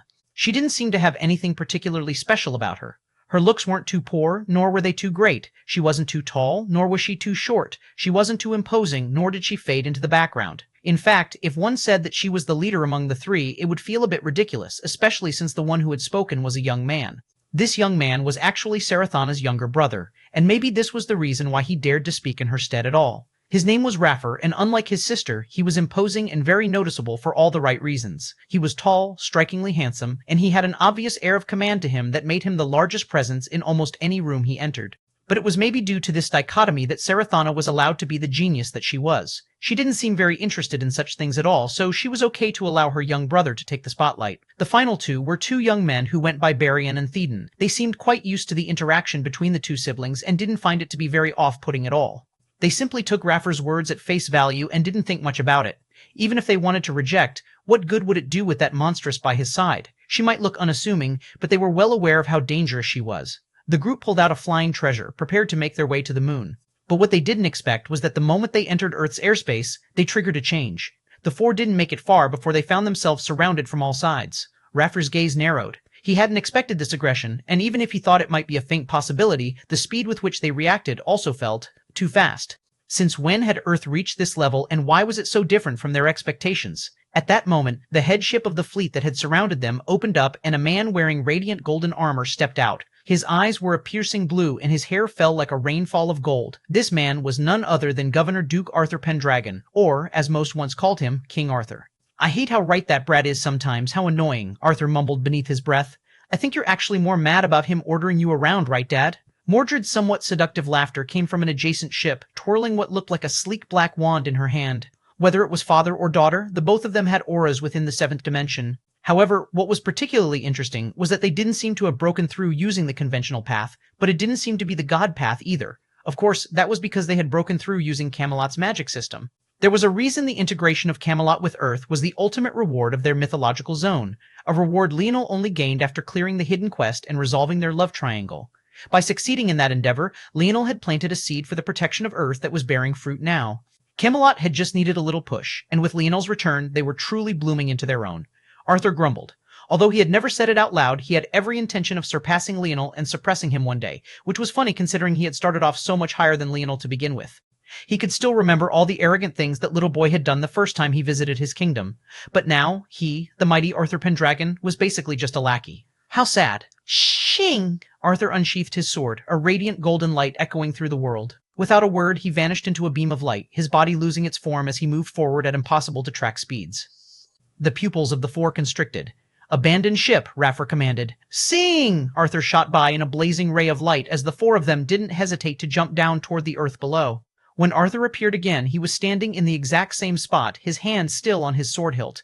For a moment, the flying ship the four Brazinger youths had stood upon seemed to be completely normal, but in the next instant, a blade cut as clean as a mirror's surface appeared, slicing it down the middle. Arthur watched coldly as the four youths fell to the earth below, his aura imposing. However, at that moment, a snort came from his side. "Show off." "You don't get extra points for being flashy, you know, Dad," Modred laughed. Arthur's cool demeanor vanished. He was speechless. Shouldn't daughters look toward their fathers as their superheroes? He actually had superhero-like powers and still couldn't get his daughter to treat him well. Where was the justice? "Follow after them. We can't let them get too comfortable," was the only thing Arthur could say. "It's too late. They're gone." They were likely prepared for a worst-case scenario like this. "I didn't even see what method they used to vanish like that," Arthur's son Leona spoke. "In that case, there's only really two options for them. Either return to their world for reinforcements, or they're going to meet up with the other three families." Leonel said it's most likely the second. "There should be some restrictions on how easily they can move into and out of that world of theirs. The best they can likely do for now is send a message back," Mordred replied. Arthur almost rolled his eyes at the mention of Leonel again, but he didn't say anything to refute it. "Anyway, let the others know what's happened. They're here now, so we have to be ready for retaliation, especially when they've found out what's happened to their people." Chapter 1855, Finite. Chapter 1855, Finite. When Ina received the news, her gaze became frighteningly cold. She moved to stand, but it was Yuri who placed a hand on hers. Ina looked over, her gaze still quite scary. However, Yuri only smiled lightly, seemingly quite used to this. Maybe only she and Leonel could face this look of Ina's. "I know you want to make them pay as soon as possible, but you also have other responsibilities here, no?" Yuri asked softly. Hearing this, Ina took a breath and exhaled. That was right. Currently, she wasn't Ina Brazinger. For all intents and purposes, she was currently Ina Morales. She had sworn to herself that she wouldn't change her name until the Brazinger family most wanted her to have it. However, for Leonel, she was willing to forget that vow for a while. In Leonel's presence, she was allowed to be as willful as she wanted, but in his absence, she had to step into his role. She wasn't as good of a leader as Leonel was, but at the very least, she had to be present. If she went off looking for murder, who would take care of things back here? "You're right," Ina said lightly before she exhaled a final breath and calmed down entirely. She looked down at her ring finger. She had put the ring there purposely to remind herself. It wasn't for the sake of being googly-eyed and in love. That was the furthest thing from her personality. It was an anchor to remind herself not to lose herself in her murderous intent. "Then we'll do things the smart way. Have the Raelian and the others spread out their information network to track their whereabouts. This won't be difficult. Once they gather up support from the representatives they send from the other three families, we'll deal with them all in a single sweep." This was Earth's territory, and the playground they had just stepped into was in Leonel's backyard. If they thought just a handful of people could overturn the skies and shatter the Earth, they would be sorely mistaken. Yuri nodded and began to do as Ina had said. No matter what, ever since their youth, she had always been Ina's guiding hand. Sometimes it was hard to tell if they were a pair of sisters or mother and daughter, but regardless, they were very close. "I'll go speak to the others about remaining alert. Since battle could come at any time, it wouldn't be a good idea to lose themselves in training." Ina stood and began to make rounds through the flagship, her fists clenched and unclenched before her thumb spun the ring on her finger. Even in its dormant state, the spear domain ring gave her quite a bit of warmth. Kay Leonel dodged out of the way of a claw. His body was covered from head to toe in injuries, but his gaze was sharp and relentless. All around him, beasts of all shapes and sizes charged. Compared to the past where he would avoid them even in a one-on-one situation, but it could only be said that Leonel was a madman. This horde wasn't something he had accidentally triggered, but rather something he had triggered on purpose, and at the moment, he had nowhere to take a step back because there was nothing but the force field to his back. As for why Leonel had chosen to do things this way outside of being a madman, well, he wanted to save time. With the force field to his back, he didn't have to worry about being encircled. To his left and right, corpses of beasts were quickly piling up and adding much more to the blockade. All he had to do now was focus on the beasts right in front of him, beasts that seemed to be getting larger and larger. After seeing the young man, Leonel had been constantly thinking about how he could get ahead. The young man's spear domain lineage factor seemed to be on par with his own. His bodily strength was about on par, his weapon was about on par, so how could Leonel get an edge? Usually, the answer to that question was just to rely on his ability index. His mind was sharper, his reactions were faster, and he was simply more intelligent. However, he had completely lost this advantage. While Leonel still felt he was more intelligent than most people, without the benefit of speed of thought and split minds, the margin was too narrow for it to cause any large swings in any one direction. It could be said that compared to other geniuses, Leonel wasn't too much more intelligent than them, or at the very least, it wasn't exaggerated. He was probably 0.1 standard deviations ahead of most geniuses, which wasn't a small amount, but it wasn't obscene either. What stacked this advantage so greatly against his enemies was how many minds he had working at once and how fast he could think. By the time another person deduced using their intelligence once, Leonel would have done so billions of times over. The winner was, then, obvious. However, without this advantage, while Leonel was intelligent still, his application was lacking. Leonel realized that if he continued meandering about, his success after this point would be up to luck, something that was unacceptable to him. So, he decided to force the issue, and he thought about how one would gain an advantage in this situation. His crafting skills weren't enough. Without little Tolly and his dream world, what he could make would be limited in use, and without his ability index, he would be too slow in making them. At best, he would be able to focus on just a single thing before he was forced to face the other participant or potentially participants in this tribulation. He needed a different sort of advantage, or at least a method of maximizing the advantage he did have better. And that was when Leonel thought of it. This was a finite space. Although the force field was moving, it was doing so very slowly, and he had yet to see any beasts crossing the barrier, which meant that they were restricted by the same means he was. In that case, the most important commodity here was actually these beasts themselves. Chapter 1856, a joke. Chapter 1856, a joke. Leonel asked himself a very simple question. What was the measure of success in this place in the rawest terms? He was able to find the answer by making one simple assumption. The goal of this first phase was to swallow beast crystals and strengthen yourself. With that assumption made, the answer was obvious. The measure of success was how many beasts you could kill. In that case, what Leonel had to do was even more obvious, kill as many beasts as he could, and even more ideally than that, kill them all. This was where the importance of the fact that this place was finite came into place. The fact that there was a finite amount of space meant that there was a finite number of beasts. And if there was a finite number of beasts, then logically, to perfectly clear this region, one had to kill every last one of them. So then the question became, how could Leonel use his unique advantages to force this end result? Due to these lines of thought, Leonel ended up in this situation, bleeding from head to toe, still lacking any sort of defenses outside of his own flesh and bone, and wielding a spear so dull it could only rely on his spear force to give it an edge. After finding a good region near the force field barrier, Leonel drew a force art with his spear force that could mimic a force eruption, and now he was paying dearly for it. Leonel drew in heavy breaths, but his grip on his spear didn't slacken. After dodging the claw, he stepped outside of the tiger beast's body and his arm clamped it down to his torso. When the tiger beast tried to twist its head toward him to bite his head off, he sent a powerful punch at its long teeth while still holding onto his spear, shattering them. Blood and tooth fragments rained down, but Leonel had already switched his grip and pierced right through the tiger's eye, mincing its brain to pieces.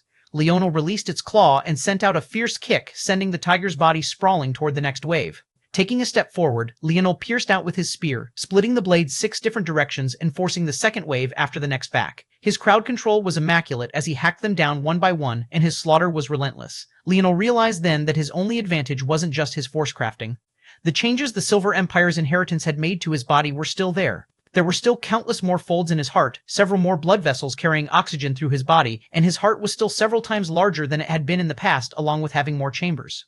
If he could use his mind and spear to force these beasts to fight him 1-on-1 or 2-on-1, he definitely wouldn't be the first to tire. It felt like it only took a single big breath for his body to be refueled and rejuvenated. He continued his relentless slaughter, kicking corpses out of the way from time to slaughter more. He fell into a complete rhythm, and his blade strikes seemed to paint a picture across the skies, his polearm floating as though it was being carried by the wind and caressed by the sun's rays. Silence fell, and the roars of the beasts didn't seem to echo any longer. The melody of Leonel's spear was all there was. The greatest shame of losing his ability index was that Leonel could no longer rely on Dream Class to execute his grandfather's way of the spear.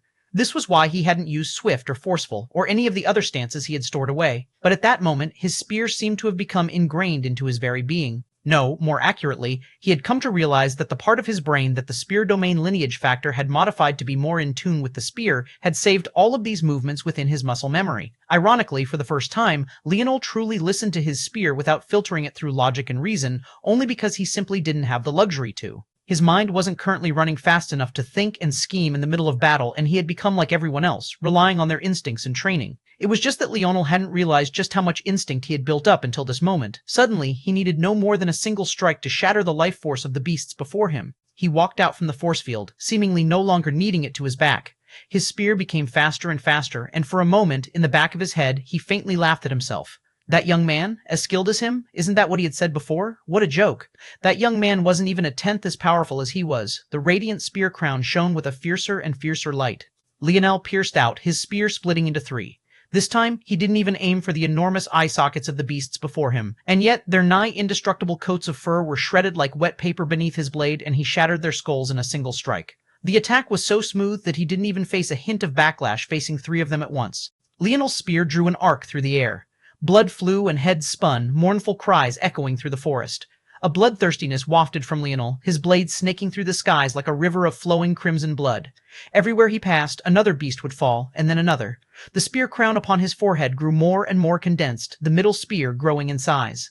PCHU, Row AR. A baleful cry left Leonel's lips as his spear thrust forward. It felt like a blade strike that could split the ocean's tides, several thousands of miles of deep black waters as though they were nothing at all. Everywhere the spear force passed, beasts were shredded to pieces. Leonel suddenly came to a stop and took a deep breath. All the wind for hundreds of meters rushed toward him at its fastest speed, suturing his lungs in an instant. After that singular breath, his breathing became even and unhurried. He stood amid hundreds of corpses looking for more beasts when he suddenly realized something. He had already killed them all. Chapter 1857, to know. Chapter 1857, to know. Leonel's gaze flickered as he quickly looked around. He hadn't expected to kill them all so easily. Actually, if he was honest with himself, he couldn't quite remember whether it was easy or not. He had been in a state of complete forgetfulness, something he had never before experienced. Leonel shook his head. Right now, this was actually a good thing. Leaning on his talent a bit, especially when he didn't have his ability index, would be the best way to maximize his chances at victory. After a minor moment of hesitation, Leonel rushed forward and began plucking the beast crystals out from these beasts. During the battle, he obviously hadn't had a chance to do so, so now he had some making up to do. The more he swallowed, the greater flood of strength that entered his body. His body was like a dry riverbed finally experiencing its first rainfall after countless months. But what was especially odd was that Leonel didn't feel like he was regaining his previous strength. It both felt like his own body, and yet not like his body at all. Leonel realized it was incorrect to say that the beast crystals were allowing him to regain his former strength. Rather, he was just building up the strength of this temporary body. But this wasn't necessarily a bad thing either. After all, if he was facing other enemies, who was to say that his sixth-dimensional strength wouldn't be too weak? This way, everyone was at the same starting level. It took Leonel longer than he thought it would to swallow all the beast crystals, but that couldn't be helped considering the sturdiness of these beasts and the sheer number of them that there were. After he was done, he turned his attention elsewhere. He scanned the pile of beasts before he landed on a three. One was a hawk with a wingspan of over 10 meters. The second was a Komodo dragon creature with thick greenish-black scales, and the last was a white-furred wolf who, even in death, looked exceptionally beautiful. It was hard to tell that it had died at all, but that was also because Leonel had purposely LT's lush coat intact. Leonel walked over to the hawk and hacked down at one of its large claws, severing one of its legs from its corpse. He held the large appendage that was just over half his height and examined it for a moment. He touched the tough leathery scales that coated it, then flicked a finger at the actual claws before nodding to himself. He then went over to the Komodo dragon and skinned it before repeating the same process with the white-furred wolf.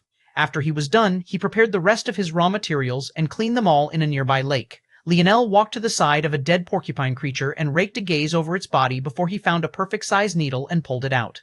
After puncturing a hole in its blunt base, he began to form force threads. Leonel was used to using little tali in place of threads, or more accurately, this was the method of force sewing his father had taught him. But the most important aspect of the sewing was the fusion, and Leonel felt that if his spear force control was high enough, he could replicate the feat. Losing himself, Leonel didn't focus on the time or anything else.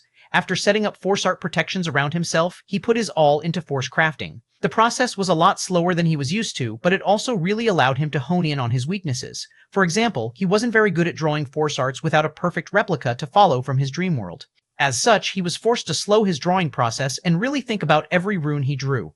This process actually deepened his understanding and tied down loose ends he hadn't even been aware existed. His skill as a force crafter increased by leaps and bounds, and soon, just a few hours later, Leonel felt that he was ready. He donned his new armor. The gorgeous white fur of the wolf took center stage, making up most of it.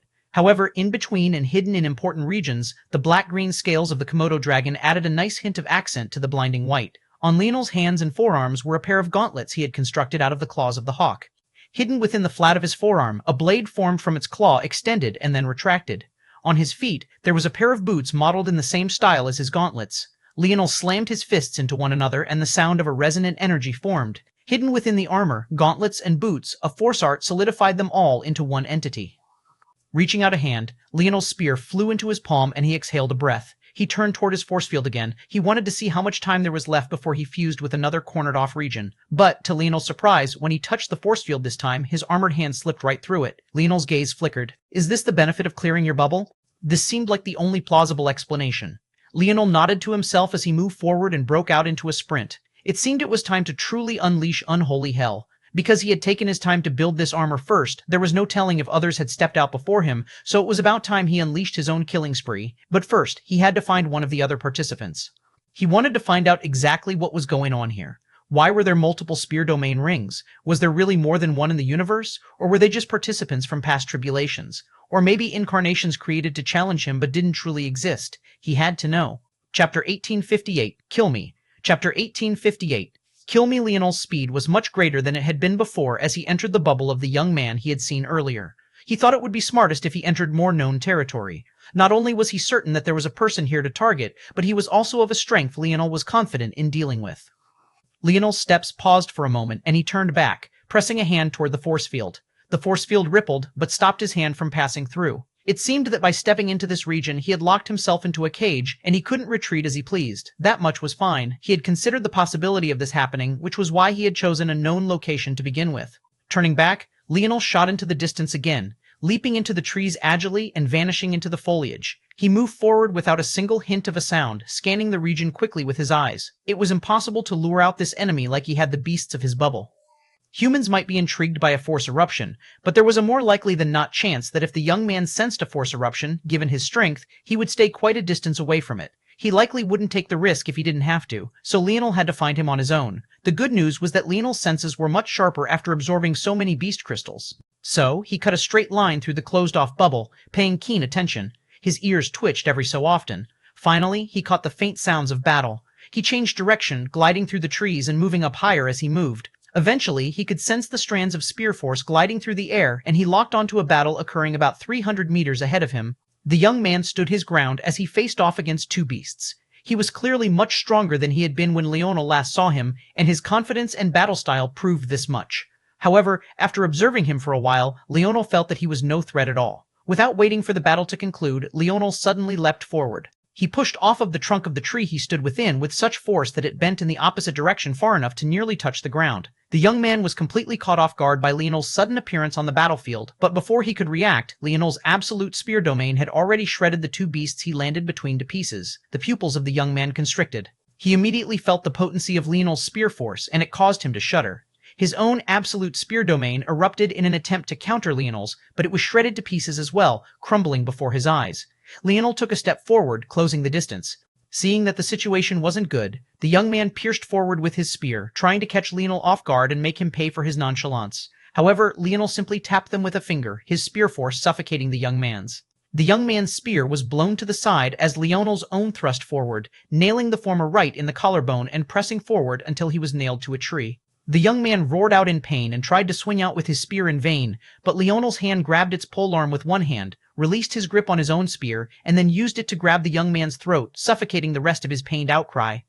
In just a few exchanges, the young man found himself weaponless and restricted. He couldn't even move an inch without the spear through his collarbone, making his body shudder with pain. When he looked at Leonel's face, there couldn't help but be a hint of defiance on it that masked a lingering fear. He had seen Leonel before, but back then, he had been very confident in his abilities. It had only been about 3/4 of a day. How had someone who had been his equal become so powerful? No. It was simply impossible for someone with spear force this powerful to have shown the kind of weakness he saw from Leonel earlier. Nor was it possible for there to be such vast improvement in the span of a day. It didn't make any sense. Leonel was about to begin questioning the man before him, but to his surprise, he felt an odd pull from the young man's spear. Subconsciously, Leonel felt that if he touched his spear to the young man's spear, it would upgrade to a new level. Leonel tucked this information into the back of his mind and released his grip on the young man's throat slightly. What is your name? The young man was trying to decide what to do at this point. If he struggled, he might just die. But if things ended like this, so would his tribulation. He hadn't even cleared his bubble yet. This wasn't even enough for the lowest tier of clear. When he went back, his spear domain ring wouldn't even acknowledge him, and he would have to pass it to someone new. This was simply far too frustrating. However, when he heard Leonel's question, he was a bit surprised. Why was he asking this? The young man forced himself to calm down. Ultimately, he was a genius among geniuses. There was a very obvious reason he had been able to get to this step. Even in this situation, he hadn't fallen to despair just yet. He didn't really want to answer Leonel's question, but maybe there would be a chance to find an escape route if he delayed. My name is Nelligan Trudeau. Leonel frowned. He didn't recognize that name or family. Nelligan, where are you from? Hearing these words, the young man suddenly understood. His astonishment was painted all over his face. Oh, you're from one of them. I can't believe I actually lost to someone from one of them. My dad's gonna kill me. Chapter 1859. Cheating. Chapter 1859. Cheating. Nelligan hadn't shown a hint of despair all this time, but the moment he seemed to have deduced something, it felt like his world was crumbling. He spoke about losing to Leonel as though he tried to snatch candy from a baby and actually ended up failing. From one of them? What was that supposed to mean? One of them? What does that mean? Nelligan stopped flailing about and looked Leonel dead in the eyes. He didn't seem like he was going to say anything at all until Leonel suddenly lightly touched the spear pierced into his shoulder. Although Nelligan didn't make a single sound, his jaw still set. It was clear that he was clenching his teeth quite hard, but he tried his best to hide it. Unfortunately, even without his ability index, something like that couldn't escape Leonel's attention. I'll ask again, what does that mean? Nelligan sucked in a cold breath and shook his head. Go fuck yourself. If you don't know, then tell you. You tell me, what would you choose between dying and your family? You're not going to get anything out of me. Leonel frowned. He didn't understand what these words were supposed to mean. Why did giving this information to him place Nelligan's family in danger?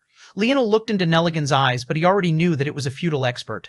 Of all the emotions he had seen Nelligan display, none of them had been fear, even when Leonel could have taken his life with a single stroke. It was clear that Nelligan, although weak, was someone with backbone. What a load of horseshit, Nelligan mumbled beneath his breath. Since when did those places have someone capable of suppressing their spear force to this extent?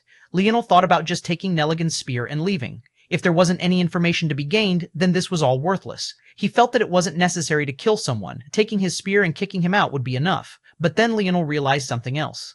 All right, I'll let you go on one condition. Tell me everything you know about this tribulation. If you don't, or I catch you lying to me, your family can wait for your corpse. Nelligan didn't seem to be as opposed to this. This wasn't a big deal. But then he lamented the fact that he had actually lost to someone who had no idea what was going on.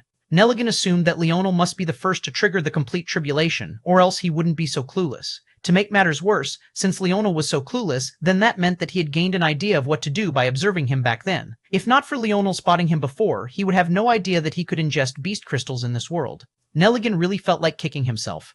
This was worse than dropping a weight on your foot or even shooting it. He might as well have nuked his entire leg off. He had basically created the man who kicked him out of this tribulation. This is the complete tribulation. It's different from the three-section tribulation as it will only appear once. Leonel's gaze narrowed. Nelligan had corrected a thought he had almost immediately. He had assumed that there would be 3 of these tribulations exactly like this one. What had triggered this? Could it be what happened that day he lost consciousness in the Void Tower? What's the goal of this complete tribulation? Territory conquering. You're already doing just fine, Nelligan said, his saltiness clearly evident in his words. By clearing all the beasts in your territory, you gain the right to leave it and attack another. If you defeat the ruler of that territory, you get their spear and can upgrade your own. In addition, your territory will fuse with theirs. This will cause stronger beasts to begin to spawn, giving you a better shot at absorbing stronger beast crystals and benefiting more. Leonel's irises flickered.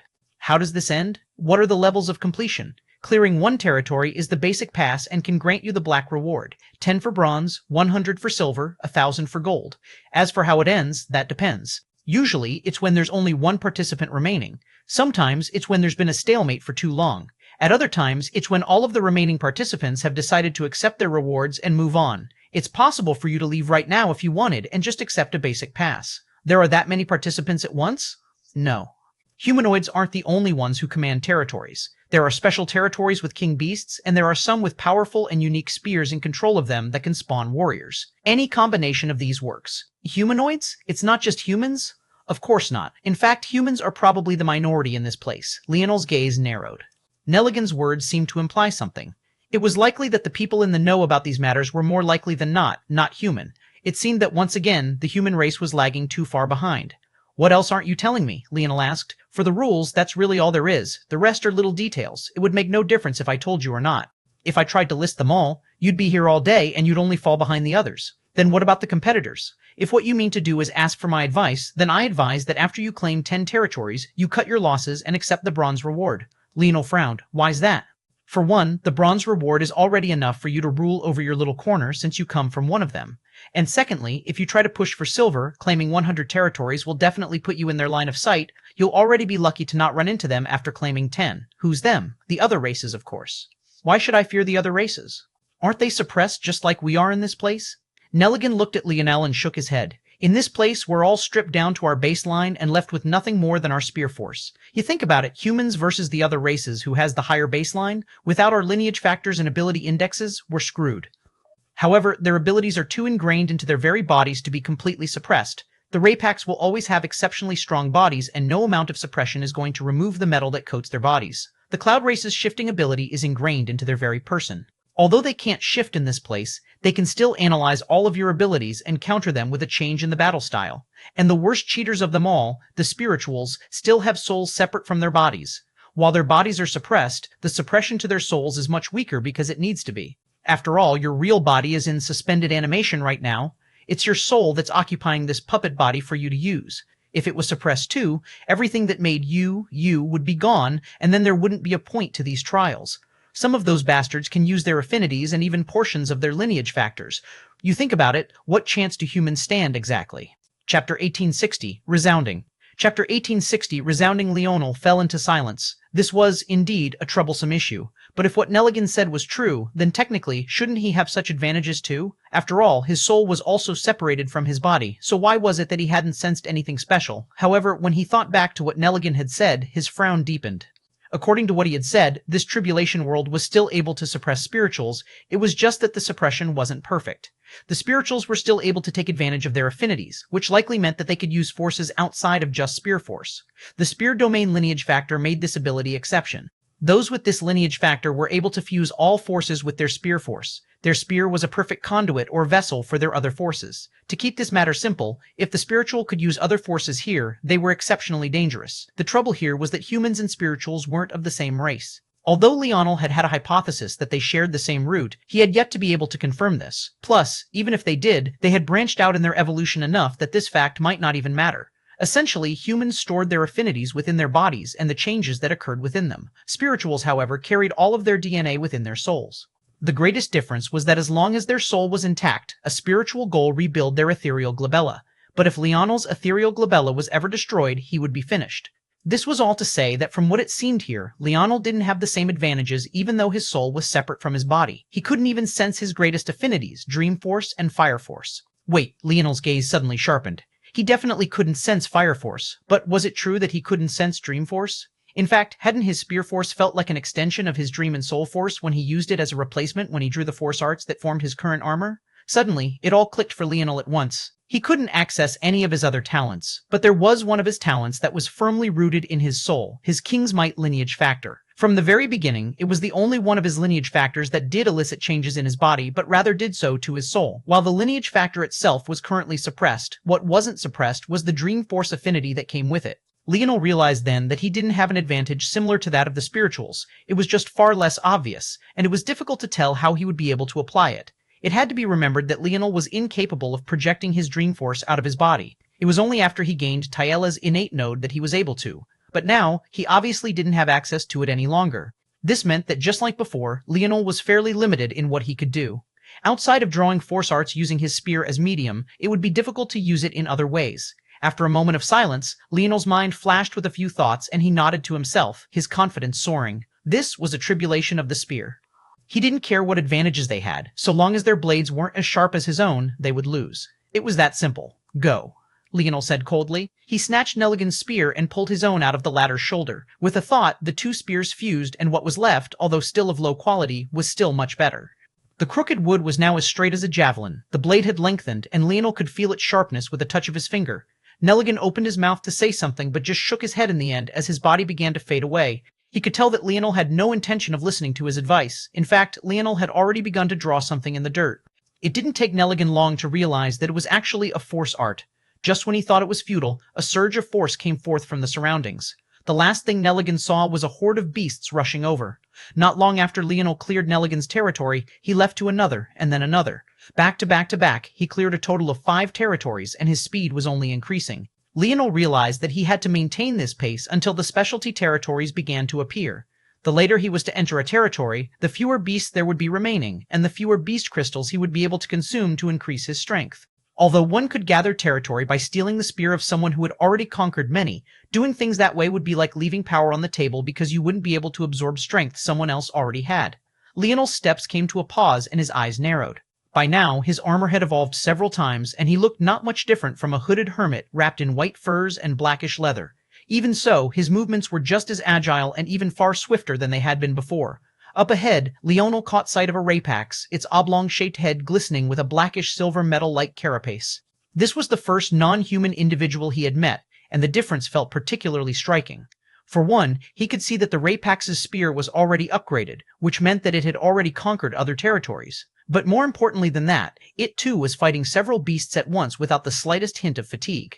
Even so, Leonel stomped a foot onto the ground, not hiding his presence in the slightest as he barreled forward. He didn't just want a victory, he wanted a resounding victory. Chapter 1861, Unfairness. Chapter 1861, Unfairness. The rapax seemed to sense Leonel almost immediately. It was far too difficult for Leonel to tell what its emotions were, especially without his ability index, but the slight hitch in its actions, despite the fact it had reacted so smoothly before, seemed to suggest that it was actually surprised that a human was coming at him. This was no normal rapax. It was coated in golden runes that Leonel had only seen on the most talented of rapax. In fact, when he thought back, only rapax of the 7th dimension had had these runes. This wasn't to say that only rapax of that level could have such things, but rather that all those who had had such runes had the talent to enter the 7th dimension with their unique path. What was more important than this, though, was the fact that the rapax had runes at all. This definitely meant that it had received more than a generic body when it entered this place, speaking to the unfairness spoken about before. Even so, that wouldn't stop him. Leonel's figure flickered and he slid by the beasts as though he didn't exist. Not a single one of them reacted to his appearance, and to the rapax's further shock, the beasts treated no differently than one of them, ignoring him and continuing to attack the rapax. The rapax blocked a lunging elephant beast with his spear. At the same time, his tail whipped toward Leonel like a whip. In some sort of weird martial art, it lifted its leg in a violent frontal kick all at once. Without fail, each attack was matched with a viciously sharp spear force. Leonel's pale violet gaze remained frighteningly cold, but inwardly he had confirmed Nelligan's words several times over in just a single exchange. The rapax were close combat experts, and they were also practically immune to soul force to the point they couldn't be seen with internal sight. They didn't tend to use weapons and relied on their bodies instead, as they lacked the affinity for it. But if one of them was born to be a spearman like the one right before Leonel, the combination of spearmanship and close combat skills would be exceptional. And now this was no longer a vague theory in Leonel's mind, but was rather a very clear reality. Every single part of this rapax seemed to be another spear pointed right for Leonel. Leonel's absolute spear domain thrummed to life. Scare! Ree! The rapax released a war cry, seemingly wanting to intimidate Leonel. Rather than pausing, its attack became fiercer, pressing down with a vicious momentum. Bang! Spiraling domain of spear force, tail and leg met. However, rather than going right through like he had expected, the rapax found itself in a stalemate. Having underestimated Leonel, he found himself entangled for far longer than he thought he would be, and because it was still dealing with other beasts, it couldn't do much as Leonel's spear snaked forward, its blade appearing between the natural plated armor that covered its body. The rapax seemed to enter another odd stance of its martial art. Using the momentum of its rebound against Leonel's absolute spear domain, its leg and tail drew back and pulled its body into a half-spin that shrunk Leonel's target. Leonel's spear passed through, drawing a line of blood through the joint in the rapax's natural armor, but it wasn't the deep and devastating cut he had wanted. At the same time, the elephant beast's trunk swung and knocked the rapax away. Leonel could tell with a glance that the rapax absorbed this blow on purpose, arching through the air, flipping once, and then landing agilely on its digitigrade feet. The rapax hopped once as though it was loosening his body, but this casual leap of his easily brought him 10 meters into the air before he landed. The elephant beast quickly caught up and tried to follow up, thinking it had the upper hand, but with his eyes still locked onto Leonel, the rapax swung out his spear just once and severed the beast's head. The elephant beast kept rushing forward as though it was still alive. It crashed through dozens of meters worth of trees before it finally came to a stop. The other beasts that tried to take advantage of the situation were instantly shredded by the rapax's own absolute spear domain. Leonel didn't follow up immediately, calmly meeting what he thought was the rapax's gaze. "You aren't bad, human." Leonel's heart skipped a beat. He was a bit shocked because this was the first time he had heard a rapax speak, or maybe it was more accurate to say that this was the first time a rapax saying something was properly translated for him. He hadn't put any effort into learning the rapax language when he last met them, so it was only right he hadn't understood anything they were saying, but it seemed that this tribulation did the translation for him. It's rare to see a suppressor among the humans, and that armor should be self-made, right? Judging by your spear, you've already conquered 5 territories already. How'd you indeed? Because he could emulate force eruptions. Leonel's clearing speed for territories was actually the fastest, or at the very least, if it wasn't, he should be near the very top. Even this golden-runed rapax had only cleared one territory up until now. This was his second, and he was about 75% finished. How could he not be interested after seeing this? Leonel tilted his head to the side until he heard a satisfying crack. He didn't bother to ask what a suppressor was. From the context clues he had gained from Nelligan, a suppressor should be someone who restricted their spear force in order to first chase perfection. More importantly, if Leonel hadn't suppressed his spear force, he would have been dropped into a tribulation with those with 6th-dimensional spear force. At that point, he probably wouldn't stand a chance no matter how fast he cleared territories, if he could clear them at all, that is. I always thought that rapax were silent warriors. I didn't expect a genius among them to be so talkative. You're single-handedly ruining the image I have for your race. I hope your blade is stronger than your tongue. The rapax didn't say anything to this, but his aura seemed to darken. What an arrogant human. There was only a moment of silence and then a rush of wind before the two suddenly vanished, their spears crossing. Chapter 1862, Battle Prowess. Chapter 1862, Battle Prowess. Bang, bang, bang, bang! Leonel pressed forward with a furious speed. It was clear that his spear force was sharper and his reactions were quicker. At the same time, his strength output was beyond that of the rapax. After all, he had cleared 5 territories while the rapax was still working on its second. However, the combat style of the rapax was unpredictable, and it flowed exceptionally smoothly.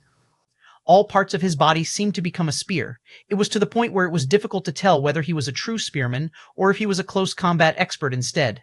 Leonel's spear separated into 6 blades, attacking all the vital points of the rapax at once. The rapax young man reacted with 3 of his own, but what was surprising was that his tail also split into 3, matching Leonel with a total of 6. Leonel's timing was thrown slightly off by this. The rapax's 3 spear collided against him, first with a purely forward pressure, but the 3 tails followed up with a more sideswiping momentum. The delay between the 2 destabilized Leonel's spear and opened up his guard. Suddenly, the rapax's foot appeared before Leonel's chest, clearly having expected exactly this sort of lapse. Leonel didn't have the time to block and could only try to twist away. Unfortunately, he was a step slow, and a claw coated with radiant gold spear force shot across his chest, taking with it a strong impact that knocked the air out of his lungs. With a grunt, Leonel spun and shot backward at the same time, the armor that protected him deflecting much of the pressure. He realized immediately that had it not been for his self-forged armor, his ribcage would have been slashed to pieces beneath that strike. Leonel's expression couldn't help but become several hints more serious. He had the advantage in strength, power, speed, and even sharpness, but he was actually losing in combat effectiveness, experience, and battle prowess. The rapax appeared before Leonel instantly, not giving the latter any room to breathe. The rapax's legs soared into the skies, performing a perfect vertical split. Its momentum was so fierce as its axe kick descended that the ground around its plant leg cracked. Leonel swiped his spear at the rapax's plant leg, trying to throw it off balance before its kick could land. However, his tail countered before Leonel's spear could even gather up momentum, clashing strongly against the spear. The axe kick descended swiftly, the rapax's heel glowing with a blinding golden light like a shimmering guillotine. Even before it landed, Leonel could feel the sharpness digging into the skin of his forehead. He had no doubt that if this kick connected, his body would be split right down the middle. Without a choice, Leonel used the momentum of his clash against the rapax's tail to roll off to the side, just missing the downward axe kick by a small hair. Boom! The ground split in 2, and the residual impact cracked the rest. Even so, the rapax was completely unmoved, and he pressed down toward Leonel again and then again. The closer to death Leonel came, the calmer he became. Although he didn't have perfect control over his body like he did when he had his ability Index, he still maintained perfect control over his mind. He realized that he needed to enter that state he had cleared the first territory again.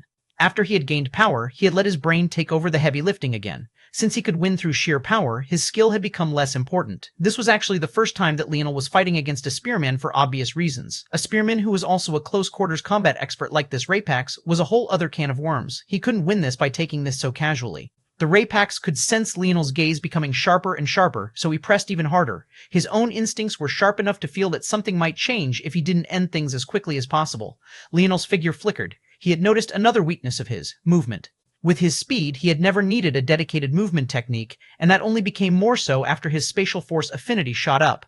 But after this battle, he could see that the martial arts style of this rapax seemed to be infused with a mysterious movement pattern that allowed him to press his advantage instantly. The more Leonel saw of it, the more he got used to it, until his cold gaze suddenly went entirely blank. Leonel planted a palm on the ground, holding his spear in his free hand as he pushed up into a handstand. His hips torqued and he twirled once, spinning out of the way of the rapax young man's downward swinging spear before bending his elbow and pushing. He spun through the air and landed behind the rapax's back on his feet, swift. Leonel's spear shot forward just as the Rapax's tail rose to block, but this time, a mysterious spear domain seemed to form around Leonel's spear rather than around his body, creating a vortex of spear force that deflected the spear and landed right on the Rapax's body. The Rapax managed to throw Leonel's spear a tiny bit off course, causing him to miss the vital point between his natural plate armor. Even so, the impact caused the Rapax's back to curl in an awkward direction and his figure flew into the distance, crashing through several trees. Leonel shot forward, appearing above the Rapax and piercing down.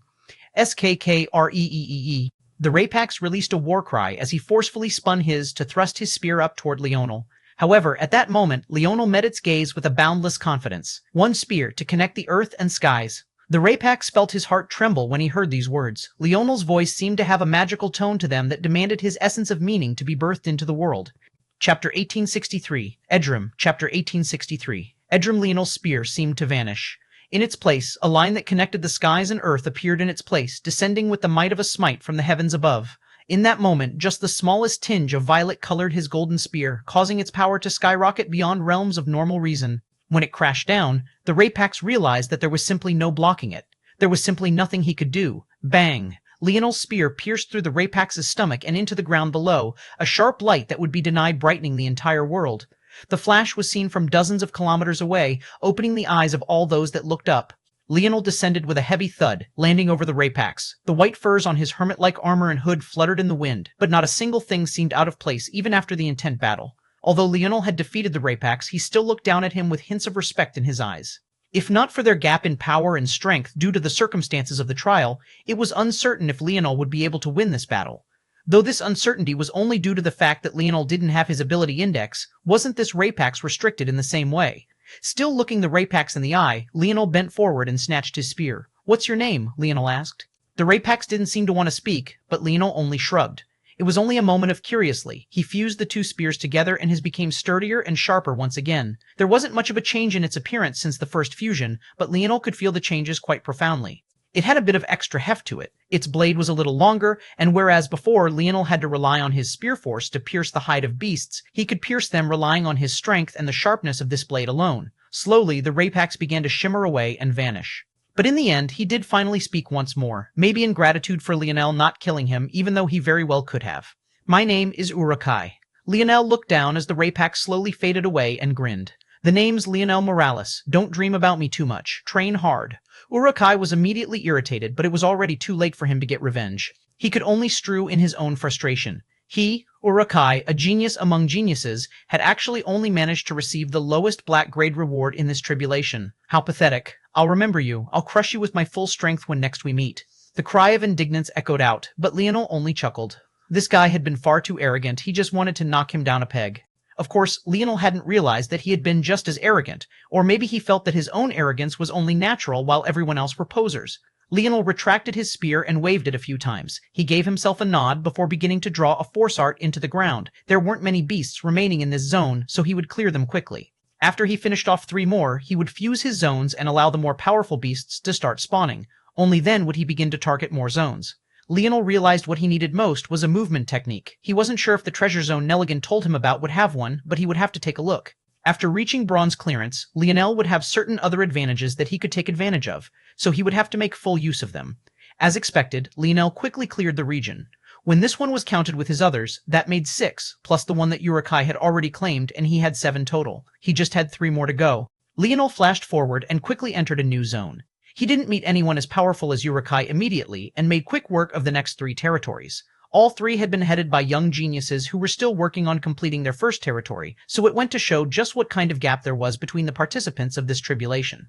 Although Leonel had many questions, he knew that he would likely have to wait to learn more about them. It couldn't be helped. The best he could do now was put his head down and grind. Leonel fused his now 10 territories. The force field that enveloped them rippled once before solidifying. Quickly, a surge of force rushed through, and Leonel instantly began to hear the howls of much more powerful beasts. This time, Leonel didn't instantly draw a force art to attract them over. He wanted to see how strong they would be first. At that moment, in the tribulation zone, a pair of young men were meeting. "Oh, so it's you. I didn't expect our territories to be so close." In reply, the young man who spoke only received a snort. If Leonel was there, though he wouldn't recognize who these 2 young men were, he would recognize their races. One young man was handsome to an exaggerated degree. There wasn't a single imperfection on his tanned skin. In fact, it felt like his tan was an illusion brought by the delicate bronze energy he gave off, almost as though the sun's rays couldn't help but cling on to him. His hair and irises shared the same radiant bronze color, and it made him look far more like a carved statue than a living being. There was no doubt that this young man was a spiritual. The other young man, the one who had snorted, was exceptionally handsome as well. He had a radiant glass orb in the center of his forehead, but he otherwise looked entirely human, except for the two pairs of hands that floated around him. Despite being completely separate from his body, one would be certain at a glance that they were one in the same existence. This young man was without a doubt a member of the nomad race, a race of beings with 6 hands and yet just 2 arms. The young spiritual smiled and didn't seem bothered by the nomad's attitude at all. In the end, it will always be the 6 of us. You, me, Alarina, Pririna, Koldar, and Urakai, there's no need to fight now. I will see you to decide the champion in the end. With that, the young spiritual turned around and headed in the opposite direction, not crossing the nomad youth's barrier. But it was clear that there were more hints of amusement in his eyes than respect, almost as though he was a cat toying with a mouse. Edram, I will personally take your head, the nomad youth said coldly as he watched the spiritual youth walk away. In response, though, Edram only laughed. It seemed that he didn't care in the slightest. To him, he had shown mercy. Wouldn't it be a shame if a genius like Enel only passed with Black Grade awards? Chapter 1864, Problems. Chapter 1864, Problems. Leonel sat on the back of an enormous rhino beast. It must have been the size of a small hill. At first glance, it wasn't even immediately obvious that it was a creature and looked more like a large patch of dried gray land. However, the aura it radiated was a different matter entirely, especially considering the large crystal orb that Leonel held in his palm. Leonel looked at the crystal orb that was larger than his own head and laughed to himself. How was he supposed to eat this exactly? He would just have to hope that cracking it wouldn't cause him to lose too much of its essence.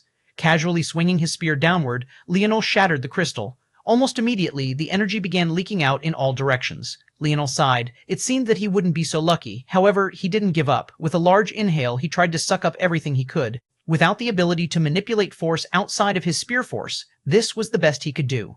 Surprisingly, things worked out better than he thought they would. The force was ripped toward him along with the wind, flooding into his lungs. Leonel almost choked on the shards as they went down the wrong pipe, but luckily when they entered his body, the shards dispersed into motes of energy, saving him from an embarrassing death.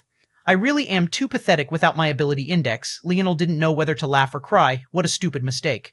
That was the kind of mistake even a normal human wouldn't make. But he was so used to thinking at the speed of light that he was too confident in taking actions before he even finished his thought process all the way through. Leonel leapt up and nodded with satisfaction. He had finally cleared the evolved beasts in his new fused territory. It was about time he went hunting again. The next milestone was 100 for silver. He should be one of the first, if not the first, to reach a bronze standard, so he had to press his advantage and slaughter his way through a few more territories. The moment Leonel stepped out from his bubble, he found that there were actually a few options down this path, 3 to be exact. 2 looked quite normal in that they were also large forests with a density of beasts, exactly like all the territories he had conquered until now. The last one, however, had a different sort of aura to it, and Leonel could see a building in the far-off distance, likely located at its center. Without hesitation, Leonel took this third option. This should be one of the challenging territories Nelligan had spoken about. There were any number of rewards to gain from it, whether it was a new spear or spear technique or an auxiliary treasure that could help you in the tribulation. Leonel shot inside and streaked through the forest, keeping a sharp eye out for anything dangerous. Rafir Brazinger, the leader in name of the 4 Brazinger youths, was quite exasperated at the moment. The instant they returned to this place, a place that, quite frankly, they had all seen as their backyard, they had been ambushed by 7th-dimensional existences. Although they were geniuses in their own right, the gap between the 6th and 7th dimensions was far too great. Although this didn't mean that they were helpless against a 7th-dimensional existence, fighting in that situation would have only ended poorly for them. After all, if they caught up fighting one, what would they do when a 2nd or 3rd involved themselves? Under normal circumstances, Raffer would have taken the risk. After all, the moon wasn't too far away by the standard of their current means, so if they were attacked in such a fashion, help from their people shouldn't be far away. However, Rafir wasn't a fool. The fact that Earth had so boldly attacked made him feel that something was off, and, more oddly, the 7th-dimensional individuals that had surrounded them weren't normal. In fact, they could be classified as geniuses. Although they weren't nearly as good as the best the Brazinger had compared to the batch they had sent out this time under their current restrictions, they were still extraordinary. Due to these factors, Rafir and the others had chosen to take the safer approach, but the moment they had, they found themselves in a dilemma. The airspace of Earth was completely monitored with what seemed like a force art on the scale Earth most definitely shouldn't have. They had no idea who could have possibly set up such a formation, but it made escaping Earth through the air nigh impossible. Due to this, their only option was teleportation, but after a few attempts they realized that the formation also had very strong restrictive properties. By the time they finally gathered up enough materials to create a formation stronger than what Earth's force art could stop, they ran into yet another problem. The path to the moon was space-locked and would require even stronger materials than what they had. Without a choice, they could only change their destination to a settlement of the Aderna family, only to run into even more problems. The team of 4 had only just vanished and appeared in a distant location within the Milky Way, but not only did they find a planet that was almost entirely barren where they should have found thriving civilization, but Sarathana, Rafir's elder and most silent sister, suddenly spoke. "We've been tracked," she said softly. The other 3 couldn't feel it, but she could. A force art drawn on a large enough scale to encompass an entire planet was difficult to make perfect unless a much higher dimensional existence went down in dimension to draw it. As such, it wasn't surprising that Earth's force art could be circumvented with the use of stronger materials. However, it was obvious that whoever had drawn it had known this, so rather than fighting the inevitable, they let it happen and tagged the teleportation of the 4 instead. Now they likely only had a few moments before they were hunted down once more. It was then that a familiar warp in space occurred and 4 blue-haired individuals appeared. Chapter 1865, Naivete. Chapter 1865, Naivete. The 8 youths fell into silence as they looked toward one another, both of them quite haggard. They looked toward one another and seemed to have a moment of silent solidarity. It was clear at a glance that they had both just come from Earth and had both been harassed in much the same way. After a moment, the leader of the Aderna family looked around before her face was warped into a frown. This was definitely their base of operations. Why was it barren? No, it wasn't barren, it was destroyed. If Leonel was there, he would recognize this leader of the Aderna family. Although she had grown up, his senses would be too sharp to miss the similarities. This person was none other than little Nana, the very same little girl that Leonel had saved in the Camelot zone. Right now, though, there was nothing about little Nana that was little. She had already grown into her own, becoming quite a beautiful young woman. In fact, she and her brother beside her were both well into the 7th dimension, making them the only 2 with this level of strength present. Little Nana's elder brother was also a person that Leonel had met before back when he was first chasing the golden-scaled koi fish. He had returned Leonel's favor for saving his younger sister by blocking Simeon and the other 2 geniuses of the Crutus and Levis families, and now he had also grown into his own. The Aderna family sent 2 7th-dimensional existences. Rafir asked, a hint surprised, though his words also seemed to be implying something. It was very obvious to Rafir that the Aderna family would only do this if they knew something the Brazingers did not, and that was made even more obvious by the fact they had sent little Nana. Adrien was only at the level of Simeon and not worth Rafir's attention, much less Sarathana's. However, little Nana was a different case entirely. She was a genius even surpassing that of Rafir's elder sister and had a long track record to prove it. The only reason the Aderna family was even able to send her out was because she had already been in this world before when she was much younger. Little Nana's bindability index allowed her to place restrictions on more than just the physical. As she had grown more skilled, she could even place restrictions on herself, allowing her to fool the eyes of the regulator and slip by without detection. However, even while restricted, her current power dwarfed them all, and that would be the case even if she was in the 6th dimension like the rest of them, let alone the fact she was in the 7th. We, Adrien started slowly, received a report a few months ago. Why did it take you so long to reply then? We weren't here, Adrien replied. We were in another domain and had to come back to shore up things here. But it's clear that we were too late, and I'm pretty it happened to all of us. Someone wiped out our families to the last man. The message only said, Prince Leonel Morales. I don't believe it. Nana immediately shook her head. Adrien opened his mouth to reply, but in the end, he shook his head and sighed.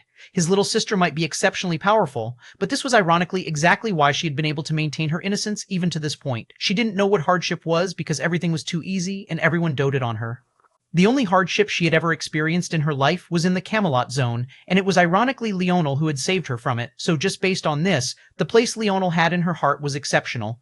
What his little sister didn't realize, though, was the fact that even if Leonel had slaughtered them all, he wasn't necessarily in the wrong. Their families were encroaching on the people of Earth. Of course, things actually weren't so simple considering it was that lineage that had control over Earth.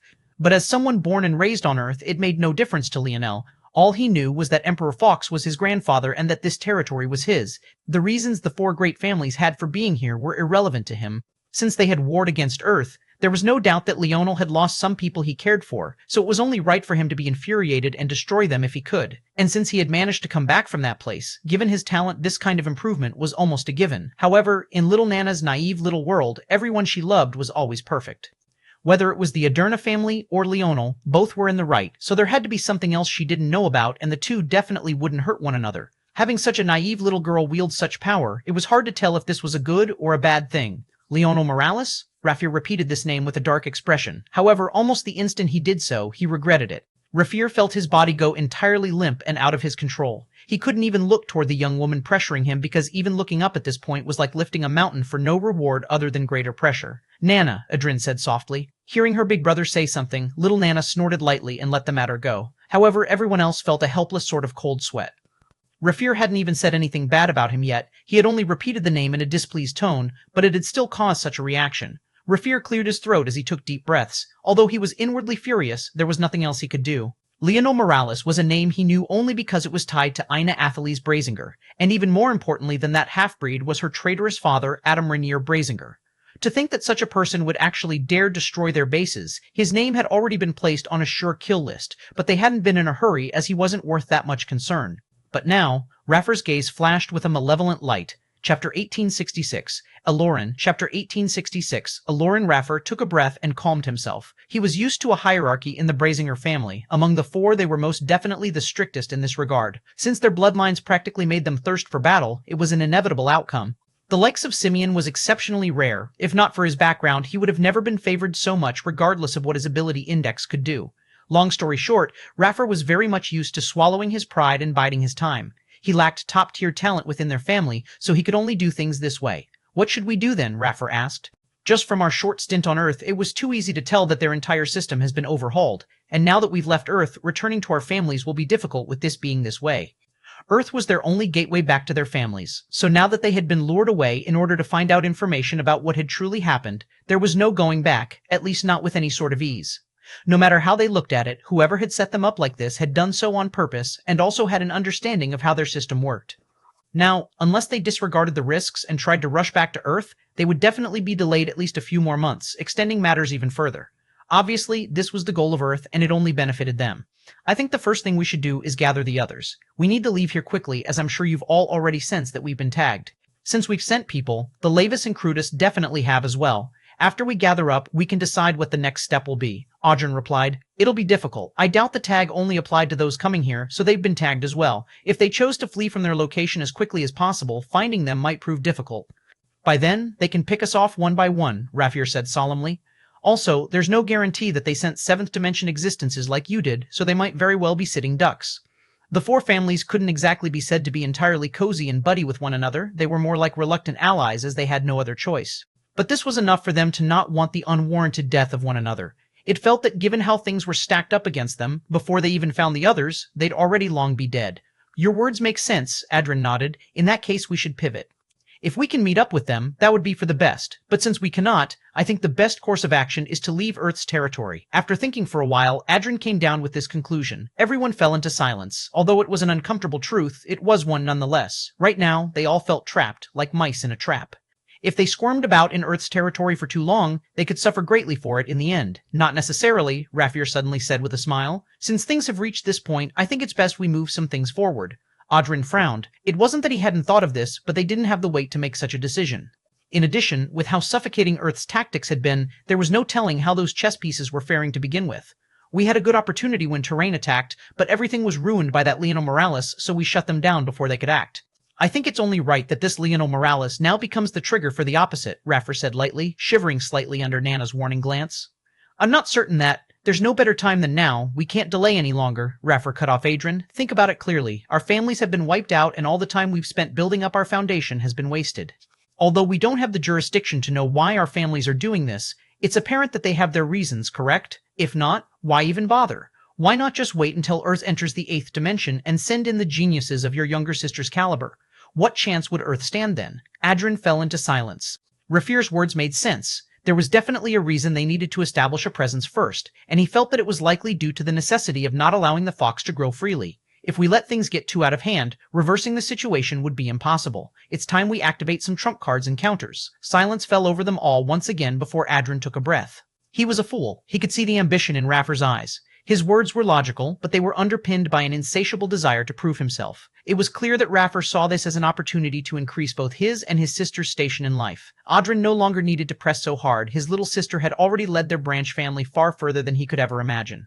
But he could understand Raffer's fire because he had once had it as well, before his little sister matured. He didn't know when that fire vanished, but he had just become okay with letting little Nana take the reins. He just felt that there were other things worth fighting for. But now? Alright, let's contact Aloran then. Adrin said firmly. Deep within Earth's territory, on a planet that was filled with lush greenery and wild beasts, but without a hint of civilization, a young man reclined within a tall tree's shadow. He seemed to be at complete peace, a rusted machete by his side, until his eyes suddenly snapped open, revealing a piercing blue depth.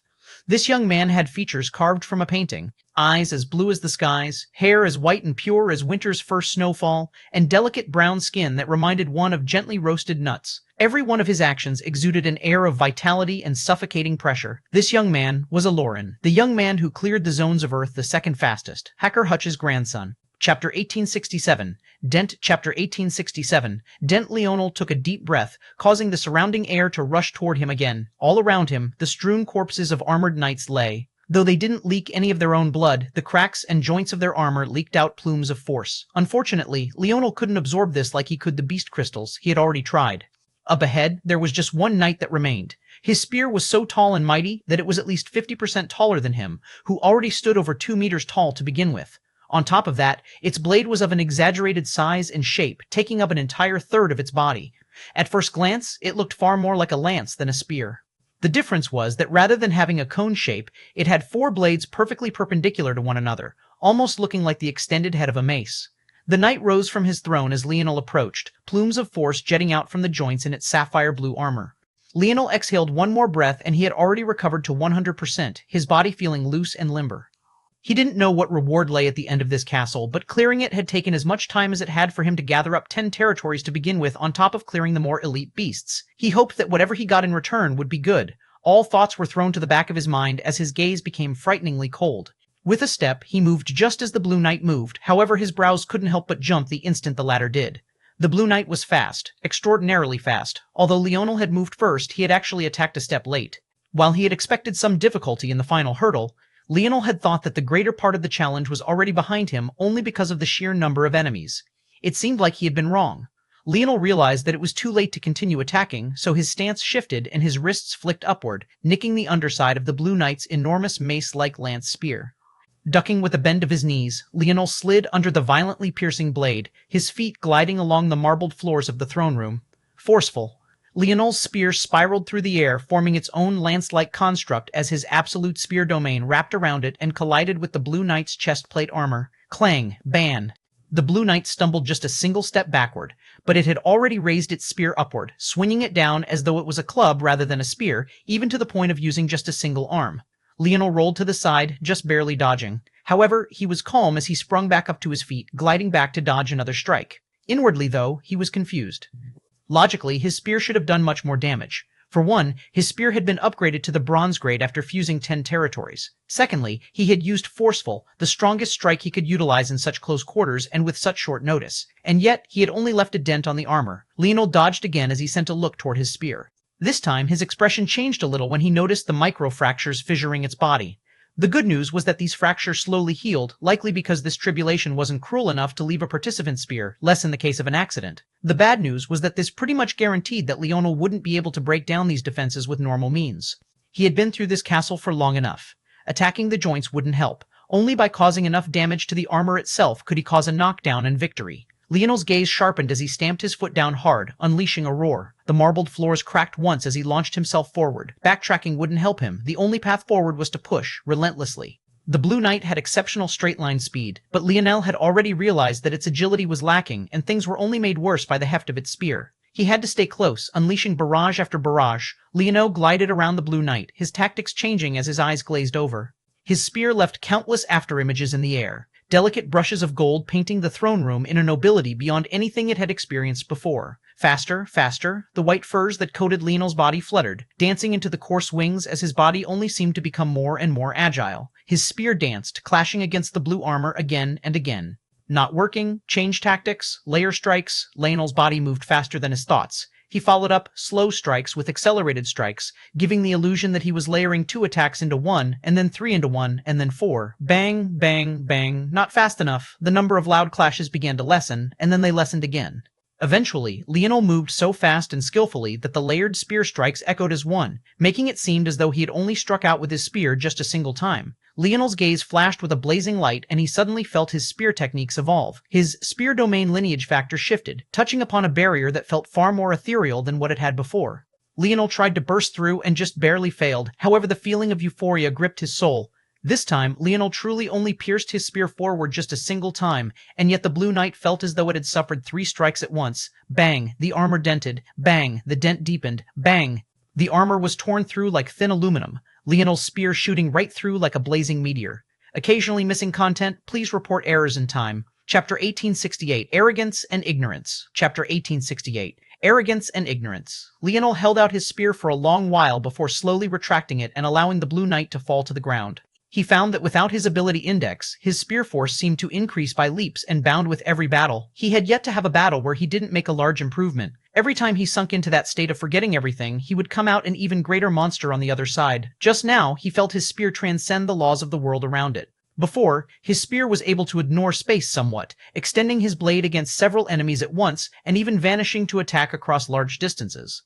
When he had just entered the tribulation, he could only do so within his absolute spear domain. But just after a few battles, he could extend it well outside, and his absolute spear domain had increased in range. Not long after that, he was even able to use his absolute spear domain as less of a defensive measure and even began to use it offensively and change its shape and location, even using it to coat his spear. And just now, he felt like rather than just attacking across space, he could also attack across time. He had been so focused on layering his strikes in a better fashion, with a faster method, with a greater speed, that he had ignored reason and simply did what felt natural, and then it happened. Although he hadn't broken through entirely, Leonel felt that it was only a matter of time. With his improvement speed, how many more battles would it take? Maybe only a handful more at this caliber? Leonel took a breath and exhaled. This time it wasn't because he was tired, but rather because he was sighing. It wasn't that he didn't know that allowing his talent to take over would have such great results, it was just that he was too arrogant to allow it to happen. He had wanted to fundamentally understand what was happening to him. Maybe deep down inside, Leonel knew why this was. Back then, it felt like too many things were entirely out of his control. The world he had grown up in was suddenly had a calamity descend upon it. His father wasn't who he thought he was, his mother was the woman he had ignored and maybe even somewhat hated all his life. His grandfather turned out to be the man everyone on the planet worshipped, and now he was suddenly forced into killing and maiming just to live, something he absolutely did not want to do. Leonel was someone who liked to have everything under his control, everything within his purview, even if that sometimes meant offending those that were closest to him. James's words back then of calling him a sociopathic hypocrite, and then Ina's actions of doing the exact same, was probably perfectly correct. The funniest part was that Leonel knew it. Despite his personality, he was hyper-aware of everything and very emotionally intelligent. He couldn't be a leader without such skills. He had just chosen to ignore it anyway, much to the frustration of a lot of people. Ironically, this tribulation, which was maybe a great challenge to others, was more of a joke to him, at least physically speaking. However, when it came to the truths it forced him to face, it could only be said that maybe this was a different kind of tribulation for Leonel altogether. Leonel waved his spear slowly. Despite the paced movement, he still left after images in the air, forming a wing of spear to his side. The after images only faded after a very long while.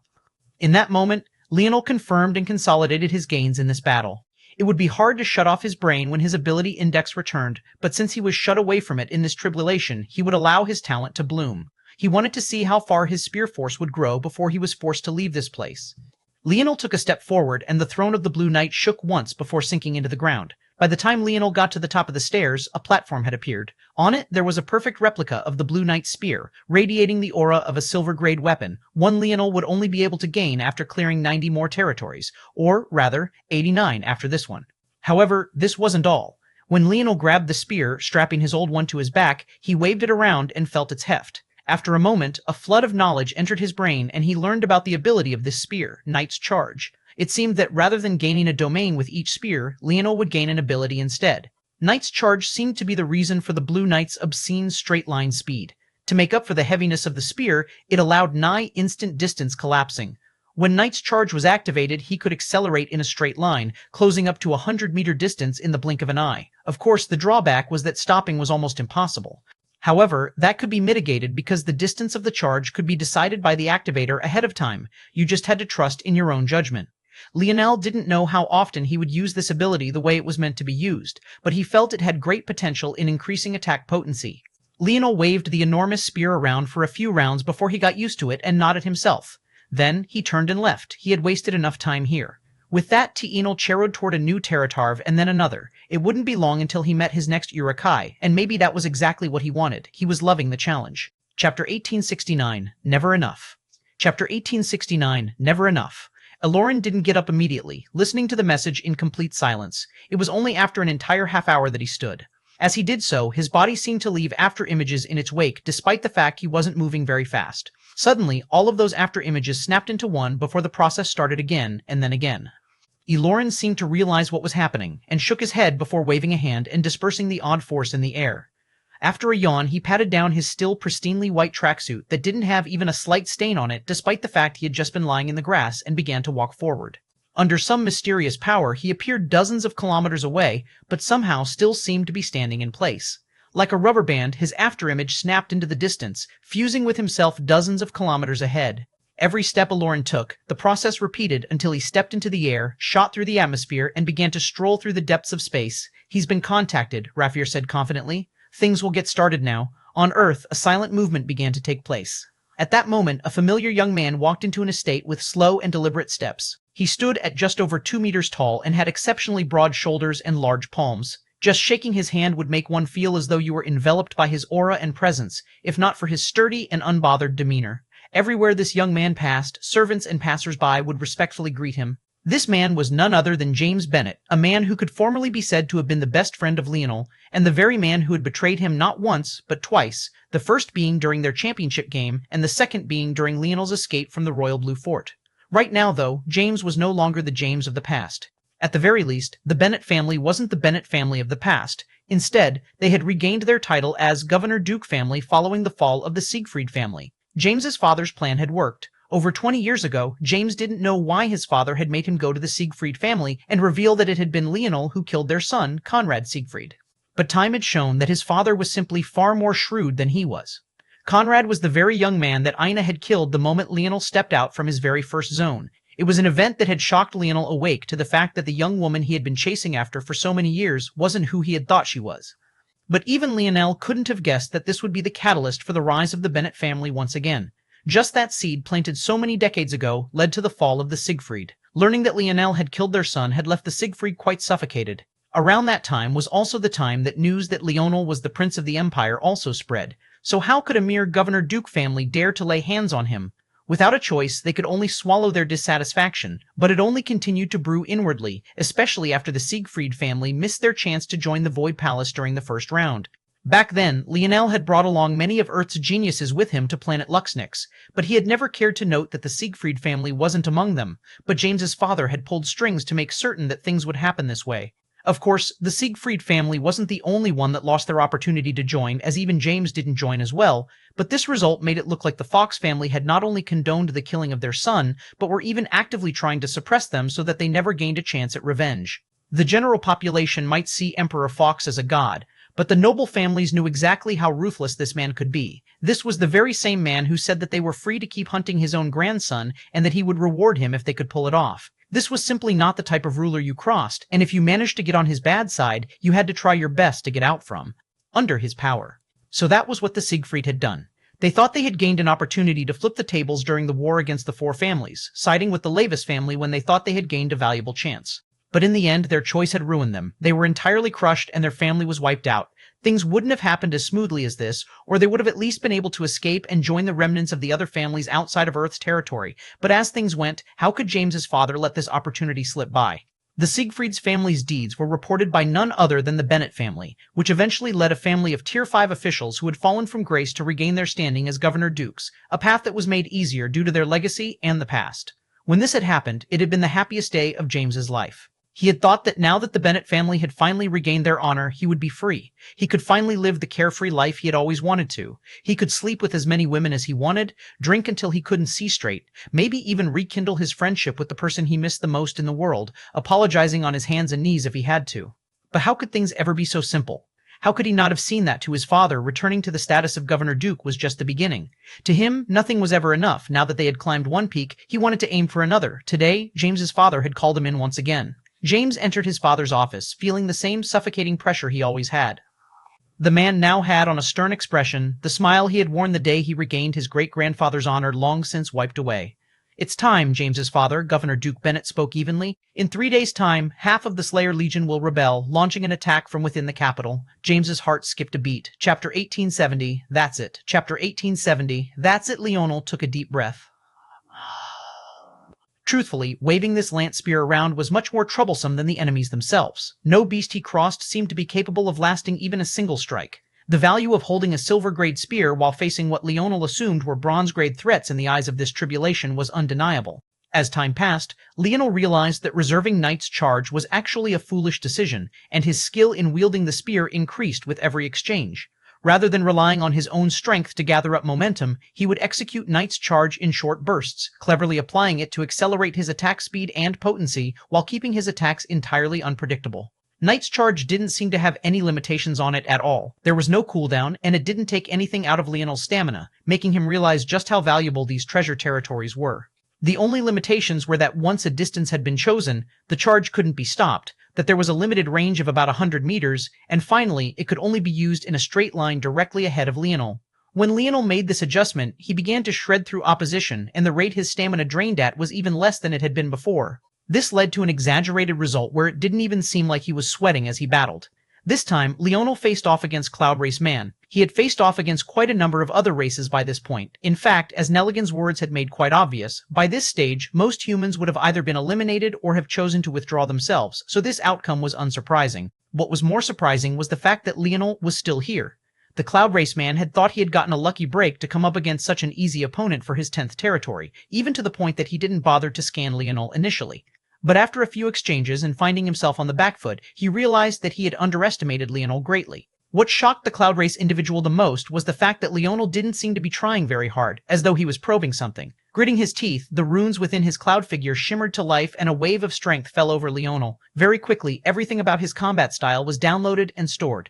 Eventually, the Cloud Race Man seemed to gain the upper hand, even somewhat suppressing Leonel. Interesting, Leonel thought. The abilities of the Cloud Race were extraordinary. When taken to the logical extreme and paired with their incredible mental capacities, their battle style could practically allow them to predict the future just by using the model they had of you in their mind. One of the very first dreams Leonel had ever had for his ability index was to be able to do this, but even until now, he hadn't been able to accomplish it, and that was despite the fact he had gained the ability to scan people with his dream world.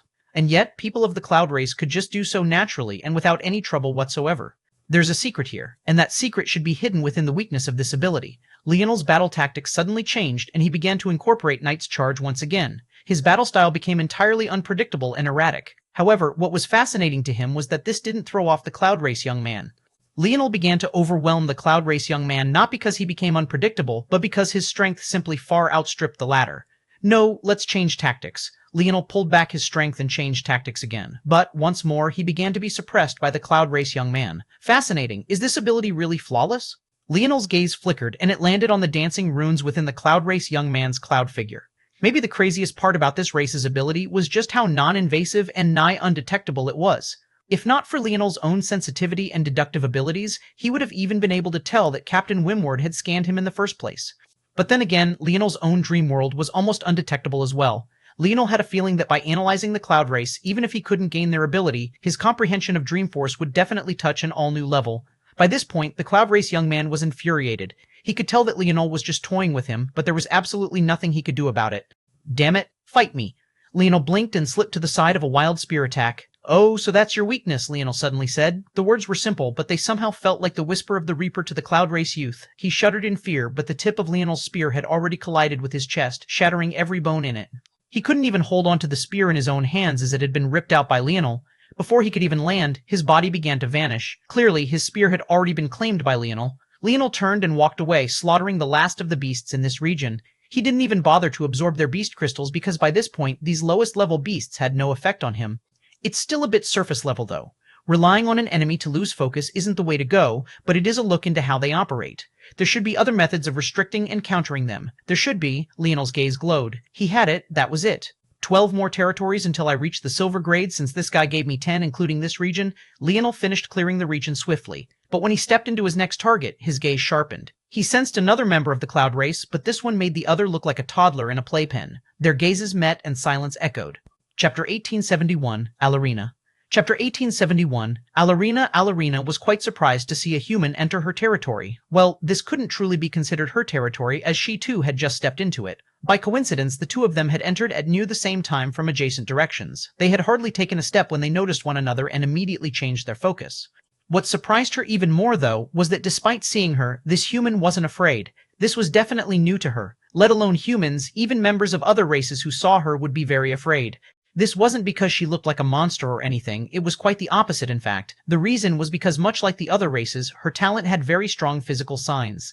Alarina was all-faced just like the other members of her race. She looked like a sculptor that had had the back half of her head removed, but rather than making her look weird, with the flowing cloud that made up her brain and seemingly also her hair, not to mention the golden runes floating within it, it made her look like an ethereal deity untouched by mortality. The features of her face were especially gentle, the only sharpness coming from her small nose. The curves of her cheeks and jaw were all perfect and feminine in an almost exaggerated way, making her look like the representation of what a perfect woman might be. Her eyes reflected the cloud figure that flowed behind her, dancing with golden runes as well. Much like the rest of her race, it made her look like a hollowed mask being carried by a tail of ethereal clouds, if said mask was of a goddess descended from above, that is. Alarina's cherry lips curled, her cloud figure sparkling like twinkling stars. Usually when she did this, most wouldn't be able to stand looking at her anymore and would turn away in either embarrassment or a feeling of unworthiness. But Leonel simply continued to look at her without a word, his expression not giving much away. He had seen many beauties before, this wasn't enough to move him. Plus, Alarina relied much more on her aura and disposition to pressure him, which was even more fool's gold. If she thought such a thing would work, there was only disappointment in store for her. "You're an interesting human," Alarina said lightly. "Someone else told me that before." "Oh, and where are they now? Since I'm here, isn't it obvious?" Alarina released a bell-like laughter. What an arrogant man. Leonel's own lip curled into a sneer. He had heard that one too, but he didn't feel like repeating himself. With a glance at Alarina's spear, he could tell that she had cleared between 20 and 30 regions.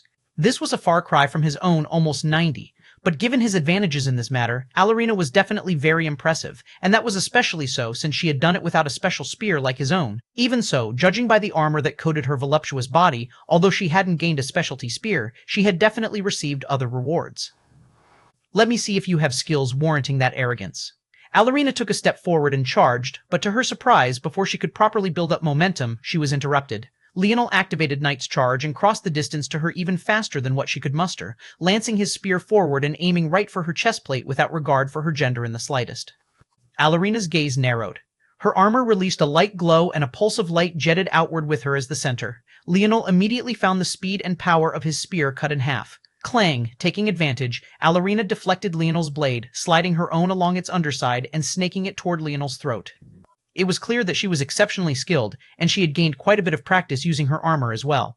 But what she didn't expect was Leonel's nonchalant response. Rather than panicking, Leonel slightly shifted the trajectory of his spear, not fighting back against Alarina's blow, but rather deflecting his own spear even further upward. Then he activated Knight's Charge once again, this time for a short distance. His feet shifted, and he suddenly covered a 2 feet distance in the blink of an eye, almost as though he had just teleported there. Alarina's spear, which had been aimed for Leonel's throat, was found to be off course due to Leonel's slight adjustment, and it barely slid by and over his shoulder by a centimeter or two. Bang. Alarina suffered a solid knee to her torso. Leonel had used the momentum of Knight's Charge to not only dodge, but to also gather up strength for this attack, and the results were devastating. Alarina, caught off guard, had all the wind in her body knocked out, a mouthful of blood flying from her soft cherry lips as she was sent flying backward like a cannonball. Leonel shifted his lance-like spear again and activated Knight's Charge once more, closing the distance between himself and Alarina in a blink. Alarina, despite being disoriented, reacted quickly, activating her armor's ability once more and half Leonel's strength and speed. But her timing this time was off. Leonel's Knight's Charge stopped just outside the range of the Ripple of Life before he activated Knight's Charge again and swung down with a vicious momentum. Bang! Alarina coughed out another mouthful of blood, her inner organs rattling. It was only now she realized that Leonel's strength and raw speed were so much greater than her own.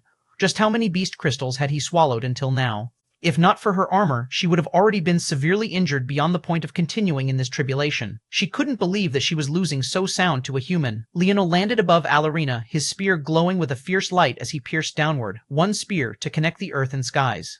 Chapter 1872, Awakening. Chapter 1872, Awakening. Compared to the last time Leonel had used this strike, it was countless times more powerful, not only because of the spear he was using, but also because his comprehension of spear force was far deeper. Alarina saw the light of death, a completely contradictory concept. It was as though Leonel was gracing her with it rather than throwing her into an abyssal hell of no return. She never thought that she would die in this way. She hadn't even brought out her full strength. However, just when she thought she would die, Leonel's blade came to a sudden stop right above her face. Their eyes met and he pulled back, leaping out from the pit he had created when he first smashed her into the ground and landing at its ledge. Alarina was immediately confused. Why had Leonel spared her? Could it be because she was a woman? This both made her somewhat angry but also uncomfortable at the same time. She wasn't an ungrateful person, but she also wouldn't sell her dignity for her life either. Get up! Leonel's cold voice suddenly knocked her out of her fantasies. Any thought she had of Leonel suddenly falling in love with her seemed to have been thrown out of the window. That wasn't the voice of a man who was enraptured with her and her appearance at all. Alarina had already been standing to begin with. She had no idea what was going on, so she had already been ready to keep fighting. But something about the sound of Leonel's voice and his gaze made her feel a combination of suffocated and infuriated. You are the most powerful member of the cloud race in this tribulation, right? Then show me your real strength before I send you away. Alarina was far too arrogant and had ended up losing before she even knew what was happening. However, Leonel's vision was far beyond this tribulation. He already didn't plan on coming in second place to anyone. The more important thing to him was learning more about the cloud race so that he could counter them better in the future. Currently, the cloud race had infiltrated the human domain and their claws were sunk far deeper than Leonel knew. That much he was certain of. If he wanted to deal with them, would need something more tangible than what he had, and there was no better target than one of their absolute geniuses. When Alarina heard Leonel's words, she gripped her spear so hard that her fingers bled and her figure trembled. Clenching her jaw, she looked toward Leonel, the golden runes dancing in her cloud figure beginning to tremble as well. She didn't say a single word. There was nothing else to say. She would make him regret the choice he had made to spare her and then humiliate her. Deep within the territory of Earth, all seemed peaceful. Ever since Leonel's return, everything had flowed smoothly, from the destruction of the Zoltine faith and the four great families, to the subduing of the Thrusting Skies sector and the expulsion of the Viola family. Everything had gone perfectly. The absence of Leonel didn't even seem to be felt, and all things continued to run smoothly. But all things would seem to be perfect until the day they weren't. Boom. The explosion came suddenly and without the slightest hint of warning. Almost instantly, half of the Ascension Tree that acted as the Ascension Empire's capital was covered in a blinding pillar of flames that seemed to want to engulf it all. Guards that had been on patrol hurried to figure out what was happening, only for their own comrades to suddenly turn on them without reason. Several golden spears pierced through the backs of loyal Imperial guards. They hardly had time to look back in shock toward faces they had known for decades before they collapsed to the ground with unwillingness, their consciousnesses fading to nothing. All hell had broken loose, and though a call to arms was immediately sent to many of the highest noble families of Earth, to the surprise of many of the court ministers, some directly ignored the summons as though they had never received it at all, locking down their own territories and forming their own small countries, defecting from the Ascension Empire. At that moment, on the second of Earth's two moons, Avalon, King Arthur sat on his throne, Queen Guinevere to his side. Before him, there was the smiling face of a member of the Lavis family, a young man with flowing golden hair and blinding golden eyes. It's time, King Arthur. The attack should have gotten underway already. You only need to do what the others have, and Avalon will be yours. Close your borders, declare independence, and when the time comes, reject delegation. The Ascension Empire has humiliated the Pendragon family for far too long. You are a people of royalty, and yet you've been downgraded to the status of a mere duke. I can understand your frustration. The Fox family haven't done anything to deserve the role they've had ever since they conquered Earth to begin with. Even now, they rely on a childlike prince to handle everything for them, and do you think that this is really that prince is doing? Arthur's gaze sharpened, and the young man chuckled. Does it even make sense to you that a young man who's lost over 2 decades of progress in comparison to his peers can still be this far ahead? Who else do you think is working behind the scenes to ensure that all of this happens, if not the Morales? He and the Morales must really think everyone is a fool. The young man didn't realize that as he spoke, Arthur's grip on his throne began tighter and tighter while Guinevere's lips pressed into a line. Even so, if you looked at the latter more closely, it was clear that this was a practiced gesture to hold back her laughter. We will expose them for the frauds they are, and then everyone will turn on the Morales family as they should. When they face the pressure of the entire human domain, they will crumble like crack. Arthur's throne shattered as he stood to his feet. He's just a child, huh? No one could possibly lose to him, right? He's nothing more than a convenient puppet on a string, Then why did I lose to him? The young man was stunned, but Arthur had already unsheathed his sword. Before he could react, he found himself looking at his own headless body. His eyes widened in shock. Arthur sheathed his blade and began to pace about with a harumph. Finally, Guinevere couldn't hold back her laughter anymore and released a bell-like giggle. Arthur's head snapped over. What's so funny? Guinevere laughed even harder. Husband, if you wanted an excuse to follow Leonel, you could find a better one than this, don't you think? Arthur's lip twitched. What do you mean by that? Guinevere just laughed and didn't respond, causing Arthur to click his tongue. Whatever, let those idiots do what they want. I have no intention of getting on that little monster's bad side. They think the Morales are the ones pulling the strings, so now that they're occupied by that summit they're holding, everyone else can run wild and free. Well, they're in for a rude awakening. Chapter 1873, Single Tear. Chapter 1873, Single Tear. Leonel exhaled a breath. His body was covered in cuts and bruises, blood coating some of his white furred armor. On the ground before him, Alarina laid at the end of her rope. It was clear that even after Leonel had given her a chance, the ultimate victory still remained in his hands. At this point, Alarina didn't feel like she had any more excuses to give. Even so, Leonel didn't seem to be proud of his achievement. In fact, he was a hint unhappy. Even with his advantage in strength and speed, the battle had been a tough one. After Alarina copied his movements, she seemed to know everything he would do ahead of time. One would think that rather than copying, the ability of the Cloud Race was to see the future. Compared to the first Cloud Race individual Leonel had fought, Alarina was definitely on an entirely different level, and Leonel felt that if their strengths were equal, the one on the ground now would probably be him. But that was precisely why he had taken this chance to begin with. He wouldn't risk a loss here, especially after he had already confirmed victory. That would be nothing more than hubris. Leonel reached down and took Alarina's spear. He had gotten enough from her. Who are you? Alarina asked weakly. Leonel Morales, Leonel replied blandly. Alarina fell into silence. She didn't recognize the name at all. Not only had she lost to a human, but he didn't even seem to be a place she recognized, or maybe he was, but was from a weaker family. But then how did he get his hands on a spear domain ring? There was no way the stronger families would allow the weak to monopolize such a treasure. Unfortunately, Leonel didn't have the answers she was looking for. Alarina's body shimmered out of existence, leaving behind nothing but her armor. Leonel looked at the armor for a moment before shaking his head. Truthfully, although his own armor had less functionality, he preferred it. Reaching down, he picked up the armor and thought for a moment. Although he didn't want the armor, it still felt foolish to just leave it. He thought about modifying it, but the main problem was that without little Tali by his side, manipulating metal was too difficult. An idea flashed in Leonel's mind. Obviously, since this armor had been left behind, he could use it. Though Alarina was a member of the Cloud Race and not a human, she still had the more petite body of a human woman, meaning her and Leonel's sizes couldn't be compared. This meant one thing. The armor had shape and size changing functionality. I can take advantage of that. Leonel began to take the armor apart quickly, finding the force arts responsible for the shape changing. After making sure to preserve them, he began to restructure the other force arts, piecing together what he had while throwing away much of it. Good. About an hour later, Leonel finished. What was left of the robust armor were just a few wrist, elbow, knee, ankle, and neck bands. Every time Leonel snapped one piece on, a radiant aura would echo outward and seamlessly fuse with his hermit-like armor. Soon, it became exceptionally subtle. It was hard to tell he had changed anything at all, but the aura his armor exuded alone seemed far more powerful. Grabbing Alarina's spear, he allowed it to fuse with his original spear. With a whoosh, his spear broke through the bronze grade and entered the silver grade. Leonel waved the spear around for a moment and then looked at the lance spear. He decided to keep using the latter since it came with the added functionality of Knight's Charge. After exhaling a breath, Leonel's gaze sharpened. Bring it on. With a thought, Leonel's territories fused and the roar of beasts began to echo. The powerful, evolved beasts spawned one after, their furious roars echoing with greater and greater vitality with every passing moment.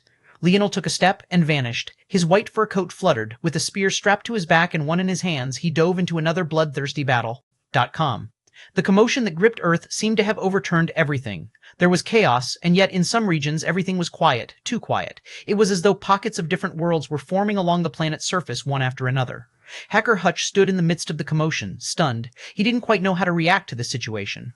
His blade, which had always lusted for battle, seemed to have gone dull. Inwardly, he sighed. Despite the fact his improvements had allowed him to keep living, he had always felt old at heart. This era had come far too late, and his prime had long since passed. He didn't have the raging will he once had as a youth, and that was simply something he had no choice but to accept. Seeing everything he had worked all his life for come crumbling down, he simply didn't have the heart for it. During the war with Terrain, he had sensed something amiss, as though a shadow was slowly circling his Slayer Legion and waiting for an opportunity to pounce. But it had already been 2 decades since then, so he had hoped that he was wrong.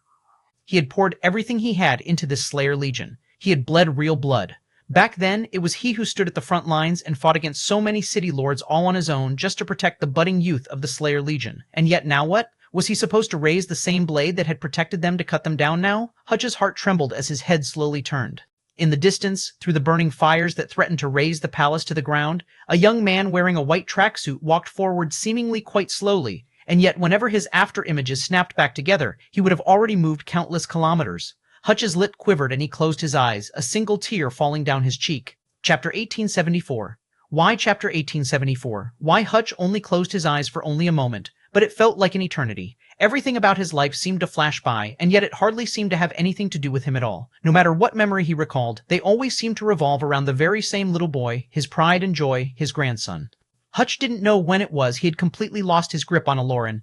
Maybe he was too focused on the Slayer Legion. Maybe it was because he placed too much emphasis on his loyalty, neglecting the needs of the child. Maybe he hadn't shown the little one enough love, enough care, enough affection. He had always closed one eye to such events.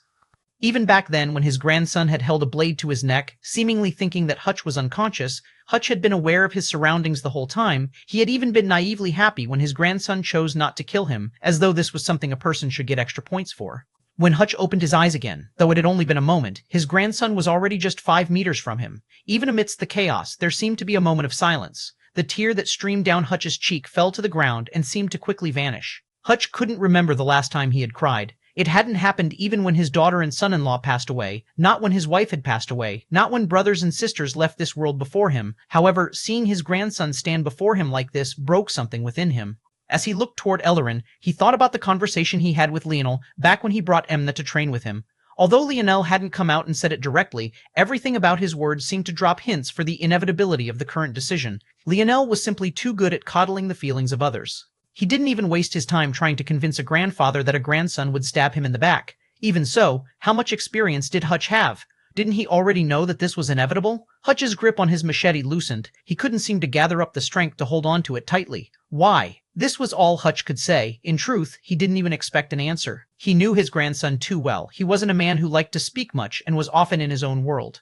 When he was much younger, Hutch used to think that it was because his grandson was a bit antisocial and lazy, but as time passed, he realized that whenever his grandson lounged around, he would come back even stronger than before. And it wasn't that he was antisocial, it was more accurate to say that he couldn't be bothered to deal with the people around him. However, to his surprise, Aloran actually answered. It was a short and succinct answer, but it was an answer nonetheless. The Ascension Empire killed my parents. The Ascension Empire deserves death. There didn't seem to be any rage or fury in Aloran's words. He simply stated them with the ease of talking about the weather. His gaze didn't fluctuate. His radiance didn't dim. His expression didn't even flicker. Hutch tried to open his mouth to respond, but everything felt empty. Aloran's parents didn't have the necessary talent. This was something their gene assessment made very clear. They lived very normal lives and didn't even interact with Hutch very much due to his own duties. Hutch was just lucky that he was privy to the truth of the Slayer Legion, and as such, was able to allow some members of his family the freedom to be normal. Others were much less lucky, completely unaware that the rebellion of the Slayer Legion was a facade. They embroiled their entire lives in that fight. It was likely due to this dissatisfaction that so many had turned on the Empire now. One could easily imagine then how Aloran's parents had died. As two completely normal individuals, they were almost guaranteed to become invalids. When the metamorphosis descended, they were among the first to fall from the skies, being crushed to death even before the awakening of their ability index could fail. Aloran was far too intelligent. It was easy to put 2 and 2 together, even without having all of the information. It was obvious that the Ascension Empire had chosen to sacrifice his parents, to kill them along with the other invalids, just to ensure that their evolution path was smoother. Even if there was just a 1% chance that his parents succeeded in awakening, it was still not a 0% chance. But in order to play to the odds, the Ascension Empire hadn't hesitated to sacrifice tens of billions of people.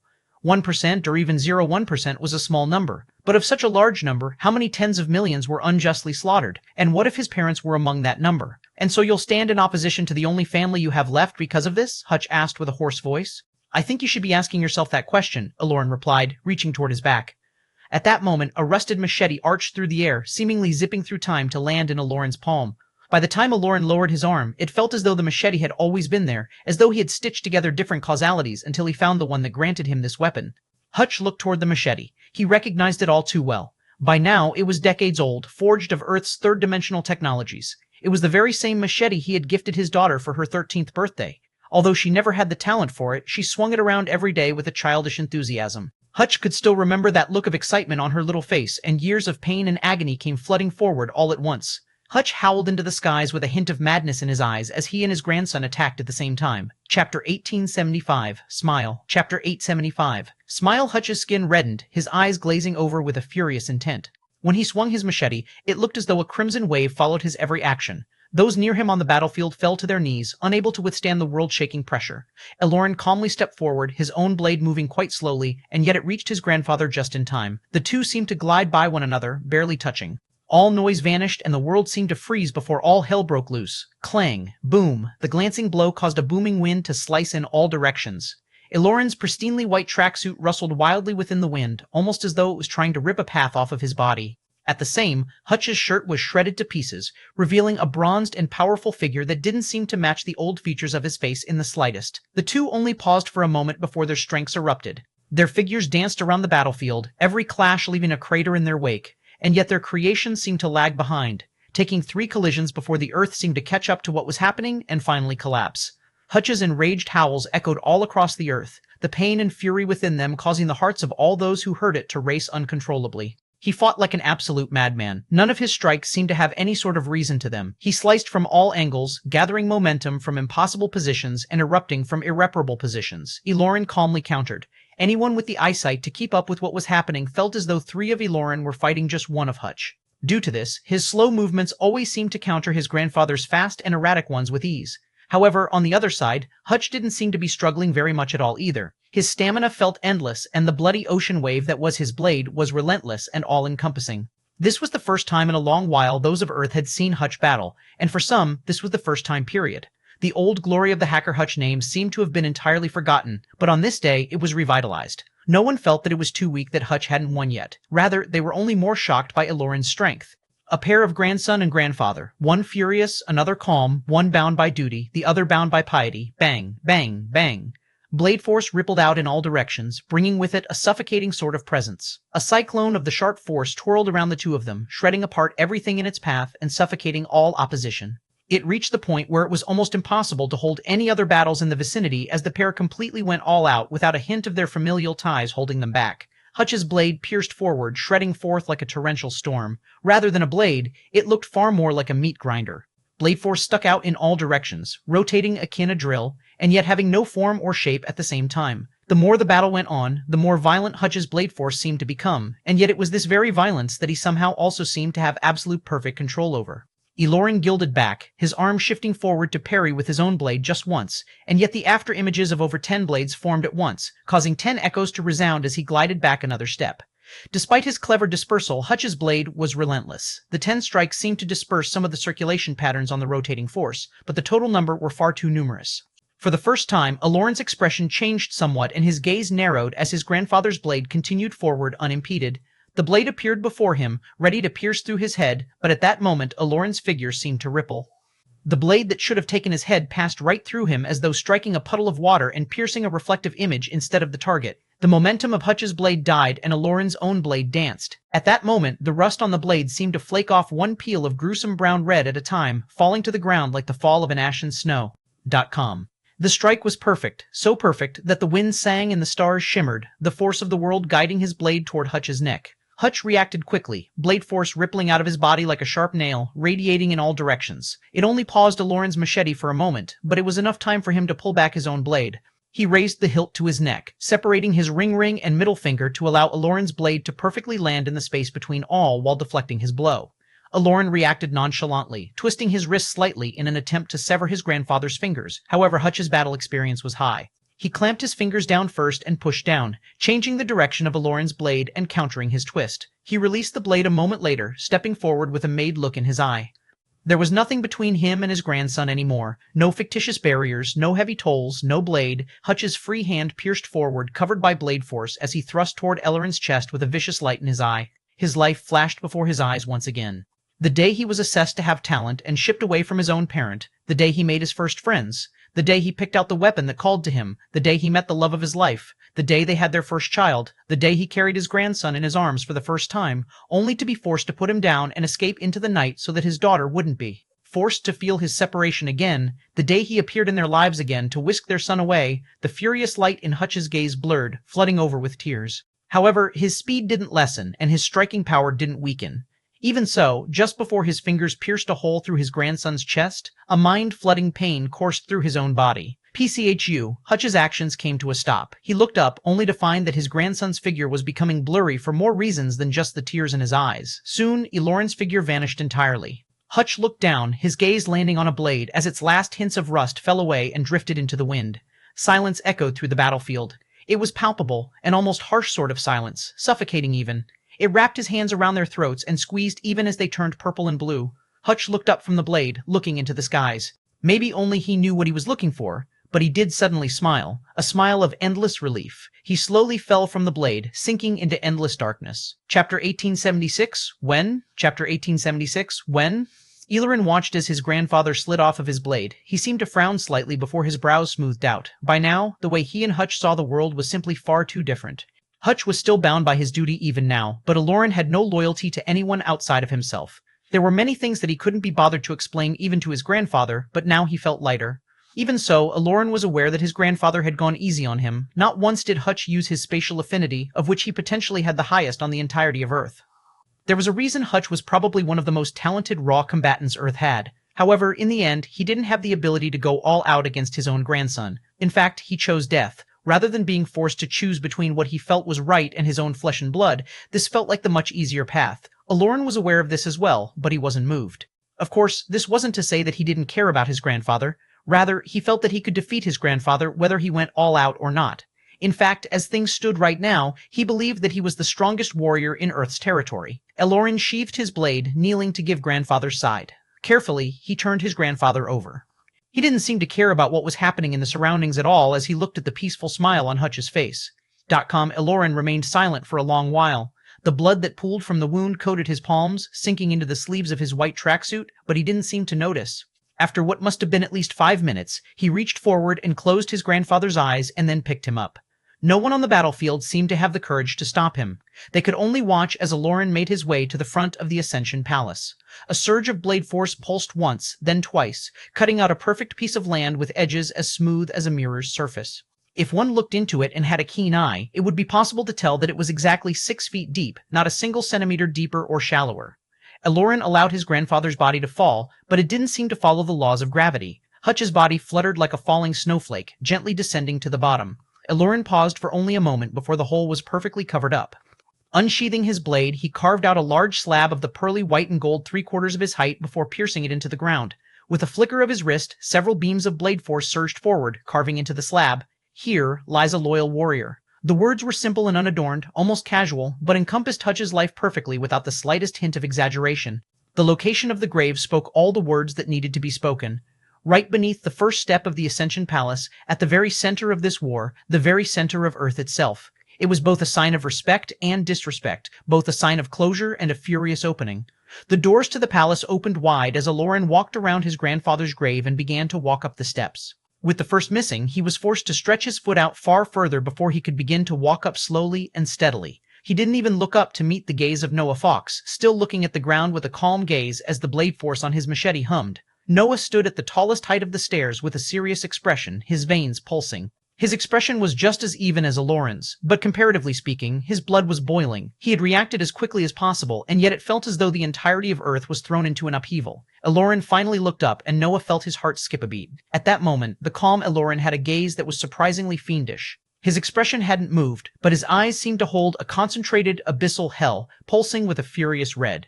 Noah almost felt the need to step out of his way. Instinctually, Noah swung down his blue saber, allowing it to grow to over 10 meters long under the power of his ability index. It was as though he had seen a monster that needed to be destroyed as quickly as possible.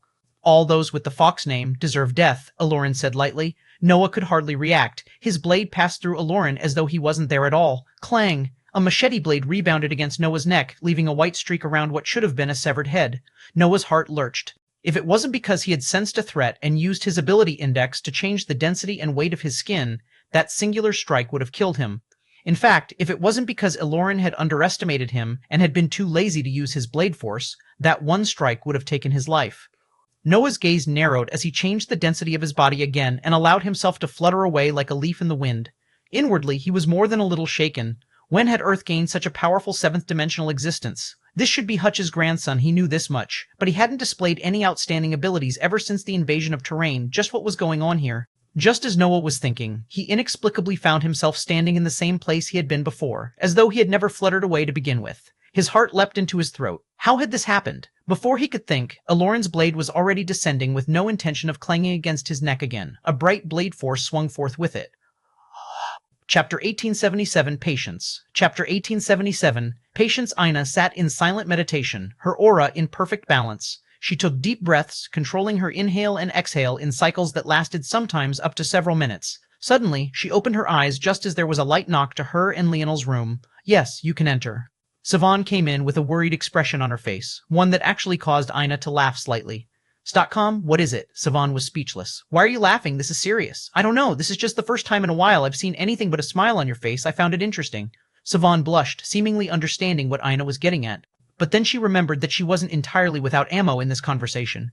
"You're one to talk. I can still smell it in the air." Aina suddenly panicked. "Smell? What smell?" Aina's head snapped around before she froze. This time, it was her turn to blush. There was no smell. Clearly, Savan was just making fun of her and had won this round. Savan's laughter echoed like a silver bell. She was very used to Aina's shyness, and she used to have all sorts of fun making fun of her. After the metamorphosis, she had thought that maybe all their previous interactions had all been an act, but by now, she knew that it wasn't that the Aina she had known was fake, it was only that it was just one dimension of who she was, that Aina was just as real as this one. Aina rolled her eyes and coughed slightly, trying to clear her embarrassment. "Didn't you come here for something important? Look at you making fun of me. I'm innocent." "Yeah, sure," Savan laughed, "about as innocent as a death row inmate." Seeing that Aina was too flustered to respond, Savan graciously took her victory and remembered that she had indeed come for something quite serious. "They've attacked, and according to the news, Hutch has died already by the hands of his grandson." Aina fell into silence. She knew that Hutch was quite important to Leonel, although she had never interacted much with the man personally. Even so, it was impossible for her not to feel anything simply for the fact that Leonel had always seen him as a mentor. That said, before he had left, Leonel had known that this was a distinct possibility. No parent wanted to end their child's life, and there was definitely no grandparent who wanted their grandchild's life. However, Hutch had been unlucky in two ways. He had not only outlived his children, but he was faced with trouble of standing in opposition to his grandson. It was simply impossible for him to survive both, so even without being there, Leonel knew that Hutch would choose to die rather than make such a voice. It didn't matter to him that Leonel had warned him, it didn't matter to him that there was a path to survive. Hutch had always felt that this era had passed him by. Despite his talent, he never really felt the same passion he had in his youth, and maybe that was because he had simply lost too much. Even so, regardless of whether this was his choice or not, Aina knew that Leonel would take it quite hard. "What should we do?" Savan asked. Aina took a deep breath and exhaled. "Nothing. Now isn't the time yet." Savan's gaze flickered. "Even with the capital being burned down?"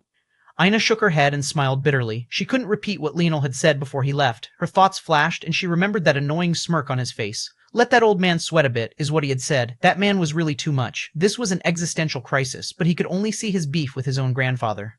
Of course, Aina knew the real Leonel. More likely than not, it was something that he was too lazy to explain. If he could stop the unnecessary deaths, he would, but he wasn't some sort of god. There was a limit to what he could predict and prepare for. At the same time, there was definitely something tying Emperor Fox's hands, likely the same thing tying down the four great families. It didn't make sense if only one side faced restrictions while the other side didn't. If Emperor Fox could wave a hand and deal with everything, he would have. As such, there was a certain delicate approach that was necessary. "All right, in that case, we'll be on standby," Savan nodded. She turned to leave but hesitated for a moment. "If you need anything, I'm here to talk." Savan didn't say anything else as she left. She knew quite well that, of them all, the one having the most trouble waiting patiently for the right time was Aina herself. There was nothing she wanted more than to unleash unholy hell on the Brazingers and their allies, but right now, she had to exercise patience. In that case, this was the only option. Aina smiled lightly as Savan left. Though she didn't say anything more either, the appreciation was clear in her eyes. Soon, she would make that family pay in blood for what they had done to her family, her mother. Leonel clashed against an enemy spear and slipped to the side. He activated Knight's Charge and slid past the enemy's left. With a twirl of his spear, the heavy butt of the lance spear smashed into the Rapax's shoulder blade, throwing it off balance and causing its tail swing to miss and soar over Leonel's head. "Swift," Leonel said softly. His feet pivoted and the tip of his lance spear trembled, not feeling nearly as heavy as it once did. Bang! Bang! Bang! He pierced through space through 3 locations. At the same time, time layered as well, staking 3 strikes at each one of the 3 locations and piercing right through the Rapax's vital points. The enemy Rapax slowly fell to the ground, unable to battle even as Leonel snatched away his spear, exhaling a slow breath. Chapter 1878, Aerial Chapter 1878, Aerial Battle. The number of territories that Leonel had already soared over 400, and the gap between him and others seemed to only be growing. These days, when he came across others, it would be lucky if they had 20 territories to their name, let alone hundreds like he did. But there was an unfortunate drawback to having so much more territory than anyone else, and that was that he was often forced into battles before he had time to rest or even choose his own targets. With the size of his territory, he was connected across far too many locations. Even if one wasn't targeting him on purpose, accidentally strolling into his region was far too easy. If it wasn't for the fact that a territory couldn't be targeted by more than one person at once, he would have definitely suffered greatly by now. Leonel was about to take a step out of his territory when the force field solidified. He shook his head and knew that someone else had stepped forward to challenge him. With a sign, he turned and burst toward a particular direction, wanting to deal with this person as quickly as possible. Enel, the nomad race young man with 2 arms and 6 hands, walked around with a hint of frown on his face. He felt that something was off about his surroundings, but he couldn't quite understand what it was. It was like the territories were being suffocated by something, but it wasn't immediately obvious what it was. His first assumption was that it was Edrum. Usually, the tribulation would do certain things to force battle and force the geniuses to face off against one another. For example, the fact that you couldn't absorb the strength of a defeated enemy was a conscious choice rather than a bug. This was to force the geniuses to battle as much as possible, as often as possible, or else you'd lag far behind your peers by the time you came across one of them, and even if by some miracle you managed to defeat them, that strength would vanish forever. This wasn't the only thing in this vein either. Sometimes treasure territories where there would be the reward of a spear or armor or technique at the end would appear in between 2 territories to incentivize battle. Or sometimes a powerful beast territory would appear, and by claiming it, one could spawn new beasts ahead of time without having to cross into a new grade. However, the occurrences of such things were suspiciously low during this round, almost as though the tribulation was content with the level of activity. But why was it that Enel felt that this was all nonsense? He had hardly run into any challenge at all, and he had only run into a single treasure territory, whereas by now he should have run into at least 3. At the same time, several other geniuses were feeling the same exact way.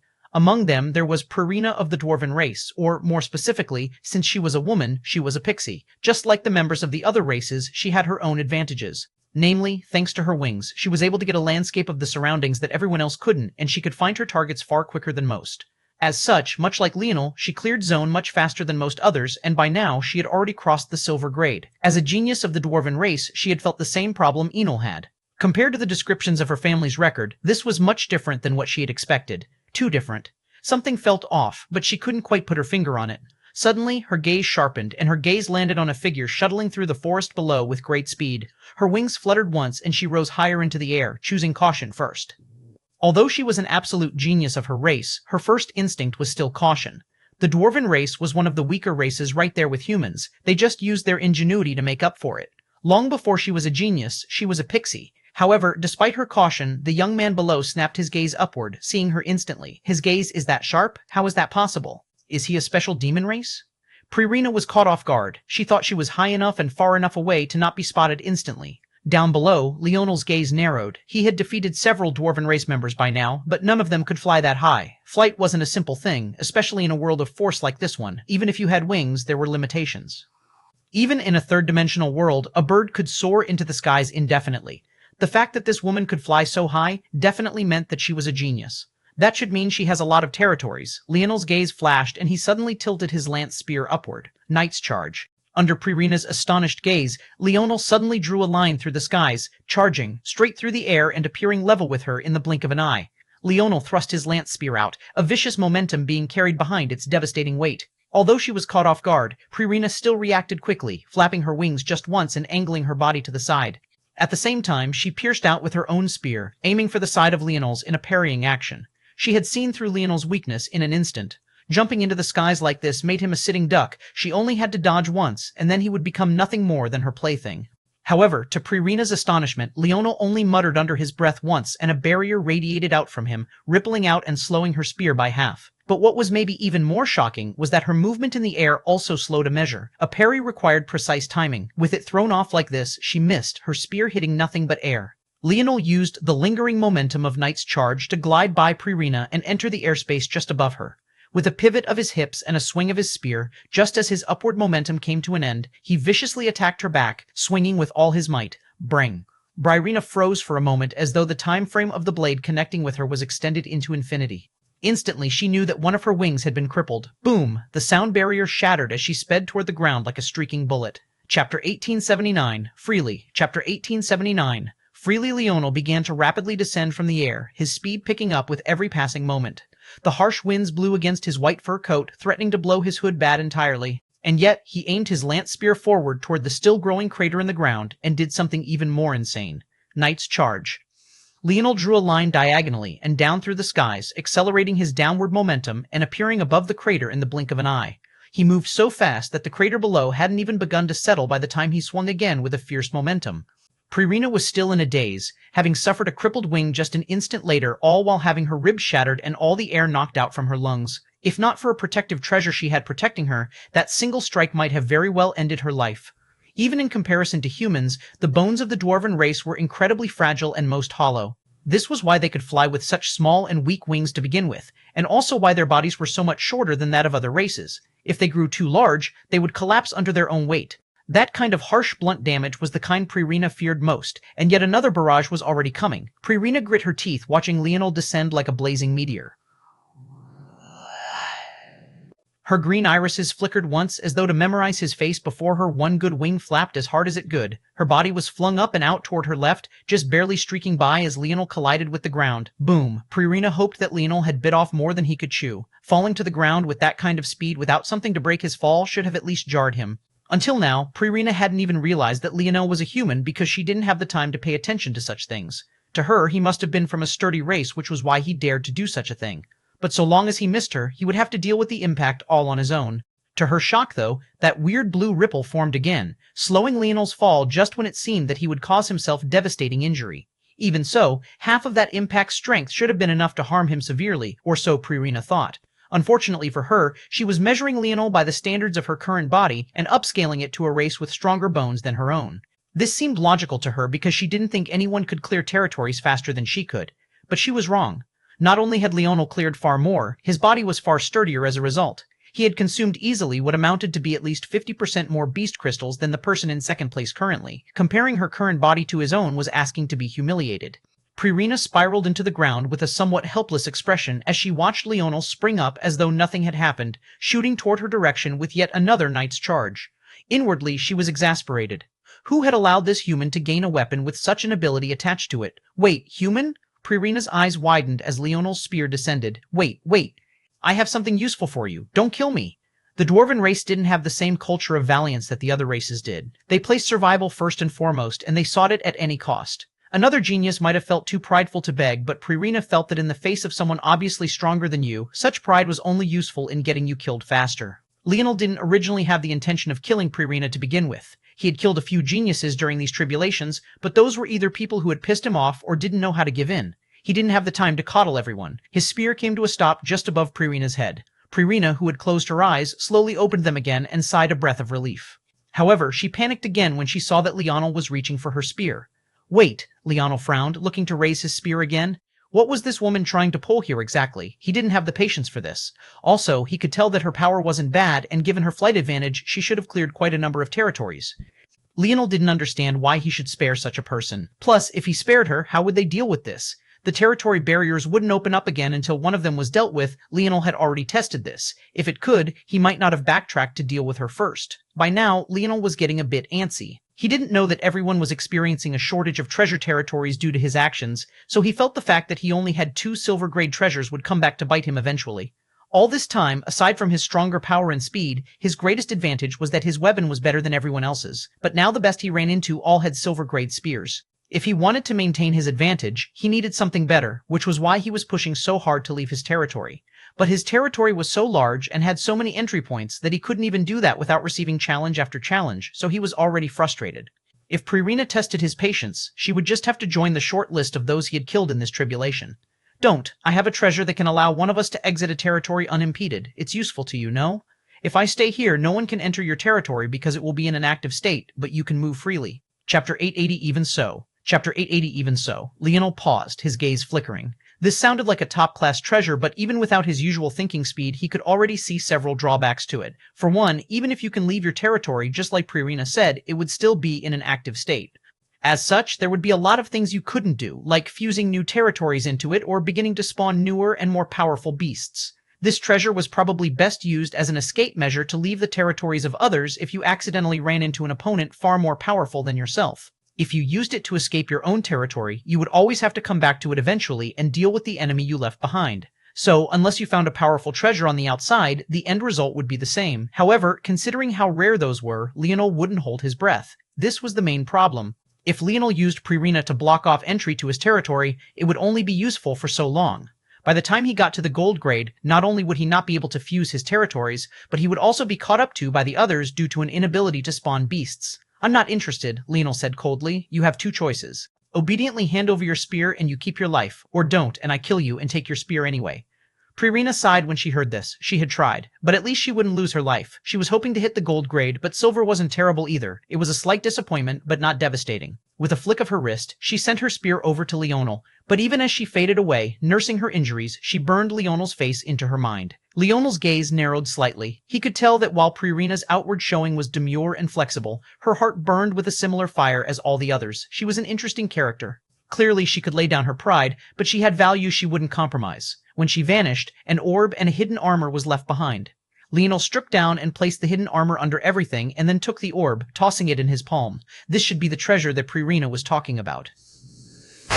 Leonel didn't care much for it, though. He didn't really have any intention of running from a battle, and he didn't think there was anyone who could make him do it either. But there was no need to throw away decent enough treasure. Suddenly, Leonel's gaze flickered. She lied. Pririna probably didn't expect Leonel to have the skill to tell.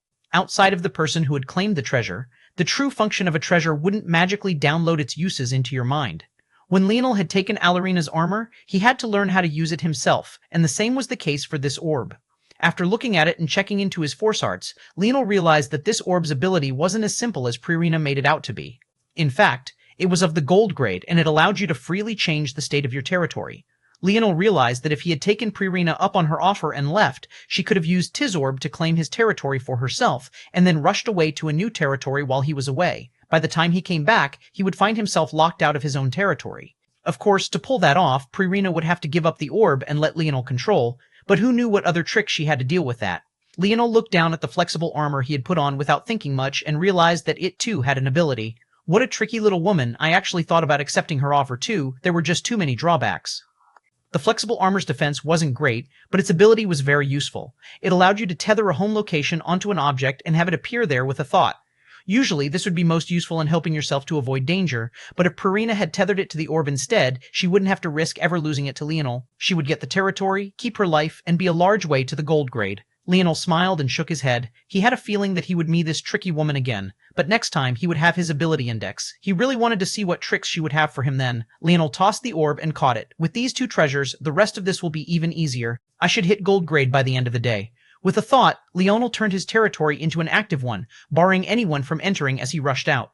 Finally, he could pick his own target. The turmoil in Earth's territory only seemed to be growing. The dichotomy between regions of chaos and regions of absolute silence was palpable.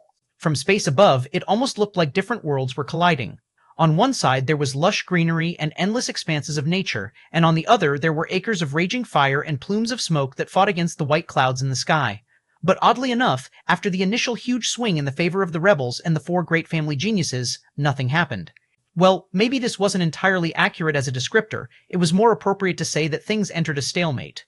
Prince Noah Fox was beaten back by Aloran, almost losing his life several times. However, after realizing that he was no match for Hutch's grandson, Jessica Scarlet and the young heir of the Dove family appeared to support him, causing the battle to become a 3 versus 1 with no clear victor in sight. However, what was especially odd was that Aloran didn't seem to be pushing for victory. It was then that the geniuses of the four great families descended onto the capital, and everything seemed to change. In the skies, King Arthur stood across from Adrin. He had just failed to stop the others from returning to Earth, and now he was forced to face off against a tough enemy. He shook his head inwardly, looking toward Earth.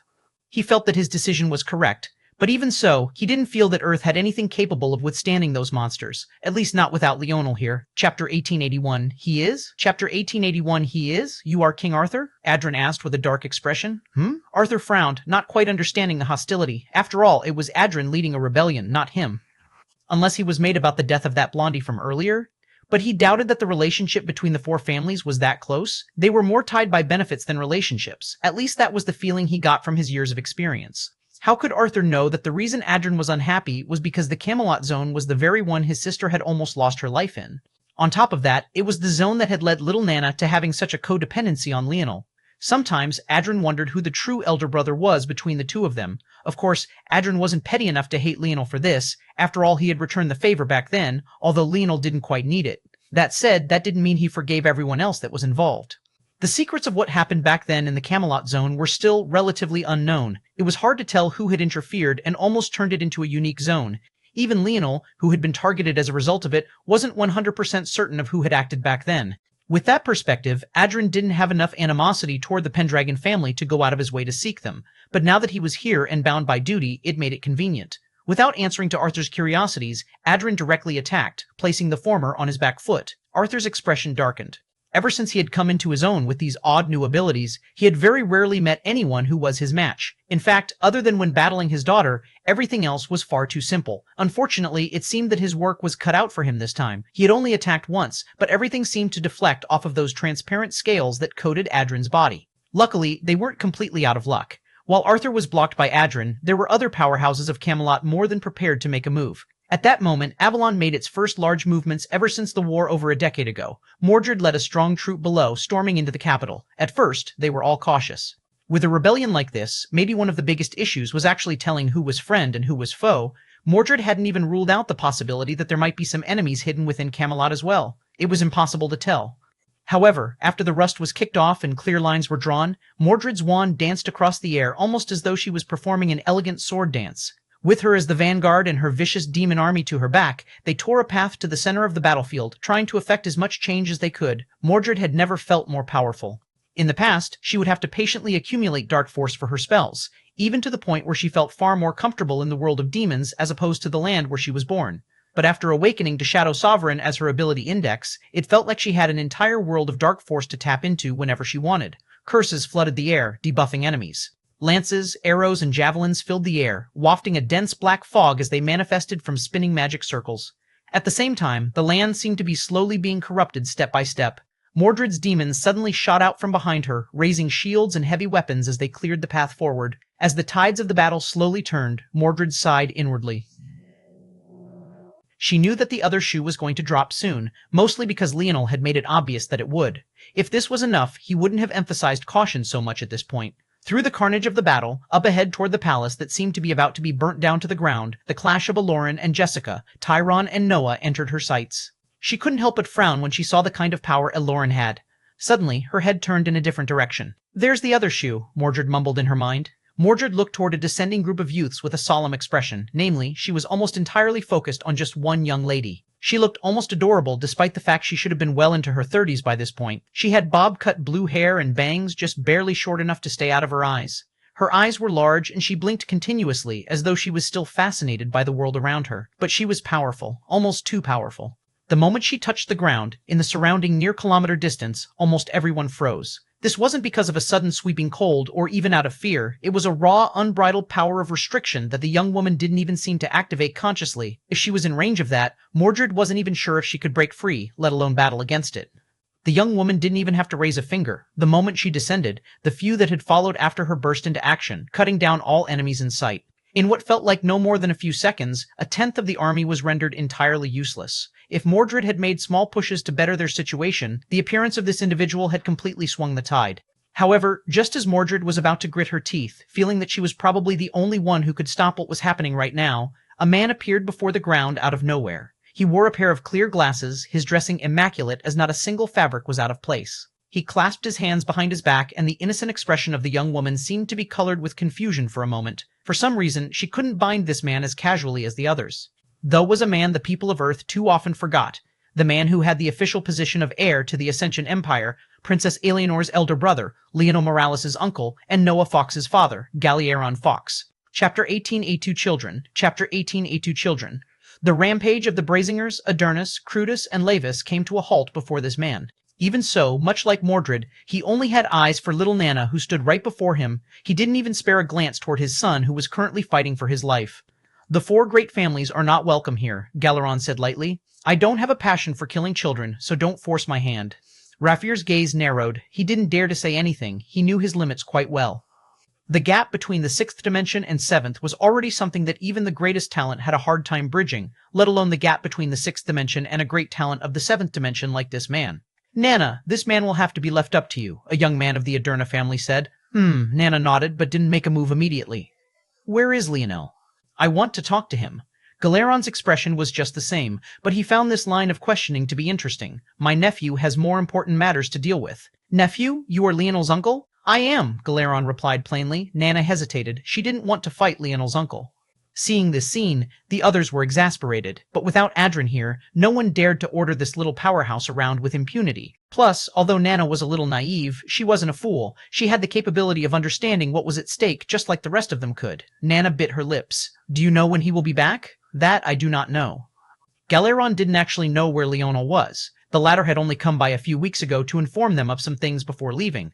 A lot like his father, his nephew refused to explain anything in clear terms. The two liked to butt heads, but they were practically the same person. Then, excuse me, Nana suddenly moved. Although her body had been entirely relaxed a moment ago, her explosive speed was enough to leave cold shivers running down the spine of the spectators. Her delicate palm crashed through the air with more speed than the wind trying to move around it could muster, causing the pressure to accumulate along her skin with an explosive might.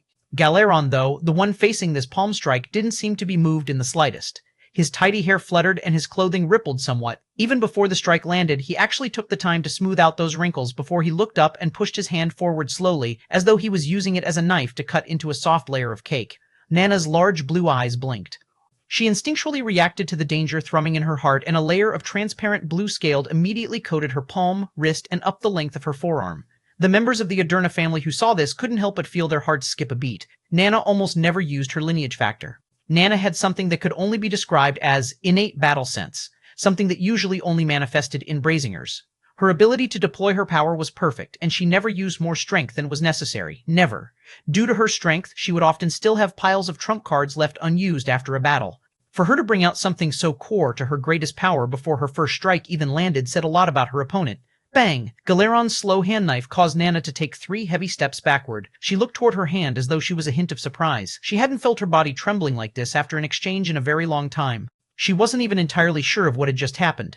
Galeron didn't seem to have used any force, and unlike Aloran's strikes which only seemed to be slow, Galeron's strike truly was so. Attack speed was higher than movement speed for obvious reasons, and yet it had taken Galeron the entire length of Nana's run toward him to complete his strike. Without speed, there could be no power. This was simple logic. The only way for something to be both powerful and slow was for it to be heavy. However, Galeron lacked in both aspects. His body was as light as a feather, that much Nana was certain of. On top of that, his strike was slow. Nothing seemed to make any sense. This is the last opportunity I will give you, Galeron said softly. I don't like to bully children, so please leave. A member of the Crutus family couldn't seem to take it anymore, their green hair whipping about wildly as they pointed a finger toward Galeron. You say that, and yet didn't you wipe out all 4 of our families? How many innocent children were among that number? Don't bullshit us. Galeron's expression remained unchanged. Those were not actions taken by me. In addition, speaking of morality in war is a bit foolish, do you not think? Hearing Galeron say this, the others were speechless. Wasn't he the one who brought up morality first by saying he didn't want to kill children? Which was it, exactly? I don't see this as a war. I see this as a lashing out by children who are looking to impress their parents. Galeron's gaze shifted and landed on Rafier. In that moment, Rafier shivered from head to toe. Why did it feel like he was completely seen through in that instant? This attack is disorganized, it's clearly sporadic, and it's a shame that the powers that have taken your side can't see that. Or maybe they do and have no choice but to follow through anyway because they've received too many benefits from you. But what I can say is that there is only one way this ends for you, and that's in a complete and utter loss. It was clear that compared to his father and even his own son, the seemingly stoic Galeron was far more talkative. Oh, is that so? Rafier forced himself to regain his composure and sneered. This runs far deeper than you think it does. Come out, Rafier roared. Is that right? Galeron pushed his glasses up. You're calling forth Minister Maya, the former Secretary Marquisette Maya, is that right? Rafier froze. In fact, Maya, who was prepared to make her move, also froze at that moment. Chapter 1883, Maya and Sella. Chapter 1883, Maya and Sella. Galeron was unmoved by Rafier's surprise, but this wasn't because he had known for a very long time, it was instead because he had learned of the oddity himself via Leonel not too long ago. The former Secretary Marquisette Maya, now turned Imperial Minister, was a very odd story not because it was overly complex, but because of how covert and secretive it had been. If not for a small mistake Maya had made almost 3 decades ago now, this matter may very well have been entirely devastating. The first time Leonel met Maya, she actually had an entirely different look and he almost lost his life at the hands of her schemes. Back then, she had been a captain of the Slayer Legion and his interactions with her could only be said to have been far from pleasant. The two women, or rather two identities, couldn't have been further from one another. One was a leader of the rebels, and the other was a high official for the Empire. One was obese and quite ugly, while the other was a voluptuous, mature beauty who turned heads just by walking down the street. The two didn't seem to have any connection with one another, and their stories only seemed to diverge more and more as the years went on. The captain of the Slayer Legion identity. Captain Sella slowly worked her way up the ranks, becoming a prominent figure in the Slayer Legion, a fact that likely resulted in the many traitors that had appeared today. On the other side, the Secretary Marquisette identity had worked her way into the Royal Blue Fort, becoming the new first wife of Governor Duke Liam and birthing his child. The last time Leonel had even thought of this woman, it was for the sake of laughing at the plight of Miles Liam. Back then, it was Miles and Simeon who had acted together to launch bombs after Leonel in his attempt to escape from the fort. That had led to Ina being severely injured and the pair of lovebirds being separated for a time. Due to that event, Miles had been scapegoated by his father who had been in the capital at the time, and the child Governor Duke Liam sired with Maya became the new heir to the Governor Duke family. This felt like a satisfying conclusion to the story, and it would have been as such had Maya not had a second identity. But between then and now, she had climbed from Secretary Marquisette to wife of Governor Duke to Imperial Minister. What was especially odd about this was that Imperial Minister was a higher status than Secretary Marquisette, but this wasn't necessarily the case for the title of Governor Duke. However, rather than using her child to leverage a Governor Duke position, Maya had chosen to come to the heart of the capital instead, sinking her claws into the heart of both the Slayer Legion and the capital. This woman was very clearly smart, conniving, and exceptionally patient, having laid down her plans for decades. So what had exposed her in the end? It was something quite simple actually, her choice in perfume. Back then, Leonel had felt that Captain Sella's fragrance was familiar, but his memory had been far weaker during that time. It was only after he joined Valiant Heart Mountain and replaced his Soul Force with Dream Force did his memory become sharp to the point of even remembering his time spent as a baby in his mother's arms. After that, all of Leonel's memories were retroactively etched into his mind like stone, quite nearly infallible. Of course, back then, he still hadn't made the connection immediately. While remembering his mother was important to him, knowing the fragrance of a random woman was meaningless to him. However, while Leonel was preparing for this war, he would obviously pool together all of the knowledge he had. In addition, as a prince of the Empire, he had access to all of the information he could ever want to know about the various nobles and the Slayer Legion, on top of whatever the etching metal organization could gather up. The final nail in the coffin was Maya's ability index. It was labeled quite simply, allowing her to maintain her youth. When Leonel first met her, she was a woman well into her twilight years, and yet she looked like a 20-year-old bombshell just entering her prime. This seemed to check out, but then Leonel's dreamscape sparked. What other abilities could allow a person to appear much younger than they were? When one framed it that way, the answer almost seemed far too obvious. Obviously, if a person could shapeshift, wouldn't making a change as simple as age be as easy as breathing? In addition, choosing to outwardly display your ability index in that way would make people think you were far more limited than you truly were. It was almost too easy for Maya to get away with this. Back when the metamorphosis first descended, Earth's ability to detect ability indexes was incredibly crude. It could only classify Leonel's ability index as an S-grade sensory type ability. As for Ina, it classified hers as an S-grade healing type ability. Of course, it would be too vague to expose Maya. On top of that, if exposing an enemy's ability index was so easy, then so many in the dimensional verse wouldn't hold their ability index out as a trump card. The details of one's ability index was almost always a secret one would hold close to their chests. Maya would have never thought that her years of diligent planning would be exposed by something so simple. Even now, after Galieron had spoken, she had no idea what had exposed her. Even so, there was nothing she could do but step out slowly. Since it had come to this point, there was no time for more preparation. There was only the final step remaining. Maya stepped down from the sky expressionlessly, descending as though a deity. To her back, two very young men followed. While many on the battlefield only looked like they were in the 20s but were really much older, both of these young men truly were that young. With a slight flicker of light, all three changed, and all three became members of the Cloud Race. Chapter 1884. Kill. Chapter 1884. Kill. As though this transformation had triggered a change, several that stood in the mess of the battlefield stood to their full height. With a slight shimmer, one after another, Cloud Race members began to appear. At first, there were just the three in the skies, but very quickly this number began to jump, seemingly doubling every few seconds. In just a few moments, it had gone from a battle of humans to an assault of the Cloud Race. No matter where one looked, another would appear. Very quickly, those that remained very much human began to warily look around, wondering just who would turn next and trying to avoid being stabbed in the back. Mordred's expression suddenly flickered and her figure vanished into the void, swirling into a rotating black hole of dense fog before appearing several meters away. She looked toward where she had just been standing with an ugly expression. Right there, a halberd that would have pierced through her back thrust through the air, a violently rotating wind still circling around it.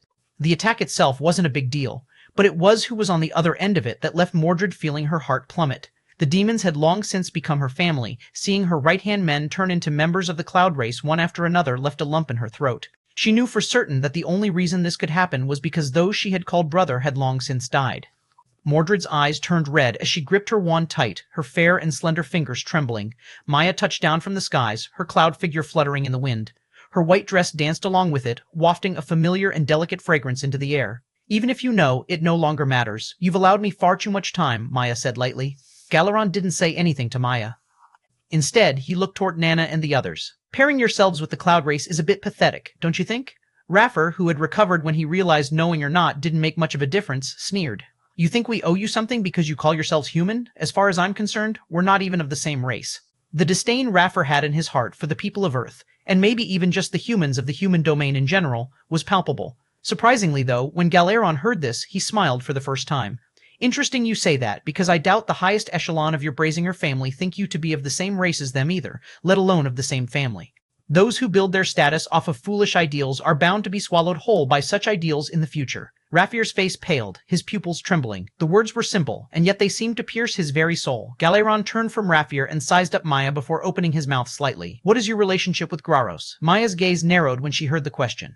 Oh, you might not know him by that name. I mean the member of your race who targeted the chaotic water sector. Maya's pupils constricted into pinholes. Seems like you don't know. A pity, Galeron said lightly. What happened to Jorium? Is that his name? Galeron asked, seemingly not expecting an answer. Well, I assume by now his days aren't too good after being caught by shield-crossed stars. Maya's gaze seemed to tremble again. Are these your sons? Galeron continued without a care for Maya's reaction. I assume that you had real children just for the chance to replace them with full-fledged members of your race. Your plans run quite deep and are even crueler than they are meticulous. Maya slowly regained her composure, but didn't seem to have the intention of replying directly. Even so, your ending won't be much different from Jorium. Galeron spoke calmly and evenly just as a loud boom echoed across the horizon. Boom! At that moment, an enormous flagship appeared in the skies. However, rather than descending, it began to fuse into what was once an invisible network of force arts, the very same force arts that had caught the Brazingers earlier. The force art that covered the entire planet solidified all at once, and a brilliant violet-gold array of complex gears, runes, and mechanisms replaced the white clouds and blue skies above. Maya's heart skipped a beat. She didn't need to check to know that even if tried now, she would have no ability to escape this battle. It was either she won or she died here. The flagship opened, and a young woman appeared at the helm. In her small hands, a battle axe with a polearm over 2 meters long angled forward, its dual blades so large that they curved for over 6 feet from tip to tip. Sparks of black lightning and dense crimson fog hung around her, an oppressive aura suffocating everything. One after another, powerful warriors appeared from her back, leaping off the side of the flagship and falling like streaking meteors. Bang! The earth rose like a tide, rippling out in all directions. High in the skies, Ina still stood at the helm of the flagship, unmoving. She took deep breaths, her gaze slowly landing on the Brazingers below. Veins pulsed through her body, her heart beating with the heaviness of a mountain. For some reason, when they saw this gaze, they felt themselves shiver, those piercing golden eyes wanting for nothing more than murder, kill. Ina said lightly, lifting her battle axe and slamming the butt of its polearm into the ground. At that moment, the force art rippled and barriers descended one by one. In that moment, Earth was divided into 11 sections, the capital, 9 provinces, and the vast ocean, in addition to being completely isolated from the outside world. Now, it was impossible to seek reinforcements. Ina took a step and began to freefall from the skies above, her speed becoming faster and faster without her giving the slightest intention to stop. Boom. Chapter 1885, quite well. Chapter 1885, quite well. Tsunami-like tides of Earth rushed in all directions. Ina's feet stabilized, her knees hardly bending beneath the impact. Wild surges of oppressive might pressed down, the suffocating scent of blood pervading the air. Despite the fact there were several seventh-dimensional experts around her, none could seem to take their eyes off of the crimson-armored Valkyrie in the center of them all. It almost didn't seem right for such a young face to carry such fury and animosity. Even without a hint of fire force, the temperature rose by several degrees every second, only becoming more savage as Ina walked forward. All of a sudden, Ina's figure vanished. When she appeared again, the heads of what must have been at least a dozen Cloud Race members flew into the air. No, it was less accurate to say that she had appeared and more accurate to say that a scythe-like blade of Axe Force had. Her own movements felt far too fast to track. One could only seem to follow her by watching the fall of enemies and blinding blades of crimson. Just a moment ago, the fear and oppression of the cloud race had been so heavy. Just with a single look, these veterans of battle could tell just how much strength these members of another race had. However, before that fear could even solidify, their massacre had begun. Aina didn't seem to know fatigue, and for a moment, it truly felt like she was the only battling at all. Tides of blood rose into the air, forming dozens of blood-red roses that ground their way through the battlefield with impunity. It seemed the more Aina killed, the more vicious her killing methods became. The others hadn't even gotten a chance to act yet, but hundreds had already fallen beneath her blade. Her hair fluttered in the air, a wild crimson aura forming around her body, piercing into the skies above. The Brazingers in the distance couldn't help but tremble. This level of the Berserk war god lineage factor was something they had only seen in a very small number of their kind. They couldn't understand how this half-blood could reach it. Maya's expression changed as well. She hadn't wanted to step in immediately to allow her cloud race to establish their dominance, but this little girl was very clearly a top-tier genius. The effect she had wanted was immediately suffocated. She took a step forward, prepared to end it, but her gaze narrowed as she felt a pair of eyes land on her. "It can't be that you want to act against my little niece-in-law, right?" Galeron asked lightly. Maya sneered. "This is the first time I've met such arrogant humans. In the cloud domain, the likes of you could only obediently spend their lives in chains, bound like dogs and destined to serve others for the whole of their existence. Do you think you have the right to speak to me this way?" Maya raised her hand as though she was going to act anyway, but one of the young men by her side grabbed her forearm. "You don't need to step in personally for something like this, Mother. Arden is more than enough." The second young man's lip twitched. This older brother of his was so lazy. He wanted to pretend to be cool, and yet he was placing the task on his shoulders instead. It didn't matter much to him, though. He was beginning to feel a bit antsy regardless. Arden flickered and vanished without a word, executing the unique movement technique of the cloud race. He became completely amorphous, weaving through the battlefield in a cloud of gray, white, and gold. Hey, the queen is on a roll right now, not just any, nobody can attack her." Bang! A figure seemed to appear from nowhere, his shadow forming a crane-like posture as he kicked out. Arden almost couldn't react in time to a foot nearly connecting with his face. Almost immediately, Arden canceled his movement technique and crossed his arms over his face. Arden's pupils constricted when he felt the force of the kick. He took several steps backward, nearly losing his balance as a tall man with horrible posture landed before him. Hephaestus stood with a sharp-toothed grin. "If you don't get out of my way, cut the crap. Your race of people seem to do a lot of talking. Are you going to fight or not?" Hephaestus had already moved as he said this, a twin pair of jagged bone daggers appearing in his hands as he flashed forward, appearing before Arden in a blink. Arden's brows furrowed as he dodged backward. He should have already realized after the first kick, but this enemy was, indeed, difficult to deal with. "It's up to you." "Brother," Arden shouted. Tisk, useless, Maya's first son, Orin, clicked his tongue before diving down as well. But before he could make it far, a blade force threatened to smite him, surging from the air and piercing through everything in its wake. Orin came to a stop immediately, pausing just before the piercing blade could take his head. Bang! Joel appeared holding a silver-black halberd. He wasn't nearly as talkative as Hephaestus, but his actions spoke loud enough. As Aina continued her massacre, both of Maya's sons found their paths forward impeded. It was clear to the both of them that there would be no extricating themselves in short order. Maya frowned. This situation seemed to be spiraling out of control. Her two sons were both born on Earth for the purpose of this mission. They had the talent of the cloud race while benefiting from Earth's talent as well. With the two of them, this matter should have been easily dealt with, but for some reason it was the exact opposite. The both of them were still in the sixth dimension, so she knew they hadn't truly come into their own yet, but this was more troublesome than she thought. She thought she had understood the strength of Earth quite well, so what was this? Occasionally missing content, please report errors in time. Chapter 1886, that's enough. Chapter 1886, that's enough. Aina didn't seem to see any of what was happening around her. Every time she came across an enemy, she would swing with all her might, and yet her stamina seemed to be entirely endless. Even putting her everything into every strike, she had still yet to sweat a single bead. With every step she took, she closed the distance between herself and the Brazinger geniuses. It soon became quite obvious that she wanted their heads. She didn't care how deep into the battlefield they were. She didn't care how many she had to kill to get to them. She didn't even care if they ran toward her or ran away. No matter what, trapped in this cage, her blade would reach them eventually. Rafir and the others were stuck in an awkward situation. To their front, Nana protected them from Galieron, but Galieron was also in a partial stalemate with Maya, seemingly controlling her movements as well. Galieron had told them to leave, but even if they had a change of heart and took such an option now, it was impossible. There was simply no leaving with the restrictions placed down. The only two seventh-dimensional experts they had with them were both occupied, one being little Nana, and the other being her elder brother who was still battling King Arthur above. As things stood now, this was a very poor position to be in. While the battle in the capital seemed to be reaching a choke point where very few would survive, other regions were suffering from different circumstances. The sudden lockdown of Earth placed the defecting faction in a state of unrest. Originally, many of them had chosen not to act due to a confluence of reasons, but the ultimate deciding factor for many was that neither the Cloud race nor the four great families required them to battle. Sitting on the sidelines was an easy decision for many of them, especially when the alternative required battling alien races so much more talented than them. However, what they hadn't expected was for the Ascension Empire to have such a contingency. Now they were all trapped like rats. Within the White Angel province, previously ruled by the Siegfried family and now taken over by the Bennett family, James's father was oddly calm, in sharp contrast to his son who could only look up at the birdcage they were all stuck in with a pale face. James hadn't even been able to make a decision before this happened. James didn't fear battle. He didn't fear battle, nor did he fear death, but for some reason, he couldn't control the blood draining from his face. He felt as though something was slipping away right before him, and he couldn't grasp exactly what it was. But in typical fashion, his father didn't seem to realize at all. "They're here," Governor Duke Bennett suddenly spoke. At that moment, the courtyard they were in rumbled and several figures appeared. However, not a single one of them was human. There were only a small number, just a dozen or so, but every one of them was a member of the Cloud race. Governor Duke Bennett casually sipped his tea. When James saw this, he froze, unable to breathe. Now he understood where that uncomfortable feeling had come from. His father wasn't just betraying the Ascension Empire, he was betraying the human race.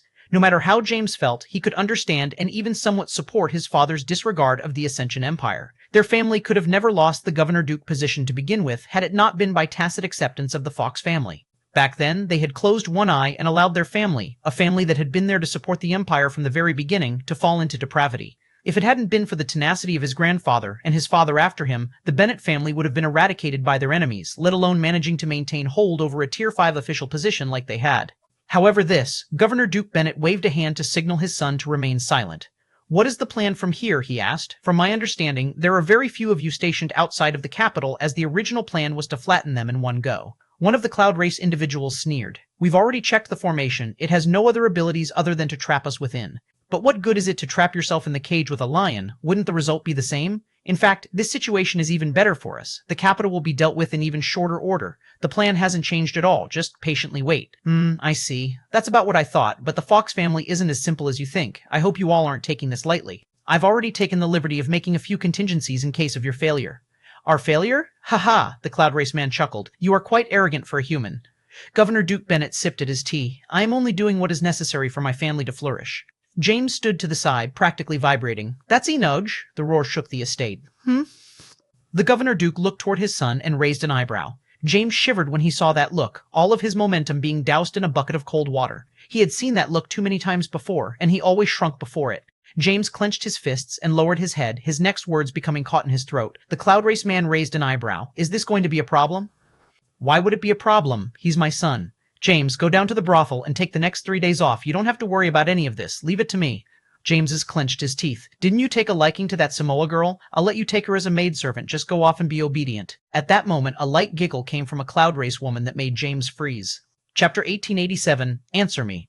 Chapter 1887, Answer Me. James's head snapped toward the Cloud race woman, his gaze filled with a hint of confusion. He didn't immediately respond to his father, it was just that giggle sounded far too familiar. Who are you?" James asked. The Cloud race woman blinked, tilting her head. She didn't seem to want to answer, or maybe wanting to answer was the wrong way to put it. It was more like she disdained to or didn't feel like speaking with James. "Hey, I asked you a question," James said coldly, his pale face slowly becoming more rosy. At that moment, he wasn't the same James that faced his father. That sort of fear was only something his old man could induce in him. To everyone else, he was a general who commanded respect and fear himself. The Cloud race lady snorted. "James, did I not already dismiss you?" Governor Duke Bennett said coldly. James clenched his teeth, but didn't turn back to his father, instead taking a step forward. "This land is Bennett land. These skies are Bennett skies. When I asked you a question, you answer." James's voice boomed, a wild fluctuation of force causing the nonchalant expressions of the Cloud race individuals to change. In fact, even his own father fell into a momentary silence. The Cloud race woman recovered quickly, though, giggling again. Fine. Is there a need for such a look? Did I not give you a good time?" The face of the Cloud race woman changed into a very familiar one for just a moment before reverting back. That face was none other than Samoa, the very prostitute his father had mentioned earlier.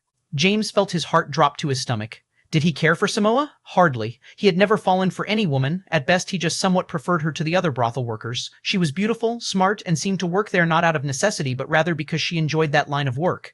He felt that he could relax around her. He didn't need to worry about her having a mental breakdown because the last month's abuse had finally gotten to her, and he didn't need to worry about her trying to manipulate him into loving her so that he could save her. That latter story had happened too many times before, and he always had to change his favorites as a result. He could be said to be a veteran of brothels, and he knew how to maneuver around them to maximize his fun and minimize the headache. But ironically, it was because of this that a prostitute had become his only real refuge. The nonsense about taking her as a maidservant wasn't even something that James had brought up to his father.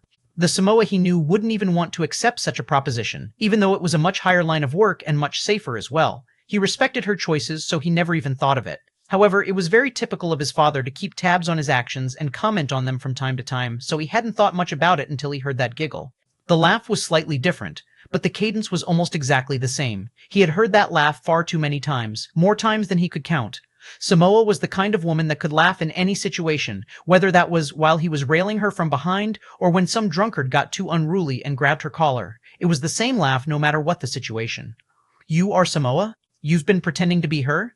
Where is she?" The more James spoke, the more furious he became. "James, that's enough." Before James could respond to his father's words, the Cloud Race woman giggled again. "Pretending to be her? Do you think I would let a human put his penis inside of me? Do I look like a masochist to you? Every time you thought you were railing your favorite little prostitute, you were just taking a nice nap." It was the very same tactic Maya had used with Governor Duke Liam. When the latter had thought she was pregnant, she brought out embryos she had already conceived in the Cloud domain and allowed them to grow on Earth, thus allowing them to gain Earth's talent boost. The Cloud Race was far too adept at playing with the minds of their targets. Just as easily as they could imitate a target, they could fabricate one from thin air as well. How could they not monitor a wildcard like Thames? Thief had known from the very beginning that he was no potential of an problem. Governor Duke Bennett sighed and rubbed his forehead. Working with these people truly was annoying. "James, that's enough. I won't repeat myself again. You can go now." Suddenly, James turned back to his father. "You knew." It didn't seem like a question. Rather, it was a statement. He seemed to already have his answer. "Watch your tone, young man. You knew," James repeated. Governor Duke Bennett frowned, his brows pinching together. Bang! He slammed his teacup down, standing to his full height. "Of course I knew. You lack discipline, going around sticking your dick in everything. Do you think the seed of the Bennett family can just be spread around as you please? If it wasn't for my actions, how many babies by how many different mothers would you have now?" For the first time, rather than cowering in the face of his father's roars, James's gaze turned crimson. "You've done this other times?" Governor Duke Bennett seemed to have realized that his son had finally reached his limits, but he didn't back down either. "James, I said that's enough. Leave." Bang! Suddenly, Samoa moved, appearing behind James and chopping at his neck. "I'll just deal with this. What a waste of time," she said lazily. Slap, crack. James suddenly turned, grabbing her wrist and forcefully twisting it. A scream echoed in the courtyard, but James had already kicked out. The sole of his foot drove into her abdomen with such force that the arm he was still holding onto ripped out of her socket, the rest of her body flying out. "James!" Governor Duke Bennett roared. "Shut up!" A wild aura soared into the skies, suffocating everyone in the province. James's gaze turned entirely crimson, plumes of force coming off of him like hot steam. With a thought, his father was encased in an energy shield he had no method of breaking out of. James's gaze landed on those of the Cloud Race. "This will be your burial ground." Chapter 1888, do you think? Chapter 1888, do you think? James seemed to unleash decades of frustration all at once. Everywhere he passed, only destruction was left in his wake. From looking at him, one would never think that he was born with a defensive ability index. He manipulated his energy shields as though they were weapons and armors integrated into one, blocking all attacks that rained down on him, all while suffocating his enemies with an oppressive attack volley. A Cloud Race man appeared to his side, punching with a deathly momentum. However, James struck out with just a single palm, a dense energy coating the skin of his hand, dispelling the enemy's power and sending back with more than double the strength once his own power was added to it. The Cloud Race man's forearm splintered like wood, and yet James didn't seem to want to let him retreat. Taking another step forward, he clawed out with the same hand, swiping down at the air with a crimson gaze and a deathly momentum. Bang, bang, bang. 3 heavy energy shields fell from the air like steel plates. The Cloud Race man hurriedly retreated, avoiding the first and just barely escaping the fate of having his body cut in half along his shoulders. But even so, he was a step slow. This resulted in his extended arm being cut off at the elbow. The second heavy energy shield fell as the man continued to retreat, but he was a step slow once again, causing his arm to be severed at his shoulder. The third heavy energy shield was too fast. The Cloud Race man froze, his body shuddering just once before he fell down in 2 halves. How dare! James had already turned to a new enemy. With a grip of his fists, his 3 heavy energy shields fused into one, forming a wall thicker than a back vault that he sent flying forward with a violent momentum. Many of the cloud race managed to dodge, but 2 failed. It was as though they had just been rammed by a heavy truck, their bodies bursting into a cloud of blood, disregarding their defenses as though they weren't there at all. For some reason, scanning James was useless. They tried again and again, but they found their attempts blocked, and then blocked again. It was only at this point that they realized that James's energy shield ability index had gone beyond just blocking the physical. He could protect himself even from attacks that couldn't be seen clearly with the eyes. The current James stood as close to tier 5 of his ability index as one could get without being a savant.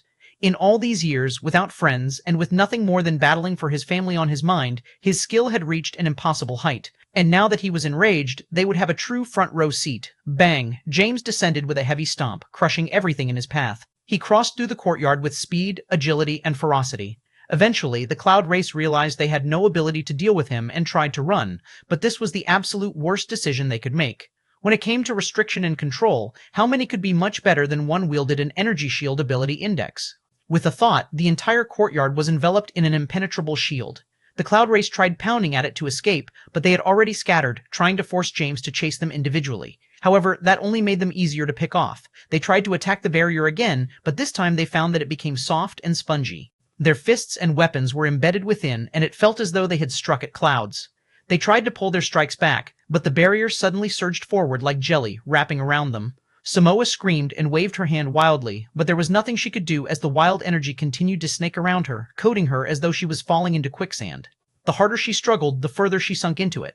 Soon, the remaining Cloud Race members found themselves coated from head to toe. Although they weren't injured, they were all smart enough to know that this was the absolute worst-case scenario. With things like this, they were truly finished. James looked at them coldly. His gaze shifted until it landed on Samoa. I hope you have a fun time giggling in the afterlife. James squeezed his fists just once, and the Cloud Race individuals only had a chance to screech once before their bodies were crushed. They died hardly able to fight back at all. James finally turned back, still fuming. Killing them couldn't seem to get rid of his frustration, but when he looked back to find his father calmly sitting within the energy shield he had trapped him within, all of that rage seemed to dissipate. For some reason, he couldn't find it in himself to stay enraged. With a wave of his hand, James released his father. He never had the heart to kill his own father. He had only trapped him so that he wouldn't interfere.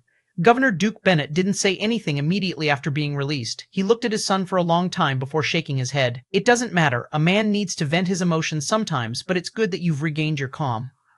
This shouldn't be too big of a problem since you made sure that none of them escaped. We will just blame their deaths on the Ascension Empire and everything will be. James frowned. Dad, siding with the Cloud Race is too far. Governor Duke Bennett looked up calmly. Excuse me? James took a deep breath.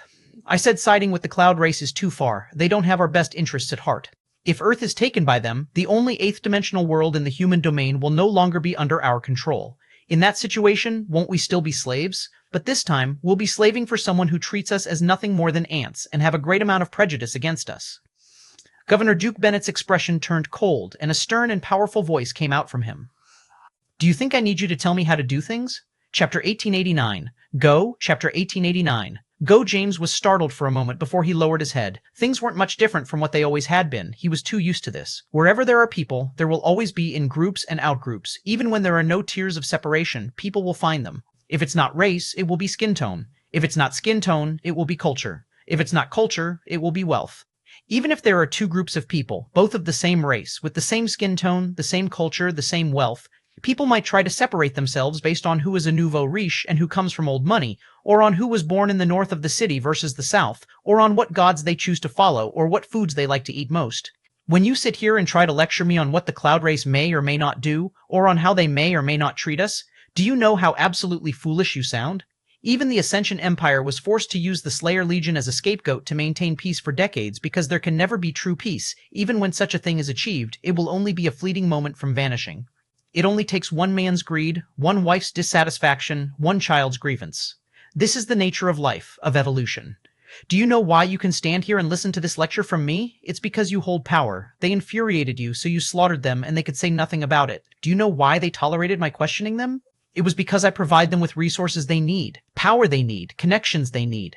Who cares whether they share our race or not? Can you provide them value or not? Did the Ascension Empire care when your grandfather was schemed against by the Liam family and lost our Governor Duke position? Were we not fellow humans? Further than that, did we not share the same status, the same wealth, the same nobility? Even further than that, did we not bleed for the Fox family? Did we not lose brothers and sisters for the Fox family? Did we not help them to build their empire to what it is now? The more Governor Duke Bennett spoke, the louder he seemed to become, and the further his son's head seemed to lower. Did we not meet all the criteria you think to be so important and even surpass them? And yet we were thrown to the side. For what? The reason is very simple. We weren't useful enough. Others were more valuable. Your grandfather trusted the wrong people and he suffered for it. In this world, you can trust no one but yourself. There are no goals that are worth more or are more valuable than your own. There is no friendship worth your aspirations. The only people you can trust is family, and that's not because of some bullshit reason like love. I have an investment in you because you are my seed. I invested in your growth, I've protected you, and now you are the greatest weapon this family has. Do you understand me? Governor Duke Bennett's voice boomed. James's head remained lowered, and he didn't answer immediately. When he did speak, he asked a question that weighed on him heavily. Doesn't that mean if there was ever a reward worth more than your investment in me and better than what I can provide you in the future, you would sacrifice me as well? Look at me, Governor Duke Bennett said coldly. James slowly raised his head. When Governor Duke Bennett saw his son's crimson gaze, his own narrowed, but he still looked forward without flinching. Yes, I would. Governor Duke Bennett said just as coldly. And I hope that if you see an opportunity to progress the Bennett family forward, you would sacrifice me as well. However, this lashing out and losing your temper isn't the way. You're never going to get anywhere like this. James looked at his father, the crimson in his gaze slowly fading. His lips separated slightly, but no sound came out for a long while until he finally managed to push it out. Don't you feel lonely? Governor Duke Bennett's expression seemed to change for the first time. Inwardly, his heart raced, and it took several moments before it returned to normal. Men with heavy weights on their shoulders have no right to feel such emotions. You are cut from almost the same cloth as me, James. You don't fall easily for women no matter how pretty they are. You aren't good at academics, but you are able to focus on what you are good at with great ease. When you feel emotionally drained, you vent for only a moment before you regain control and put your nose to the grindstone once again. Your only weakness was that Leonel, but that couldn't be helped. He's more perfect for this sort of life than you are. His ability to sever emotions is beyond mine. His ability to focus is beyond the both of us, and he has no holes in either his emotional or raw intelligence. Staying near him, you stood no chance. Your separation was necessary. It was the only way for you to grow into your own without being suppressed within his shadow. Governor Duke Bennett looked into the skies. There is no fairness in this world. This is why you must take my words to heart. It's even more apparent when it comes to things like talent. You must be willing to do things others aren't if you want to succeed. Governor Duke Bennett fell into complete silence. Go, Governor Duke Bennett suddenly said. James's brows shot up, seemingly feeling that there was something different about his father's words. I can see that you don't believe in me the same way anymore. There's no use in keeping you here. Things might be fine for now, but in a year or two, you'll finally cross a point of no return. Also, judging by how easily you killed those Cloud Race members, I have a feeling they've long since overestimated themselves. Your leaving is probably the only way to save the Bennett family at this point. Governor Duke Bennett continued to look into the skies, seemingly seeing Leonel's face within the complex runes of the dome of white gold above them. He remembered that night he first met Leonel. He was beaten and ragged, facing off against an entire fort and having just lost his girlfriend as a teenage boy, and yet still sharp enough to see through a ruse planned by his best friend of over a decade. In that sort of situation, Governor Duke Bennett was certain that even he wouldn't have the ability to stay so clear-headed, even given his long life and wealth of experience. That sort of sharpness wasn't something you could teach. He couldn't help but wonder if Leonel had expected this to happen too. Chapter 1890, Blackened Wood. Chapter 1890, Blackened Wood. Leonel looked down at his beaten and ragged spear, taking a breath and exhaling. As he had expected, his speed of clearing these hurdles had increased exponentially with the help of Pririna's treasure. But what he hadn't expected was to end up locked in such a battle not long after seemingly bright skies had opened up to him. Before Leonel, a twin-horned demon stood before him. Well, it only had one horn remaining, the other having been cut off by Leonel and sent spiraling into a tree in the distance. Well, several trees. Whatever that horn had been made out of, it was so sharp and sturdy that it wasn't satisfied until it had razed thousands of acres of land to the ground. As best Leonel could tell, this person was probably a fiend-class demon, or close to it. Compared to the other geniuses Leonel had fought, this one was probably the most difficult up until this point because his body was so exceptional. While the strength of Leonel's body came from his lineage factors and had been mostly stripped from him, the strength of a demon was innate to their flesh and blood. Facing this genius of the demon race, Leonel had no advantage despite having cleared hundreds more territories. Let alone not having an advantage, he was faintly losing and was somewhat inferior. What was the most infuriating was that outside of his horn, every other part of this fiend demon's regeneration was top class, another very innate part of its being. Leonel had never felt the unfairness of the tribulation more clearly than he did now. Even so, Leonel's skill with the spear was more than just one step above this demon that called himself Koldar. As such, he had been able to corner the latter several times, but to no avail. The demon hadn't spoken a single word, but his tenacity was all too clear and obvious, and his stamina was seemingly no weaker than Leonel's. Leonel glided backward, taking one more deep breath before his body stabilized entirely. He met the eerie yellow gaze of the demon who stood an entire meter taller than himself without the slightest hint of fear. He looked down at his spear one more time before shaking his head and throwing it to the side and unsheathing the base spear that had already grown to the point of nearly crossing into the gold grade. Unfortunately, while the basic spear could repair from damage, treasure spears and armors could not. Now that the lance spear had run its course, Leonel had no choice but to let it go, and with it he lost access to Knight's charge. Leonel's wrist flexed, his forearm waving once. The strength of this brandishing was so fierce that the spear tip swayed wildly from side to side, the rigid polearm moving as though it was instead a wet noodle. The spear blade moved almost hypnotically, swaying with a quick rhythm that made it quick and unpredictable.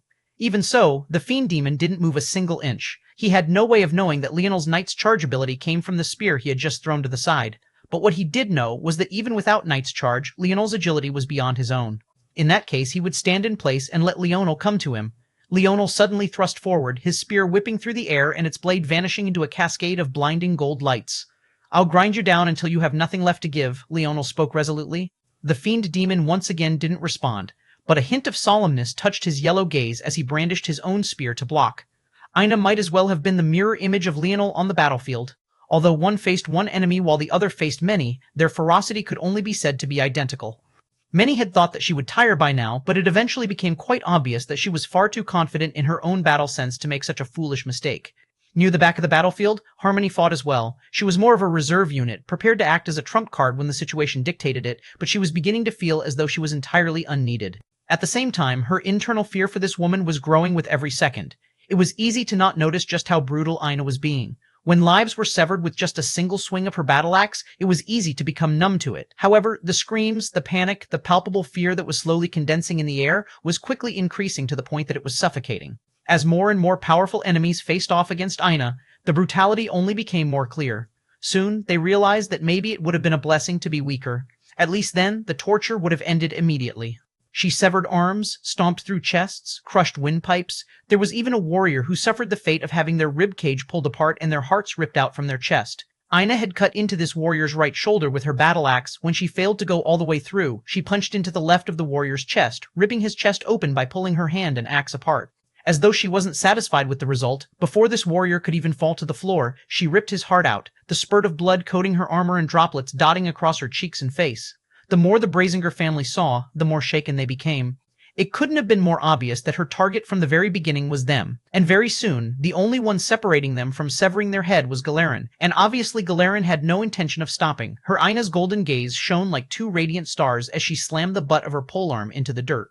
She passed by little Nana without a single word, seemingly not worried that the latter would attack her. She looked forward in silence, her aura climbing with every passing second. A long way to her back, dozens of rotating blood roses continued to shred a path through the battlefield almost without her input at all. No one knew why Ina had stopped until her spatial ring glowed. One after another, she took out stakes. Each one was carved of a blackened wood and stood at exactly 9 meters tall and were just about 2 feet thick.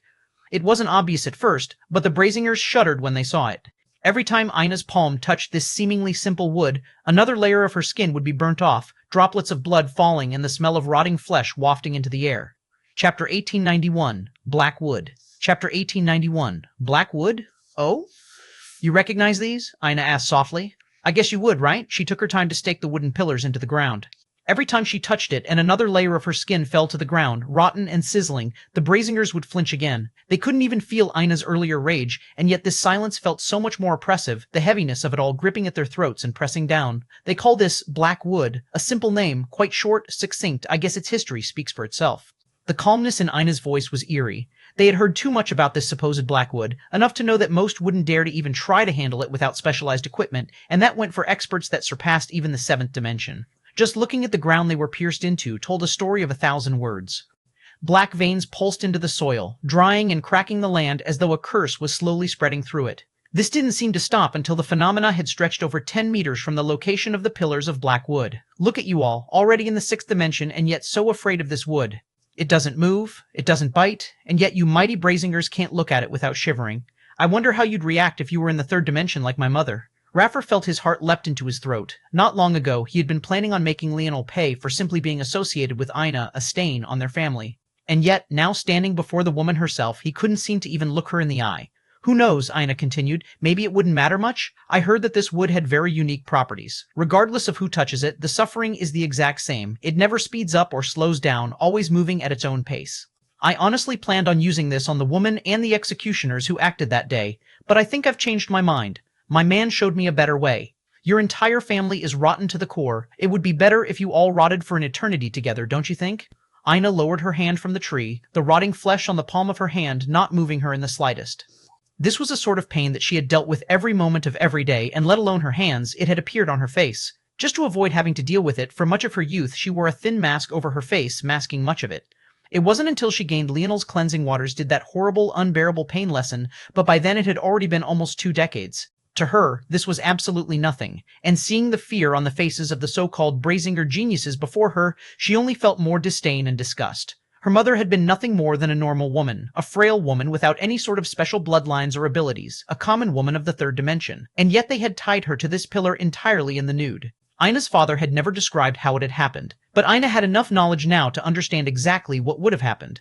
Beaten and ragged, humiliated and stripped, her mother was strapped to one of these pillars back first after her head was shaved entirely bald, leaving nothing between her and the black wood outside of a special cushion between her skull and the pillar. The black wood's curse would slowly slip onto the fair skin of her back, eating away at it slowly. It would make it sizzle and crack, a sick burning sensation piercing into her very soul as it peeled away layer by layer. By the time it got to her muscles and fat beneath, the curse would have already started eating away at the front of her body like a slowly burning flame, just taking off one layer at a time until she was nothing but a husk of bleeding flesh.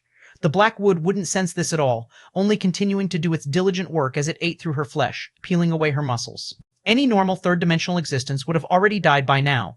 The shock would be too great and the mortal human body could die even to burns that were too severe, let alone having all of your skin systematically burned away by a cruel curse. However, this was the truly sickening ability of the black wood. The scent it created from rotting flesh could force lucidity and force one to stay alive. At the same time, because the black wood didn't work on bone nor nerves, but only on unrelated flesh, even when there was no longer any flesh on Ina's mother's back, she was forced to continue suffering, her nerves and spin remaining perfectly intact. With the cushion between her skull and the pillar, the last thing to disappear was the intricacies of one's expression and the sound of one's voice. Everything from the horrified screeches of pain to the twisting of one's expression when sounds could no longer be made were laid out for the entertainment of those watching. When it was all finished, there would be nothing left but a skeleton, a bundle of nerves, and an intact brain.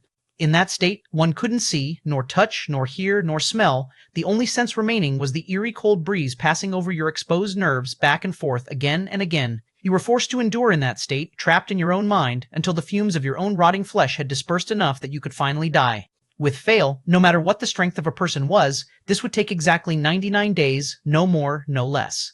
Then, as though to add insult to injury, your skeleton would be beheaded, your bones ground to ash, and then stirred into the mortar that formed the execution platform. While Ina stood there calmly, recalling all of these matters without the slightest expression on her face, these thoughts continued to run through her head. She slowly picked up her battle axe, angling it forward toward the enemies before her. Come die. You 4 will be the first, and soon I'll make the rest of you follow. Chapter 1892, Momentum. Chapter 1892, Momentum. Raffer trembled, his body quaking. But when he saw his sister take a step forward, he felt his body relax before he felt a deep hint of shame. He talked big, but he actually didn't have as much courage as his sister, let alone as much talent. Sarathana shook her hand just once, and a mighty crimson glaive appeared. When she took another step forward, her feet were decidedly heavier, and yet her movements were no less agile. By the time her foot raised for a third time, a momentum had begun to build up, and she suddenly vanished, streaking across the battlefield. Bang! To Sarathana's shock, before her charge could reach its peak, Ina had already appeared before her, swinging down her battle axe. Seeing those expressionless golden irises, Sarathana felt her heart tremble. In just a single exchange, Sarathana was forced to take a step back, her wrists and forearms trembling. Her eyes widened. She had lost in raw strength to a halfling. Before she could think further about it, Ina's battle axe was already descending once again, the blade appearing by her neck as though it had teleported there. Sarathana hurriedly ducked and blocked with the polearm of her glaive. She gave herself just enough room to succeed in the second maneuver, but the strength of Ina's attack seemed to have increased. With her knees already bent, she was driven directly into the ground. The earth splintered and a crater was formed. Just the first impact formed a crater as wide as 3 meters from edge to edge and 3/4 of a meter deep on a seventh-dimensional world. But right then, with their blades still connected, Ina's eyes flashed and the veins along her forearms bulged. Bang! The crater expanded, the surge almost forcing Sarathana onto her back. Sister! Rafir and the others couldn't stand idly any longer. They didn't even bother to look toward the other 3 family geniuses for help. They would only get ridiculed. Their family had kicked out a halfling and couldn't even properly control her. This was nothing short of a stain and humiliation on them. They would be lucky if the others didn't kick them while they were down, let alone help them. Ina casually kicked out, nailing Sarathana right in the chest and sending her flying into the distance. She came out like a speeding bullet, colliding with Baryon before he could even get into a proper attack stance. The latter's forearm bones snapped on impact, and he coughed up a mouthful of blood, falling into a pile a distance away along with Sarathana. Ina could have killed Sarathana right then and there. A genius? She didn't even feel like Sarathana, who was supposedly just a step away from the 7th dimension, was even worth more than a single exchange with her. All Ina wanted to do was bury them, to force them into submission, and then to force them to experience the same things her mother had experienced all those years ago. She would make sure every brazinger she got her hands on experienced the same thing. Rafir and Theoden appeared to her left and right with a fierce momentum. They knew that their lives were on the line, so they didn't hold anything back, crimson auras flourishing around the both of them. Ina's stance only shifted slightly, causing their blades to slip by the front and back of her. With one hand, she tapped 2 fingers upon Rafir's wrist. With her other hand, she twirled her battle axe, causing the butt to bypass Theoden's defenses and uppercut him squarely on the chin. Theoden's jaw shattered into countless pieces on contact. Rafir's sword-wielding hand plowed into the ground under Ina's touch, and he seemed to get off easy, until Ina finished the twirl of her polearm, landing a hit on his shoulder blade from above that not only drove him further into the ground, but also shattered the bone into an even worse state than Theoden's jaw. In the distance, Sarathana unleashed a roar. Of them all, her injuries were the lightest only because of the armor that covered her chest. Her aura flourished, and her crimson aura quickly formed the silhouette in a valiant warrior. It grew and grew until it stood at over 10 meters tall and solidified into a mighty mass. Every move Sarathana made, it too made, boosting her strength to a great degree as she dashed forward. Ina looked at this ability expressionlessly. She tilted her head to just one side, seemingly not noticing Sarathana's rapid approach. The ability was somewhat interesting to her, and she felt that it wasn't an ability index. Instead, it should be a technique that stemmed from the Berserk god lineage factor. It should work like, Ina observed it, for what must have been only fractions of a second before her own crimson aura flourished, growing taller and taller until the point Sarathana felt so much despair she slowed her dead sprint, her feet dragging until they came to a stop with her looking straight up at a valiant Valkyrie. I think I made it too big, Ina said lightly, words that made Sarathana's heart drop to the pits of her stomach. Even so, Ina's construct reached down, wrapping Sarathana's 10-meter-tall construct into a palm and squeezing. Sarathana shuddered, coughing up several mouthfuls of blood as her construct was shattered into pieces. She fell to her knees, her vision swimming. She realized then that she couldn't fight back. It was impossible. This woman was too strong. When she looked up, she found that Ina was already standing over her expressionlessly. Even when Ina pulled her up by the hair, there was nothing Sarathana could do, her entire body having reached its limits in a pathetic few exchanges. Ina pushed her battle axe into the ground, lifting Sarathana up by the hair with one hand and reaching for her armor with the other. Expressionlessly, Ina pulled, ignoring the injuries it caused Sarathana and ripping her armor off of her purposely. Sarathana grit her teeth in embarrassment, her chest being completely exposed to the world. Stop, that's too much. The naive and delicate voice of Nana called out. Even while being pinned down by Galeron, she couldn't seem to hold it in any longer. Chapter 1893, Superiority and Greatness. Chapter 1893, Superiority and Greatness. Ina didn't seem to hear the words at all as she lifted Sarathana to eye level, almost as though she was picking up a chicken. She looked her right in the eyes as she gripped the waist of her pants, ripping them off as well. Sarathana closed her eyes, tears welling up within them. Even in the cruel environment of the Brazinger family, she had never experienced such humiliation. She felt herself be lowered, only to be dragged along the ground. Ina couldn't be bothered to waste the strength to keep her upright, pulling her along the graveled and bloodied grounds of the battlefield and toward the blackwood pillars. Nana felt both flustered and aimless. On the one hand, Sarathana wasn't a member of her family, and she also didn't know why Ina was so angry, though she had mentioned her mother. But on the other hand, she couldn't stand to see such a thing. But regardless of her feelings on the matter, she was worried about action Galeron might take without her here. Galeron also called Ina his niece-in-law, which must mean that Ina was Leonel's wife, and that only added another layer of complication. Nana really didn't want to have any conflict with Leonel. If Maya attacked, Nana might have a chance to take action. But the current state of things was actually positive in Maya's eyes. Right now, the greatest killing machine was occupied with a personal grudge, and although Ina's blood roses were still rotating on the battlefield, they were clearly less effective and weaker. Some had even been managed to be destroyed with some teamwork. Plus, she trusted her sons to defeat their enemies soon, and it didn't look like Noah and his helpers could hold out against Aloran for much longer. The more Ina focused on this grudge of hers, the better chance they would stand. In the grand scheme, these few geniuses of the four great families were inconsequential. This was a battle of tens of thousands to hundreds of thousands. While someone of Ina's caliber or Nana's may be able to sway it, the others could not. Ina didn't seem to care about any of this at all as she lifted Sarathana up and began to tie her to the pillar. The moment her naked body touched the wood, a tragic scream left Sarathana's lips. It echoed over the battlefield and her strength was very clear and apparent from its resonance. But Ina didn't even flinch in the face of it. With calm movements, she tied her back to it and placed a cushion behind her head with a gentleness that made it look as though she was laying her to bed. Without a word, Ina continued with the other three. Raphir tried to struggle, but it was completely useless. One after another, they were all put up, their tragic screams continuing to echo. As the screams continued, the morale of the Cloud Race army began to slowly plummet, an entirely unforeseen outcome by Maya. She began to regret her inaction, but it was much too late for that now, far too late. Ina had already finished tying them up, the damage was done. However, just when it seemed that Ina was finished, she stretched a hand out and all of the blood within their four bodies surged out. They could hardly keep a clear mind under the excruciating pain, let alone stop their blood force from being snatched. Taking so much blood from them would normally kill them, but the aroma coming from their rotting flesh matched with the black wood pillars kept them alive. After being tied to these pillars, there was simply no escaping. Unless you had perfect control over your own soul and could force it to disperse, suicide was impossible. If they had been smart, they would have done everything to kill themselves before they were tied to the pillar, but they still held out hope. They hoped that if they endured, Ina and her allies would lose this battle and then they would be freed. However, they never expected Ina to take such a cruel measure. Now, no matter what, they would have to die. What they didn't realize, though, was that this wasn't the purpose of Ina snatching their blood. Slowly and diligently, Ina began to draw 4 force arts into the ground using their blood. "I'm not very good with force arts," Ina said lightly. "I never invested much time into them and only have minimal experience."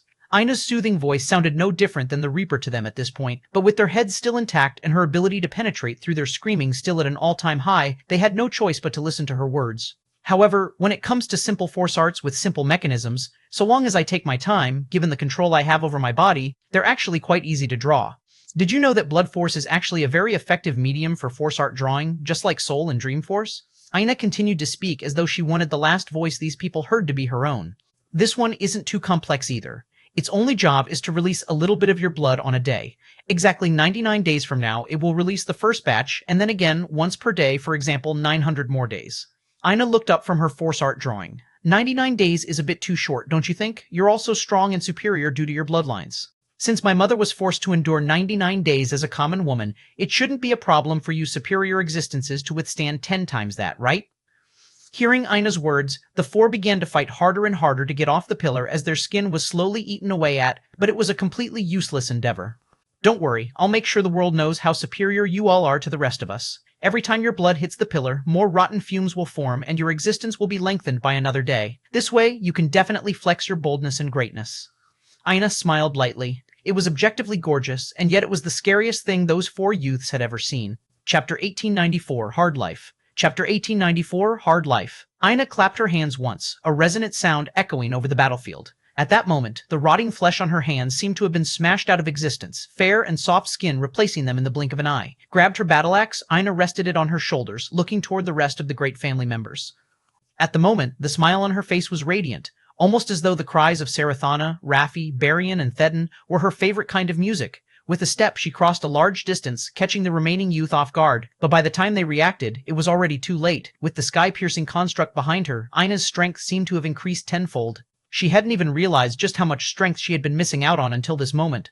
In the distance, her blood roses grew explosively in strength, expanding by tenfold. Even the ones that were on the verge of destruction suddenly condensed once more, flourishing. If Ina had to describe it, it felt like she had accessed something similar to universal force, but it came directly from her body. In fact, she felt like she could make it so much stronger than it was currently. Every attack she made seemed to prove that all the more. Maya's expression changed. In the distance, Eloran, who was pressing down on his 3 enemies, frowned, looking over. Noah's saber swung down, passing right through his body as though he wasn't there.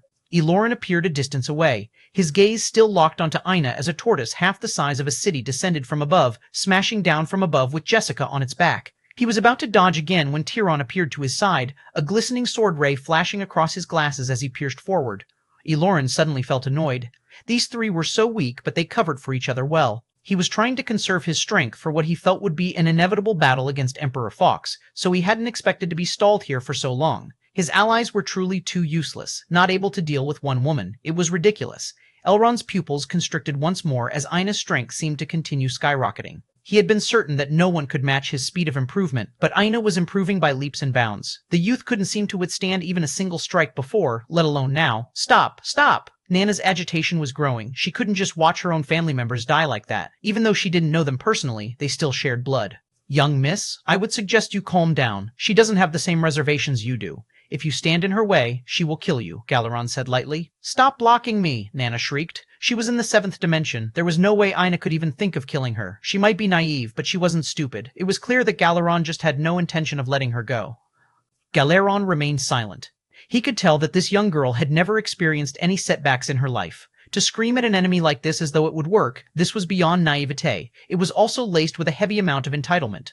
It was good that this young girl also seemed to have a kind heart, because if not, the result of that entitlement would probably be bad news for everyone around her.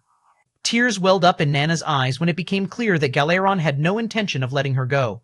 Red-faced and agitated, Nana's force seemed to almost spiral out of control, a radiant sapphire construct beginning to form to her back. It grew taller and taller, reaching a point where it matched even Aina's in size. Find! She screamed, slamming out a palm toward Galaron. Galaron's eyes narrowed. He was about to move when his senses flashed. He had been paying attention to Maya all this time. How could he miss her movement? The issue was that she had timed it perfectly with Nana's outburst. Galaron sighed inwardly. It seemed that he was actually going to have to work a bit this time. Holding out his palms, Galaron suddenly began moving to an odd rhythm. It looked as though he was completing a routine of Tai Chi, his face the picture of peace. Bang, bang! Maya and Nana's palms descended at the same time, colliding with Galaron's own. Both women felt as though they had rammed into a steel wall. Even though Galaron's sleeves fluttered wildly, he didn't move even a single inch. In fact, his elbows didn't even bend. Ouch, Galaron sighed. Maya's brows twitched unhappily. She felt like Galaron was making fun of her. She had thought that this was an excellent opportunity, only for her to end unentirely stifled. Suddenly, Galaron moved. Maya tried to pull back, but as though her palm was stuck to Galaron's, she found her body moving along with the arc of his palms. On the other side, Nana couldn't escape the same fate, her petite body being led like a horse to water. Galaron spun once, causing both women to be spun out. They soared into the air out of their control. With elegant movements, Galaron fluidly flowed into pressing his palms together once more. With a light exhale, he raised his right palm just slightly before pressing it toward the ground so slowly that it was almost agonizing. However, in response, the air seemed to compress above the flying women. As though the world itself was resonating with Galaron's movements, a concentrated and transparent pillar of air pressed down. Maya and Nana both coughed up a thick mouthful of blood as they were smashed to the ground below. Galaron sighed, smoothing out the slight wrinkles on his clothing. This was why he didn't like to battle. His clothing would be entirely ruined. Although he could shed some layers, that would be entirely unsightly. He was a gentleman, not a rogue. How could he fight without a shirt on? He had considered just wearing fashionable armor in the past, but he found the bulkiness and the flash of metal to be gaudy. He truly lived a hard life. Chapter 1895, Crimson Red. Chapter 1895, Crimson Red. Maya coughed up a mouthful of blood, her eyes opened wide with astonishment. She had no idea what ability Galaron was using. She couldn't tell whether it was a unique ability, a technique, or maybe a known ability index being used in an unconventional way. At first she thought it was telekinesis. It made sense. That was why he could move so slowly and yet output so much power. It should also be the reason why her and that little girl's palms got stuck to one another. He should have been using telekinesis to make up for his lack of movement speed and momentum. However, just now she felt an odd fluctuation of energy in the air, almost as though he was truly gathering up force to act on his behalf. But this was very different from the feeling that telekinesis should give. In addition, there was something unique about the movement of his body. Though he was moving slowly, he was gathering up momentum in his own way, as though it was a technique of some sort, or more accurately, a style. But if he was using the style to gather momentum, then that contradicted the fact he was using telekinesis. In addition, she had never seen someone so adept in using telekinesis to the point they could apply such force without emitting any fluctuations. If telekinesis left no traces at all, how would you even fight such a person? Wouldn't they be invincible so long as they had the strength to harm you and could cast perfectly invisible attacks? The worst problem, though, was that a technique should have left some sort of fluctuation as well, but the attack had come suddenly and without warning. The Cloud race was well known for their senses and only fell short of the spirituals in this regard. If Maya couldn't sense it, then didn't that mean that he was entirely impossible to deal with? Across the battlefield, Ina's axe fell for the final time, and she took a deep breath, the light smile still on her face even though blood fell like rain around her. If even the likes of Sarathana couldn't last a single exchange with her, the rest stood even less of a chance. The chorus of hoarse cries continued behind her like a symphony to her mother.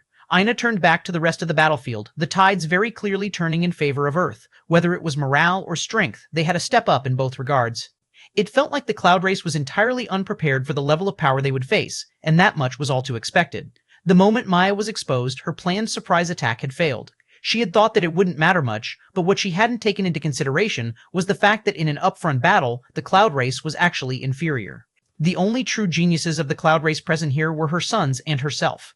But her sons, who she had so much faith in, were still stuck in stalemates, while she herself hadn't lasted even a single exchange. Was this really the supposedly weak human domain? None of this made any sense. The presence of a world with 8th-dimensional potential was irrelevant. Maya herself came from a true 8th-dimensional world, not just one with the potential to become one. There was no way she should have lost like this. Suddenly, Maya had flashbacks to something that happened almost 3 decades ago. The plan has failed. Emperor Fox is far too ruthless. He preferred to slaughter billions of citizens to avoid an invalid infestation than risk it. Retreat, Maya. So what? A disdainful female voice came from the other side. The male voice sighed. Maya, think. Without an invalid infestation, the Ascension Empire will solidify incredibly quickly, making it far more difficult to infiltrate. Secondly, without the potential use of invalids and variant invalids as a spearhead, you'll be too short-handed. How are you going to take them down while suppressed under their world's laws and alone? I have my methods. Aren't you taking these humans too seriously? Watch well, Jorium.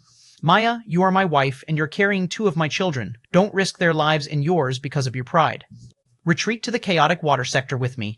Together we'll sweep through Earth with much greater assurance. Our children will be fine. Watch well. She still remembered hanging up that call. Now, her Jorium's fate was unknown, and she and their sons were in danger of dying here. Maya grit her teeth, standing slowly to her feet. Because of their control over their cloud figure, Cloud Race experts were able to shut themselves away much like Jorium had, but this was only the tip of the iceberg. It could be used to do things like slow and manipulate their aging, and had been a key part to Maya's plans until now. Even now, she was still considered a member of the Cloud Race's younger generation. While it seemed that she had experienced decades on Earth, in reality it was no more than a handful of years to her. It was also thanks to this ability that her sons had managed to remain embryos until she was prepared to use them. However, this age lock came with a double-edged sword, and that was the ability to store the skipped time. If that time was never touched, everything would be fine and the Cloud Race individual would age as they had intended. However, in the case that this time was unleashed, the Cloud Race member would enter a state of accelerated evolution where they would experience all the years they had skipped at once. This was the greatest ability of the Cloud Race, an ability that could only be used by them with Gold Rune Cloud figures, those with the greatest bloodlines of their race. There was, of course, a drawback. The consequences would always be tenfold. In order to experience all of the decades she had been on Earth for at once and gain the insights and strength that came with it, she would need to experience the equivalent of centuries. Even so, now that things had reached this point, Maya used the one trump card she never thought she'd have to. Maya raised her head to the skies, a screech that echoed over Earth billowing from her chest. The golden runes that floated within her cloud figure began to vibrate wildly, quickly becoming a crimson red. Chapter 1896, Anomaly. Chapter 1896, Anomaly. Leonel took deep, heaving breaths. It had been a while since he needed to breathe so heavily to get something done. His battle with Koldar lasted almost an entire week. Leonel wasn't sure if time in the tribulation and the time outside were the same or not, but regardless, a week here still very much felt like an entire week. Even when he clearly had the upper hand, the Fiend Demon had refused to give up, forcing them to continue the battle again and again. To make things worse, the Fiend Demon's regenerative abilities were simply off the charts. It didn't seem like Leonel could cause it a single injury that could actually harm it. Leonel continued to breathe hard, standing over Koldar's body. Finally, the demon couldn't seem to move anymore and simply looked up at Leonel expressionlessly. If it wasn't for the fact he too was also breathing hard, Leonel would have had a hard time believing that this demon was actually a living being. Well, that and the fact that he was basically immobilized, not his healing factor finally losing the ability to keep up. Even now, Koldar hadn't given up. Leonel could see his muscles twitching as though he was still trying to stand. Leonel couldn't imagine what the battle would have been like if Koldar had absorbed as many beast crystals as he had. Ironically, by now the advantage he had in terms of beast crystals was probably gone now than to this battle, and he probably didn't get much else outside of whatever treasures were on him and a couple hundred territories. In the grand scheme, it wasn't worth it, but he also didn't have the ability to choose to retreat. Theoretically, he could have used the orb Pririna had left behind, but because of one part pride and another part because he felt that the reward would be worth it, he held on. Plus, he knew he had to defeat Koldar no matter what. If Leonel had to guess, he was definitely the strongest genius here. The rest should be a cakewalk. "What is your name?" Leonel asked. Koldar's gaze flickered. There were a lot of race enemies, but maybe the one with the most division were humans and demons. Their cultures were strikingly different. It felt weird that a human was asking him such a question, especially since this was the first attempt at true communication. Koldar didn't seem like he was going to answer for a long while, staring at Leonel with the same placid expression. When his mouth finally opened, though, the answer that came out wasn't an answer at all. "Why are you asking me that?" Koldar's voice was cold and gruff. Oddly enough, it reminded Leonel of a soothing clap of thunder, a completely contradictory description. It was as though he had managed to incorporate the rumble into his vocal cords. "Can't I ask out of curiosity?" Leonel asked with a laugh. "I don't like the way your eyes look. It makes me feel like you're trying to court me." "Ah," Leonel choked on his laugh. Did this big 3-meter-tall demon think that he wanted to take him out on a date? How had the conversation taken such a turn? "I like women. You do not need to know my name. Just kill me and finish your task." Leonel's mouth opened and closed several times, but no sound came out. He assumed that what Koldar was feeling was his emperor's charm, though that should definitely be suppressed in this place. In the end, Leonel shook his head, completely rendered speechless. He bent down and snatched Koldar's spear away and turned to leave as the latter began to fade. Koldar sighed. "I still do not like men. This will not help you in your pursuit of me." Leonel nearly tripped and fell, but by the time he turned back to say something, Koldar had vanished. Ports. What? Leonel still had no idea what to say. He could only turn back and trudge away, taking deep breaths to try and quickly recover to his peak. He had to hurry and get out of this place. Hold on. Leonel shook his head. He was so flustered that he almost made a stupid mistake. He turned and rushed back, looking at the location Koldar's corpse had vanished, but he was instantly disappointed. There was nothing there. It seemed that Koldar hadn't gotten as lucky as himself or Pririna. Shaking his head again, Leonel shot off into the distance as he fused the two spears together.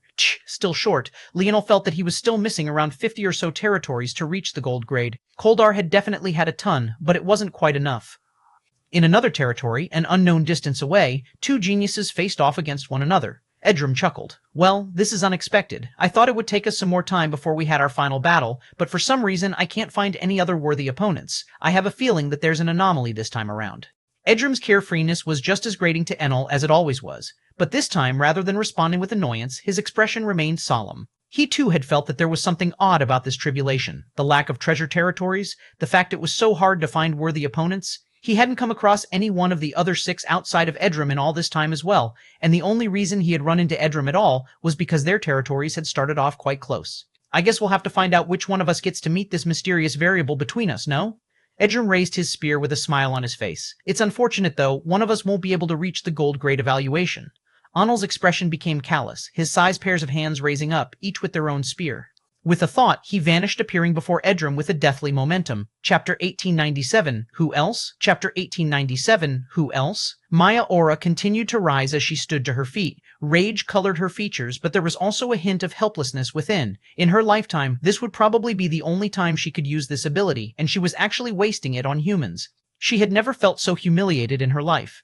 Faint wrinkles began to gather at the corner of Maya's eyes and lips. However, it wasn't to an exaggerated extent. Although she had clearly aged, she wasn't quite yet a middle-aged woman and just seemed to have entered the deeper parts of her 30s according to third-dimensional standards. Even so, for a young beauty like her, this was a huge blow. Even birthing 2 children hadn't placed such a load on her body. How could she not be infuriated? "I'll make you pay for this." Maya's voice was as cold as ice as she stepped out of the crater she had been forced into. On the other side, Nana tried to get up, but it ended in a whimper. She wasn't very used to getting injured, and her pain tolerance was especially low.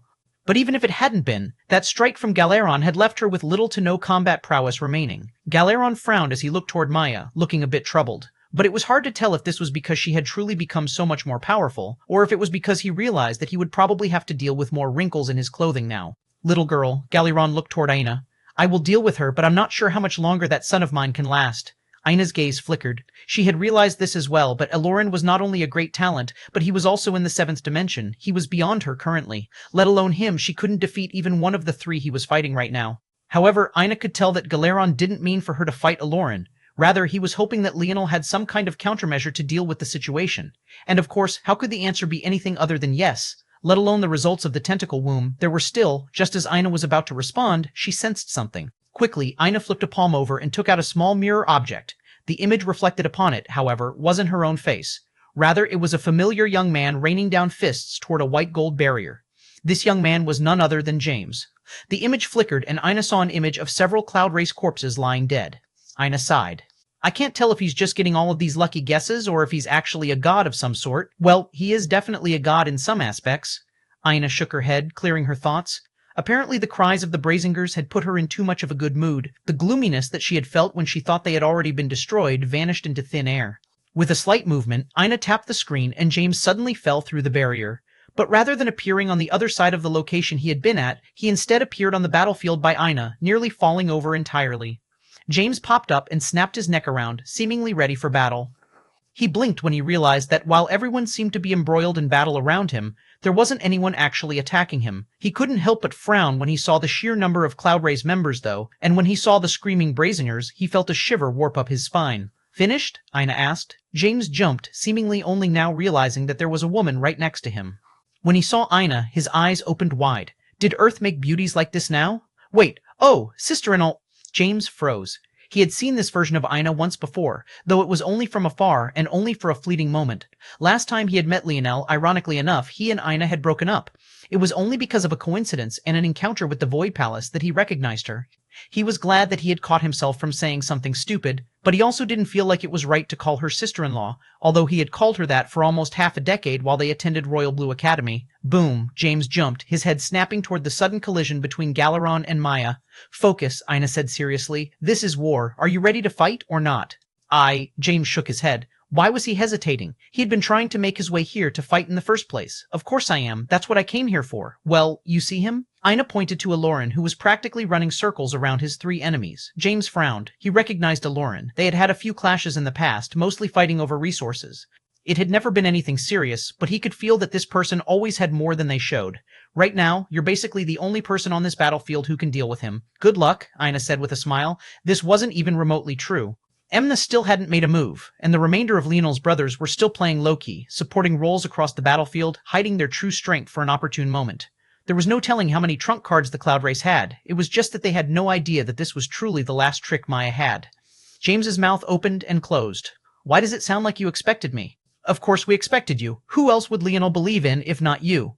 James froze before his eyes suddenly reddened, a lump forming in his throat. Chapter 1898. Ultimate Security Blanket. Chapter 1898. Ultimate Security Blanket. James's clenched his jaw, taking a strong gulp as though he was forcing his heart back down. He's still the same, directing everyone around like he already knows what they'll do, James mumbled. Ina smiled in understanding. Let alone James and the others, there were too many things that Leonel didn't explain even to her. If James took offense to this, there wasn't really much she could do. She would just have to reveal their other trump cards ahead of time. The trouble with that, though, was that it would make the air wars far more difficult. However, at that moment, James smiled. Do you know what they call a quarterback's tight end in football? James looked Ina in the eyes, his tears somewhat glistening but quickly evaporating away beneath a fiery blaze. Ina blinked before her smile brightened. The ultimate safety blanket. She had been following Leonel's games for years and had never missed a single one. Not only did she know all the rules of the game, when it came to the intricacies and the culture around it, she probably dwarfed even some of the players themselves. When James heard this, his head raised to the skies and he erupted with a laughter that drowned out even the cries of the Brazingers. It boomed with a vibrant carefreeness, surging like a rising ocean tide and drowning out everything. With a leap, he soared into the skies, his foot landing on an energy shield platform that he shot like a cannon off of, soaring over the battle between Maya and Galeron with the confidence of a man who felt he could have participated in it if he so chose. It was a little white lie, and considering how well James knew Leonel, he probably knew this as well. But as Leonel's queen, there were some things that she felt she had to do for him. Leonel had many brothers, but he had only ever had one best friend, and there was a reason for that. Some relationships couldn't be forced, and some were too perfect to need to be. Leonel had set the probability of James making an appearance at 30%. He felt that the Cloud Race would be a bar that he wouldn't allow himself to cross, and he was correct about that. But Ina felt like he wanted that percentage to be much higher, not for any other reason than that was what he wanted for the man who he had once called friend. Ina could feel that Leonel was becoming more distant from the world, more detached, more indifferent. Even when his brothers had returned to his side, they had been separated for so many years that it was difficult to reaffirm that connection to the same level, and that was honestly because they were missing the glue that had kept them together in the first place. James seemed like an unruly wild card with barely half a brain in him, but he was probably the person who understood Leonel the most outside of Ina herself, and maybe even in comparison to Ina he knew more. At the same time, James and Leonel were more similar than it seemed. Just considering their fathers, with how much Leonel loved his own, if Velasco had the same approach to life that Governor Duke Bennett had, how far would Leonel be from just being a second James? The two of them were the most similar in the things that meant the most, the more dissimilar in, ironically, what was also the most important. Since these two brutes wouldn't take the steps to fix their relationship on their own, it would just have to be up to her.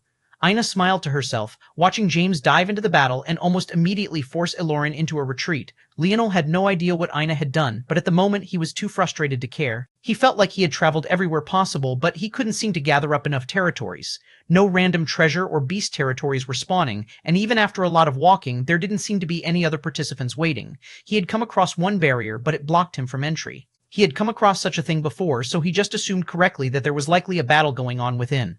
Now, he had finally found another, and it was once again blocked. There seemed to only be one conclusion. There were just 3 contestants left. While he had been fighting Koldar, everyone else but them had been wiped out. Leonel shook his head. How unlucky. If things were like this, that meant that he would have to go into this final confrontation while stuck at the silver grade, and given the fact there were only 2 contestants left, whoever came out victorious would almost certainly have a gold grade spear. Taking a breath and exhaling, Leonel retreated to his territory, then used the orb to lock his barriers down. If he was going to enter this final battle at a disadvantage, he would definitely do it at 100%.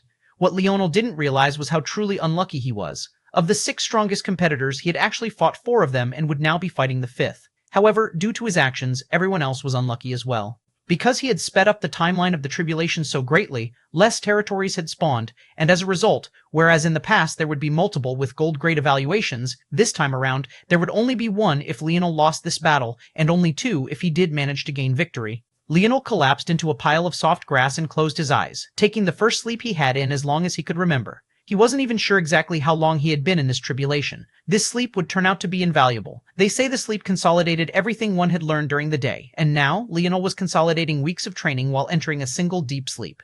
Occasionally missing content, please report errors in time. Chapter 1899, Elorin's Ability Index. Chapter 1899, Elorin's Ability Index. Elorin reacted quickly to James's appearance. Slide out of the way. James seemed to form his body into a cannonball, wrapping himself in a spherical energy shield as he fell from the skies. The air rushed around him with such speed that it sparked, a rush of fire and explosive force forming as he descended with a faster and faster speed. Boom!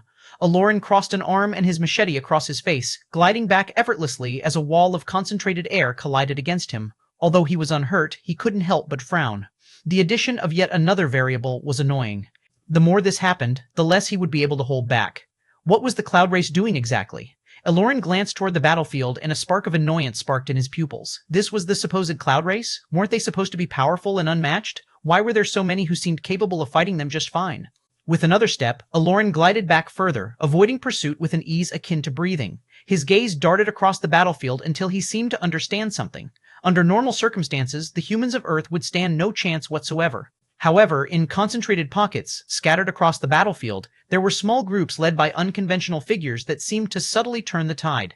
There was a young man with telekinetic abilities, a young woman wreathed in vines and flower. There were 8 young men whose power output was clearly a step above, and they didn't seem to be going all out either. There was another subtle white-haired beauty to the side, and finally, the most obvious of them all, there was the vicious, golden-eyed woman who controlled blood force. This didn't even mention the 2 battling Maya's sons to a standstill, stopping them from becoming the anchors they should have been for the cloud race, or the obvious elephant in the room, Galeron.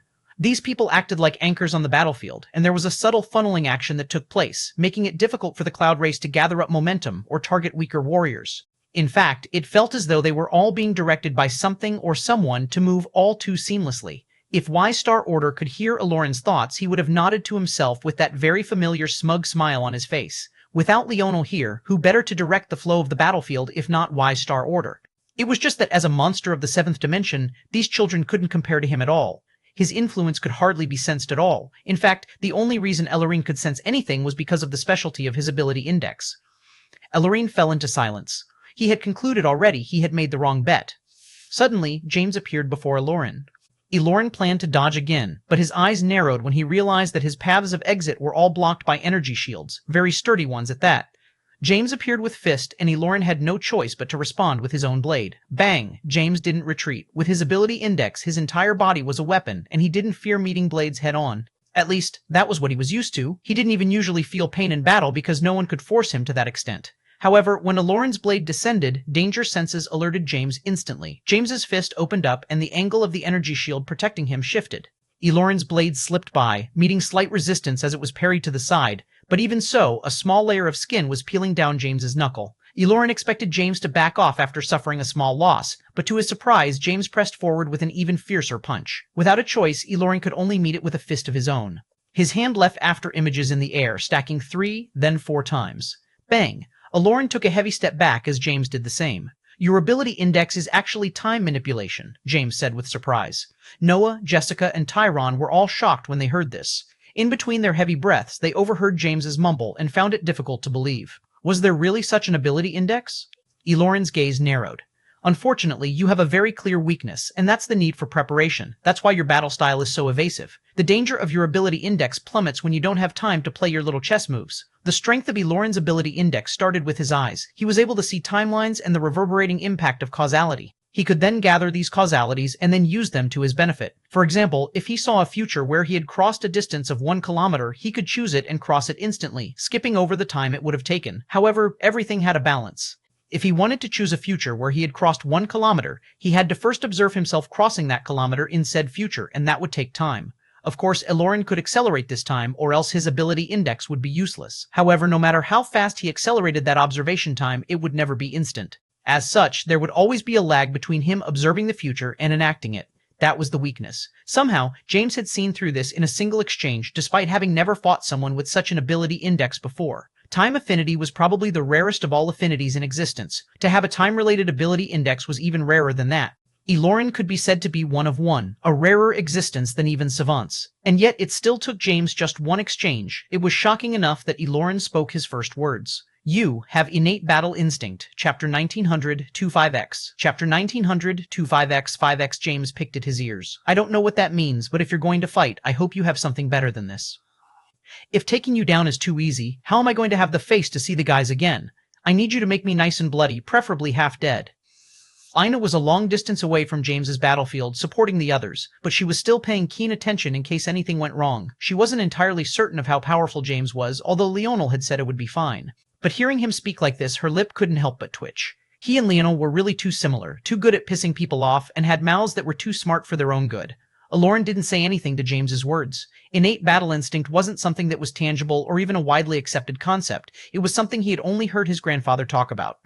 Old Hutch used to say that there were simply some people in existence who had talent in battle that didn't conform with common sense. In truth, James's talent was bound to come out in one way or another. It was clear to everyone by now that the gene assessment wasn't a casual measure taken by the Ascension Empire. They knew that it could point them in the direction of talents that they could then preserve and save from the massacre. 5-star professions were especially rare, even in entertainment professions. On the entire Royal Blue Academy football team, only Leonel and James were 5-star. However, what was confusing was that while Leonel received an S-class evaluation after leaving the Mayan tomb, James only received an A-class evaluation. Of course, that was still far better than most of Leonel's other teammates that only received C and B-class evaluations, but it was a hint disappointing for a 5-star. By now, those evaluations were quite useless, as many had evolved far beyond those original markers, but they were still a baseline foundation for denoting potential. What no one could have expected was that the concentration of James' talent wouldn't come from ability index alone, but rather a more amorphous, auxiliary talent that was difficult to pinpoint, a talent buried in his very soul and one that had been fully unearthed only after he created his own lineage factor, becoming a true spark just like Emna. Eloran took a breath and exhaled. It was a subtle action, but his demeanor shifted entirely. It seemed that holding back was not an option. In truth, Eloran had no idea how powerful Emperor Fox was. He was only operating under a possible worst-case scenario. But since things had reached this point, there was simply no avoiding it. He would make one final push. Since the cloud race was useless, he would do it himself, and if he failed, there was no one better at escaping than he was. For Eloran, with his current speed, crossing a kilometer didn't even take him a single second. In his base state, he could accelerate time by 2 times. Meaning, so long as he bought some time by evading in battle, he could witness the future at twice the speed anyone else experienced the present. After observing the future, he could pick a causality, but things weren't so simple. At best, he could observe 3 causalities at the same time. So, if he wanted to layer a punch more than 4 times, 1 for his present, and 3 from addition causalities, he would need to reset and then observe again. And, of course, the causalities of others were very blurry to him unless he concentrated, which tied him down to observing only himself and things that acted directly on him. That said, this was just his baseline. This was a level of use that caused no damage to himself and took no energy whatsoever. He did this as easily as breathing, and he could do it practically forever at no cost to him. And unfortunately for his enemies, this was nowhere near his limit. Let's see how you deal with 4 causalities then, Aloran said lightly. Suddenly, Aloran moved and James moved at the same time, both reacting at once as they clashed. The 4 layering of Aloran's strikes became 5 seamlessly. It was hardly more difficult, almost as though he had gone from sitting on a bench to a brisk walk. James's eyes narrowed. This had already become a battle that Noah and the others couldn't participate in even if they wanted. Bang, bang, bang, bang! The 2 crossblades and fists, dancing across the ruins of the palace as they glided around pillars and hard marble stone. How about 6? Aloran asked softly. The pressure increased once again. 7 Alorans danced around James, each one just as real as the last. James's grinned an ugly grin. He had asked for this, and Aloran didn't seem to hesitate to deliver. His own aura flourished, pieces of solidified energy shields slamming into place as they formed a radiant white gold armor dancing with complex runes. He blasted out a punch, but what was shocking was that the very force of the punch solidified a distance away, crumbling 2 of Aloran's causalities. How about 10? James felt several punches collide with him, rattling his inner organs.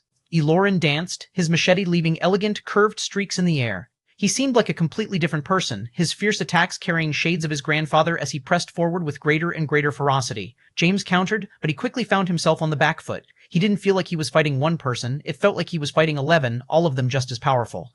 Aloran's power seemed to have almost tripled in an instant. Aloran, a man who didn't speak much to begin with, seemed to have been truly triggered by James's words. He saw this as a battle for his parents, but not only were his allies nothing more than walking clowns, nobody wanted to crack jokes. In that case, he would crack jokes too. How about 2 to 5x acceleration? The voice came in layers, echoing through the curtains of time of space. It seemed to touch on the past, present, and future, linking them into one. Aloran's blade left after images in the air, crossing into a causality that James could react to. PCHU, the machete seemed to pass through the plate armor on James's shoulder, ripping into his collarbone.